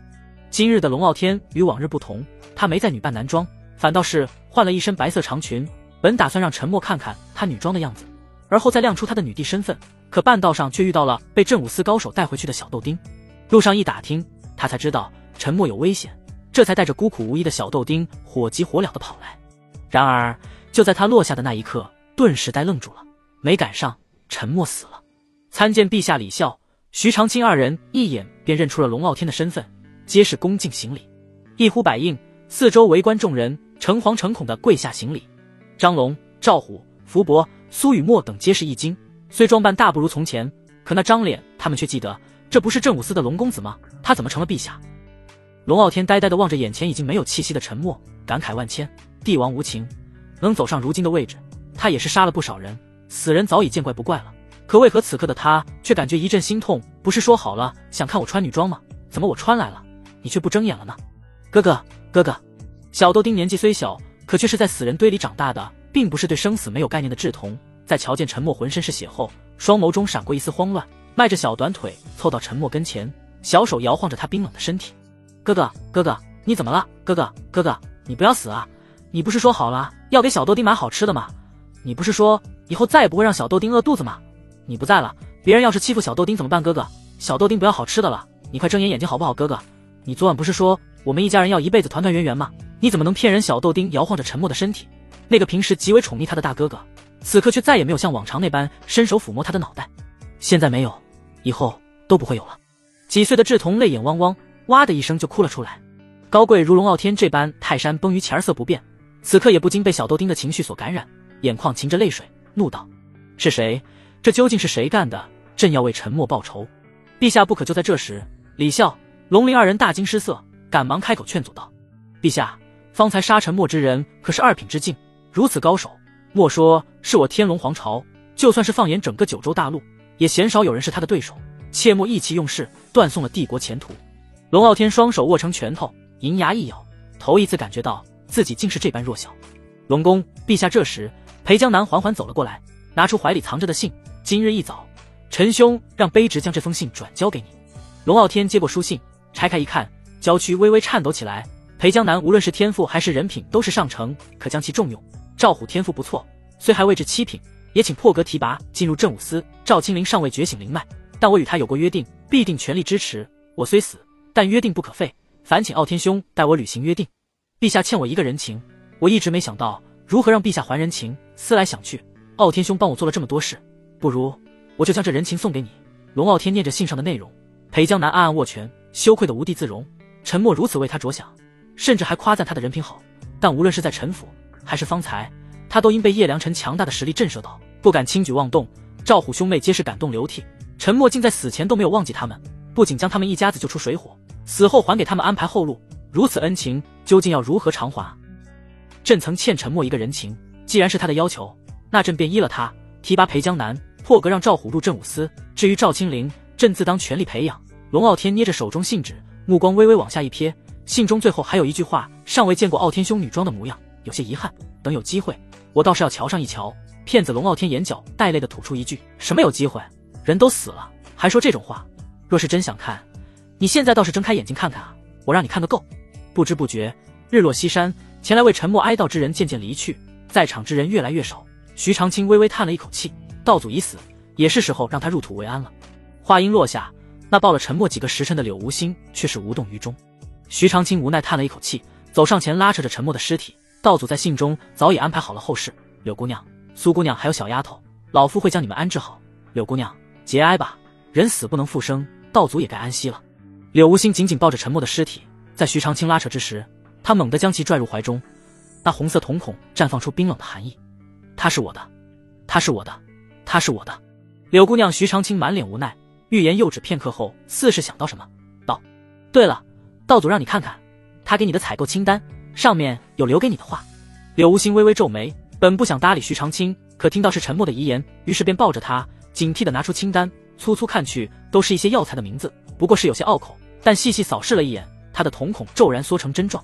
清单之上第一列的首字能排成一个句子，那好似便是陈默给他留下的遗言：生死人，肉白骨，帮我复活。乌云滚滚，狂风怒嚎，雷光掠过青幽海的上空，仿佛凶兽般发出阵阵嘶吼。一支10几人的队伍驾驶着马车自南向北来到青幽海的边界，绽放着阵阵耀眼金光的黄金冠平稳放置在马车中心处，各自有驾驶马匹的黑衣女子守着四周，目光中带着警惕之色，腰间按刀，随时做好战斗的准备。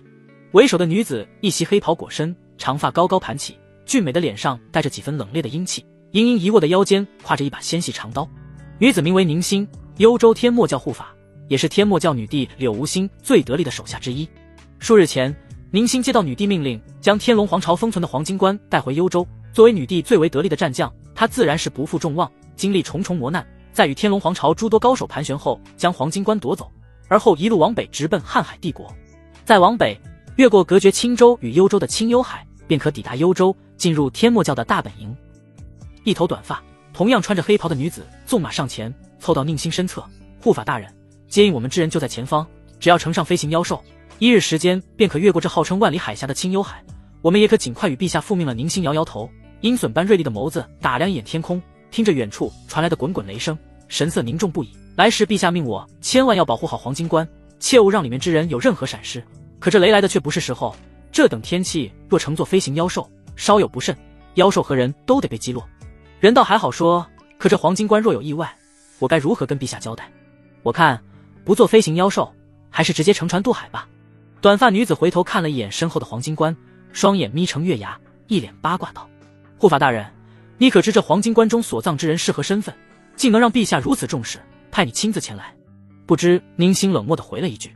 短发女子却是不依不饶：宁姐姐，你是不知道还是不想说？我记得我早前在服侍陛下的时候，就曾见过他的寝宫中只有一个男人的画像，若是我猜的不错，黄金关中之人便是陛下朝思暮想之人吧。短发女子名为李月月，之前曾担任过女帝的贴身侍女，后因实力出众成为了战斗人员，因而对女帝寝宫中的一切她都了如指掌。宁心听到这话，不由得捏紧了缰绳，脸色有些不自然，有羡慕也有嫉妒。我听闻300年前有一少年救下年幼时孤苦无依的陛下，因而陛下对之倾心。宁姐姐，你说若是我们将这黄金关中的男人带回去，陛下会不会因而沉迷于男色？若是如此，那我们在陛下心中的地位可就一个死人罢了，就算是回去了又能如何？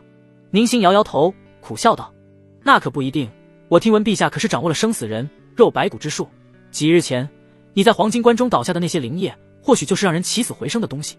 若非如此，陛下怎会让我们速速回去？想必他老人家也想在第一时间看到复活的爱人。闭嘴！李月月还在喋喋不休，宁心已经有些不耐烦了，回头怒瞪了他一眼。前者有些无辜地举起双手堵住嘴巴，害怕被后者惩处一番。宁心脸色不太好看，脑子里乱糟糟的，双眸中似乎已经没了神采。又是一道惊雷从天而降，然而方才还披在青幽海上空的天雷，此刻像是有了目标一般，直接落在那队伍之中的黄金关上。宁心立即反应过来，惊呼一声：敌袭！快保护黄金关！话音落下，宁心拔出腰间长刀，猛地挥出一刀，朝天空袭来的天雷中劈去，这才堪堪挡下来是凶猛的天雷。然而他的双臂却被震得有些发麻，双手止不住的颤抖。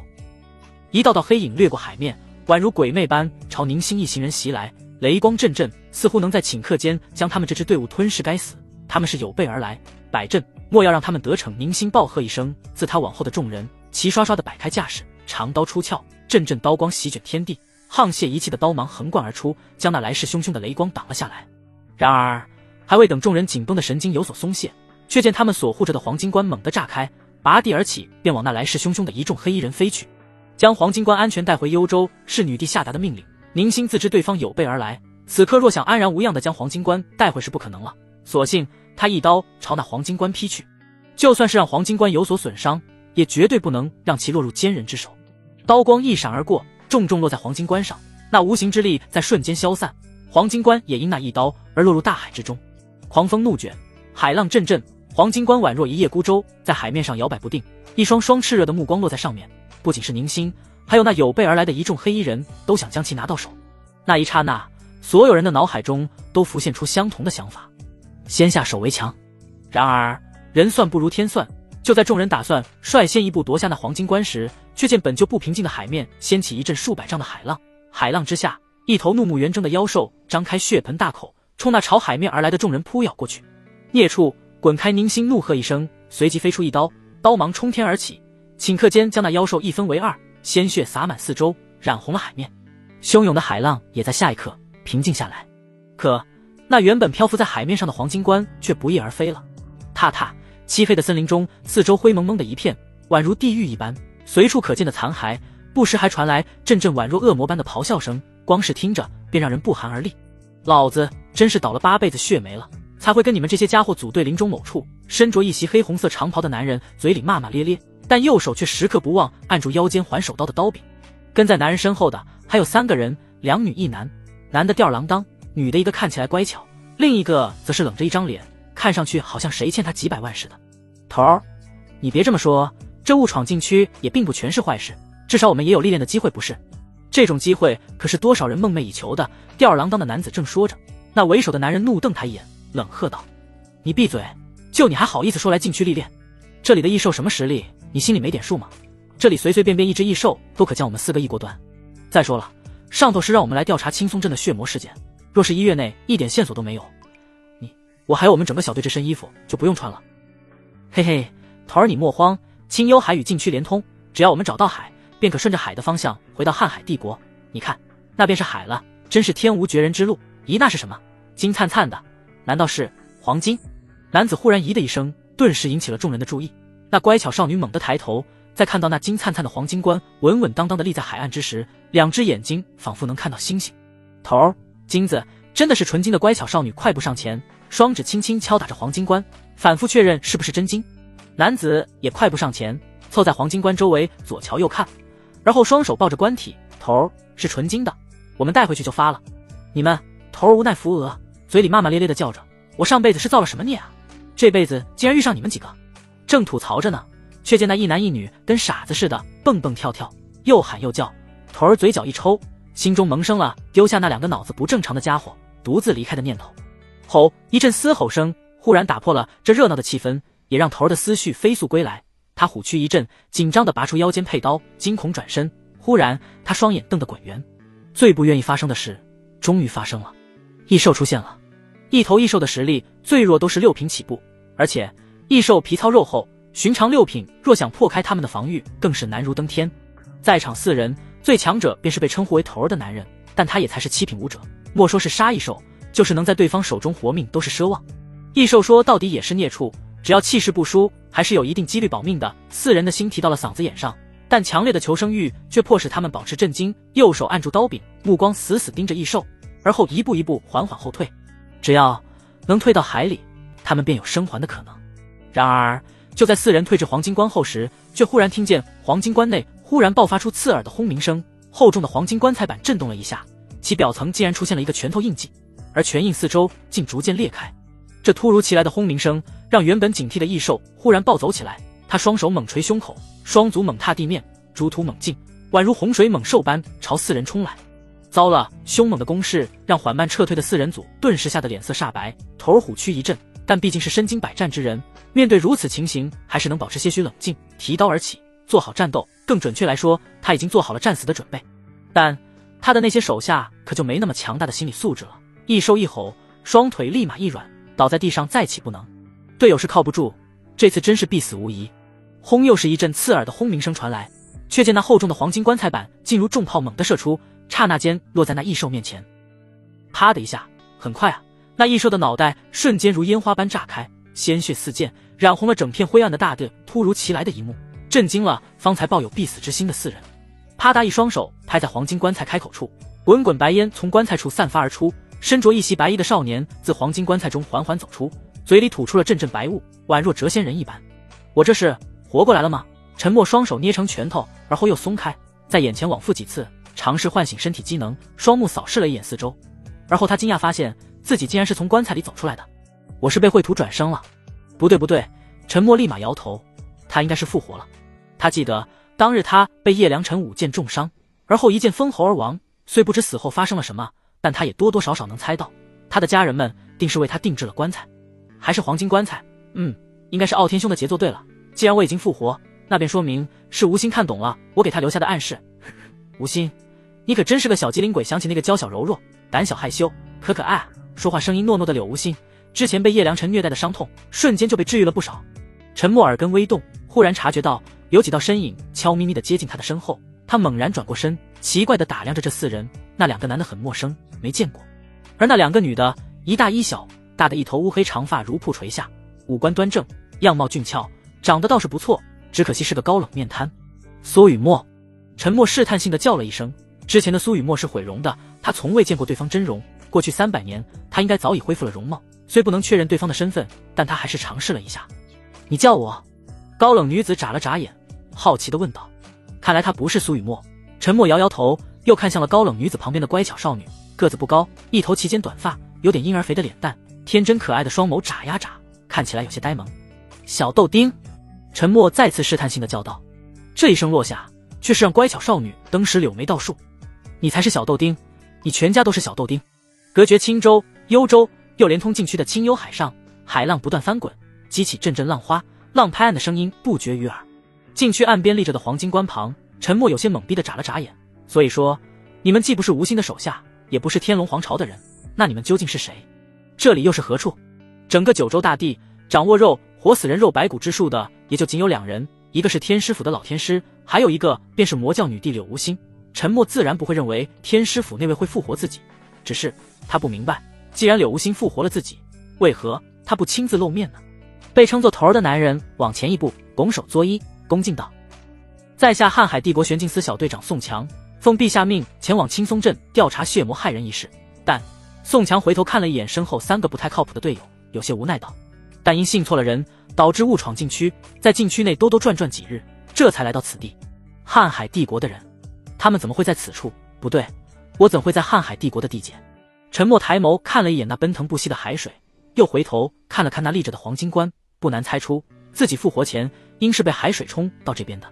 可为何自己会落到海上呢？青幽海隔绝青州与幽州，也就是说他有可能是被人从一地带往另一地。陈默身死之时是在青州天龙帝国内，而柳无心发家是在幽州，也就是说他极有可能是被后者从青州带回幽州，但半道上去发生了意外。不对，陈默这时才幡然醒悟过来，继而着急忙慌地看向宋强道：你说这里是哪里？禁区。禁区。陈默双眼瞪得滚圆，面色惊恐之色。禁区的恐怖他早有耳闻，死前他不过是刚刚完成了炼体的入门，实力堪堪达到9品武者水准，待在禁区无异于是羊入虎口。他猛地抬眸看向宋强4人，他们是玄镜司之人，实力定然不俗。瀚海帝国玄镜司就相当于天龙皇朝的镇武司，不过与之相比，玄镜司的门槛要低上一些，入门8品起步，且综合实力远不及镇武司。陈默张了张嘴，方才想抱大腿让大佬带飞，谁知话还没说出口，却见宋强恭敬道：前辈，晚辈4人无意中闯入此处，若是遇上异兽，定然尸骨无存。晚辈有个不情之请，想请前辈带我们离开此处。你让我一个黑铁带你们青铜上分。陈默有些懵逼，他指了指远处那血淋淋的异兽尸体，道：那异兽不是你们杀的？话音落下，4人皆是一头雾水，然后用一种狐疑的目光盯着陈默，后者神色一正，双眸细细往前看去，这才发现弯曲的黄金棺材板立在远处地面之上，鲜血沿着棺材板流往地下。陈默思索片刻后，呆滞地伸出一根食指，指了指自己的：是我。4人不约而同地点了点头，气氛瞬间变得有些尴尬。陈默低头不语，有些怀疑人生。4人盯着沉默不语，也在怀疑人生。不是，你动的手，你不知道。海浪拍岸，激起阵阵轰鸣声，浪花朵朵激射出点点水珠，宛若雨点般落在呆愣的五人身上。陈默率先反应过来，漫长的岁月，他的身体技能按理说大不如从前，但此刻他却能机警地察觉到，杀意袭来，接踵而至的是一道道宛若鬼魅般的身影。不好，宋强到底是玄镜司的一位小队长，身经百战。他猛地一抬头，便看到海面上忽然窜出数个身着黑衣遮住面容之人，他们手持利器，骤然朝陈默袭去。动作迅速，没有丝毫拖泥带水，目标明确，寒芒阵阵，顷刻间已经冲到陈默面前。宋强等人皆是瞪大双眸，满脸惊恐。如此距离，如此速度，他们根本就挡不下来。然而这些人的动作落入陈默眼中，却好似志同打架般，动作缓慢不说，还轻飘飘的，一点力量感都没有。他见势一拳，猛地朝那率先杀来的黑衣人打出一拳，拳风阵阵，宛若惊雷。一拳出，空气骤然爆发出恐怖的爆鸣声，继而便是席卷天地的风暴，撕开大地，震开海水，万里海峡竟在此刻一分为二，似是被一刀切断，出现了短暂的停滞。啪嗒，鲜血落在陈默脸颊之上，染红了他的半张脸。方才还来势汹汹的几人，竟然在此刻消失得无影无踪，除了他脸颊上的鲜血，便再无那几人来过的痕迹。宋强四人惊呆了，嘴巴张大的似乎能塞下一个苹果。与之相比，陈默的震惊程度丝毫不亚于他们中的任何一人。死前的陈默不过堪堪9品武者的实力，复活后怎会变强这么多？现在是九州历多少年？陈默猛地转身，向身后的宋强等人询问道。四人回过神来，那高冷女子不假思索，赶紧回答：前辈，是，如今是九州历10421年。陈默掐着手指算了一下，他死的那年应该是九州历10120年，如此算来，他这是死了300年左右。死前，陈默曾将炼体所需的灵草名称一一写成清单，赠给了柳无心为首的几人。若是他们在这300年时光里，每年都将那些灵草制成药液让他浸泡，300年就算是头猪都得飞升了，更何况他是人。虽说他是死人，但肉体也能吸收灵液的精华，如此想来，他实力突飞猛进，或许还真就是那些人的功劳。陈默兴奋了，没想到300年前他是天崩开局，如今却是天胡开局，有这实力，他还用怕什么叶良辰？不过高兴之余，陈默忽然感觉身体一软，险些摔倒在地，脸色苍白不已，气色差到了极点。仔细探查，这才发现他体内的气血几乎耗尽了。一拳，还不是全力的一拳，竟然险些将全身气血耗尽。气血不足，陈默无奈叹了一口气。300年前，他给柳无心等人的清单中，只有增强体魄、提升筋骨之力的灵草，却没有一样是提升气血的，这也就导致了筋骨之力与体魄超强，气血却拉胯了。简单来说就是攻击力、防御力很强，但蓝量少得可怜，还没放大招就没蓝了。九州大地便如同一个圆，分布着9个大洲，大圆之外是一片荒地，常有凶猛的异兽出没。异兽实力最低都相当于人族6品，听闻最强者可达到1品。当初天师府的老天师就曾遇到过那1品的异兽，后与其激战10天10夜，不分胜负。可见大圆之外的异兽有多么可怕。也正因如此，九州之外被称之为禁区，除去中州位于8州中心外，余下8州之地皆与禁区接壤。陈默等人沿着青幽海反方向一路往南走，青幽海往北便是幽州，那是柳无心的地界。只要到了幽州，陈默便算是可以衣食无忧，抱紧大腿吃软饭了。然而事与愿违，此刻的他气血不足，身体虚得要死，双腿打着白子，就跟一夜13次一般，站都站不稳。若非强撑着，他恐怕就要倒下了。从黄金关一落荒地，再到海中杀手出现，陈默就算再傻，也嗅到了其中的阴谋。恐怕早有人预料到他的复活，因而想要将他再次杀害。虽不知道那藏在阴暗处之人的身份，但有一点是可以肯定的，北上之路恐怕已经被封锁。这个时候若是前往幽州，他必死无疑。陈默思索再三，决定南下。瀚海帝国往南便是天龙皇朝，是他发展之地。300年光阴，张龙、福伯、苏雨墨、小豆丁这几个虽不知道是否还活着，但赵虎、裴江南、龙傲天以及徐长卿这些当世闻名的高手定然还在。只要找到他们，那当前的危局便可破解1、2。宋强4人跟在陈默身后，他们4个的实力在这禁区之内就是任人宰割的鱼肉。若是不抱紧后者这条大腿，怎么死的都不知道。我的目的是前往天龙皇朝，但一直在这禁区兜兜转转不是办法。我们先离开禁区，进入瀚海帝国境内。这一路我不是很熟悉，就劳烦你们给我带路了。陈默回头看了一眼宋强，后者微微颔首。早日我是错信了人，这才误闯禁区。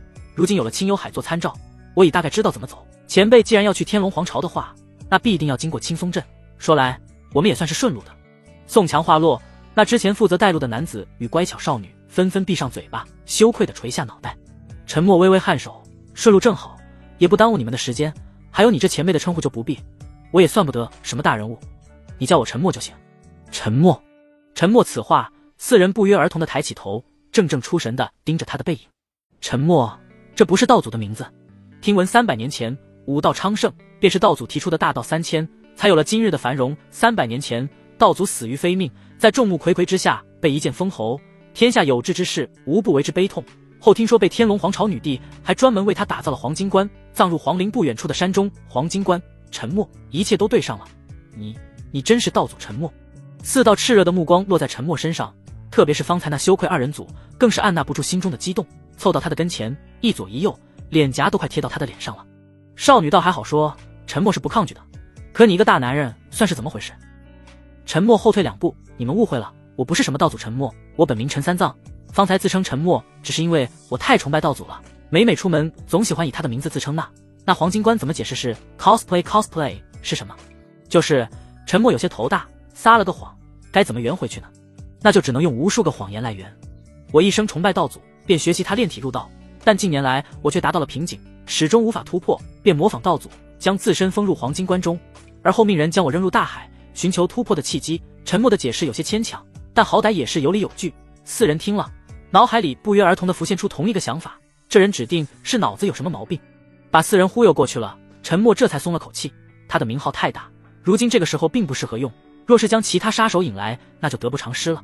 宋强为首的四人吵吵嚷嚷着在前方带路，沉默静静地跟在后面。他轻轻回头看向北方，看来那个娇小柔弱、胆小害羞、可可爱爱、说话声音糯糯的柳无心要迟些才能与他团聚了。幽州天末教大殿阴暗的大殿四周燃起了一盏盏油灯，为整座大殿带来微弱的光明，压抑的气氛弥漫四周。主座之上赫然坐着一位气势凌人的成熟女子，头戴金冠，乌黑长发披肩，五官精致如刻，肤如凝脂。她身着一袭黑色长裙，与她冷傲的气质相呼应。最让人注意的是，她那双红蓝异色双瞳，若放在外面可是灾祸的象征，可如今身居高位的她，却打得世人不敢对她的异色双瞳有半分不敬。魔教女帝柳无心，300年前那个孤苦无依的少女，此刻俨然成为了称霸一方的雄主。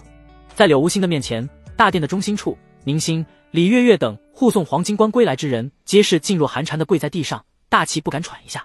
踏踏，柳无心从主座之上站起身来，轻轻一甩披肩长发，下一瞬，他的身影便出现在宁心的跟前。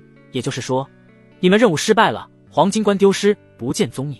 宁心双唇微微颤抖，是，但刷还未等宁心说完，他便忽然感觉脖子一紧，却是被柳无心单手掐住脖颈，异色双瞳宛如野兽般死死盯着他的双眸，强大的气场让在场众人吓得匍匐在地，纷纷屏住了呼吸。娇小柔弱，这点小事都办不了，本帝要你们何用？柳无心冷喝一声，面色阴沉，恐怖的气势压得众人抬不起头来。胆小害羞，陛下，是我们的错，但那些人显然是有备而来，我已派人沿着清幽海的四周打探，有人上报在禁区附近发现黄金棺的下落。宁心用尽全身力气，这才从牙缝里挤出这句话。既然有线索了，那还等什么？还不快去找回来！若是他掉一根毫毛，本帝定不轻饶。柳无心一掌拍出，大殿内狂风骤起，宛若洪水猛兽般的冲击力将宁心为首的众人震退出数百丈外，整个大殿顿时安静下来。空荡荡的大殿内，柳无心双手捧着脸颊，异色双瞳忽然跃动一下，冰冷的脸颊露出2抹红晕。哥哥，很快就能见面了，以后我们就可以永远在一起了。沉默一行人在禁区附近兜转了5日，这才找到青松镇。按理说他们一行人都不是普通人，脚程非常人所能比，真要赶路的话，3日便可抵达青松镇。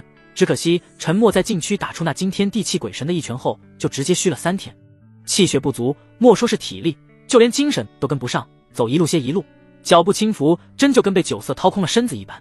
宋强4人看着是一头雾水，不过他们也没有开口询问原因。沉默实力通天，他这么做肯定有他的理由。青松镇在瀚海帝国南部，是前往天龙皇朝的必经之路。小镇被誉为千年古镇，由7个村庄构成，民风淳朴，据说还是个环境优美的小镇，依山傍水，途经此地之人无不赞叹。但随着沉默一行人的到来，看到的不是好山好水，而是一片浓浓的白雾，雾气笼罩着整个小镇，仿佛为这千年古镇披上了一层神秘的面纱。据闻青松镇由血魔入侵，每晚小镇内都会有人死于非命，至今上报的死亡人数就高达上百人。上头派我们前来调查情况，若是情况属实，可先斩后奏。此行前来的目的，宋强早已熟记于心，看着那层浓浓的白雾，脸色也不由凝重几分。陈默微微蹙眉，这血魔的称呼他听着有点耳熟，但一时之间也想不出个所以然来。不过这所谓的血魔已经让小镇上死了上百人，定然不是什么好东西。陈默虽与宋强等人同行，可他的目的是南下找人，需要保存一定实力。这青松镇上的事他是有些看不过眼，但不到万不得已，他不打算出手。能苟就苟，谁让他这么容易虚呢？陈默背负双手，正欲进入小镇，却见宋强已然站在他的身后，单手按住刀柄，一脸警惕。其后的三人组更是躲在宋强的身后。好家伙，这是把我当挡箭牌了。陈默嘴角一抽，你们玄镜司的人就这么贪生怕死？宋强闻言尴尬一笑，在禁区里习惯了。说罢，宋强与那高冷女子一同走在前面，陈默站中间，剩余的二人组则小心翼翼地躲在他的身后。宋强四人组实力不强，主战力宋强7品武者，高冷女子名为赵文，同为7品，但无论是实战经验还是实力，都稍逊宋强一筹。反观陈默身后二人，乖巧少女苏可可8品，但不是武者，是医师，专精治愈，可提升队友战力，简而言之就是奶妈。吊儿郎当的男子名为孙谦，8品符师，专精符箓，简而言之就是脆皮辅助迷雾笼罩的小镇透着一丝诡异，四周安静无比，却给人一种不寒而栗的恐惧感。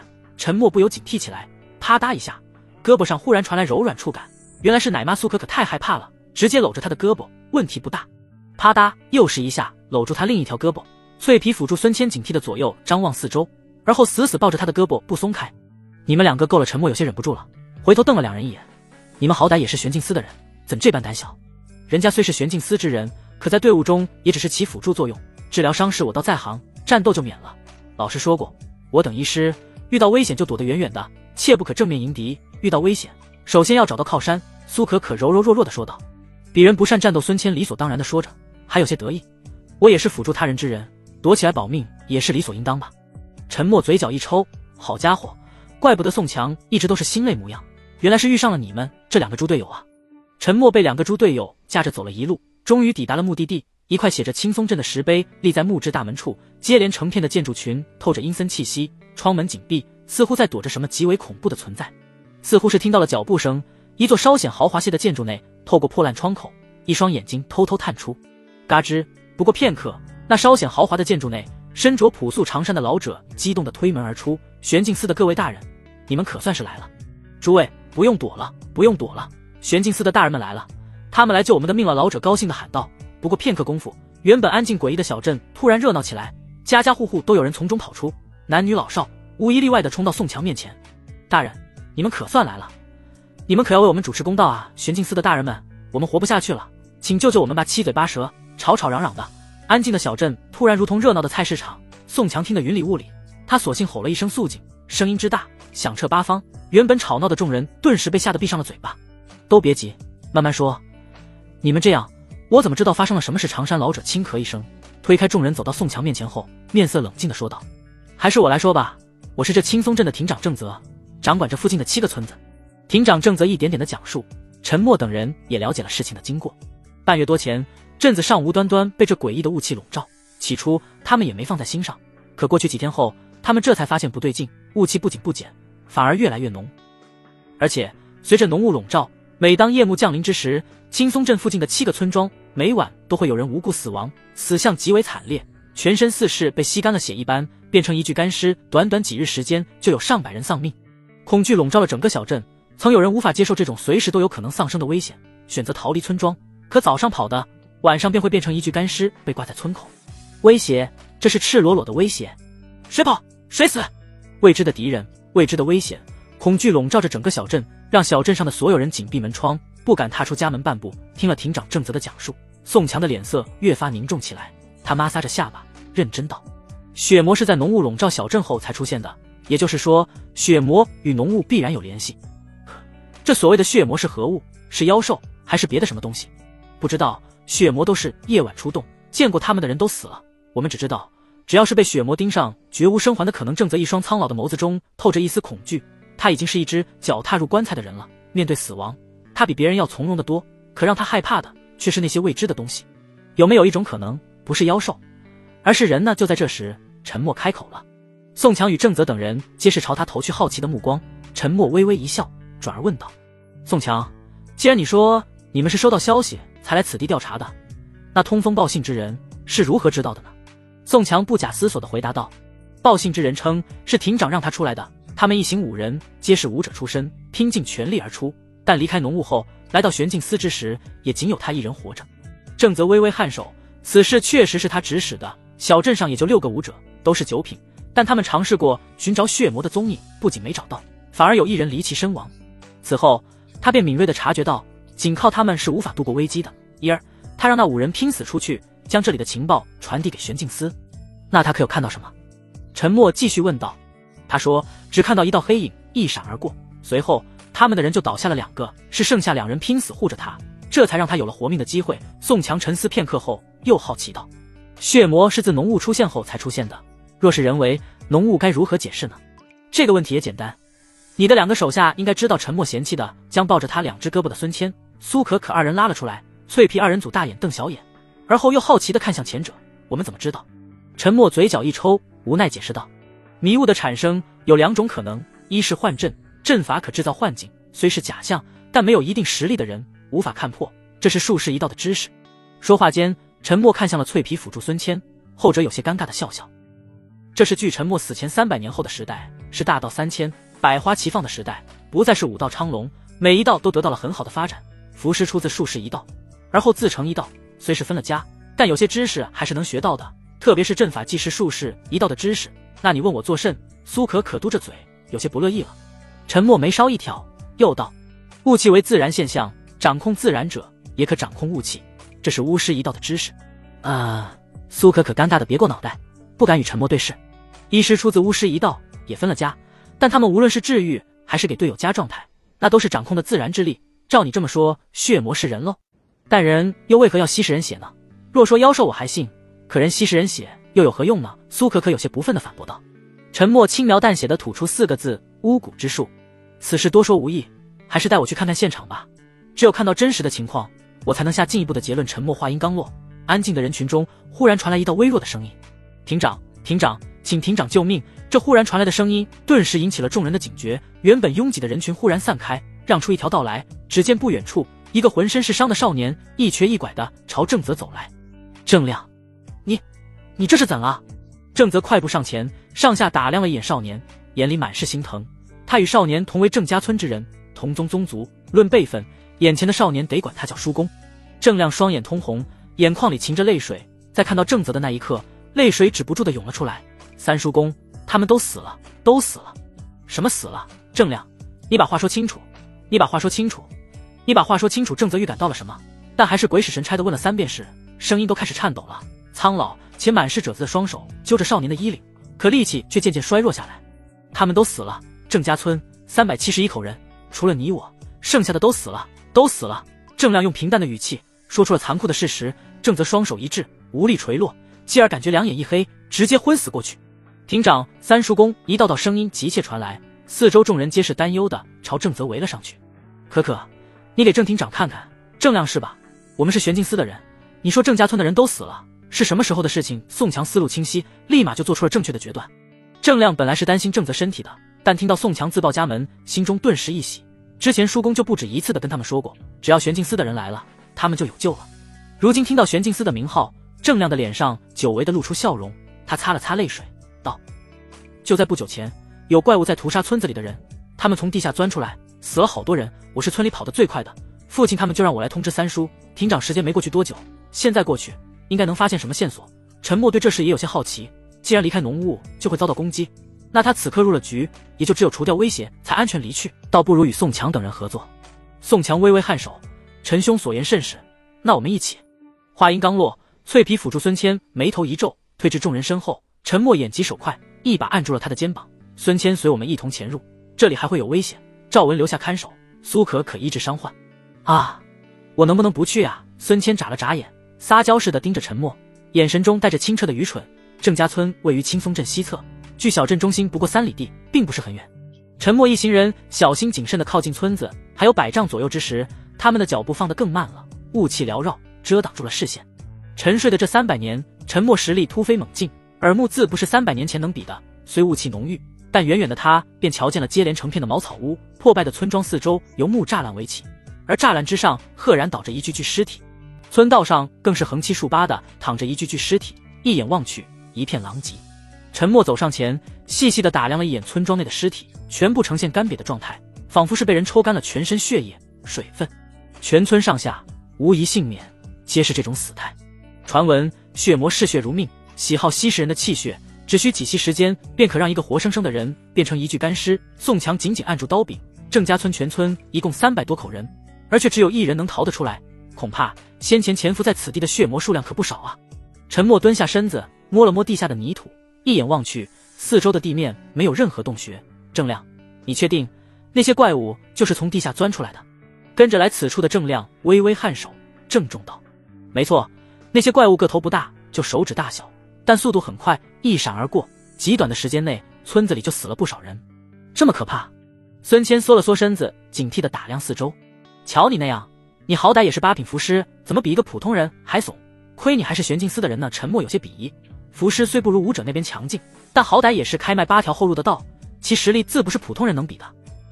你不懂，虽说我是玄镜司之人，可我却从来没跟人交过手，我只是一个打辅助的，正面迎敌这种事不适合我罢了。正面迎敌这种事就不需要你去做了，四周随时潜藏着危机，锁敌符有吧？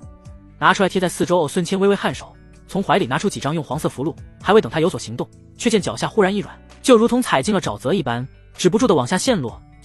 救命！孙谦惊恐的大叫一声。不好！宋强拔刀而出，左右扫视了一眼，并未发现敌人的存在，一时之间紧张不已。但此刻的他来不及多想，直接朝孙谦冲去，先救人再说。然而还未等他走出几步，却忽然感觉脚下一软，他也如同孙谦那般被地面吸了进去。完蛋！孙谦大惊失色，自己中招就算了，队长也中招了。不仅如此，那负责带路的郑亮也发出一声惊叫，不用想也知道中招了。那陈兄呢？孙谦扫视了一眼，咦，陈兄不见了。我在这儿呢。沉默的声音忽然传来，陷入地面的宋强。孙谦一愣，猛地抬头，便看到陈默竟然跳到了一处茅草屋之上。哼，掌控地面，让人陷入其中无法自拔，使用这种伎俩的，恐怕也就只有使用自然之力的巫师了吧。躲在地下不敢出来，是怕被我打死吗？方才在看到孙谦中招后，陈默第一时间警觉起来，立马一跃而起，找个安全的地方落脚再说。哼，只会逞口舌之力的家伙，你躲在屋顶，不也是害怕被我打死吗？地面之下忽然传来一道讥讽的声音。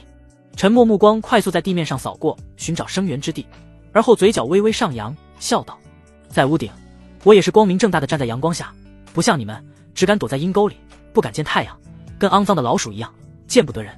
哼，你的嘴巴确实厉害，我不跟你争。不过既然你不肯下来，那就便看着自己的朋友一个个在你面前变成干尸吧。地下之人冷哼一声，语气忽然变得阴沉下来。听到这话，郑亮不由咬了咬牙，他的族人几乎全死了，他活着也没有什么意思，只恨自己没有实力报仇。孙谦则是惊恐不已，双手不断抓着地面，想要爬出来，可却无济于事。想杀我？没那么容易。宋强好歹也是玄镜司的小队长，7品武者，面临被困险境，没有表现出慌乱之色，提刀猛地一挥，刀芒猛然落下，将地面劈开一个巨大的口子，脚边土地有所松动，他可顺势一跃而起。休想跑！一道冷冽的声音传来，继而却见土地宛如海浪般从四面八方浮起，将他团团包围起来。宋强面色一冷，再次挥出一刀，将前方的土地劈开，可身后的土地却顺势猛扑而来，重创他的背部。他只觉胸口一闷，喷出一口血雾，提刀还想反击，却见脚下土地中伸出2只巨大的泥手，将他的双腿牢牢抓住，往地下拽去。身后土地更是直接撞在他的双臂上，咔嚓一声传来，他的双臂便失去了知觉。你们一个也别想活！地下传来的声音带着无尽的嘲讽，可话说到一半，却见一阵震耳欲聋的轰鸣声传来。沉默下来了，他跳到村落某处，一拳重重砸在地面之上，整个地面剧烈震荡，宛如地震一般，自拳头而起，四面八方宛如蜘蛛网状般皲裂开来，一直蔓延至方圆数里，甚至一度波及到了3里外的镇子附近。松软的地面裂开一道深邃的裂痕，地下传来浓浓的血腥味，2双惊恐的眼睛死死盯着站在地面之上的沉默。找到你们了！趴在地面上，嘴角微微上扬，露出和蔼的笑容。可在那2人看来，这人便如魔鬼一般可怕，一拳把数里之地的地面崩裂，这是何等可怕的怪力！若是被他打到身上，那不得浑身上下青一块紫一块的。就在2人惊恐之余，却见沉默双手扒拉着裂缝，随即一用力，整个地面宛如纸张一般被他生生撕开。不要，我们错了，我们错了！地下的2人惊恐的浑身乱颤，哪里还顾得了那么多，直接跪下来拼命的给沉默磕头。你们不是知错了，只是知道怕了。沉默从地面之上跳下，来到地下夹缝中的地穴，这里有3具尸体，是方才被他一拳震杀的，还有2个活人，不过受了重伤，嘴角处沾满了血迹，面带惊恐之色。为避免2人逃跑，陈默直接废掉了2人的双手双脚，疼得2人嗷嗷直叫。本来身上就有伤了，这一下算是彻底废了，别说逃跑，能不能活过明天都是另说。怎么，方才不是还很嚣张吗？现在怎么怂了？陈默戏谑地盯着颤颤巍巍的2人问道。不，方才那些话不是我们说的。其中一人颤颤巍巍地说着，眼神中带着一丝哀求，似乎在祈求陈默能放他们一条生路。陈默直接无视了2人哀求的眼神，继而冷着脸道：那些所谓的血魔其实就是你们的骨吧，吸食人血，是血骨。话音刚落，那2人的脸上顿时露出了震惊的神色。没错，你们是什么人？来自哪方势力？陈默双眼眯成一条缝，眼神带着冷冽的杀意，似乎2人只要敢不回答，亦或者骗他便会在第一时间将他们斩杀。死并不可怕，可怕的是陈默会折磨他们，打断手脚只是开端。可那陈默那充满杀意的眼神，2人不敢想象前者会如何折磨他们。我们是古尸，是来自天龙皇朝。古尸？天龙皇朝怎会有古尸？陈默眉头紧锁，在他的印象中，天龙皇朝在女帝的统治下欣欣向荣，巫蛊之术在天龙皇朝半死不活，甚至因为魔人炼制一事，曾几次遭到女帝的打压。反倒是西边的苗州成为了诸多巫师，古尸的乐园怎么不可能？天龙皇朝的大国师就是2品巫师，在他的推动下，天龙皇朝内巫蛊之术盛行。这话让陈默更摸不着头脑了。为巩固皇室的统治，天龙皇朝的大国师之位一直都是空缺的。300年，天龙女帝都干了些什么？这剧情的发展怎么跟我想的不太一样？陈默摩挲着下巴，继续问道：既然你们是天龙皇朝的古尸，为何会来这瀚海帝国屠杀这里的百姓？这是大国师的命令，我们是他的门徒，我们若想更进一步，就得为他养血骨，凑够一定数量的血骨，我们就有机会成为他的亲传弟子。血骨数量，祸害百姓。陈默嘴里喃喃念叨着这几个关键词，他的脸色猛地一变。一只血骨只可吸收1人的气血，而后你们需要攒够99只血骨上交，就可更进一步成为高级弟子。你怎么会？那人脸色微变，诧异地盯着陈默，没想到他竟然知道这种是机密之事。原来如此，因果循环，果真是因果循环。陈默右手附在脑门之上，似是癫狂一般大笑道：我倒是300年后的天下，怎么会有人这么急切的要杀我？原来一切都在算计之中。怎么，你们也怕我杀了他吗？本来我还没有自信的，不过既然你们都主动出击了，那我可就不客气了。300年前的仇也是时候报一报了。这一次我可不是毫无还手之力的弱鸡了叶良辰，老子这就来找你了。陈默在地下放肆的大笑着，那2个古尸听得云里雾里。叶良辰是谁？他们不是在说大国师吗？怎么扯到一个从未听过的名字里了？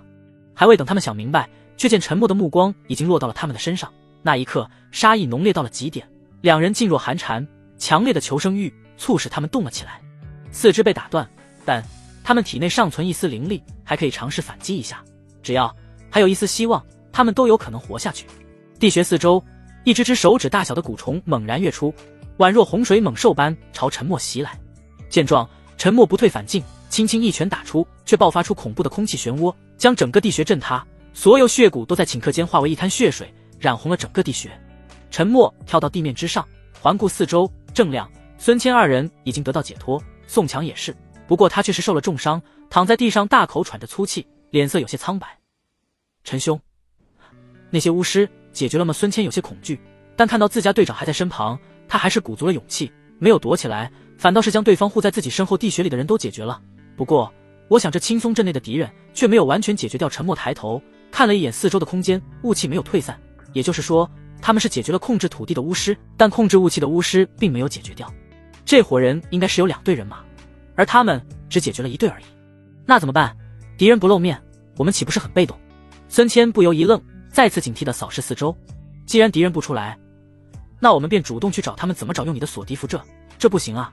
凭我如今境界制作的锁敌符，只能发现方圆100丈内的敌人，而且没有明确目标的话，就算是范围增大了，也很难找到。孙谦摇摇头，一脸爱莫能助的模样。陈默则是一脸无语，瞥了他一眼，不给他继续推辞的机会，单手按住他的肩膀，继而一跃而下，再次来到地穴之中。陈兄，你这是？孙谦鼻子轻轻挺了挺，忽然嗅到了浓浓的血腥味，睁眼打量四周，5具尸体，还有被鲜血浸透的地穴，这些都是血骨的血。你用血骨的血制作锁敌符，现在不需太多，1张足矣。只要有了血骨之血制作的锁敌符，便可扩大锁敌范围，且还能精确地找出敌人的位置，锁敌符还能这么制作，不是要用特制朱砂吗？孙谦眨了眨眼睛，呆呆地盯着陈默，眼神里透着清澈的愚蠢。为什么你一个符师却连这种基本的常识都没有？哦，都是玩手机玩的。陈默嘴角一抽，心累地解释道：媒介不同，则锁敌的目的不同。以血骨之血制作锁敌符，则可搜索出同宗同源的血骨。既然那些家伙以阳骨为主，那血骨必定带在身上，要找到他们，只要找到血骨即可。老爷子，你可算是醒了青松镇。在拥挤的人群中，苏可终于将那晕厥过去的正则给治好了。老爷子年龄本来就大，加上突然受到如此大的打击，若非苏可出手及时，恐怕就一命呜呼了。不过就算是捡回了一条命，老爷子也没能从悲观的情绪中缓和过来，老泪纵横地哭嚎着：怎么就死了呢？怎么就留下我一个糟老头子了呢？对了，郑亮呢？他可是我郑家村唯一的种了，可不能再有事了。郑则忽然想到郑家村唯一活下来的年轻人，强撑着病恹恹的身躯，着急地寻找起来。老爷子，你不用着急，郑亮已经跟我们队长去郑家村调查了，有队长还有那位前辈在，他一定会没事的。苏可自信满满地拍了拍胸脯，然而又指了指前方崩裂的地面，道：你看，那便是前辈的杰作，有他在，绝对安全。方才这里发生了剧烈的震动，地面突然崩坏，吓坏了在场众人。好在赵文察觉到这是陈默的杰作，并将其告诉众人，这才安抚了惊慌失措的众人。然而听到这话，郑则还是有些不放心，他推开扶着他的众人，着急道：不行，那可是我郑家村唯一的种，绝对不能让他有事，一定要让他回来。站住！忽然一道冷冽的声音传来，赵文拔刀而出，气势凶狠。郑则脸色大变，以为对方是不想让他去捣乱，然而还未等他开口，却见赵文吼道：都躲回屋里去，别出来！赵文这话虽没有明说，但光凭这语气，这气势已经让众人明白了很多。来不及多想，众人脚步纷纷，快速躲回屋子里去，紧闭门窗。动作虽快，但人很多，并不是所有人都能躲回屋里去。未来得及回去的那些人，只觉脚下一软，就好像是踩进泥潭中，一点一点地陷进去。刹那间，地下钻出了一道巴掌大的黑影，迅捷如风，朝众人的身上飞去。休想方才赵文就听郑亮说过，血魔是自地面跳出，他此刻早有防备，立马挥刀将跳出的血骨一一斩杀，鲜血染红了地面。哼，玄镜司的杂碎倒是有点手段，不过你以为凭你就能阻止得了？我们冷漠的声音自地下而出，话音落下刹那，赵文、苏可两人四周的地面开始掀起阵阵泥浪，似乎要将二人淹没一般。不好！赵文惊叫一声，挥刀便要迎击，却见四周雾气忽地凝成一团，将他牢牢控制住，无法动弹半分。此刻赵文心如死灰，这次算是遇上高手了。苏可只是脆皮奶妈，根本没有攻击的本事，赵文已经无力回天，而他更是吓得不敢说话了。就在两人几近绝望之际，一张黄色的符箓飞来，空悬在两人几丈外的上空。这是苏可瞪大双眸，惊讶道：孙谦的符箓怎么会在这里？还未等他想明白，却见沉默从天而降，一拳猛地砸在地面之中。轰隆一声巨响传来，整个地面剧烈晃动一下，继而四周开始皲裂。相比于方才的震动，这次相对小一些，且威力也弱了不少。即便如此，也让地下之人受到影响，浓郁的雾气在顷刻间消散，泥浪也回归地面之中。地下之人这才后知后觉，玄镜司的救兵来了。笼罩在一众百姓身上的恐惧并没有消失，不过此刻却已转移到了地下之人的身上。逃！快逃！地下忽然传来急促的呼喊声。逃！你们逃得掉吗？沉默冷哼一声，再次砸出一拳。苏醒后的他第一出拳没轻没重，一下就耗光了气血，可这次不会了，他已经熟练掌握了力度，不仅不会一下子将气血完全浪费掉，反而全都用在了刀刃上。一拳震伤地下之人，第二拳看似威力不大，但却是正好将地下的几人全部震杀位，防止有漏网之鱼。沉默还特意打通往地穴的通道，下去查看一番，地穴中有5人，此刻已经全部变成了一滩肉泥，都解决了。沉默从地穴中跳起来，哇，前辈你好厉害，那么棘手的敌人竟然这么快就解决了。苏可一脸崇拜地说道。赵文是个高冷面瘫，但此刻也不得不对沉默投去佩服的目光。别拍马屁了，还是先救救你们队长吧。沉默摇摇头，转而看向远处，只见脆皮辅助孙谦正急匆匆地背着浑身是伤的宋强过来。瞧见这阵仗，苏可哪里还有心情给沉默拍马屁，赶忙上前给宋强治疗伤势去了。赵文高冷面瘫的脸上立马露出了担忧，什么快步上前关切查看宋强的伤势，而后给苏可打下手。苏可虽说是个脆皮，但好歹也算是合格的奶妈。宋强的伤势很快就被控制下来，意识也恢复了些，虽说双臂还是无法发力，但已经有所好转。这里的事情已经解决了，接下来我也该离开了。看到宋强苏醒，陈默直接表明了自己的意图。宋强脸色有些苍白，不舍得看了陈默一眼。陈兄大恩大德，宋某还没来得及报。不过看陈兄的模样，是有重要的事要办，宋某就不拦陈兄了。陈默微微颔首，今日之事是图谋不轨的巫师与蛊师所为，你们若想调查起来，恐怕找不到源头。不过我此行也是顺手处理这件事了，你们不必担心。对了，那些人背后还是有同伙的，若是发现他们的同伙死在青松镇，那些人应该会派人过来调查，接下来该怎么处理，我想你们玄镜司应该比我清楚。此事就不劳陈兄费心了，玄镜司自有分寸。宋强微微颔首，也好。孙谦，在临走前，你替我多做几张锁敌符吧，这样我接下来要找那些人也轻松一些。陈默想了想，他这次前往天龙帝国，必定会再次遇上那些巫师与蛊师，多备几张锁敌符有益无害。幽州天默教大殿一口黄金棺立在大殿中心，已经被打得弯曲且沾满鲜血的黄金棺材板则放置在黄金棺的一侧。头戴金冠，身着一袭黑色长裙的柳无心弓着身子，细细打量摆在眼前的黄金棺，那双异色双瞳细细扫视黄金棺的每一寸地方，白嫩的小手轻轻抚摸着黄金棺的表层，而后便是其内核。琼鼻轻轻挺了挺，柳无心仔细嗅着黄金棺内的味道，里面有浓浓的药草味。300年前，陈默给了他们众人每人一份清单，都是炼制炼体药业所需的药材名单。自他死后，柳无心便将这件事放在心上，将所有清单凑齐后，一直致力于寻找那些药液。只要有机会，他便会熬制药液，而后偷偷潜入前者的藏地，将药液倒入其中。后，柳无心虽在幽州自立，已无机会回到天龙皇朝，但还是会派自己最得力的手下潜入藏地，替他做这些事，因为只有这样，他才能找到自己活着的意义。300年过去了，柳无心也终于找到了生死人肉白骨之法，他便迫不及待地让人将药液倒入黄金棺中，而后抢夺黄金棺，北上幽州。算着时间，当陈默复活的那一刻，黄金棺打开，而此刻风华正茂的他正好就出现在他的面前。不知道那个时候的他会是什么表情，会不会被自己惊讶到？然而300年的计划却失误了。柳无心千算万算也没有算到，竟然有人会办到劫持黄金棺。柳无心站在黄金棺内，仔细嗅着里面的味道，除去浓浓的药草味，其中还有淡淡的沉默的味道。味道虽淡，但却让他痴迷。高冷的眸子里露出一丝温情，宛若冰山般的脸上竟然露出了痴女般的笑容。我待在他躺过的棺材里，闻着他曾留下的味道，这样算不算我们跨越时空，再次睡在一起，一如300年前的夜晚，同眠共枕？陛下。就在这时，一道声音忽然打断了柳无心的回忆。他脸色微变，痴女表情瞬间收敛，继而露出冰山般冷漠的面容，猛地转身看向身后。宁星一行人跪在地上，噤若寒蝉。此行护送黄金棺归来的任务算是彻底失败了，人没带回来，也就带了个空壳，看样子陛下一定会责怪他的。念及此处，他们都不敢说话，但无声的沉默更为恐惧。良久后，宁星再也忍不住开口叫了柳无心一声，却见后者一脸不悦地瞪着他，他又被吓得垂下脑袋。你们的意思是，在禁区兜兜转转了几日，也就带回来这么一个东西？人没找到。柳无心语气平淡，但却让宁星倍感压力。他娇躯微颤，是的，陛下。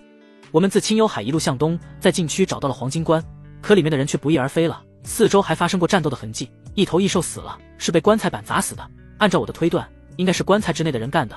宁星曾亲自去过禁区，在看到那些战斗痕迹之后，他也被四周的战斗痕迹所震惊，当时他便推测，黄金棺内之人的实力绝对在他之上。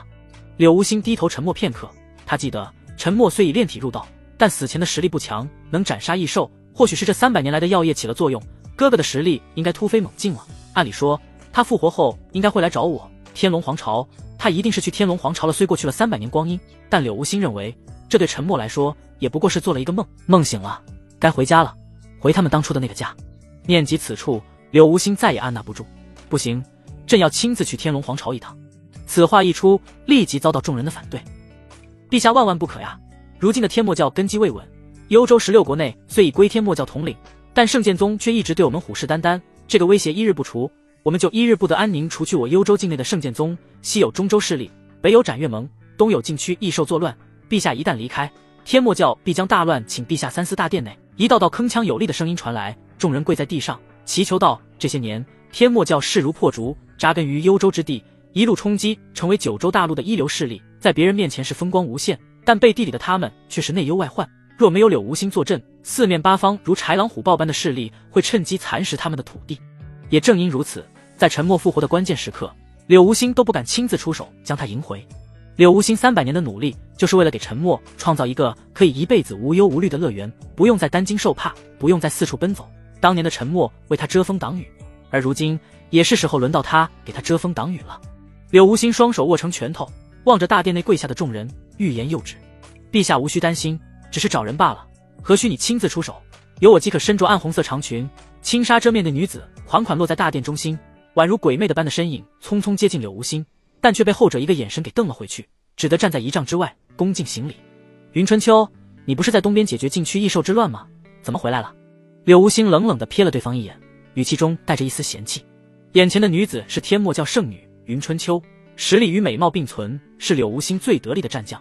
若她是正常女子，那倒无碍，但很显然她并不正常。哪有正常女子会偷她的贴身衣物珍藏，还时不时拿出来闻的？哪有正常女子会千方百计的跟她贴贴的？一开始柳无心以为云春秋只是仰慕自己，后来他才发现这货是个变态痴女，然后不堪其扰的他便将后者扔去了幽州边疆。没想到现在他竟然回来了，柳无心只感觉一阵头皮发麻。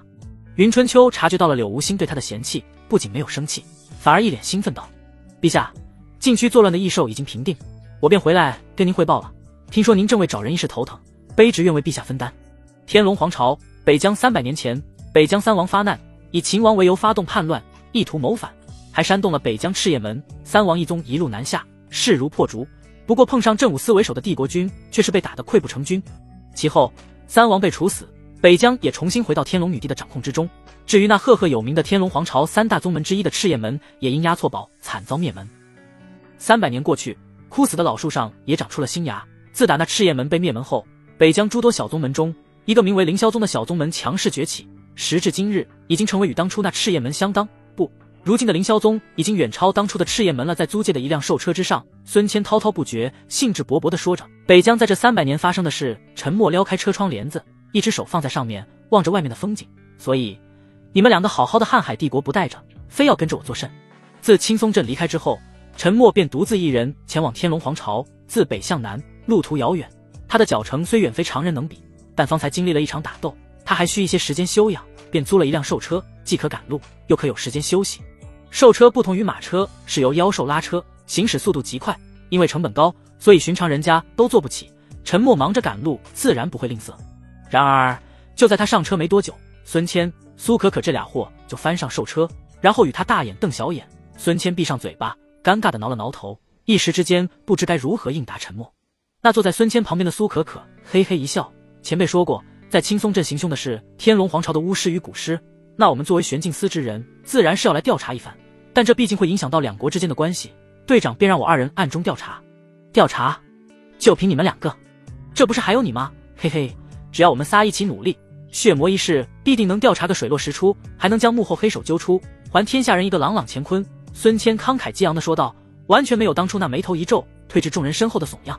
瞧见沉默还是不太想带着他们，苏可可眼珠子一转，忽然笑道，前辈可别小看了我们，这一路奔波需要花不少银子吧，比如租这兽车。你放心，孙谦有钱，让他出。沉默一听，瞬间觉得对方说的有道理，现在的他真就是身无分文，若没有遇到这俩货，他还真不知道该怎么下车。但孙谦听到这话可就不乐意了，为什么要我出？苏可可，我记得你家世不错吧，小金库可是存了不少银子。人家是女孩子嘛，女孩子又如何？鄙人可是忠实的男女平等守护者，即使你我是一起的，要么一同分担，要么你自己出你。苏可可恨得牙痒痒，暗暗骂了一句不解风情后，扭头生闷气去了。沉默一看苏可可的态度，顿时没了看风景的心思，他面带八卦之色，先是看了看苏可可，然后又看了看孙谦，这两人有情况。嘿嘿，没话说了吧？孙谦有些得意，然后直接坐到沉默的旁边。陈兄，咱们不理他，继续说说这凌霄宗的事情。沉默掏了掏耳朵，比起凌霄宗，他更想知道这两人之间的关系。我听说凌霄宗最近在北疆的碧莲山中发现了一处秘境，珍宝无数，但里面太过凶险，而今便召集天下能人异士一同前往。沉默本不想听孙谦的废话，可当碧莲山3个字落入耳中，他忽然愣了一下，似是想到了什么，瞳孔骤然一缩。你说什么？就是凌霄宗找到了一处秘境，在碧莲山，然后碧莲山秘境，没错了，是那个秘境，碧莲山的秘境。沉默忽然笑了出来，这突如其来的笑容把孙谦吓了一跳，苏可可也不由扭过头来，一头雾水地盯着他。陈兄何故发笑？孙谦不解地问道。沉默止住笑声，但嘴角却难以压下。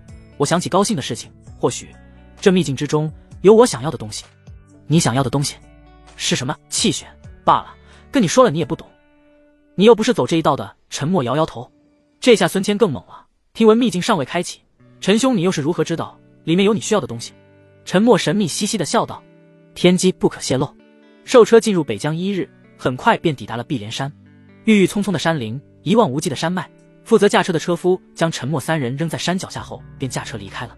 陈默虽是天龙皇朝的人，但他以前都生活在帝都，若非要布局，恐怕他都未曾出过帝都，对这北疆这碧莲山一点都不了解。孙谦与苏可可2人都是瀚海帝国之人，对周围的环境也不是很了解。不过既然凌霄宗已经公布了秘境的地点，那想必来此地者定是不少，人越多的地方就越有可能是秘境之地，总不能有人吃饱饭没屎拉跑到这个鸟不拉屎的地方闲逛吧。很快3人便看到了山脚下不远处的一行人，他们便跟着对方一路上山，很快便抵达了山腰。乌压压的人群站在山路两侧，前方更是挤得水泄不通，来者服饰各异，但身上都散发着骇人的气势。进入秘境便是为了争夺珍宝，就算是自己一队的人都有可能为了珍宝而自相残杀，就更别说他人了。将气势展现出来，倒也能震慑一些宵小之辈。喜欢低调的也不在少数，他们往往会压制自身气势，在众人面前表现得十分平淡，甚至还有装萌新扮猪吃老虎的。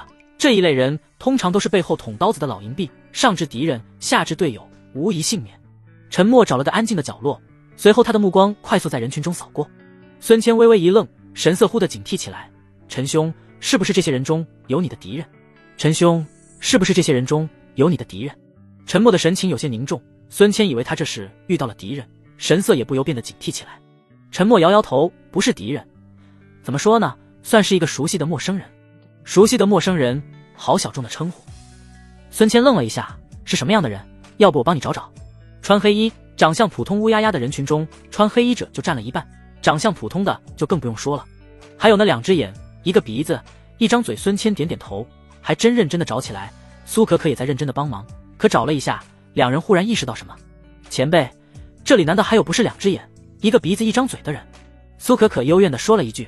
孙谦嘴角一抽，忽然感觉自己被耍了，埋怨道：前辈不想告诉我就直说。陈默有些无奈，我也不知道他长什么模样，我就知道他叫左全胜，年轻人，是个练体武者。体武？孙谦有些诧异。体武，练体者的一种称呼，自百花齐放的时代到来，所谓的武者有了更为明显的分类，如当初那般开迈入武道者则称之为气武，而如陈默这般练体入道的则称之为体武。两者虽已合并为武者，但还是有很大的差别。就比如在修行方式上，气武在这个时代占据武者9成9以上，而体武则少之又少，可以说是凤毛麟角的存在，就算有也不强，因而渐渐被人淡忘。无他，相比于其他道的修行者，体武的修炼方式太难，进步太难，几乎没人会选择走这条道，除非是废品灵脉。但在九州大陆上的废品灵脉很少，且就算是废品灵脉，也很少有人会选择修炼。与其走这条最难的道打打杀杀，倒不如安安稳稳过完这一生。体武者数量很少，不过人这么多，要找一个体武者也并非易事。孙谦，不如用你的锁敌符试试。苏可可建议道。孙谦从怀中拿出几张锁敌符，无奈道：我的锁敌符找的范围有限，如今能找到限定目标的也就只有那些身怀血骨的家伙。说着，孙谦拿出一道锁敌符，在苏可可面前扬了扬。忽然那张锁敌符竟然泛起了红光，隐隐间竟然开始晃动起来。这时陈默、孙谦二人顿时一愣，两人的脸色一下子就变得凝重起来。这附近竟然有血骨！就在陈默二人愣神之际，却见原本嘈杂的人群忽然安静下来，人群左右两侧自觉分开，而人群中间是一群身着灰白色长袍之人，为首的是一个蓄着乌黑山羊胡的中年男人，刚毅的双眸，冷峻的面容，背负双手，不怒自威。快看，那便是凌霄宗的宗主林长风了。林宗主真是人中龙凤，不惑之年便可入4品，而今更是达到了4品巅峰，相信用不了多久便可入3品，皆是凌霄宗又能更上一层楼了。听闻林宗主一手凌霄拳打得出神入化，天下英雄闻他名无不丧胆，如今看来所言非虚啊！四周传来一道道奉承的声音。中年男人不曾言语，可那胸膛却忽然挺得更直了些。4品凌霄宗，陈默眉头紧锁，天龙皇朝的格局变化真的跟他想的有点不太一样了。或许是因为他的缘故，发生了细微的变化，但大方向应该没错。暂时不会出错。诸位，我有一言，请诸位静听。林长风越过人群，直接来到众人的前方，而后背负双手，高声道。议论纷纷的众人再次安静下来，一双双眼睛直勾勾地盯着那说话之人。本座很荣幸能在北疆之地找到这么一个秘境，秘境之内珍宝无数，随便一件拿出去都是价值连城，天材地宝更不用多说。但很可惜，这秘境只允许4品之下者进入，本座是没有机会进去了。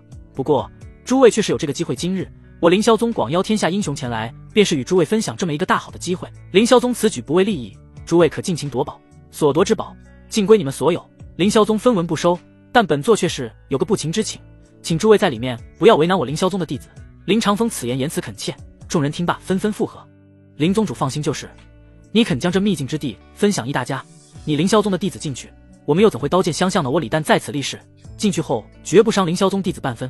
不仅如此，我也绝不允许别人伤凌霄宗弟子半分。俺也一样。这个林长风竟然如此大公无私，凌霄宗今日真是让我大开眼界了。孙谦暗暗点头，对林长风表示赞许。陈默瞥了林长风一眼，不由冷笑：你与他认识多久，你就能看出他是个好人。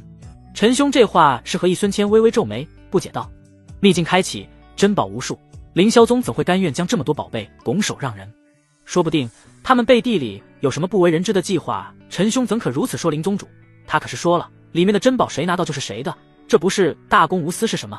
别的宗门在开放秘境之时还会向别人索要一定好处呢。一个人是好是坏，不是看他说了什么，而是看他做了什么。如今仅凭他一面之词，你怎可轻易就相信他的为人？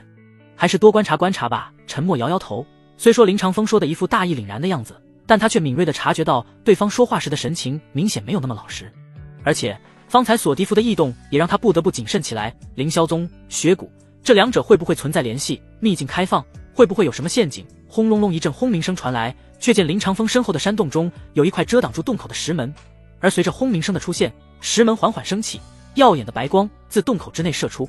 林长风往旁边让出一条道来，转而看向众人笑道：诸位，秘境已开启，请吧。随着林长风那一声请字落下，周围乌压压的人群立马如潮涌般朝那洞口处涌入。洞口之内不是漆黑的山洞，而是另一片天地，群山环绕，风景秀丽，潺潺流水在侧，不时还能听到远处山林中传来的嚎叫声。妖兽既是秘境，那自然会有奇珍异宝等诸多机缘，可机缘不会白白送人，机缘所在都会伴随着巨大风险，不然若无风险，也不会有这么多人组队前来。方才进入秘境，孙谦就警惕的左右探看一番，听到那远处传来的妖兽嚎叫声后，更是惊得躲在陈默身后，两个脆皮一左一右包揽了陈默的整个后背。我说，你们若是害怕，可以不用跟来的。陈默吐槽一句，两人皆是尴尬一笑。我是辅助，可以在必要时候帮到陈兄你，我可以给前辈你治疗伤势。秘境凶险，随时都有可能受伤，我能治疗你们，所以你们千万不要让我受伤了，不然我一旦受伤就不能给你们治疗了。说的倒是好听，陈默都忍不住白了二人一眼，没再跟他们废话。孙谦却有些忍不住了：陈兄，你说我们是跟大家一起去找奇珍异宝，还是就我们仨去找？都不是，先找人，还是找你说的那个两只眼睛一只鼻子一张嘴的左全胜？找他干嘛呀？因为这里有一样秘宝，只有他能找到。陈默神秘兮兮地说道。孙谦有些好奇，还想追问，但陈默就是闭口不言，这让他抓耳挠腮，心就跟猫挠似的，好奇死了。乌压压的人群在进来之后便准备分道扬镳，不过随着一行身着灰白色长袍之人进来后，众人的目光都落在了他们身上。凌霄宗的弟子也来了。诸位，之前我们就曾进来过此地，也知道这里珍宝最多之处在哪，但异常凶险，若是你们不嫌弃，可随我们一起，若拿到珍宝，我们平分。凌霄宗为首的一位弟子开口道，他的话顿时引起了不少人的注意，有人心动，有人好奇，也有人视若罔闻。不到1刻钟的功夫，就有20-30人决定与凌霄宗的弟子同行，也有不少是分头行动的，但大多组队，而独行的却仅有1人。找到了。陈默望着那远处独行的黑衣青年，嘴角微微上扬，快步走上前道：左全胜。话音落下，黑衣青年回首看着陈默，面带古怪之色，且抱有一丝警惕。你是？在下陈三藏，是一名提武者，听闻左兄也是提武者，便想与你切磋切磋。不对，应该是交流一下经验。陈默笑着解释道。听到陈默说自己是提武者，左全胜警惕的脸上放下了一丝警惕。在这个时代，提武者十分稀少，能遇到一个同类，那就跟在外奔波时老乡见老乡一样，没什么好交流的。我也是摸着石头过河。左全胜摇摇头，无奈的叹了一口气，太难了，相比于其他之道，提武这一条道实在是太难了。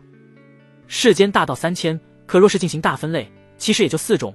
第一类便是器武，在九州大陆存在时间最长，修炼方式、修炼功法、武技等等都十分完善，经验都有前人总结了。第二类术士，巫师，这两类分化出了当今上千种类别的修行方向，如孙谦的符师、苏可可的医师等，就算道不同，但万变不离其宗。无论怎么分化出新的职业，也能根据前人总结的经验进行修炼。第三种是文人之道，琴棋书画文等等皆可入道，这是由文圣徐长卿开创之道，修炼之法也由他总结而出。这一道之人很奇怪，要么就不入道，一旦入道，基本就是七品起步，在九州大陆上算是最为另类的一群人。第四种便是沉默为首的一类体武者了，这是完完全全的摸石头过河，练体练筋骨之力尚可找到窍门，但气血的修炼之法就并非那么容易了。左权胜入道数十年，筋骨之力、体魄早已达到5品，可偏偏气血始终维持在9品之境，始终无法前进半分。他如今所面临的问题与沉默一般无二。不过在听到左权胜这话，沉默却是微微一笑，现在没有交流不代表以后没有，说不准这次秘境之旅你可获得天大的机缘。左权胜微微皱眉，呆呆地盯着沉默的笑脸，有些云里雾里的，听不明白他话外之意。左权胜习惯了独行，不喜欢与人组队，没有打招呼便继续前行了。沉默也不恼，就这么跟着他。脆皮二人组相互对视一眼，也是一头雾水，因无自保之力，他们也只好跟在沉默。绵延不绝的山脉一望无际，左权胜是独行侠，本打算是漫无目的的走着，可有了沉默3人之后，他现在只想躲着这3个家伙。但他越是逃，沉默就越是跟得紧，最终就是他逃他追。他插翅难飞，沿着山路一直往前，左权胜一个没注意，直接踩空，而后竟坠下了山崖。一脸懵逼的他瞪大双眸，发出一声惊叫。沉默赶忙上前，看着掉落山崖的左权胜，嘴角不由得微微上扬，机缘这不就来了吗？众所周知，平平无奇的普通人若想一步登天，坠崖无异于是最好的成长方法，多少武林高手都是从坠崖开始的。陈兄，他掉下去了。孙谦急匆匆地赶来，气喘吁吁地叫道。掉得好啊！沉默欣喜地叫了一声。孙谦与苏可可相互对视一眼，而后像看傻子一样看他，这货不会是有病吧？把人家追下山崖还这么开心？难道那左权胜还真是他的仇人？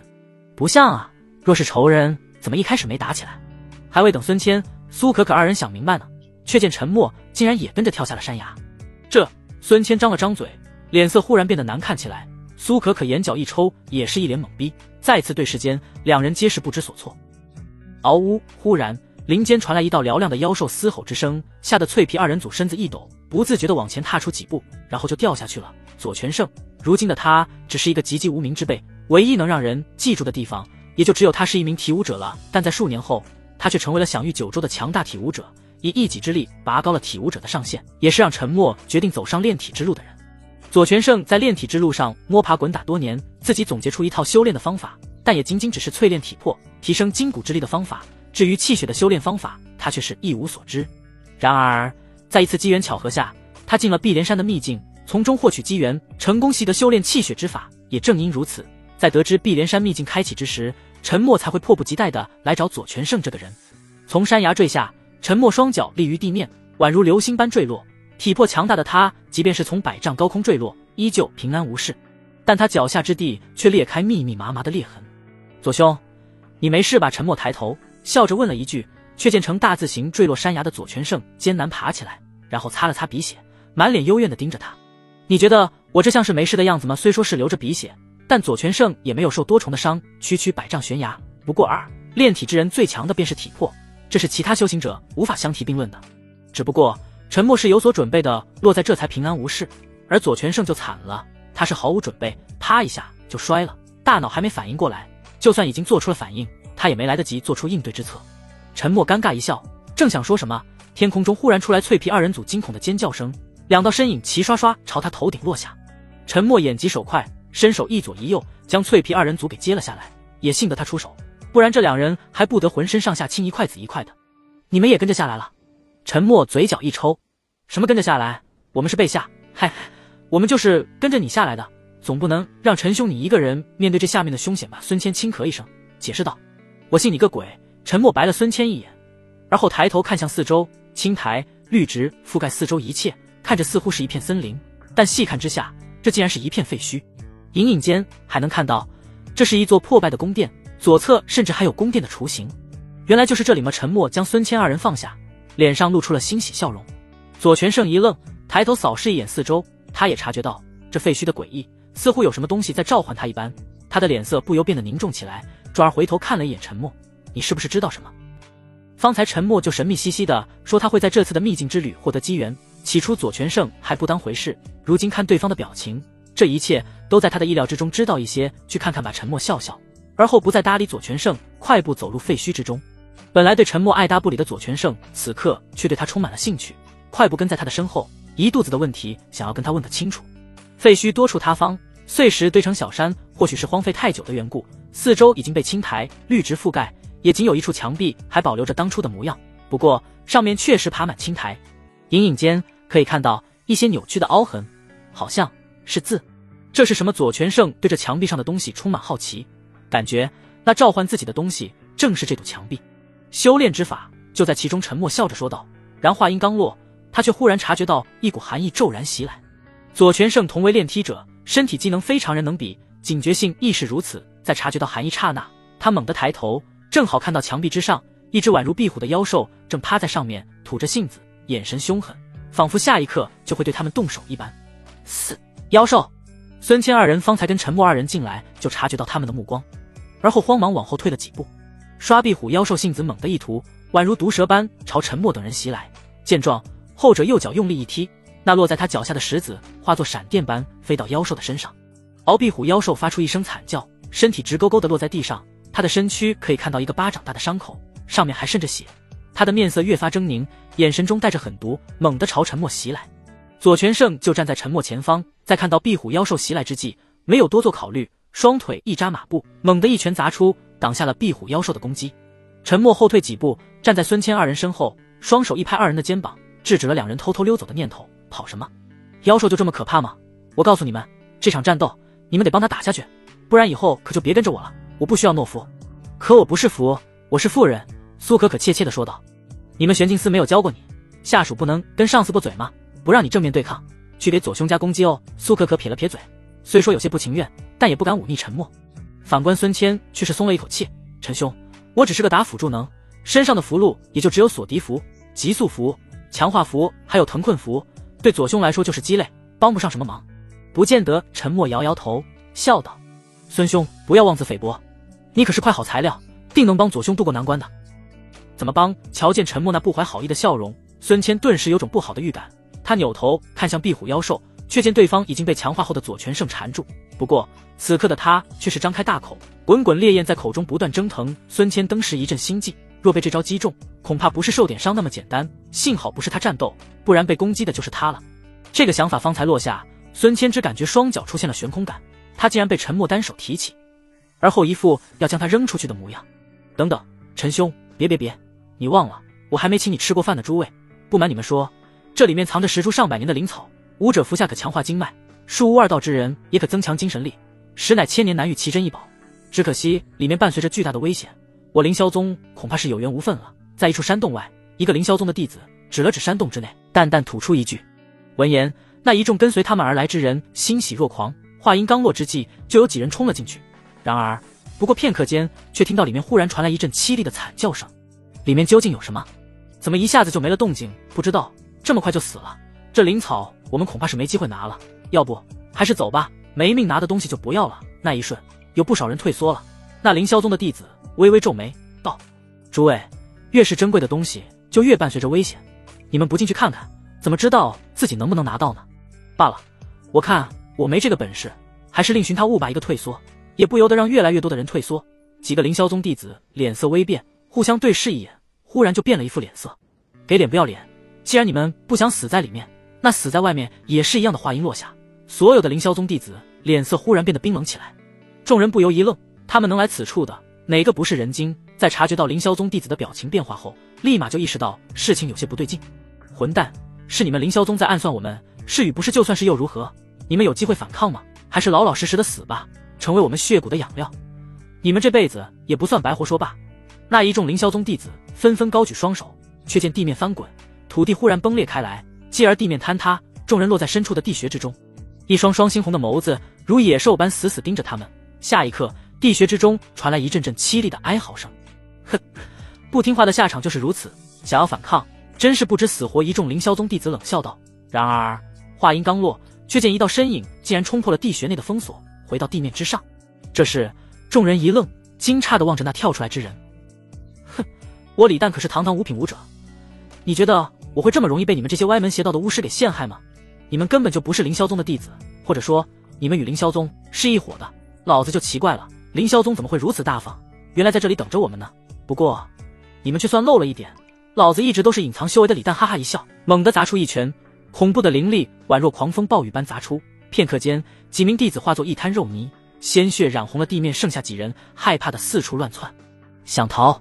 你们逃得掉吗？还想当猎人？殊不知你们才是猎。李诞冷笑一声，正想将剩下几人也给解决了，然而就在他出手刹那，却忽然感觉胸口一阵刺痛，继而他低头一看，自己的胸膛已然被人打穿，一只血手五指成爪，正牢牢地捏住他那尚在跳动的心脏。这不可能，不可能！李诞惊恐地叫道。五品很厉害吗？老子可是4品！一道熟悉的声音传来。李诞猛地转过头，正好看到一身灰白色长袍的林长风冷冷地盯着他。你不是说4品不能进来？我说你就信啊？骗你的，蠢货！林长风哈哈一笑，右手用力一捏，李诞的心脏在刹那间化为一滩血水。林长风有些嫌弃地拔出自己的右手，轻轻一甩手中的血液，秘境的出口已经被我完全封锁住了，进来夺宝的人一个都出不去，接下来就该你们登场的时候了。话音落下，2个身着黑衣佝偻着身躯的男子从林长风身后缓缓走来，二人面色苍白，一脸病态，走动间还不时轻咳一声，走一步喘一步，看那模样好像活不了多久一般。大国师命我们设下这一圈套，便是为了更好的养血骨，相比于凡人，修行者的气血更珍贵，养出的血骨更强，这次就有劳林宗主帮忙了，若非是你，计划还不可能进行的这么顺利。2人气喘吁吁地说道。林长风微微一笑，而后拱手恭敬道，那里的话，若非大国师提携，哪会有长风今日？长风帮诸位的忙也是情理之中，希望2位使者大人回去后，记得在大国师面前美言几句才是。好说好说，计划顺利，我们绝不会忘记你的恩情的。2位放心好了，这秘境之中还没人能逃得出长风的手掌心。林长风那沾满血水的右手紧紧握成拳头，阴沉的脸色露出一脸得意的笑容。与此同时，陈默一行人也将那壁虎妖兽给斩杀了。孙谦看着被烧穿的衣服，已经被烧伤的身体，在那疼得嗷嗷直叫。想他堂堂一个辅助，一直都是站在战场后方的，哪里去过前线？今天他不仅去了，还被陈默像扔垃圾一样扔到壁虎妖兽的嘴里，被火烧的差点丢掉半条命。别嚎了，你是不是男人啊？苏可可双手放在孙谦受伤的地方，快速的治愈着他的伤势，这跟是不是男人有关系吗？我可是被人当物品一样扔出去啊，多危险，多丢人啊！孙谦有些不服，骂骂咧咧的说着，时不时的偷看陈默一眼，但不敢明说，他害怕那家伙伺机报复他。我这是为你好。陈默无奈叹了口气。孙权听到这话立马就不乐意了，我差点就被烧死了，你管这叫为我好？你没发现你的身体发生什么变化吗？孙谦一头雾水，仔细感受一下后立马摇了摇头。陈默嘴角一抽，而后道，把你制作符箓的工具拿出来，你回想一下方才被烧的画面，根据你的感受画一张符。孙谦愣了一下，虽说有些不明所以，但还是按照陈默所说，真就画起了符来。本只是抱着试一试的心态，没想到最终还真就让他画出来了。不过符文横七扭八的，根本看不出来上面画的是什么。这是什么玩意儿？孙谦看着眼前这符箓上歪歪扭扭的符文，也一头雾水。画符之时，他是根据自己感受闭着眼画的，能画出来好看的就有鬼了。这么一个东西，看着也不像什么正经符箓，想来也没有什么用。不过陈默听罢却是嘿嘿一笑，你何不试试？孙谦微微颔首，他也想看看这么一张乱画出来的符箓究竟有何用处。灵力汇聚在符箓之上，而后一股滚烫的枝感自手心传来，他猛地一惊，继而惶恐地将其扔出。呼呼，滚滚烈焰席卷八方，在废墟之中冒起熊熊烈焰，似乎能将这四周的生物吞噬一般。孙谦也是吓了一跳，转而看向陈默，一脸懵逼。陈默淡淡一笑，道，要制作一张符箓，首先就是要理解这符箓的作用、效果，而后用精神力将其体现出来。你所制作的符箓都是先生教的，可你自己是否有试过亲自创作一种符箓？孙谦摇摇头，先生说符师的符箓有限，基本都是辅助型，若想创作符箓极为艰难。100年前的符圣曾冠绝天下，不过他所创作的很多符箓都没有流传下来，而今我符师一道，也只能在原有的基础上摸爬滚打，尚未有人曾创作出攻击型的符箓。创作不出来，那是因为你们没有，或者说是不敢去体验别人的攻击，只有体验过了，有了直观的感受，才能进行更好的创作。想象正如你方才所画的火符。孙谦盯着那已经消散的火焰，心中一阵大喜。陈兄，方才我是随便乱画的，符文什么的我都已忘记，符文只是假象罢了，无需像方才那般。你试着回想方才的火焰，然后在符箓上画个火字。听到陈默的提示，孙谦还真就尝试起来，然后他就惊奇地发现，这真的可行。这一刻，孙谦是彻底兴奋了，身上的伤都懒得治疗了，直接找个角落躲起来画符去了。苏可可一脸无奈，但也不能看着孙谦受伤不管，屁颠屁颠的跟在后面治疗。陈默转而看向身旁，此刻的左全胜正拿着树枝在清理墙壁上的青苔，一会儿的功夫，他已经清理了大半，而墙壁上的文字也逐渐显现出来。这是左全胜望着满墙上的文字，在看到第一行上的内容时，他整个人都震惊了，这竟然是修炼气血的方法，气血修炼之法，嘿嘿，我就说左兄你定会有莫大的机缘吧。陈默微微颔首，自己也算是沾了左全胜的光了。然而左全胜却是一脸不解的转头看向陈默，不是，陈兄，我知道这是气血的修炼之法，但这墙壁上的文字看着已经过去了漫长的岁月，难道之前就曾有人试过炼体？我看这上面的修炼之法，记下来之人的实力定然不俗，但数百年、数千年来的九州历史上，怎会从未听说过这么一个人？陈默背负双手，淡淡扫视着上面的文字。左兄，你可知今年是九州历多少年？10421年。左全胜不假思索地回答。那你可知九州大陆存在了多少年？左全胜低头沉思，良久都没能给出个准确的答复，定然是超过万年，兴许是10万，不，或许有100万。九州历是天师府定下的，听闻也是天师府创立的时间。陈默走上前，轻轻抚摸着墙壁上的文字。3000之道是这300年来才兴起的，可在过去的万年里，一直都是武道为尊，这是为何？明明数百年就能兴起的东西，却愣是花了万年都无人触及。难道数万年前的人，真的没人能在武道之外创造过辉煌的成就吗？陈兄的意思是？左全胜呼吸忽然变得急促起来，他抬头看着墙壁上满满的文字，万年前的历史让他充满了兴趣。武道之外的道，早在数万年前就有了，甚至比今日辉煌数百倍不止。然而，因为某一场大战，他们都埋葬在遥远的历史长河中，被人所遗忘，活下来的便仅剩那武道之人。后来他们创立了一个势力，名为天师府，定于中州，教化世人。因而，往后的万年时光里，天师府便是这九州的神话。他们所推崇的武道，影响世人万年之久。遥远的历史似乎在这一刻从左全胜的眼前浮现，他的一双眸子里充满色彩，双唇微微颤动。他不由问道：陈兄，你所说的可是真的？我无故骗你作甚？陈默笑着摇摇头，话锋一转又道：这墙壁上的东西可是无价之宝，先记录下来吧。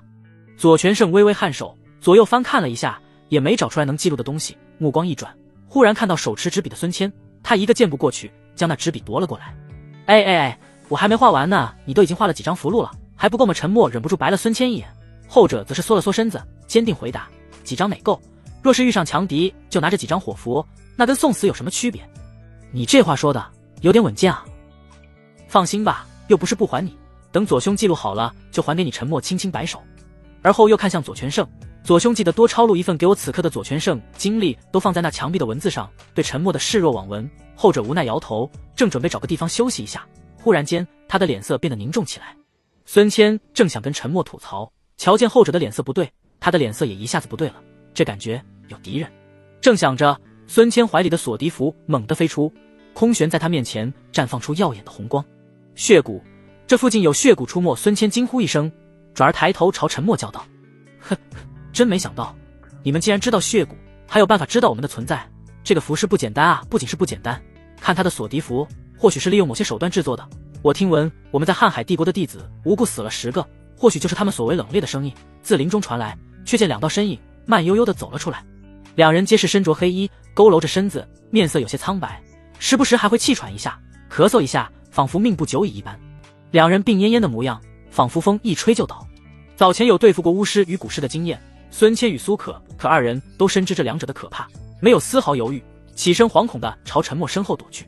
陈默目光越过身后的脆皮二人组，瞥了一眼正聚精会神抄录的左全胜，心知必须要拖延一下时间，绝不能让他们打扰了后者，不然此行可就得不偿失了。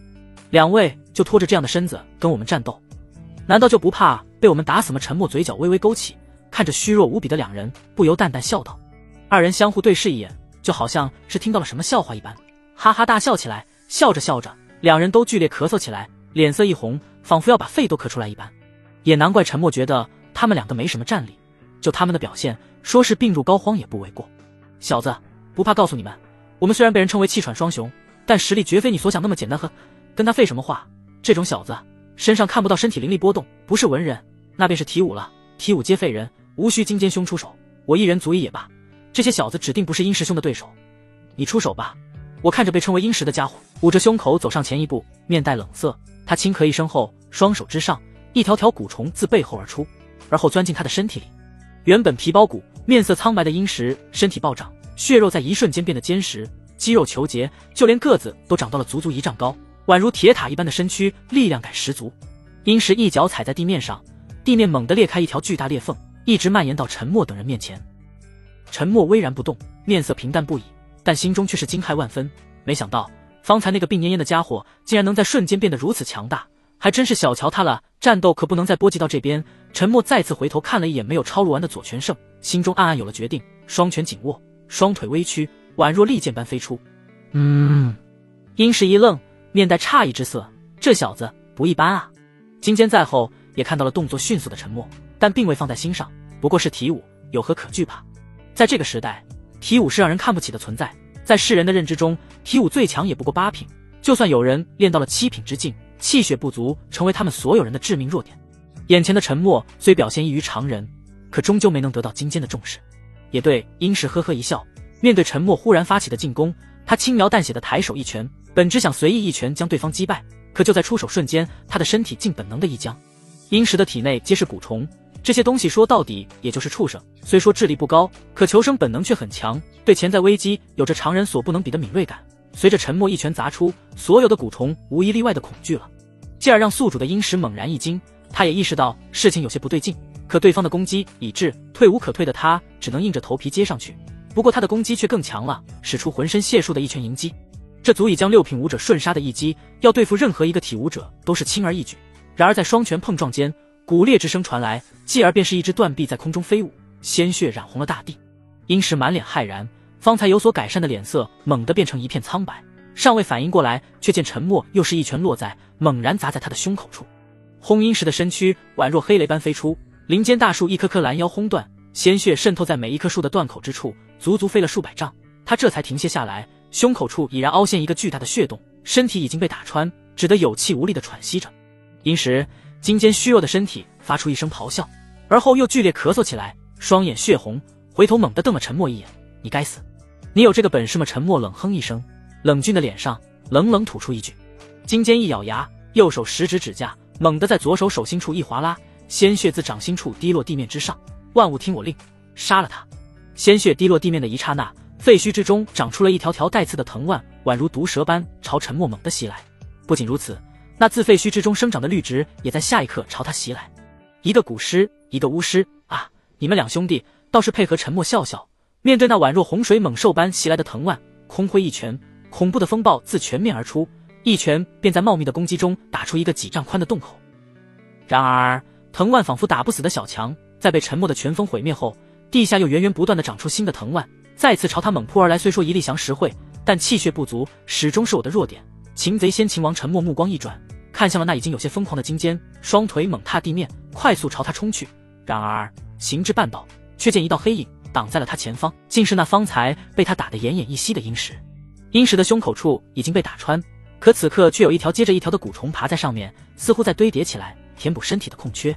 面色有些苍白，但殷实还是强忍着身体的不适，冷笑道：“没想到吧，我们蛊师的生命力竟这般顽强，只要蛊虫还在，我们蛊师就是打不死的存在。我承认你真的很厉害，但你的气血不足是杀不死我的，反倒是你要死了。”话音落下，殷实双拳并立，猛地将陈默砸退几步，却见那遮天蔽日的藤蔓已汹涌朝他袭来，仿佛刹那便可将他完全吞噬。陈默眸光一闪，冷冷看着眼前的殷实，而后便是他身后的金坚，两人虽不在一条直线上，但也大差不差了。看来也只能如此了，陈默双手握拳，面色中带着一丝凝重，抬头盯着眼前的金坚、殷实二人。怎么，害怕的不敢动了？哼，就你们这些体武者的气血，是绝对不可能打败我们的。殷实阴沉的笑道。金坚嘿嘿一笑，沾着血的手猛地一挥，既然你已放弃，那就死吧。话落，却见遮天蔽日的藤蔓猛然落在，而后紧紧将陈默包裹其中，一根根带刺的藤蔓宛如利刃一般划破陈默的肌肤，鲜血染红了地面，自地下缓缓流出。陈兄、前辈孙谦、苏可可二人看到这一幕，顿时吓得骇然失色。陈默是他们的主心骨，若是连他都死了，那他们恐怕也活不了多久了。孙谦面带慌张之色，脚步微微往后退了半步，而后不由自主地拉住苏可可的手臂，与他一同退去。苏可可神色一怔，看了看那密密麻麻的藤蔓，又看了看孙谦，最终一咬牙，决定跟着后者一同退去。超路完成了。就在这时，手持纸笔的左权胜一跃而起，一脸兴奋地吼着，正转过身，就看到退去的二人与那漫天藤蔓，他的脸上露出了古怪之色。怎么了？左权胜方才聚精会神的超路，两耳不闻窗外事，对眼前发生的一无所知。不好了，左兄，陈兄被杀了！瞧见左权胜，孙谦就好像是看到了救星一般。怎么会？左权胜面色一凝，双眸死死盯着那远处的藤蔓。忽然间，他察觉到了气血的气息，是陈默使用了气血。轰！一阵轰鸣声猛然爆发，只见空气漩涡自藤蔓中心处开始炸开，一瞬将陈默包裹的密密麻麻的藤蔓尽数炸毁，继而无形的力量骤然朝他前方的殷实、金坚二人袭去。不好，身怀无数蛊虫的殷实顿时感觉到了危机，想要逃跑，可双腿竟被吓得无法动弹。而他身后的金坚也在此刻惶恐不已，想要呼喊藤蔓保护自己，可却已经来不及了。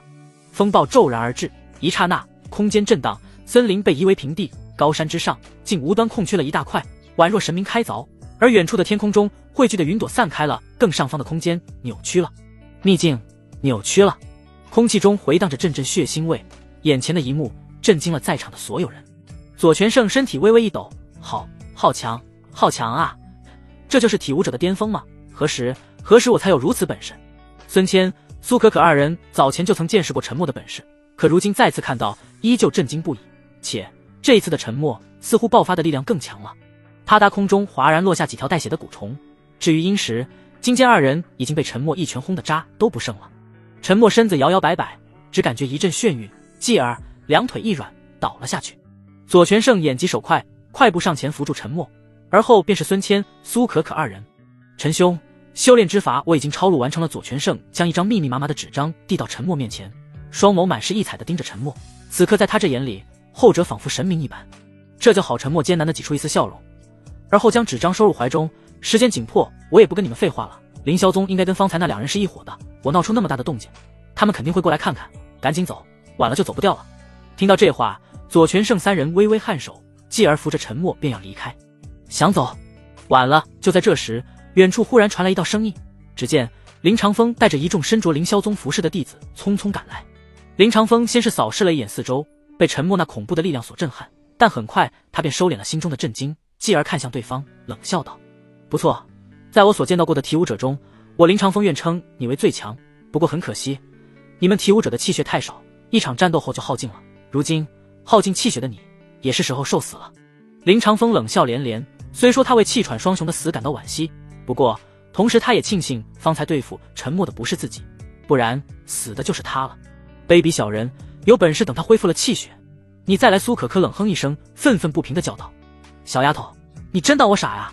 他的实力如此恐怖，我怎会让他有恢复的机会？受死吧！林长风冷哼一声道：哼，他的气血是耗尽了，可我的还没有。左权胜一步踏出，面色凝重地盯着林长风。方才与那壁虎妖兽战斗，因为苏可可的缘故，他的攻击力得到增加，则无需浪费更多的气血迎敌。如今气血还有盈余不过，那林长风毕竟是4品武者，而左权胜是5品，又有气血的限制，无论如何他都不可能是前者的对手。如今主动站出来，不过是想拖延时间，给他们争取逃命的机会。在左权胜看来，陈默比他更有天赋，或许他能带领体武者走向辉煌。左兄这是想给我们争取逃跑的机会。陈兄，我们赶紧逃吧！孙谦拉着陈默的胳膊着急道。逃不掉的陈默摇摇头，心如死灰。那林长风可是4品武者，而他们这边就2个8品的脆皮辅助，一旦后者将左权胜拿下，那他们必死无疑。而且按照陈默的推断，既然林长风与那些巫师、蛊师合作吸食修行者的气血，那必然是早有准备，说不定出口已经被他们给封锁了。孙谦闻言也意识到事情的严重性，无奈地低下脑袋，早知道就不来这里凑热闹了。苏可可也是无奈叹了一口气，而后看着脸色苍白的陈默道：我还是给你治疗伤势吧。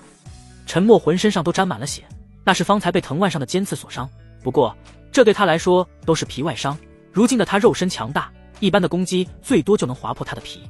哎，这些伤治不治都是一样的，别白费力气。陈默正说着，却忽然感觉到一股温暖的感觉，不仅是因为苏可可治愈了他他身上的伤势，还有他能感觉到自己的气血竟然也在恢复。你怎么会？陈默诧异地望着正在给他治疗的苏可可，难以抑制心中的兴奋，但想到林长风这些家伙还在，他便压制住了内心的冲动。你能恢复我的气血？听到这话，苏可可的脸上露出了清澈的愚蠢。什么气血？我也不知道啊。老师就教过我如何帮人治愈伤势，还有增强队友的实力。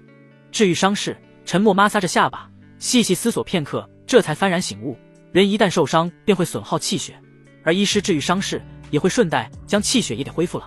简单来说，便是体武者是狂战士，战斗耗血，而作为奶妈的医师就是专门补血的。哈哈，看来我们这次还是有翻盘的机会的。陈默淡淡一笑，瞥了一眼苏可可后，又看向孙谦。苏可可继续治疗我的伤势，孙谦，接下来我们能不能活就靠你了。只要你能继续拖延时间，让苏可可将我的气血完全恢复，那我们便能逆风翻盘。若是不能，那我们就只有一起死了。孙谦也意识到了事情的严重性，连连点头答应。而后他站起身来，警惕地望着前方。只见左权胜拼死抵挡林长风，也只是挡住他片刻功夫，而后便是被一拳击败，倒在地上奄奄一息。林长风捏着满脸是血的左权胜，将他扔了出去，身躯砸在远处废墟之上，滚滚落石砸在他的身上，生死未知。继而他又面色冷傲地盯着陈默三人，最强的一个解决了，接下来也该你们了。孙谦咽了一口唾沫，尽量使自己镇定下来，而后高声道：哼，你说他是最强的，那你可就看错了，其实我才是最强的。哦，林长风戏谑地盯着孙谦，有什么本事就使出来吧，你让我做干嘛我就干嘛，那我岂不是很没面子？哼，只会逞口舌之力的小子，无需跟你多言，上吧。速速将他拿下。林长风像看垃圾一样看着孙谦，轻轻摆手，不用他亲自动手，就有好几个凌霄宗的弟子齐刷刷朝他杀来。孙谦立即从怀中掏出方才画好的几张符箓，猛地朝那几人一扔，滚滚烈焰席卷而来，霎时间几张符箓形成滔天焰浪，将几位凌霄宗的弟子团团包围。啊！焰浪之中的众弟子们皆是发出阵阵凄厉的哀嚎声。林长风神色一正，他没有料到这看似弱不禁风的符师竟然还有如此手段，他的脸色忽然一变，一拳猛地砸出，拳风阵阵将那滚滚焰浪扑灭，但被焰浪灼烧的弟子们却躺在地上打滚，显然被伤得不轻，倒是有几分本事。不过既然敢伤我凌霄宗的弟子，你的好日子到头了。笑话，你说什么就是什么吗？有本事你就过来，你看我杀不杀你就完了。孙谦暗暗咽了一口唾沫，表面淡定不已，实则内心慌的一批。他承认自己有赌的成分，但事实证明他貌似是赌对了。林长风不敢轻举妄动。孙谦手中捏着一大把的符箓，其实这些不过是强化符，对他来说用处不大，但确实能将林长风唬住片刻。来啊，你怎么不来了？怕了吗？还说什么凌霄宗的宗主呢？胆小鬼孙谦有些膨胀了，自顾自地飙起了垃圾话。而听到这话的林长风怒气节节攀升，本还有所警惕的他再也忍不住了，虚空挥出一拳，拳风阵阵，刹那间将前者起飞出去，血雾喷洒在空气中。林长风愣了一下，而后立马回过神来，我倒是你有什么底牌，原来是唬人的，臭小子，你死定了。说罢，林长风快步朝那飞出的孙谦冲去。方才那一拳不过是试探性的一拳，威力不大，尚未将对方斩杀，他想补刀将这不知好歹的小子彻底从世上消灭。站住！陈默发出一声暴喝，虎目圆睁，死死盯着林长风。后者脸色微变，但很快脸上露出了笑容。方才便是你杀了那两位使者大人吧？既然如此，那我也不能让你好活，杀了你，我也能跟他们有所交代。交代？你堂堂凌霄宗的宗主，还要给谁交代？难不成是大国师？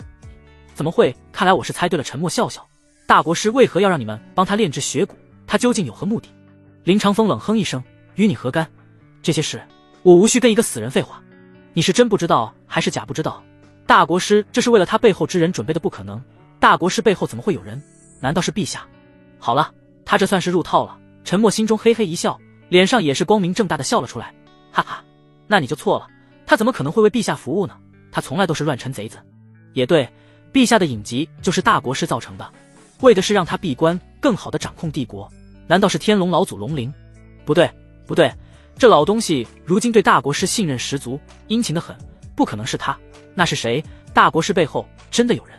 林长风喃喃自语，陈默却是听得心中猛然一惊，天龙女帝竟然被陷害，不得不闭关了。龙灵还成了大国师的舔狗。天龙皇朝这是怎么了？300年时光竟然会变得如此溃烂，难道就没人管吗？裴江南呢？如今的他可是帝国双雄之一，心怀正义的他怎么可能放任这种事发生？不对，你在骗我，根本就没那回事。林长风脸色忽然变得很厉起来。我骗你作甚？让我猜猜，你所有的情报都是诸王给的吧？可你知不知道，诸王早已存在数百年，大国师有那么大的年纪吗？再者，诸王之人是不是从来都不会称呼大国师为主子？你说的没错。林长风微微颔首，脸色越发凝重。他在想大国师背后究竟是谁，但想着想着，他忽然意识不对，我他娘的又不是跟大国师为敌，我何须知道他背后之人是谁？对啊，你不需要知道，我只是逗你罢了，目的是拖延时间，现在时间够了，你也该死了你！不讲武德林长风嘴角渗血，胸口被人打了个对穿，鲜血汩汩流出，双眼瞪得滚圆，满是不甘地倒了下去。陈默收起拳头，淡漠地瞥了一眼那倒下的林长风，瞧见对方彻底没有气息后，他又补了一拳在脑袋上，脑浆炸开，染红了四周的地面，这一下是真的没有气息了。陈默深呼吸一口气，气息逐渐平稳下来，身体又是一阵疲惫，气血已经耗费的七七八八了。方才时间短暂，他的气血只是恢复了些，足够对付林长风后，他便果断出手，趁其不备，一拳打穿胸膛。苏可可，你去看看孙谦，他应该没死，先把他的情况稳定下来，不用完全治好。陈默叮嘱一句后，随即去那废墟之中翻找一番，很快他便找出了奄奄一息的左全胜，将其抬到苏可可面前，让他也帮忙治疗，只稳定情况，不用全部治愈。之后陈默再让苏可可给自己恢复气血。前辈，他们两个的伤势有点严重，你看着没事，为何要先治你啊？苏可可看了一眼情况稳定但面色苍白的孙谦，有些心疼的问道，你不过是8品，体内灵力能有多少？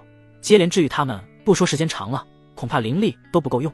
这秘境之中是凌霄宗的地盘，内外都有可能有埋伏，我们现在要做的便是尽快离开这里，若是没有一定实力，我们恐怕会有危险，与其把灵力浪费在他们身上，不如先让我恢复全盛状态。沉默的话在理，苏可可听罢也没有反驳的理由，全心全意让他恢复状态。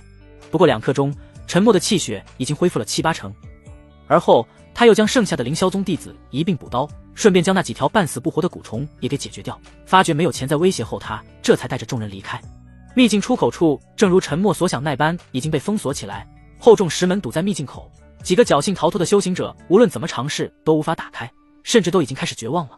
陈默走上前正要动手，周围的几人皆是摇头，他们都搞定不了，因而也认为他打不开，正准备嘲讽一番，却不料被他一拳砸得粉碎。下一刻，众人纷纷捂着嘴巴，大气都不敢喘一下，内心暗暗庆幸，好在没有多嘴，不然他们的下场恐怕与那石门无异。陈默没有理会周围众人，左手一个孙谦，右手一个左全胜，两人夹在腋下，一路狂奔到山下一处小镇中，找了一辆兽车后，便火急火燎的让对方驱车前往靠山宗。前辈，你这么着急作甚？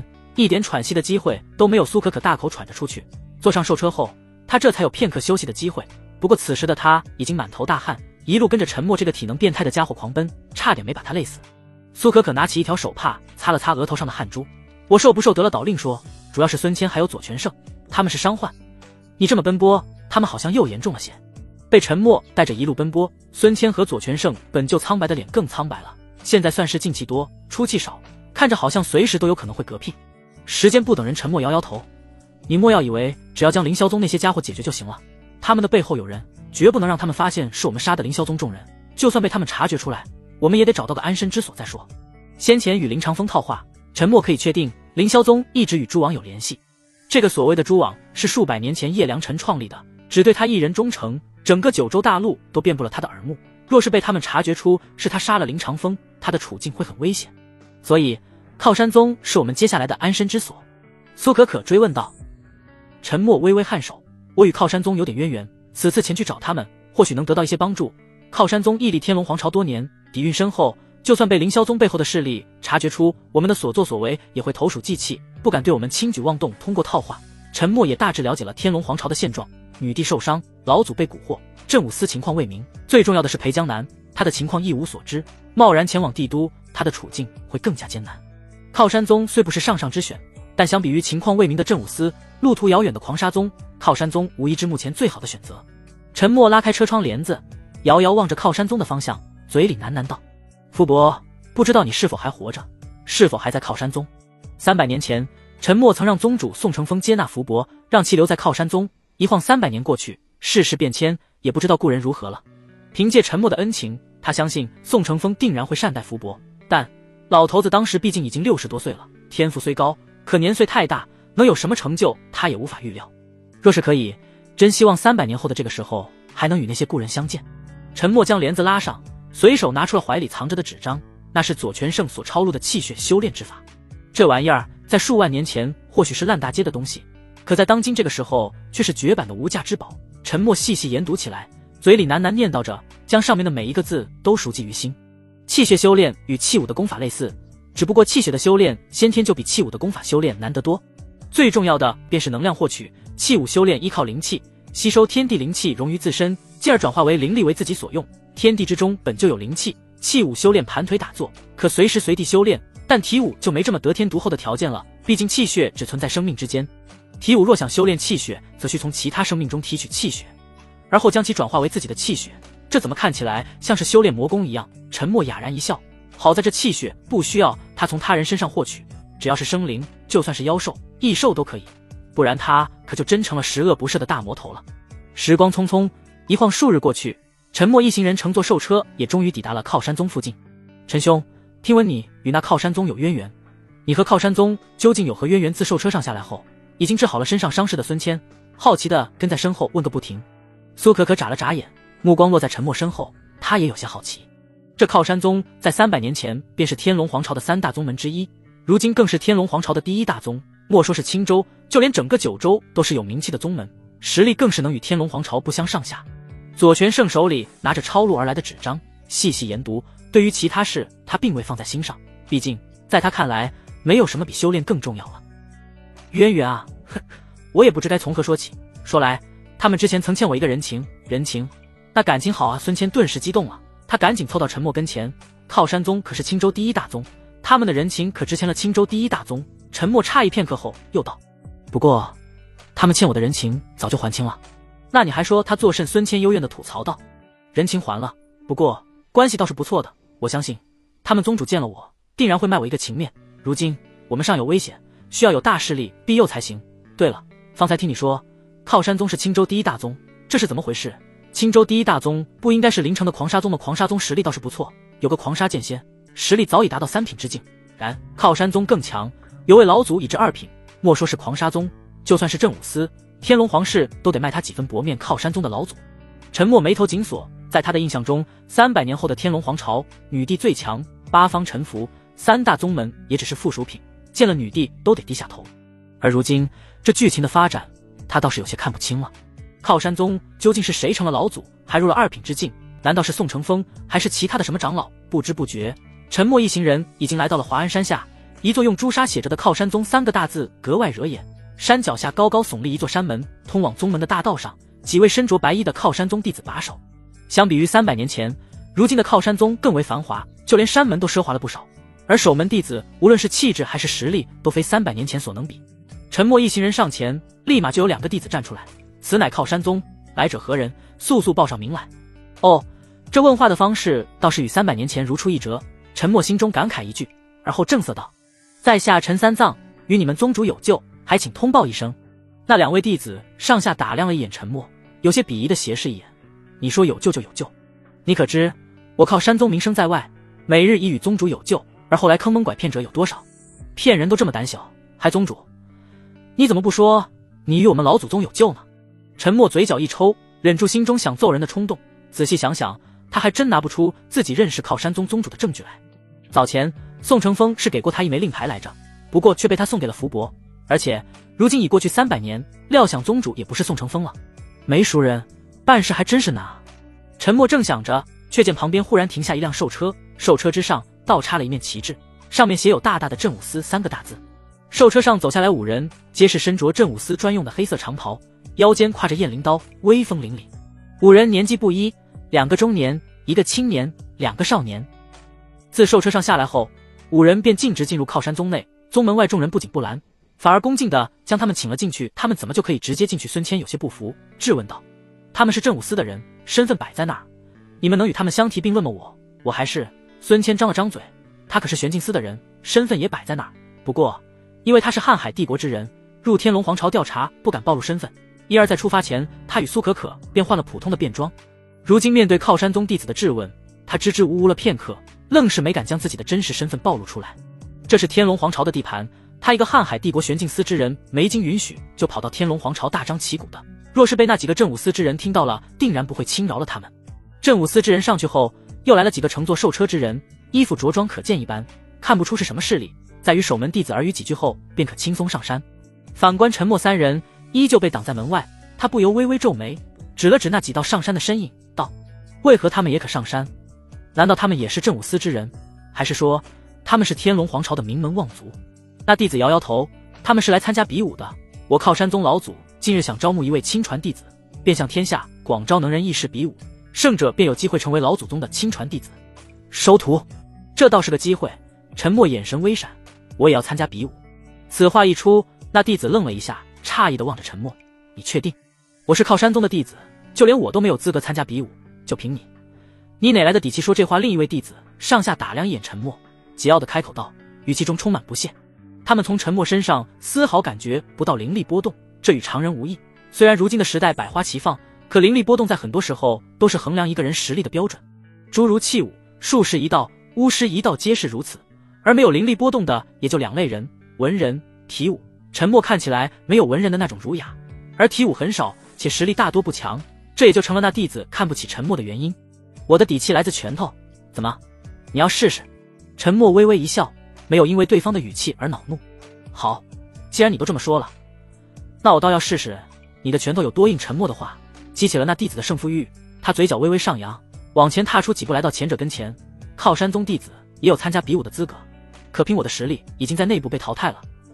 你要真有实力，可以试着打败我，若你连我都无法击败，那就不要痴心妄想的觉得你能在这场比武中掀起什么浪花来了。呵呵，多谢提醒，为请教。陈默微微一笑，目光灼灼盯着那年轻弟子。此人虽桀骜不驯，可并没有看上去那般目中无人。赵天陈三藏，请赐教。陈默拱了拱手，随即在众目睽睽之下做出了一个请的手势。赵天见状也不再废话，轻轻摆手，一众靠山宗的弟子识趣地往四周退去，让出一个合适的战斗空间。孙谦、苏可可也识趣后退，那手持纸张认真研读气血修炼之法的左全胜往后退了几步后，略带兴趣的抬眸看着陈默。虽说左全胜的态度一直都很冷淡，但在秘境内见识了陈默的实力后，他便对后者敬佩不已。如今能看到他的战斗，更是有些兴奋。或许在左全胜等人看来，陈默是赢定了，但在那靠山宗的一众弟子看来，后者不过是一个籍籍无名之辈，难登大雅之堂。或许不过几个回合，他便要败下阵来。你是文人还是体武者？赵天抬眸冷傲地开口道。体武者。陈默不假思索地回答。哼，既然是体武者，那你可就惨了。我是七品武者，凭我的实力，废话就不要多说了。你的实力如何？试过才知道。七品，你还真就没够格跟我打。尽管用尽全力便是了。陈默有些不耐烦地说道。闻言，赵天的脸上就有些挂不住了。体武者天生羸弱，气血不足，早已成为了世人的共识，无论怎么修炼实力也不会太强，可他竟然敢如此嚣张。好，我本还想放你一马的，可你这么说，那就别怪我拳脚无情了。赵天冷哼一声，身形宛若鬼魅般冲出，眨眼间便已经冲到了陈默的跟前。赵天师兄可是我内门弟子中的佼佼者，在内门天骄榜上可是排名11的存在，那小子竟如此嚣张，真是不知死活。他还是个体武者，我听闻体武者的修炼异常艰难，且完成入道者就艰难不已，而可超越9品者更是万中无一。他今日这般目中无人，是真的有把握，还是糊弄玄虚呢？呵呵，我靠山宗曾经不也有体武者来此处撒野？你看哪个不是被赵天师兄打得体无完肤？赵天师兄必胜！一道道议论声自靠山宗弟子中传来。而在看到赵天冲到陈默跟前，后者却无动于衷时，众人已经认为前者必胜了。然而随着赵天的一拳落在陈默的胸膛处，后者却宛若铁塔一般巍然不动。反观前者，竟然感觉到了拳头有些疼痛。赵天一愣，面带惊讶之色地打量陈默一眼，刹那间他惊恐后退几步，生怕后者趁机对他动手。陈默依旧保持着战斗姿态，一动不动，脸上却是露出了淡淡的笑容。你怕了？在这几日的气血修炼中，陈默已经完成了让气血在全身经脉完成了48个小周天的运转，完全激活了他的体魄与筋骨之力。虽然他的气血尚未得到提升，但身体素质早已超越刚才复活之时，仅凭肉身便可抵挡6品武者的全力一击，甚至他不需要动用一丝气血。正因如此，陈默才会如此嚣张地对赵天提出挑战，他便是要在这青年身上试试自己的实力究竟有多强。左全胜的脸上带着一丝迫切，眼神炽热不已，激动地盯着陈默。他能感觉到后者方才并未动用一丝气血便硬扛下了全部伤害，甚至眉头都不皱一下。300年来的大道3000成为了现实，可那体武一道却被排挤在外，让一众体武者怀疑人生。有不少人放弃了这一道，可左权胜始终坚信300年前那道祖沉默的大道3000。他说每一道都是最强，体武一道怎可被排挤在外？而且当初的道祖沉默修炼的也是体武一道啊。可是修炼体武一道的道祖沉默不也是死在了弃武的手上吗？每当有人用这句话反驳他时，左权胜总是无言以对，心中的信仰与看不见的希望产生了巨大的冲突。他曾几度陷入迷茫之中，而今他却是在沉默身上看到越来越多的希望。谁说我怕了？我不过是没准备好。赵天支支吾吾地说完一句后，给自己打气，体武者而已，有什么可怕的？念及此处，他又充满了信心，猛地朝沉默打了几拳，可无一例外都被后者硬生生地接了下来，他甚至没有动一下。这下赵天是彻底懵逼了，就连周围的师兄弟们都对他产生了怀疑。他猛地一咬牙，竭尽全力的一拳砸出，全身灵力汇聚一处，他一脚猛踏地面，地裂开了，灵力冲撞空气所爆发的轰鸣声，以及那恐怖的灵力爆发所产生的风暴震荡，震慑了在场所有人。然而就在赵天一拳再次朝沉默胸膛砸去之时，后者却是轻描淡写的将其挡下，而后一拳还击。轰的一声，赵天飞出去了，空中喷着血雾，他倒在了100丈之外的地方，彻底昏死过去。赵天师兄周围一众弟子纷纷着急地喊了一句，继而回头看向沉默，神色中带着一丝敌意。都住手！就在众弟子面带狠色想要为赵天出头之时，却见山路上忽然走下一位身着白色长袍的中年男人。七长老见那中年男人走来，一众靠山宗弟子诚惶诚恐地叫了一声，而后羞愧地垂下脑袋，自觉后退几步。方才你们决斗一事，我看得清清楚楚，我对你们真是太失望了。我靠山宗行事光明磊落，败了就是败了，你们怎可以如此无赖？靠山宗第7峰经历了山门一战后，沉默的实力得到了靠山宗7长老华安的认可，在将那一众无礼的靠山宗弟子狠狠训斥一顿后，他便将沉默一行人请到了自己所居住的第7峰中。靠山宗素有青州第一宗之称，宗主之名甚至比那瀚海帝国的皇帝还要响亮，随便一位长老都是让人仰慕的存在。被单独请到他所居住之所中，孙谦与苏可可二人有些拘谨，一直在旁边垂着脑袋不说话。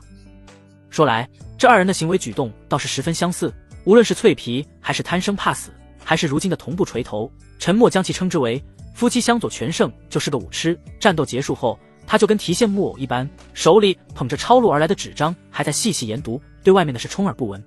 唯独沉默正常一些，不过他这么大大方方的坐着，好似东道主一般，倒是让七长老华安有些不自信了。我好像才是这里的主人吧？嗨，方才我靠山宗的弟子不懂事，冲撞了小友，还望你不要见怪。华安轻咳一声，随即给沉默倒了一杯茶。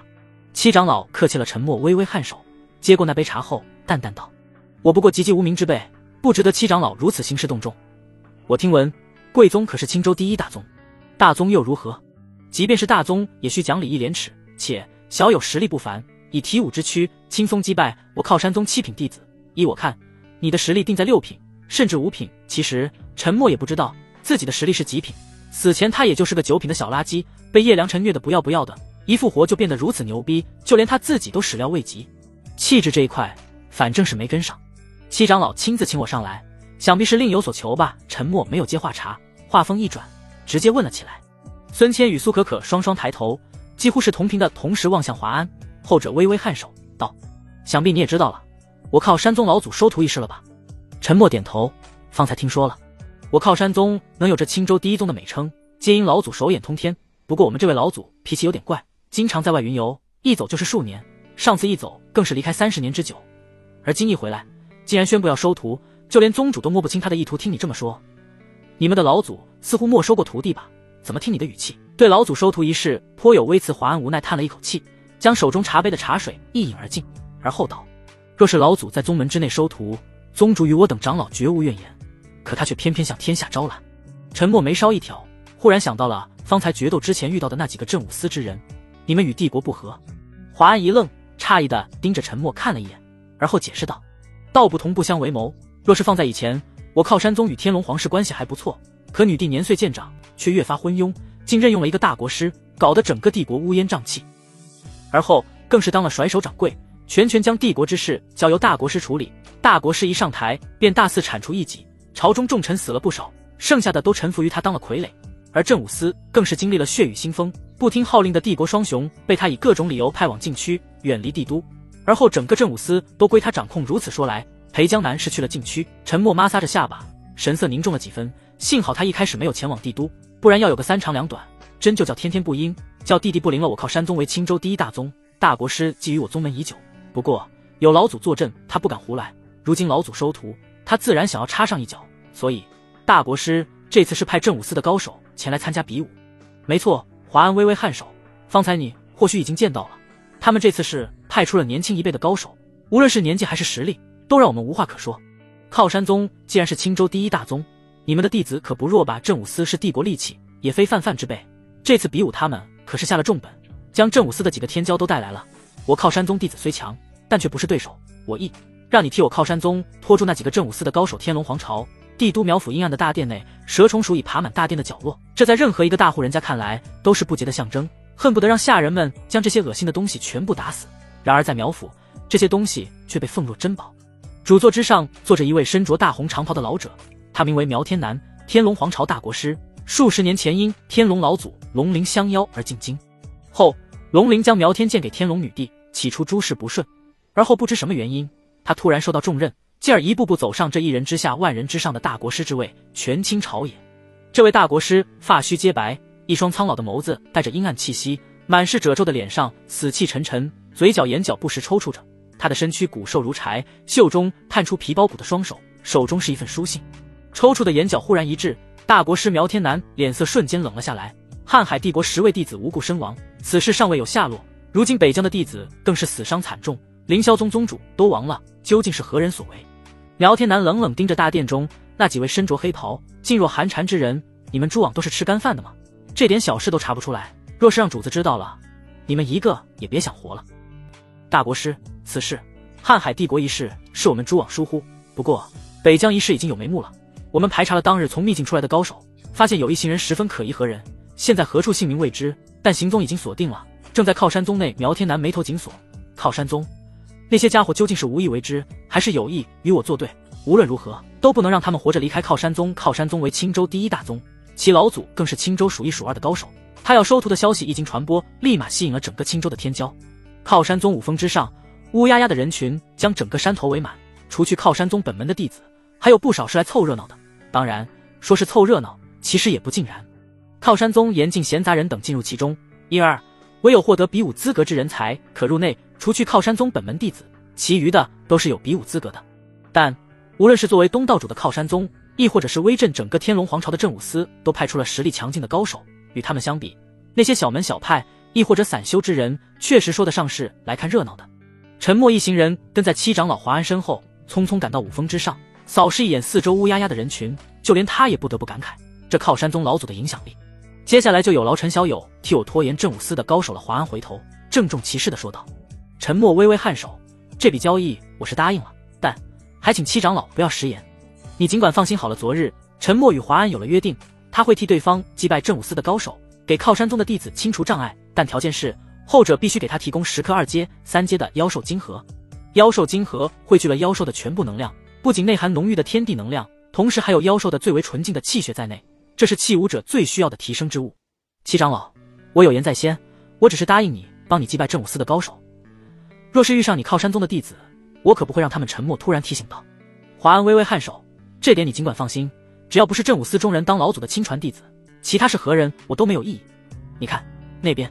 说话间，华安指了指另一处的一群灰衣之人，皆是背负长剑，面色冷峻，光从服饰陈默就猜到了对方的身份，狂沙宗。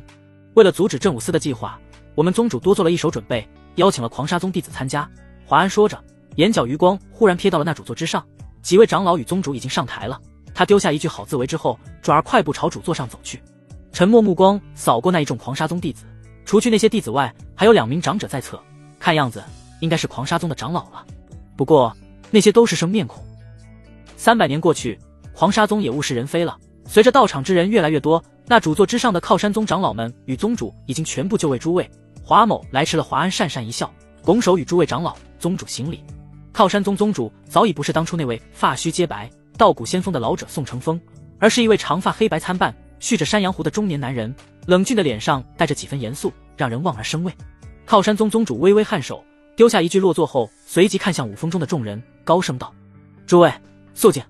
话音落下，整个嘈杂的五峰瞬间安静下来。靠山宗宗主神色肃穆，微微扫视一眼周围后，这才悠悠开口道：“今日是我靠山宗老祖收徒之日，普天同庆，诸位都是来参加比武之人，废话我也不多说了，能者上位。老祖说了，拔得头筹者，则为我靠山宗老祖的亲传弟子。一番长篇大论下来，众人听得津津有味，而在远处的镇武司却是有些坐不住了。这个靠山宗当真是下了血本啊！镇武司长者来了2人，皆为镇府使，不仅盛名在外，还是镇武司数一数二的高手。而在他们身后的3人，则是此次带来的镇武司天骄。下了重本又如何？在绝对的实力面前，一切都是空话。那站在2位镇府使身后的青年冷哼一声道：“刘镇府使眉梢一挑，神色庄重地扫视了一眼四周，别太得意。这次靠山宗位将我镇武司排除在外，不仅让自家宗门天赋最高的弟子出战，还召集了狂沙宗的天骄张涵。你虽为5品之境，但也要注意一下，那些人也不是吃素的。”被叫做张涵的青年不仅没有重视，反而笑道：“刘镇府使，你也太高估他们了。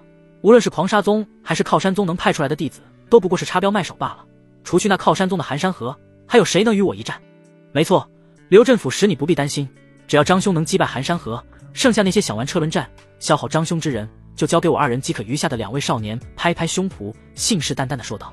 刘镇府使张了张嘴，想说什么，却又不知该从何说起。倒是那张镇府使在扫视一圈周围后，目光忽的一凝。“老刘，你看。”张镇府使指了指远处的沉默一行人，郑重道。刘镇府使微微皱眉，目光掠过那边。“我记得他们是方才靠山宗7长老华安所带来之人吧？或许又是靠山宗请来对付我镇武司之人，那就更不用担心了。若是他们敢出手，我就让他们有来无回。”张涵高傲地说道。非也。张镇府使面色一沉，随即摸了摸手指上的空间戒指，手中无端多出了一幅画像，与沉默有7分相似。“大国师昨夜急令，命我等务必要注意此人行踪，若是发现，格杀勿论。你们看，这画像上的人是他不？”话音落下，刘镇府使与其余3人皆是细细对比一下，目光渐冷，就是他了。诸位，废话不多说，接下来便是抽签比武了。念到名字的上台比试靠山宗宗主一声嘹亮的嗓音顿时打破了众人的沉默。而后7长老华安起身来到不远处的登记处，每个参比武之人都会登记在册，而后进行随机抽选比试。说是这么说，实则一切都在靠山宗的掌控之中。为了彻底将镇武司的3人击败，华安故意安排了人手专门对付他们。先是沉默、左全胜，而后便是狂沙宗的人，接连高手出战，先将镇武司3人的精力消耗殆尽，接下来便可让靠山宗的弟子坐收渔翁之利，比武照常进行。经过了几轮的激烈战斗，已经淘汰了不少参赛之人。作为这场比武监察的华安，通过暗幕操作，为靠山宗的弟子选择了最弱的几个，以此保存实力。靠山宗一众长老看在眼里，都已心知肚明，一切都是为了宗门大计。靠山宗宗主转过头看了华安一眼：“7长老，我靠山宗的弟子都已晋级入下一场比试，镇武司的高手你如何调配？是让狂沙宗直接上场？狂沙宗毕竟是我请来的，可不能让他们输得太惨，还是先安排一些其他的高手，消耗一下镇武司的高手。”“宗主放心吧，我早已安排了一位高手，以他的实力定能将那2位镇武司的高手淘汰。且那5品的张涵定然消耗巨大。”华安信心满满的点了点头，目光不自觉地瞥了一眼那跃跃欲试的沉默。靠山宗宗主微微颔首，如此甚好。话音落下没多久，却见那拿着比试花名册的一位靠山宗弟子高声道：“接下来的比试，散人陈三藏对战镇武司高天狼。”一语落下，原本有些嘈杂的赛场上顿时平静了几分。高天狼，听说他可是镇武司的天骄，年纪轻轻便已入6品之境，一手流星刀法使得出神入化。听闻几年前他可是曾与帝国双雄出征禁区，杀过异兽的，去过禁区，那就不是一般人了。能在禁区内活着回来的都不是普通人，且还是随帝国双雄出征过，那就更不是一般人了。这个3人陈三藏听都没听说过，我看他这是必败了。这场比武有机会拔得头筹的也就3种人：镇武司的、靠山宗的，还有那狂沙宗的。其他无论是宗门还是散人，别想出头了。周围众人议论纷纷，就连那主座之上的靠山宗宗主也不由得皱起了眉头。7长老，你说你安排的高手就是一个名不见经传的散人，凭他的实力能击败那高天狼吗？不仅是靠山宗宗主，就连其余的一众长老都不看好那名为陈三藏之人。然而随着沉默一跃来到比武台上时，原本一边倒的议论却忽然转了点风向，虽然只有一点点，但却在这场比试中掀起了阵阵涟漪。只见镇武司众人在看到上场之人是沉默后，脸色大变，竟然是他！刘镇府使面色一沉：“天狼，虽说这次只是简单的比武，不用伤及性命，可对方毕竟是大国师要杀的人，待会儿若有机会，你就趁机下死手。”被称作天狼的少年微微颔首，继而笑道：“刘镇府使，你且放心好了，我定不辜负你的期望。万事小心，这个人可能不简单。张振甫使神色复杂，既然是大国师亲自下令要杀的人，那实力定然不会弱到哪里去。然而听到这话的高天狼却是冷笑连连，不简单。哼，我连禁区的异兽都杀过，更何况是人？整个天龙皇朝有多少人是异兽的对手？有多少人杀过异兽？你们不用太紧张，看我如何在3招之内拿下他。话落，高天狼一跃而起，同样站在比武台上。哎，这高天狼果然是英雄少年，光是这气势便不是那陈三藏所能比的。主座之上的靠山宗长老中还在感慨着高天狼的强大。靠山宗宗主轻叹一口气，本对这场看似毫无悬念的碾压战毫无兴趣，可当上台后露出一个背影时，他的神色怔了一下，总感觉有些熟悉。随着高天狼上台，二人双双给主座之上的众人行礼时，他的表情立马就僵住了，双唇微微颤动，不可置信地盯着陈默那张脸，双手一拍桌子，直接就站了起来。你叫什么名字？突如其来的一幕让周围众人炸开了锅，莫说是靠山宗的长老了，就算是那镇武司的众人也是摸不着头脑。陈默轻轻抬头看着眼前的长发黑白参半的中年男人，先是露出一丝疑惑之色，而后淡定回应道：禀宗主大人，在下陈三藏。陈三藏。靠山宗宗主无力地瘫坐在椅子上。陈三藏，不是他，怎么会如此之像？兴许是我看错了，年岁太久，也许是我认错了。宗主。靠山宗宗主怪异的反应引得一众靠山宗长老好奇不已，沉默许久，这才试探性地叫了一句。后者轻轻摆手，我没事，比赛继续吧。得到应允后，那负责当裁判的靠山宗弟子这才壮着胆子喊道：开始。咔的一声，高天狼率先拔出燕翎刀，高高举起长刀，指了指陈默，桀骜道：相信方才众人所说之言你也听得一清二楚了吧？我可曾随帝国双雄出征过禁区，杀过异兽？你认识裴江南？未等高天狼说完，陈默淡淡的吐出一句，前者一愣，继而道：放肆！裴大人岂是你这等人能直呼姓名的？陈默无视了面带怒意的高天狼，继续问道：你和他很熟吗？熟不熟于你何干？高天狼冷哼一声，呵，是我疏忽了。陈默轻轻捶了捶脑袋，如今的镇武司腐败不堪，早已归大国师掌控。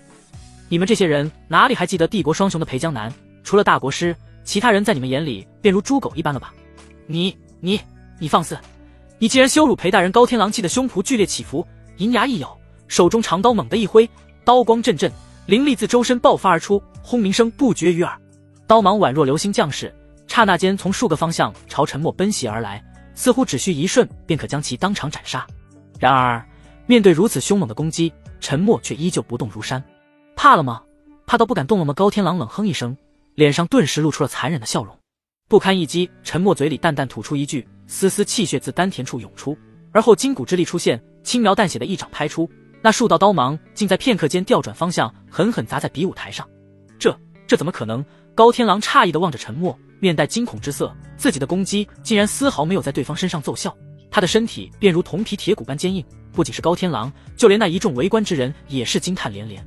如果我没有猜错的话，他是体武者吧？没有灵力波动，不是文人就是体武者，但手段如此粗暴的，也只能是粗鄙武夫了。好强，6品器武者的攻击竟然在他手上如此不堪，我还从未见过如此强大的体武者呵。不过如此沉默戏谑地盯着高天狼，面带轻蔑笑意，还说你是跟着裴江南去禁区的杀异兽的。依我看，现在的裴江南也不怎么样嘛。你高天狼紧咬牙关，面色逐渐狰狞起来，双眸阴狠不已。你可以羞辱我，但你羞辱裴大人就该死。高天狼已经失去了理智，双手紧握刀柄，全身灵力在瞬间爆发而出，他的力量达到空前绝后的地步，汇聚全身力量的一刀猛然朝陈默挥出。然而在瞧见这一刀袭来之时，陈默却已不再坐以待毙，双脚猛踏地面，身形宛如鬼魅般出现在高天狼跟前。后者顿时大惊失色，双眼瞪得滚圆，尚未做出任何反击，却已被前者一掌击飞。轰巨响传来，高天狼自舞台朝乌压压的观众席上飞去，险些飞出了5峰之外，恰好那刘振福使眼疾手快，3两步冲出，将他在空中按了下来。不过此刻的高天狼已经昏厥过去，再也没有战斗的能力。刘振福使转头看向陈默，神色有些复杂，后者同样看着他，隐隐间他却是感觉到了什么。胜者陈三藏随着一道响亮的声音传来，四面八方皆是对陈默赞赏与欢呼。他从舞台跳下，快步来到左权胜几人跟前，而后拍了拍后者的肩膀，接下来该你了，好好表现。这场比武不仅是陈默要出战，左权胜也要出战，一来拖住镇武司高手可从华安手上获得好处，二来还能借这次实战提升自己，何乐而不为呢？左权胜微微颔首，我不会让陈兄失望的。如果可以，真希望能与陈兄比试一番。会有机会的。沉默笑笑，左权胜就是个武痴，遇到强者都想比试一番，更何况是他这种同样是体武者之人。左权胜方才上台比试，华安便脚步匆匆地赶来。陈小友，我们宗主有请。宗主。沉默抬眸，却见主座之上的靠山宗宗主已经转身去了朝五峰内的大殿，心中虽有疑虑，但他还是跟了过去。当沉默来到五峰大殿，华安面带疑惑之色，看了看那已经在主座上等候的宗主。宗主，陈三藏带来了。知道了，你先回去吧，我只是有些私人事想谈谈好。华安古怪地看了沉默一眼，转而离开大殿，顺便关上大殿大门。偌大的大殿中，只剩沉默与宗主二人，两人相对而视，后者上下打量后，又朝前者凑近了几步，再次细细打量起来。像，实在是太像了。像什么？沉默面带疑惑之色，心中却有种说不出的古怪。他也觉得这位靠山宗的宗主有点像某个人，但就是想不出来。像一个人。宗主收回审视的目光，平淡地吐出一句：道祖，沉默。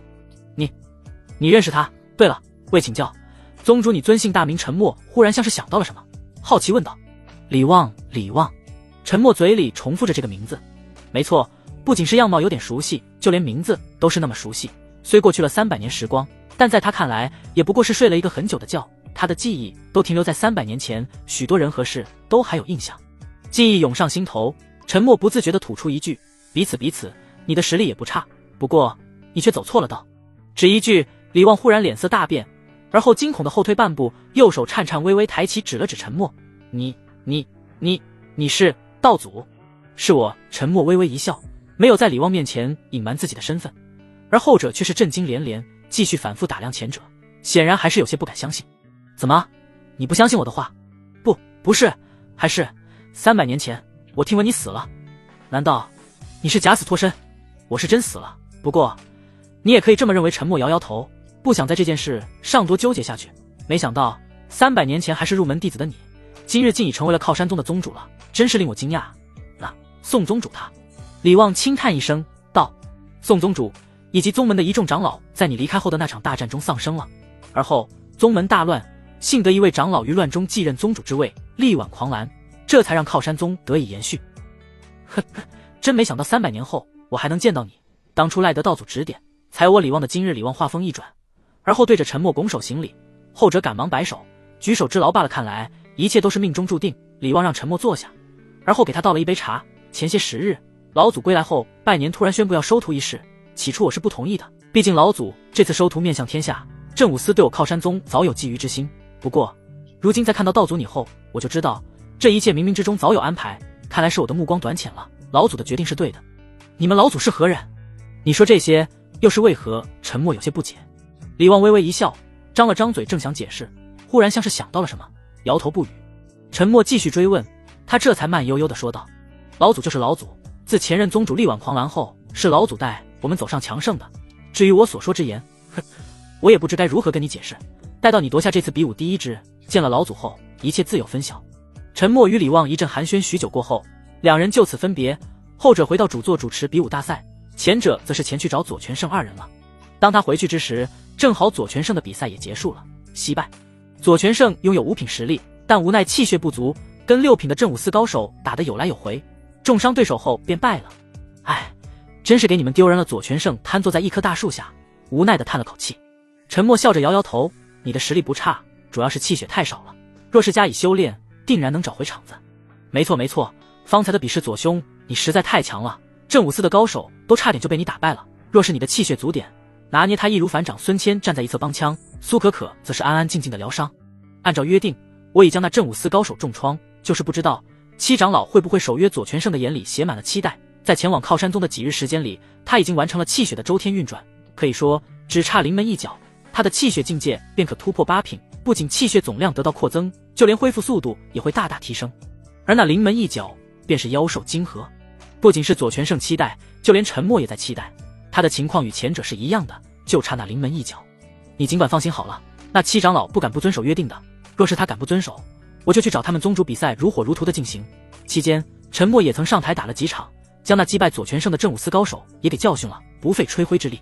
直至入夜时分，第一日的比赛才终于结束，沉默成功挤进了4强赛，与其一起的有靠山宗的寒山河、镇武司张涵以及狂沙宗的石傲。赛毕，李旺亲自宴请了陈默一行人，还将他华安的约定履行，一人10颗3阶妖兽晶核，可谓是豪爽至极。孙谦、苏可可二人直接看呆了，心里念叨着靠山宗不愧是青州第一大宗，做事就是豪爽。反观华安，他是一脸懵逼，他只是答应给陈默10颗2阶和3阶的妖兽晶核，本意是2阶与3阶的混合，2阶多些，3阶少些，毕竟他们的妖兽晶核也不是大风刮来的。可宗主一出手，就全换成了3阶妖兽晶核。不仅如此，华安答应的是给左权胜3颗2阶妖兽晶核，可宗主竟然也全部换成了3阶，看得他是心都在滴血，心里更是忍不住在心里骂宗主败家。李旺差人给陈默一行人安排了住所，后者前脚刚走，华安就忍不住上前质问道：“宗主，你怎可如此？如此？”华安本来想说宗主败家的，但话到嘴边却怎么也说不出口，无他，怕被打。李旺轻轻摆手，笑道：“七长老想说什么，我已知晓，不过这一切都是值得的。那臣三藏非凡人。”宗主此话何意？他究竟是何人？还有，宗主你好像与他相识，华安更加好奇了。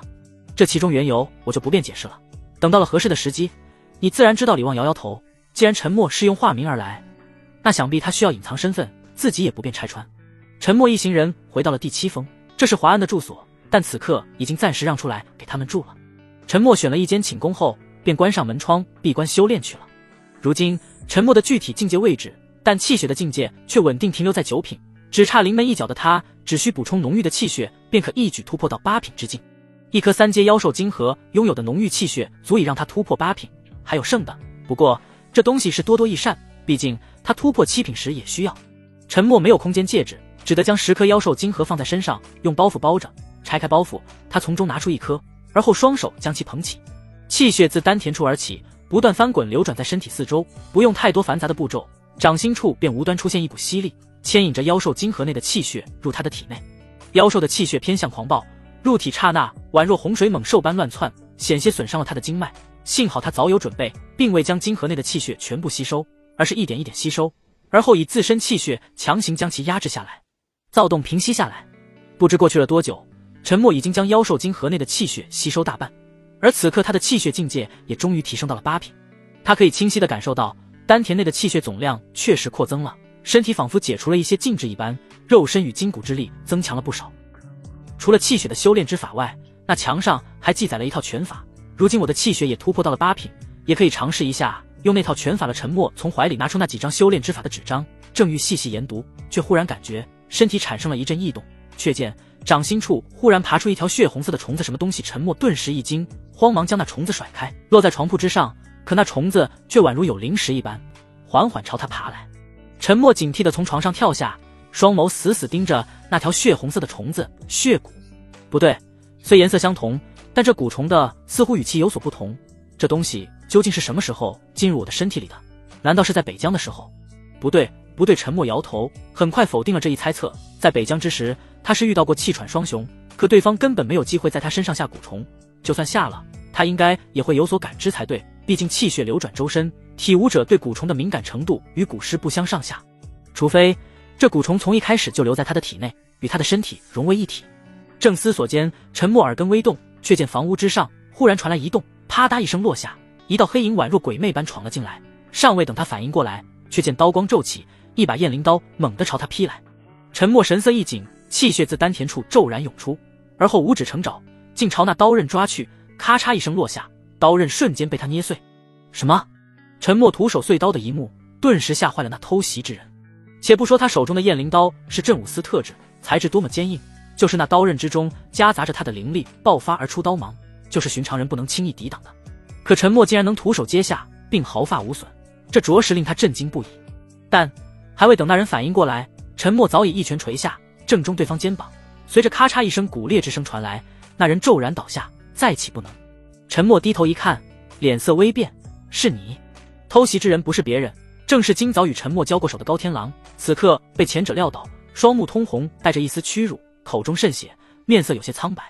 要杀要剐，悉听尊便。高天狼自知不是陈默的对手，只能阴狠地吐出这么一句。是条汉子。陈默微微一笑，随即俯下身子蹲在高天狼旁边，说吧，是谁派你来杀我的？哼，无可奉告责，真是嘴硬。不过不用你说，我也知道是谁，是大国师吧？陈默笑着问道。他与镇武司并没有什么仇怨，对方无端端要杀他，定然是受人指使的。既然镇武司如今已经在大国师的掌控之中，那8、9不离10就是大国师的手笔了。如此说来，诸王已经调查到了北疆一事，动作还真快呢。沉默心中嘀咕了一句后，继而看向高天狼笑道：这就是大国师手下的镇武司吗？看来脑子也不太聪明，就派你一人前来，是觉得你定能杀我吗？还是在靠山宗的长老住所里动手？真不怕得罪靠山宗？此事是我一人所为，与镇武司无关。高天狼眼神一闪，低声回了一句。沉默有些意外，你说我就得相信吗？这件事我得跟靠山宗的宗主好好说道说道。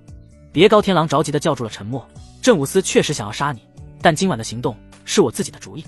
沉默站起的身子又蹲了下来。你自己要杀我？为何？因为你羞辱裴大人。沉默扑哧一声笑了出来，这倒是个令他意外的理由。裴大人不可辱颜！瞅着沉默在嘲笑他，高天狼顿时涨红了脸，气呼呼地叫道：该说你可爱呢，还是说你傻逼呢？沉默站起身来，找来了张凳子，就这么坐在高天狼面前，单手托着下巴，盯着眼前的少年，继续今早的问题。你与裴江南很熟吗？方才那一拳已经将高天狼的肩膀震断，疼痛让他的脸部表情有些扭曲，但听到沉默这个问题后，他的脸色变了一下，没有回答。看来你之前所说的都是假的了啊！不怕告诉你，我与裴江南很熟切。我才不信呢！高天狼鄙夷地瞥了沉默一眼。你不信也可以，但是你敢不敢帮我给裴江南送一封信？我凭什么要帮你？你是不敢吧？还是说裴江南根本就不认识你？你说什么曾与裴江南去禁区杀过异兽，应该都是假的。胡说，都是真的。我与裴大人，我与他不是很熟罢了。高天狼支支吾吾，脸色再次涨得通红，一副邻家小孩吹牛逼的模样。沉默看着就想笑，随即拿来了纸笔，一边写信一边低声说道：我与裴江南交情不错，你若肯帮我送这封信，他定会十分赏识你，就怕你没这个胆子送。不就一封信而已，你敢给我，我就敢送。少年似乎是被沉默的话给点燃了心中的怒火，倔强地说着。话音刚落，沉默已经将信递到了他的面前。你可以走了。高天狼一愣，用那尚未受伤的手将信接过，艰难地站起身来。你真让我走？你不杀我，让你走你就走？你哪来那么多废话？沉默不耐烦地说道。高天狼有些不敢相信自己的耳朵，没想到沉默竟然这么轻易就将自己给放走了，性命无忧，他哪里还敢久留，转身就往外跑去。方才跑到门口，却忽然听到沉默的话：送信一事切不可让外人知道，不然裴江南会不高兴的。看着已经消失在黑夜中的背影，沉默一笑置之，而后不自觉地朝床铺看去，只见方才的蛊虫竟然趴在一颗妖兽金核之上。他猛地一惊，快步上前驱散蛊虫。妖兽金核内的气血竟然没了，不仅如此，其他能量也被吸收殆尽。你这孽畜！沉默有些生气地瞪了一眼床铺，蛊虫不见了。再回首，他就发现蛊虫不知何时已经爬上到他的手臂上。蛊虫表现十分温和，且似乎十分迷恋沉默一般，趴在他的手臂上，楚楚可怜地盯着他。为何我会有种亲切感？沉默盯着蛊虫想了想，忽然有了个大胆的推测：蛊虫或许是在他死的时候就留在他的体内，而后一直在他体内沉睡，随着他的气血突破，他这才苏醒过来。但谁会这么做呢？是那个只手遮天的大国师，还是苗州？万毒窟苗州素有天下巫蛊之源的美称，自兴盛以来便是巫师与蛊师的天堂。整个九州大陆近90%的巫师、蛊师都出自苗州。万毒窟屹立于苗州中心，不仅是苗州第一大宗，还是所有巫蛊之术的发源地，所有巫师、蛊师最向往之地。在万毒窟深处的宫殿地下室中，摆放着一口黑色棺材，棺材没有盖上棺材盖，其边缘处不时爬过几只色彩各异的蛊虫。棺材之内铺设了床铺枕头，一个亭亭玉立的少女安安静静地躺在上面，乌黑长发随意散落，五官精致如刻，肤如凝脂，宛若瓷娃娃一般的脸蛋白皙透亮，仿佛死人一般。她穿着一身暗红色的宫裙，裙摆落在小腿膝盖下1寸的位置，露出一双晶莹透亮的白皙玉足。一只血红色的蛊虫自少女的玉足上缓缓爬行到她的面前，少女悠悠睁开双眸，盯着蛊虫。怎么了？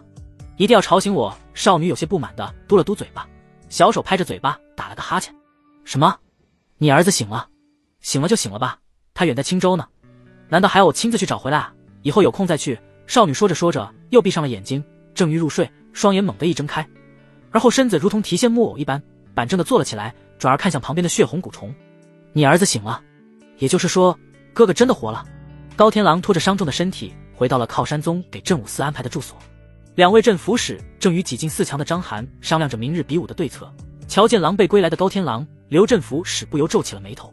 此刻的高天狼嘴角沾着血迹，神色颓靡，左手肩膀耷拉而下，显然是肩膀处骨裂，腰间挂着刀鞘，可刀身却已不见了踪影，一看就知道他方才经历了一场大战，关乎性命的大战。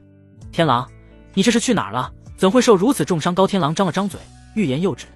而那坐在旁边的张震甫使眉梢一挑，似是猜到了什么。你不会是去暗杀那个陈三藏了吧？是的。失败了。高天狼犹豫片刻，最终还是说出了实情。刘振甫使脸色一冷，恨铁不成钢地说道：糊涂，今日比武你就被人家一招击败，如此明显的差距，你难道还看不出来吗？你如此意气用事，将来怎能成大事？当初你父亲亲手将你交于我，便是让你好好磨一磨你的性子，可我没想到你还是如此鲁莽。罢了，我还是教不了你，让你父亲将你领回去吧。这镇武司，你不带也罢别啊。刘叔，我错了。听到这话的高天狼顿时急了。刘振甫使冷哼一声，随即起身离开了房间。高天狼心中忐忑不安，疼痛却让他的脸色越发难看。那坐在一旁的张涵却是淡然一笑。高公子号称去过禁区杀过异兽，没成想让人家一招就给击败了。不过你不用放在心上，明日我便会给你报仇，届时你只需要在台下好好看着就行。听到这话的高天狼脸色更不好看了。帝都高家是名门望族，拥有丰厚的家底，数不尽的资源，他自幼便顺风顺水。相较之下的张涵就是贫苦出身，靠着一股冲劲一路摸爬滚打才到如今的地位。张涵对高天狼处处看不顺眼，稍有不对便是阴阳怪气。当初他便是因为对方的一句话，一气之下跑到了禁区历练，也正因如此，他结识了帝国双雄的裴江南，对其敬佩不已，就不劳张兄费心了。我这就回帝都疗伤去，明日的比武我就不看了。高天狼冷冷回了一句，转身就要离开。你去哪儿？就在这时，刘振甫使回来了，身后还带着一个年轻女子，就是她了，伤得不轻，快些给她医治，别留下后遗症了。刘叔，高天狼以为刘振甫是真去通知他爹了，没成想是给他找来了医师，心中不由一暖。别废话了，快治伤，治好了我就带你回帝都。刘振甫使沉声说道。不必了，治好了伤我自己会回去，刘叔你就继续留在此处吧。高天狼摇摇头，他已经决定好了要去禁区一趟，若是被刘振甫使看着，这个秘密一定会被发现的。既然已经答应了陈默，那就不能轻易失言。下去吧。刘振甫使没有多说，也算是答应了。毕竟高天狼可是6品武者，实力不凡，再加上镇武司这重身份在，没人敢随意招惹他。看着高天狼离开的背影，张涵的神色有些复杂，有羡慕，也有嫉妒。还是说说明日的比武吧。靠山宗对我镇武司敌意很大，明日第一场比试，我想他们定然会让那陈三藏重伤张涵，黄沙宗就是来走个过场，估计还没上场就认输了。张涵的压力很大。刘振甫使正分析着明日的战局，却被张涵抬手打断。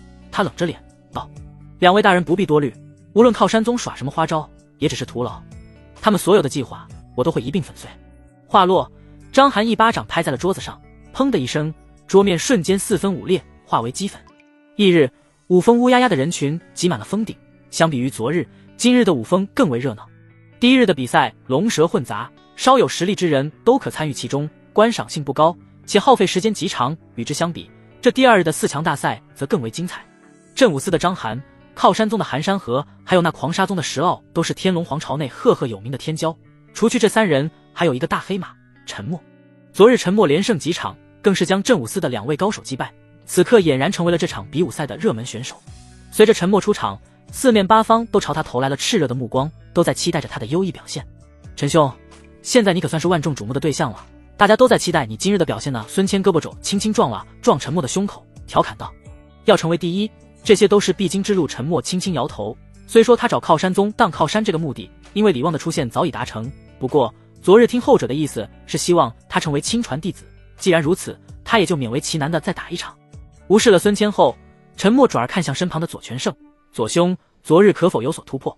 左全胜微微颔首，面带一丝兴奋，已突破8品，那秘境之中的修炼之法于我而言有莫大的好处，既然有好东西，那左兄是否可以将其分享给他人呢？陈默笑着问道。左全胜微微一愣，陈兄的意思是，普天之下体武者少之又少，但皆苦于无修炼之法而备受欺凌，但若左兄愿意将这修炼之法带给所有体武者。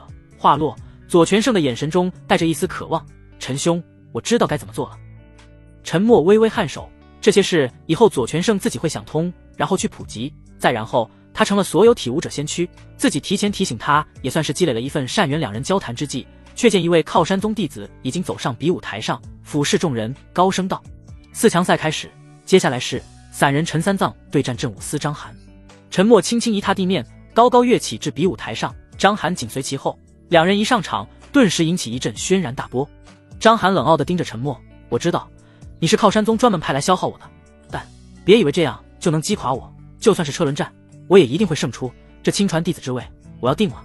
陈默摇头轻笑，没有理会张涵，转而面向四周众人，高声道：不必浪费时间了，余下2位也一起上吧，我1打3。不必浪费时间了，余下2位也一起上吧，我1打3。陈默扫视一圈周围，朗声开口。霎时间，整个舞风一片哗然，众人皆是不可置信地盯着比武台上的陈默，他们简直不敢相信自己的耳朵。1打3，还是3个天龙皇朝的天骄，喝了几杯啊，竟然敢如此嚣张。比武台下，那正准备好好演一场戏的寒山河与石傲相互对视一眼，眼神中带着复杂的神色。师兄，你怎么看？寒山河双手拢袖背负在身后，眉头微皱，脸色有些不太好看。石傲身着灰袍，背负长剑，双手环胸，瞥了一眼比武台上的陈默。我狂沙宗此次前来，便是应你们宗主之邀，特来打击镇武司的。可他这么说，分明就是不把我们放在眼里。1打3，好嚣张的话，若是不答应，还真就当我们怕了他了。确实太过嚣张。可若我们一起上，赢了他，不就算我们人多欺负人少吗？赢了也不光彩，而且反而让局面更加混乱。原以为他是七长老请来帮忙的，可没想到他竟然来捣乱。还是不要上去了，上不上不是我们说了算，还是看看你们宗主怎么说吧。石傲无奈叹了一口气。比武台上的张涵听到陈默这话，脸色瞬间难看至极，他阴冷的目光落在后者身上，他觉得后者这是光明正大的羞辱于他。陈三藏，你简直就是在找死。陈默没有搭理张涵，转而看向那主座之上的李旺等人，诸位，你们意下如何呀？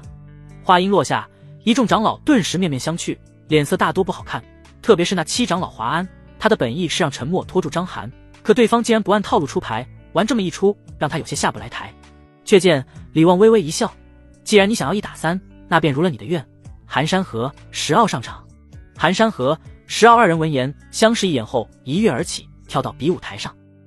寒山河脸上闪过一抹犹豫，欲言又止的张了张嘴，而那张涵却是坐不住了。李宗主，你如此决定未免也太过儿戏了吧？让我们3打1，若是他输了，该当如何？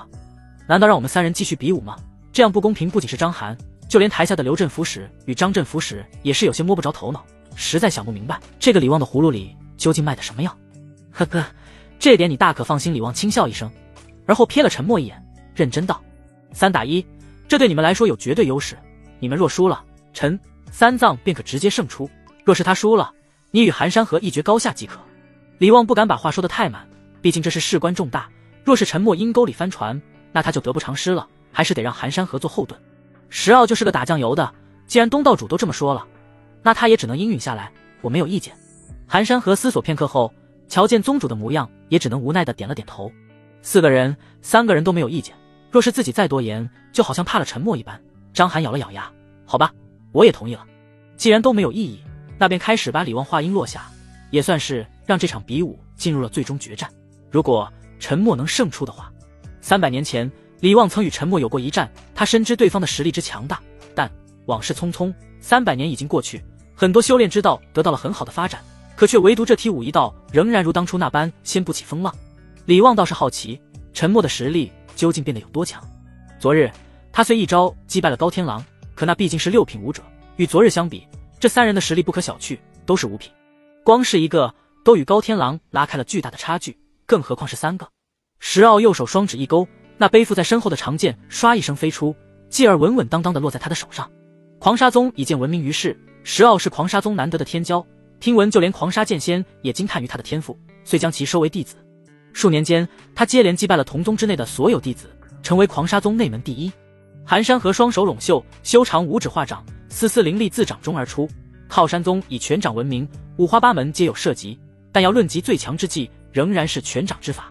寒山河得靠山宗宗主李旺真传，拳掌之法已然练就的炉火纯青，论及实力，与那狂沙宗的天骄石傲有过之而无不及。张涵双眸中透着一抹阴冷，右手猛地拔刀，刀光阵阵，寒芒四起。身为镇武司天骄的他，实力在年轻一辈中是绝对的佼佼者。数年间，凭借自身强悍的实力，愣是爬到了镇武司的高位，仅在那2位张刘镇抚使之下。有人曾推断他的天赋极高，若再有个100年时间，定能成为与帝国双雄裴江南齐名的高手。张涵、寒山河、石傲都是我天龙皇朝赫赫有名的天骄，那名为陈三藏的，真能打得过那3人吗？昨日他已经展现出了自身的实力，是个强于6品的体武者，按理说提武者不强，可他的实力却超出了大家的预料。也不知道今日他是否还能给我们带来惊喜。我看悬了，那3人都是五品器武者，他如何能同时击败这3人？哎，如是他脚踏实地的1对1，说不定还真能拿下这亲传弟子的宝座呢。四周议论纷纷，有人看好陈默，但更多的人觉得他定不是那3人的对手。越是如此，这场比赛才越有看头。陈默嘴角微微上扬，双掌微微抬起，气血自丹田处开始涌出，力量汇聚全身，筋骨之力骤然而出。这次的比武不仅是让他成为亲传弟子，给自己积攒后备力量，更是让他试验自己气血步入8品后实力如何的机会。刀、剑、拳掌，章韩3人各自精通之术不同，但无一例外都是武者，没有那么多的阴谋诡计，只有拳拳到肉的攻击。这种对手彻底激发了陈默战斗的欲望。3位，请把陈默双手画拳，嘴里淡淡吐出一句，话音刚落，就有1人已经坐不住了。章韩他是镇武司之人，说得上是这场比武的外人，无论是外门狂沙宗还是突然跳出来的陈默，都是靠山宗特意叫来陪跑的。在章韩看来，这1打3的戏码算是靠山宗特意针对他的比试，一定是靠山宗觉得他太过强大，就算是车轮战也无法将其击败，因而安排这场戏码。其目的也很简单，以陈默1打3为诱饵，让他误以为余下寒山河、石傲是队友，继而留他1人对付前者，而余下2人则背后偷袭他。面对如此奸诈的诡计，他并未放在心上，只要在3招之内将陈默拿下，而余下那2人便不能在众目睽睽之下对他发动偷袭了。哼，想要赢我章韩，你们这些人还嫩了些，先解决你这个家伙再说。既然是大国师下令要杀之人，那我就不会留手了。死吧！章韩为镇武司100年难得一遇的天才，精通各类刀法，那高天狼所精通的流星刀法自然也不在话下。几个呼吸间，无数道刀光骤然而出，那比高天狼还要恐怖的刀芒宛若流星雨般密集地朝陈默袭去。流星刀法，这章韩还真不愧是镇武司100年难得一遇的天才人物。高天狼最为拿手的流星刀法竟然都不及他如此密集的攻击，纵使是5品武者都无法全身而退，也不知那陈三藏能否挡下步。不仅是流星刀法，你们看，是天斩刀。就在众人议论纷纷之际，章韩身形宛若鬼魅般追着那数道刀芒而去，手中再次挥出一刀。天斩刀，章韩的拿手绝学，听闻此刀法是镇武司双雄裴江南所创，一刀出可斩天，故名为天斩刀。以流星刀法为饵，天斩刀主攻，章韩早已做好了一招定胜负的打算。流星刀法的刀芒攻击密集，纵使陈默能挡下，他也必定身受重伤。届时这天斩刀将会成为斩杀他的关键。如此心思缜密的攻击，让那站在章韩身后的寒山河都震惊了。若是他遇到这般手段，恐怕早已落败。难怪宗门中的长老们一再让其他高手消耗章韩的实力。若是他寒山河遇上全盛时期的前者，恐怕连出手的机会都没有。不仅是寒山河，就连石傲以及那主座之上的一众靠山宗长老都被章韩的攻击所震撼。此子的刀法当真绝了，难怪被誉为镇武司100年难得一遇的天才。若是寒山河遇上全盛时期的他，我们靠山宗必败。只希望那陈三藏能争点气，能消耗他一番，给寒山河争取获胜的机会。李旺深深吐了一口气，心里有些庆幸，幸好自己话没说太满。陈默落败后，寒山河还可一战，不然这亲传弟子之位就非章韩莫属了。刀法不错，就在那数道刀芒与章韩朝自己袭来之时，陈默淡淡吐出一句，表面上却是波澜不惊。章韩眉头紧锁，他这么淡定，早有应对之策，还是强装淡定？就在章韩好奇之际，陈默动了，握拳双手猛地挥出，拳风掀起恐怖风暴，将四面八方袭来的刀芒震退。继而他猛地砸出一拳，天象拳，这是他从那超路而来的修炼之法中习得。此拳法虽说不上是顶尖，但却与器武者的特殊性极为契合。一拳出，拳影骤然而至，拳风紧随其后。那挥出天斩刀，企图一举击败陈默的章韩尚未得手，却已倒飞出去，手中雁翎刀当场断裂，血雾挥洒在空中，一如昨日的高天狼一般飞了出去。而后便是那张镇抚使一跃而起，将其接了下来。张镇抚使盯着已经昏厥过去的章韩，神色复杂。刘镇抚使无奈摇头，看来这次靠山宗是找到了一颗好苗子，我镇武司夺不下亲传弟子之位了。走吧，有那位老祖在，我们是杀不得他了，也只能如此了。张镇抚使抱着章韩快步离开了五峰。接下来便是你们2人了。陈默抬头轻笑，瞥了一眼被惊呆的石傲与寒山河。石傲紧握剑柄，思索片刻后道，方才的攻击很强，他的气血想必已经消耗不少，我们2人联手未尝不可坚持到他气血耗尽之时。寒山河微微颔首，郑重其事道，师兄此言深得我意，一起出手定能将他拿下。寒山河是内定的亲传弟子人选，只要能击败陈默，那这个亲传弟子之位就跑不掉了。然而理想很丰满，现实很骨感，2人联手虽强，但却在沉默气血耗尽之前，一个接一个的被打飞出去。沉默重重呼出一口气，经过方才的一战，他的气血已经消耗得七七八八了。这天象拳虽厉害，但气血消耗的也快，还好没有被他们拖住。沉默松了口气，正庆幸自己的气血没有完全消耗殆尽时，他却忽然感觉到手臂传来的触感，昨晚的那条血红蛊虫竟然无端出现了。他不由一愣，心中顿时大惊，昨晚这小家伙就吸光了他那妖兽晶核的气血，而今不会是趁着他虚弱想要施主吧？正想着，沉默便感觉到丹田处的气血竟然正以肉眼可见的速度恢复。这时沉默呆愣了一下，低头看着手臂上的血红蛊虫，是你在帮我恢复气血？血红蛊虫微微晃动了一下他的小脑袋，似是听明白沉默的话一般。沉默心中一喜，看来这血红蛊虫真不是来害他的，难道这小家伙真是小豆丁留下的？圣者陈三藏就在这时，一道嘹亮的声音回荡在五峰之上，也奠定了沉默亲传弟子的地位。李旺自主座之上跳下，笑道：恭喜你啊，成为了我靠山宗老祖的亲传弟子。李旺的笑容有些古怪，沉默摸不着头脑，但还是回应道：侥幸而已。好了，既然你已胜出，那便可直接去见老祖了。李旺招呼一声：七长老，快带他去见老祖吧。华安有些犹豫：宗主，这未免也太快了吧，老祖脾气不太好，未事先通报就去，恐怕他老人家……李旺哈哈一笑：放心，我想老祖很乐意看到他的。靠山宗后山高山之上，瀑布滚滚垂落，哗啦啦的水声回荡在天地之间，随高山而下的激流落在水潭上，激起阵阵浪花。在那水潭的一侧有一座僻静的凉亭，自数百年前开始就屹立在此处，数百年间修修补补，充满了岁月的痕迹。300年前，沉默就曾来过这靠山宗的后山，曾与宗主宋承风于凉亭之中做过交易。那瀑布之后的水月洞天，是他送给后者的机缘。一晃300年过去，除了那凉亭略显破旧之外，其他的东西都没有多大改变。后山之中不见楼舍、宫殿，也没有竹屋、木屋。那传说中的靠山宗老祖就住在原先的水月洞天之中。瀑布自高山落下，外人无法窥见山洞内的真貌。身着白衣的华安胆战心惊走在前方，不时回头看着跟在身后的沉默一行人。接下来我说的，你们可要记住了，老祖对礼数十分看重，待会儿你们若是见了他，该有的礼数一点都不能少，别没大没小的。老祖最讨厌的就是年轻人在他面前目中无人。想起自己这位老祖，华安心有余悸，早前就因为一位长老失了礼数，且对老祖的态度高傲了些，后来被他狠狠揍了一顿，愣是3个月下不来床。靠山宗老祖实力强大的同时，脾气十分古怪，稍有惹到他不顺心者，皆会受到严厉的惩处。而这惩处就连宗主李旺都感到害怕，因此这次的后山之行他才没有跟来。华安擦了擦额头上的汗珠，心中忍不住吐槽起了这位不当人子的宗主。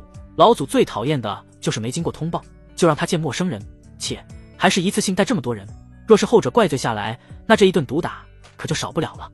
我听闻这靠山宗老祖脾气古怪，为人出手狠辣，我们跟着去不会挨揍吧？孙谦跟在身后怯懦地问道。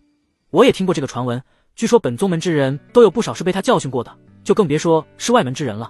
我真担心老爷子会对我们动手。苏可可微微颔首，脚步一顿，刚想躲在沉默身后，却见位置已经被孙谦占了去。他嘴角微微上扬，而后抓住孙谦的衣角，跟在后面。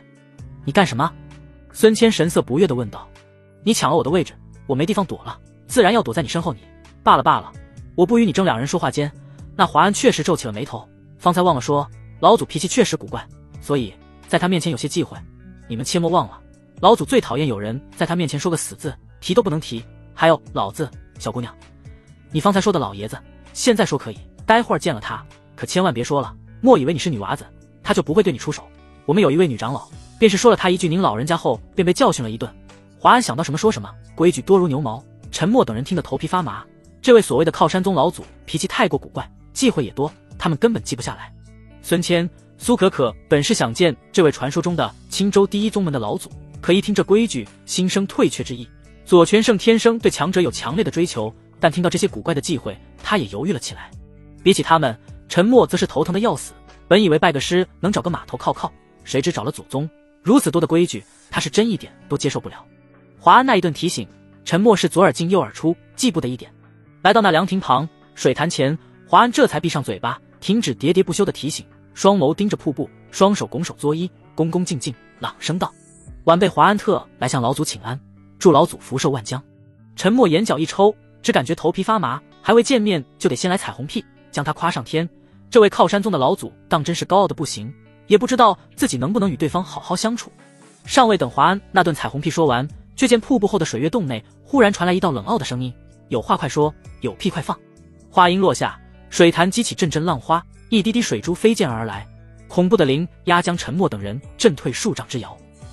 华安心中苦涩万分，他就觉得来找老祖定然没什么好事，这便是靠山宗老祖吗？脾气果然古怪，夸他都不行。孙谦嘴上忍不住吐槽一句。华安闻言噤若寒蝉，冷汗直冒。这不经意间的一句话虽然小声，可老祖是何人？整个后山的风吹草动都在他的掌控之中。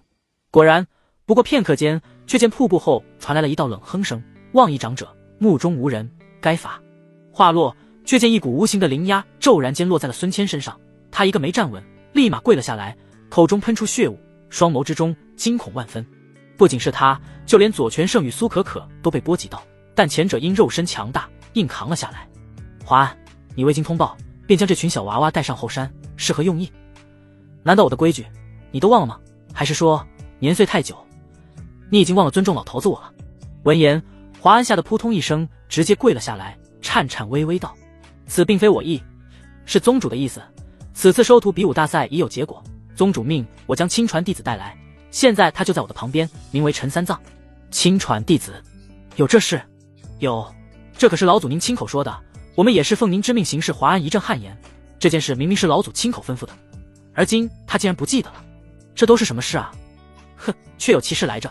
不过今日老子心情不好，让他滚吧！冰冷的声音自瀑布后的水月洞天传来，尚未见人，却以高傲的态度碾压众人，让众人敢怒不敢言。而那华安更是屁都不敢放一个，他颤颤巍巍的起身，拉着陈默就要离开。然而就在这个时候，陈默却是眉梢一挑，试探性的开口道：“福伯，是你在里面吗？”华安神色慌张的与靠山宗老祖解释事情的缘由，而陈默听着两人的对话，神色不由一怔。那水月洞天内传来的声音有点耳熟，好像是。陈默不由眉梢一挑，于是便试探性的询问道：“福伯，是你在里面吗？”方才水月洞天内的声音尤为严厉，且充满了霸气。然而随着陈默的话音落下，原本咄咄逼人的靠山宗老祖却是闭上了嘴巴。华安神色一怔，继而紧张的回头看向陈默，他有些不解，这家伙究竟在说什么？方才被靠山宗老祖所震慑住的左权胜等人则是诧异的望着陈默，难道他认识这位高高在上的靠山宗老祖？经历了几个呼吸间的沉默，却见那高山滚下的瀑布骤然停歇，水月洞天内一道身影宛若鬼魅般冲出，掀起了阵阵浪涛。一位身着白衣，发须皆白，道骨仙风的老者出现在众人的视野之中。老祖！华安面带紧张之色，寻常神龙见首不见尾的老祖竟然在此刻公然出现，难道是因为沉默？除华安外，其余几人的目光都落在沉默身上。反观当事人，在看到老者的面容后，脸上忽然露出了温和的笑容。福伯，还真是您老啊！简短的话语落下，却是惊得众人汗毛直竖。七长老不是说不能在老祖面前提起老这个字眼吗？华安头皮发麻，整个后背都被冷汗打湿，噤若寒蝉。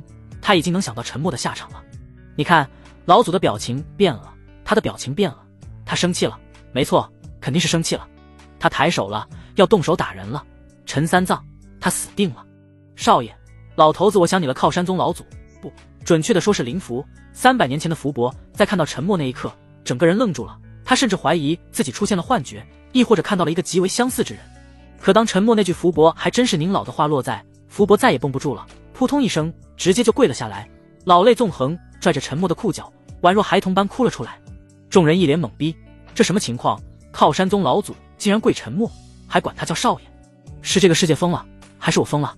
最震惊的莫过于七长老华安了。他自进宗门以来，老祖向来都是十分强势的，狂沙宗的狂沙剑仙，天龙皇朝女帝，老祖大国师，在这些人面前，他可是硬气的不行，大有一副生死看淡，不服来干的态度。可如今在面对沉默这个籍籍无名的小辈，他竟然不顾尊严的跪了下来。福伯没有理会周围众人怪异的目光，泪眼婆娑的看着沉默，而后缓缓站起身来，苍老且满是褶子的双手细细的抚摸他的脸颊，想要看看自己是不是在做梦。300年了，他在这靠山宗300年了，从籍籍无名的入门弟子到如今的靠山宗老祖，他无时无刻不感恩沉默的恩情，无时无刻不想念这位看着长大的少爷。在他心中，眼前的少年是自己在这世上唯一的亲人。我没有做梦吧？少爷，你真的活了？福伯捏着沉默的脸颊，一个劲地问道。沉默无奈一笑，福伯，您老想证明是不是做梦捏自己啊？你捏我干什么？哦，福伯这时才反应过来，而后惊慌失措地捏了捏自己的脸，有点疼，确实不是做梦。感受到四周传来的那一道道怪异的目光，福伯呆愣了一下，慈祥憨厚的脸上立马冷了下来。看我作甚？话音落下，吓得华安等人噤若寒蝉。而后福伯立马抓着陈默的手，笑道：走走走，少爷，我们进去谈谈。两人进了水月洞天，再也没有了消息。反观华安等人却是一头雾水。孙谦捂着沉闷的胸口，委屈不已。明明都是说错话，为什么自己要遭罪？陈默却是平安无事，不仅如此，还被如此厚待。七长老，陈兄，他与你们老祖认识，你们老祖还管他叫少爷，这是何故？我怎么知道？华安也是一脸懵逼。老祖已经位居2品，在整个九州大陆都是排得上号的强者，怎会管一个毛头小子叫少爷不行？我得去找宗主问问。华安不再搭理众人，转而离开后山找李旺去了。此刻水月洞天内，福伯抓着陈默的手，宛如留守老人看到了外出多年突然回来的孙儿，埋在心里一肚子的话在此刻倾泻出来。当年少爷您死了之后不久，老头子我就去按照您留下的遗言来了这靠山宗。当时的宋宗主待我不薄，看在您的恩情上，处处对老头子多加照顾。只可惜好景不长，宗门叛徒孙贺杀上了靠山宗，依仗水月洞天内的珍宝，宋宗主将其斩杀，但付出的代价巨大，几位长老身亡。宋宗主也不幸先是幸得一位张长老继宗主位，力挽狂澜，而后又将我收为亲传弟子。多年前张宗主也仙逝了，为感谢他的恩情，老头子便留在这靠山宗当了这所谓的老祖。300年弹指一挥间，老头子以为这辈子也就这样了，真没想到还能在这个时候见到少爷呢。也不枉老头子苟活了300年。福伯说着，苍老的脸上布满泪光，因不想让陈默看笑话，他赶忙松手，而后提起白色长袖拭去眼角的泪水。福伯，这么多年辛苦你了。陈默轻轻拍了拍福伯的肩膀，安慰道：没什么辛苦的，老头子一步步走上了这靠山宗老祖之位，接赖少爷所赐机缘。再者，老头子能有今日，也是因为少爷的死，让老头子幡然醒悟，在这个强者为尊的世界，若没有实力，连自己的亲人都守护不了。如今老头子也算是有点实力了，你尽管放心，只要老头子还在，这次便不会让任何人伤你半分。福伯眼神坚定，300年前的绝望，他不想再经历一次了。福伯见了陈默，就不舍得让他走了，拽着他的手，说着心里话。300年时光，老头子为了自保，不得不将自己全身扎满了刺。然而当他再次看到陈默之时，他所有的防备都卸下来了，一如300年前那般。从福伯的口中，陈默也了解到了不少其他人的去向。自陈默死后，整个家就散了。柳无心、苏雨木、小豆丁暂住在徐长卿家中，暗中积蓄力量。张龙去了狂沙宗，赵虎进了镇武司，赵青灵后来觉醒了灵脉，也在龙傲天的培养下进了镇武司。不过这些都只是暂时的，后来几年，柳无心离开青州，北上发展，创立了天墨教，统领了几乎整个幽州。苏雨墨也是北上，不过却与柳无心背道而驰，具体做什么，福伯也不清楚，他只是在数十年前曾见过他一面。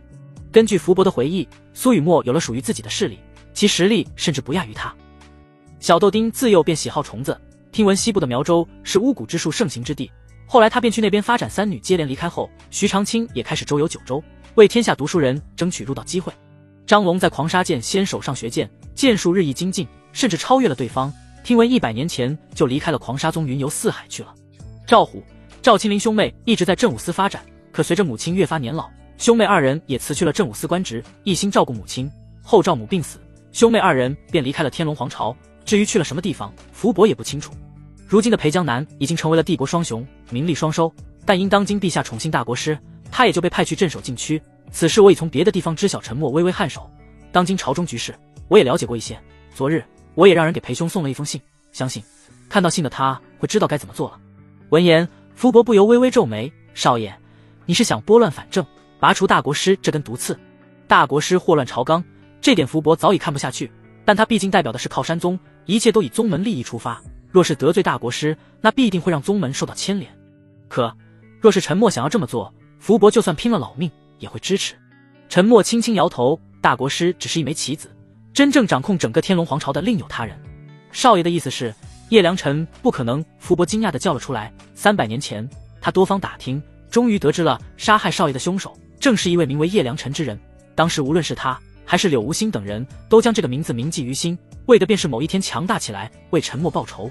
可就在陈默死后几年，叶良辰也死了，听闻是进了禁区后遇上了强敌，也有人说是遭到奸人陷害。不管怎么说吧，叶良辰的死已成了事实。为此，福伯还亲自下山跑去检验一番，亲眼见过前者行凶的裴江南，柳无心也确定是本人无误。陈默眼角一挑，轻笑道：福伯认为我早在300年前就死了，为何时至今日还活着？这福伯愣了一下，300年前，我听闻少爷你留给柳姑娘的遗言中有让她寻找生死人肉白骨之法，当时我以为这只是少爷安慰她的手段，却没想到竟是真的。难道那叶良辰他也会此法？他会，但他用的并非生死人肉白骨之法。沉默轻轻摇头，这件事不是一时半会儿能解释清楚的。对了，有一件事我想问问你，这个小东西是不是小豆丁留下的？说话间，沉默唤出了寄居在自己体内的血红蛊虫，小东西迷迷糊糊地爬出来，摇头晃脑的，好似沉睡中忽然被叫醒，看起来有些不太高兴的样子。福伯微微一愣，凑近看了一眼，而后认真地点了点头。小豆丁自去了苗州后，曾回来几次，都是去你的葬地找你。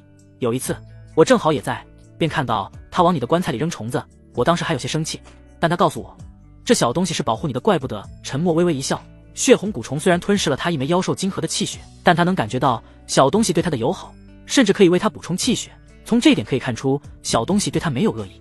除了小豆丁，柳姑娘也曾去看过你几次。福伯张了张嘴，欲言又止。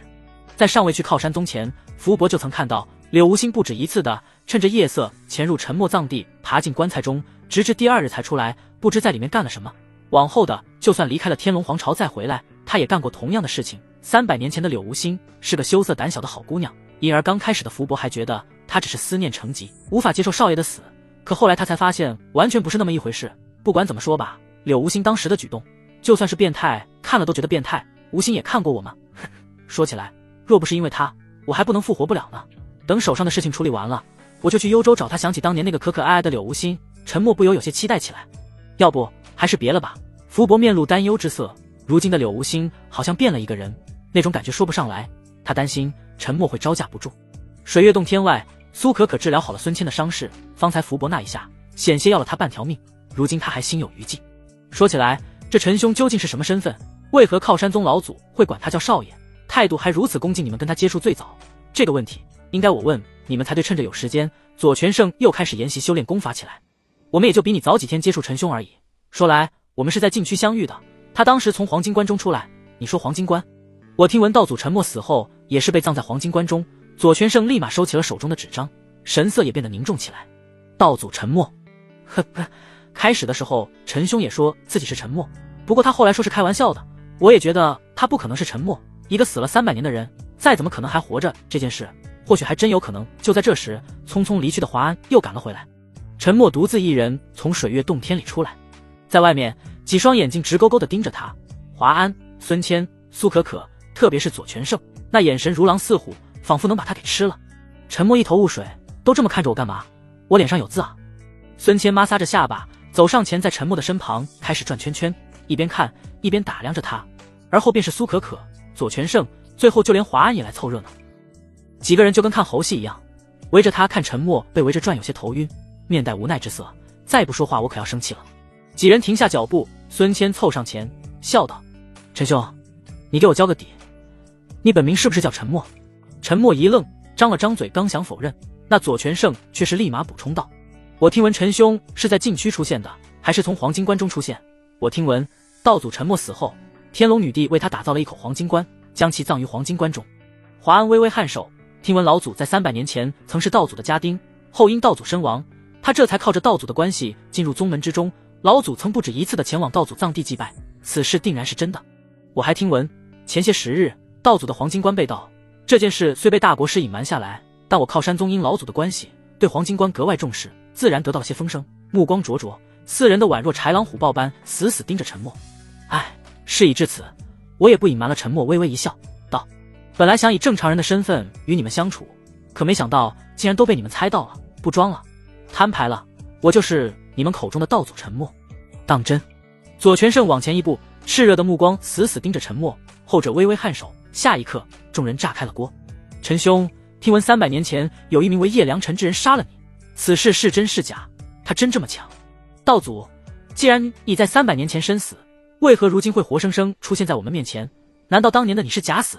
前辈，我听说你死后是天龙女帝为你打造黄金棺，又安葬你，还常常为你流泪，你们之间到底是什么关系？难道你假死是为了躲避这笔风流债？我听闻陈小友，嗨嗨，道祖你生前有不少红颜知己，我有一个朋友早就想问问你是如何办到的。4人七嘴八舌的将沉默围了起来，问题一个比一个刁钻。本来只想装逼的陈默顿时懵逼了，这还只是4个人知道了他的真实身份，若是40个、400个，那他不得被烦死。陈默左右为难，退无可退。就在这时，水月洞天内忽然传来一道厉喝声：“你们这般为难少爷，是想造反吗？”话音落下，紧随而来的是一股令人难以反抗的灵压，4人顿时噤若寒蝉，特别是本门之中的华安，双脚一软，差点跪了下来。哼，福伯不用这么生气。陈默得救般的来到福伯身侧，顺便擦了擦额头上的汗珠。方才的问题太过刁钻，他都开始汗流浃背了。不懂规矩就要好好教训一下。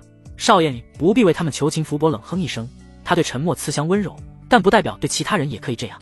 在福伯的一声训斥后，众人也就安静下来。华安不敢多管闲事，被训了一顿后就想离开，但却被陈默叫住。我的身份除了你们之外，暂时还不想让其他人知道。七长老该怎么做，你应该知道吧？华安不由嘴角一抽，他还想着跟其他长老八卦一下呢，可迎上福伯那冰冷的目光，他怂了，郑重点了点头后，逃难似的逃了孙谦和苏可可，也想跟陈默八卦一下，可他们比华安还怂，直接就低着脑袋不说话了。左全胜看起来一本正经，心里只有修炼，但他对陈默可谓是绝对的狂热。他之所以会走上这条炼体之道，完全就是因为对后者的崇拜。早在听闻了陈默的事迹后，他就想见见这位心中的偶像，可此刻千言万语却不知敢从何说起。倒是前者直接上前拍了拍他的肩膀，道：“左兄，可有话要对我说？我不知从何说起，那就暂且搁置。还记得我曾与你说过的事吧？”左全胜细细思索片刻后，恍然大悟，道：“祖，你的意思是让我去传播这修炼之法？”陈默微微颔首，左全胜郑重其事的点了点头。在下这就去，绝不辜负道祖的期望。若说左全胜先前答应陈默只是想顺手为之，那如今之言便是当作理想使命来完成了。左全胜告别了陈默，急匆匆的离开了靠山宗。少爷，那这两人？福伯瞥了一眼左全胜离开的背影，随即将目光落在了脆皮二人组身上。是个好苗子，就让他们跟着我吧，说不定将来能有一番成就。两人虽是脆皮，但孙谦也算是有点天赋，而苏可可又有一个不错的辅助，必要时候还能给他补充气血，带在身上也能掩人耳目。少爷接下来有什么计划？进京吗？既然如此，老夫便随你一同。不必了。陈默摇摇头，虽说如今的大国师已经对我虎视眈眈，但有你的亲传弟子这个身份在，明面上他们不敢轻举妄动，可背地里我自有应对之法。福伯你不出面，自然是有更重要的事情要办。少爷请讲。蛛网陈默双眸中带着一丝凝重，那是叶良辰的眼睛遍布九州之地，只要他想，任何地方的事情他都能知道。我们的一举一动都在蛛网的监视之中，我意福伯你去弄瞎他的眼睛。蛛网吗？倒是略有耳闻，不过老头子却从未真实见过他们存在。听闻这个势力来无影去无踪，只怕难寻啊，正因难寻，所以才要找出来打掉。你尽管去办这件事，我在此处休息几日，便前往帝都找傲天兄去。陈默嘴角微微上扬，脸上露出淡淡的笑容。福伯张了张嘴，欲言又止道：“少爷，那龙傲天他其实是……哼，其实我早该发现了，傲天兄就是天龙女帝是吧？”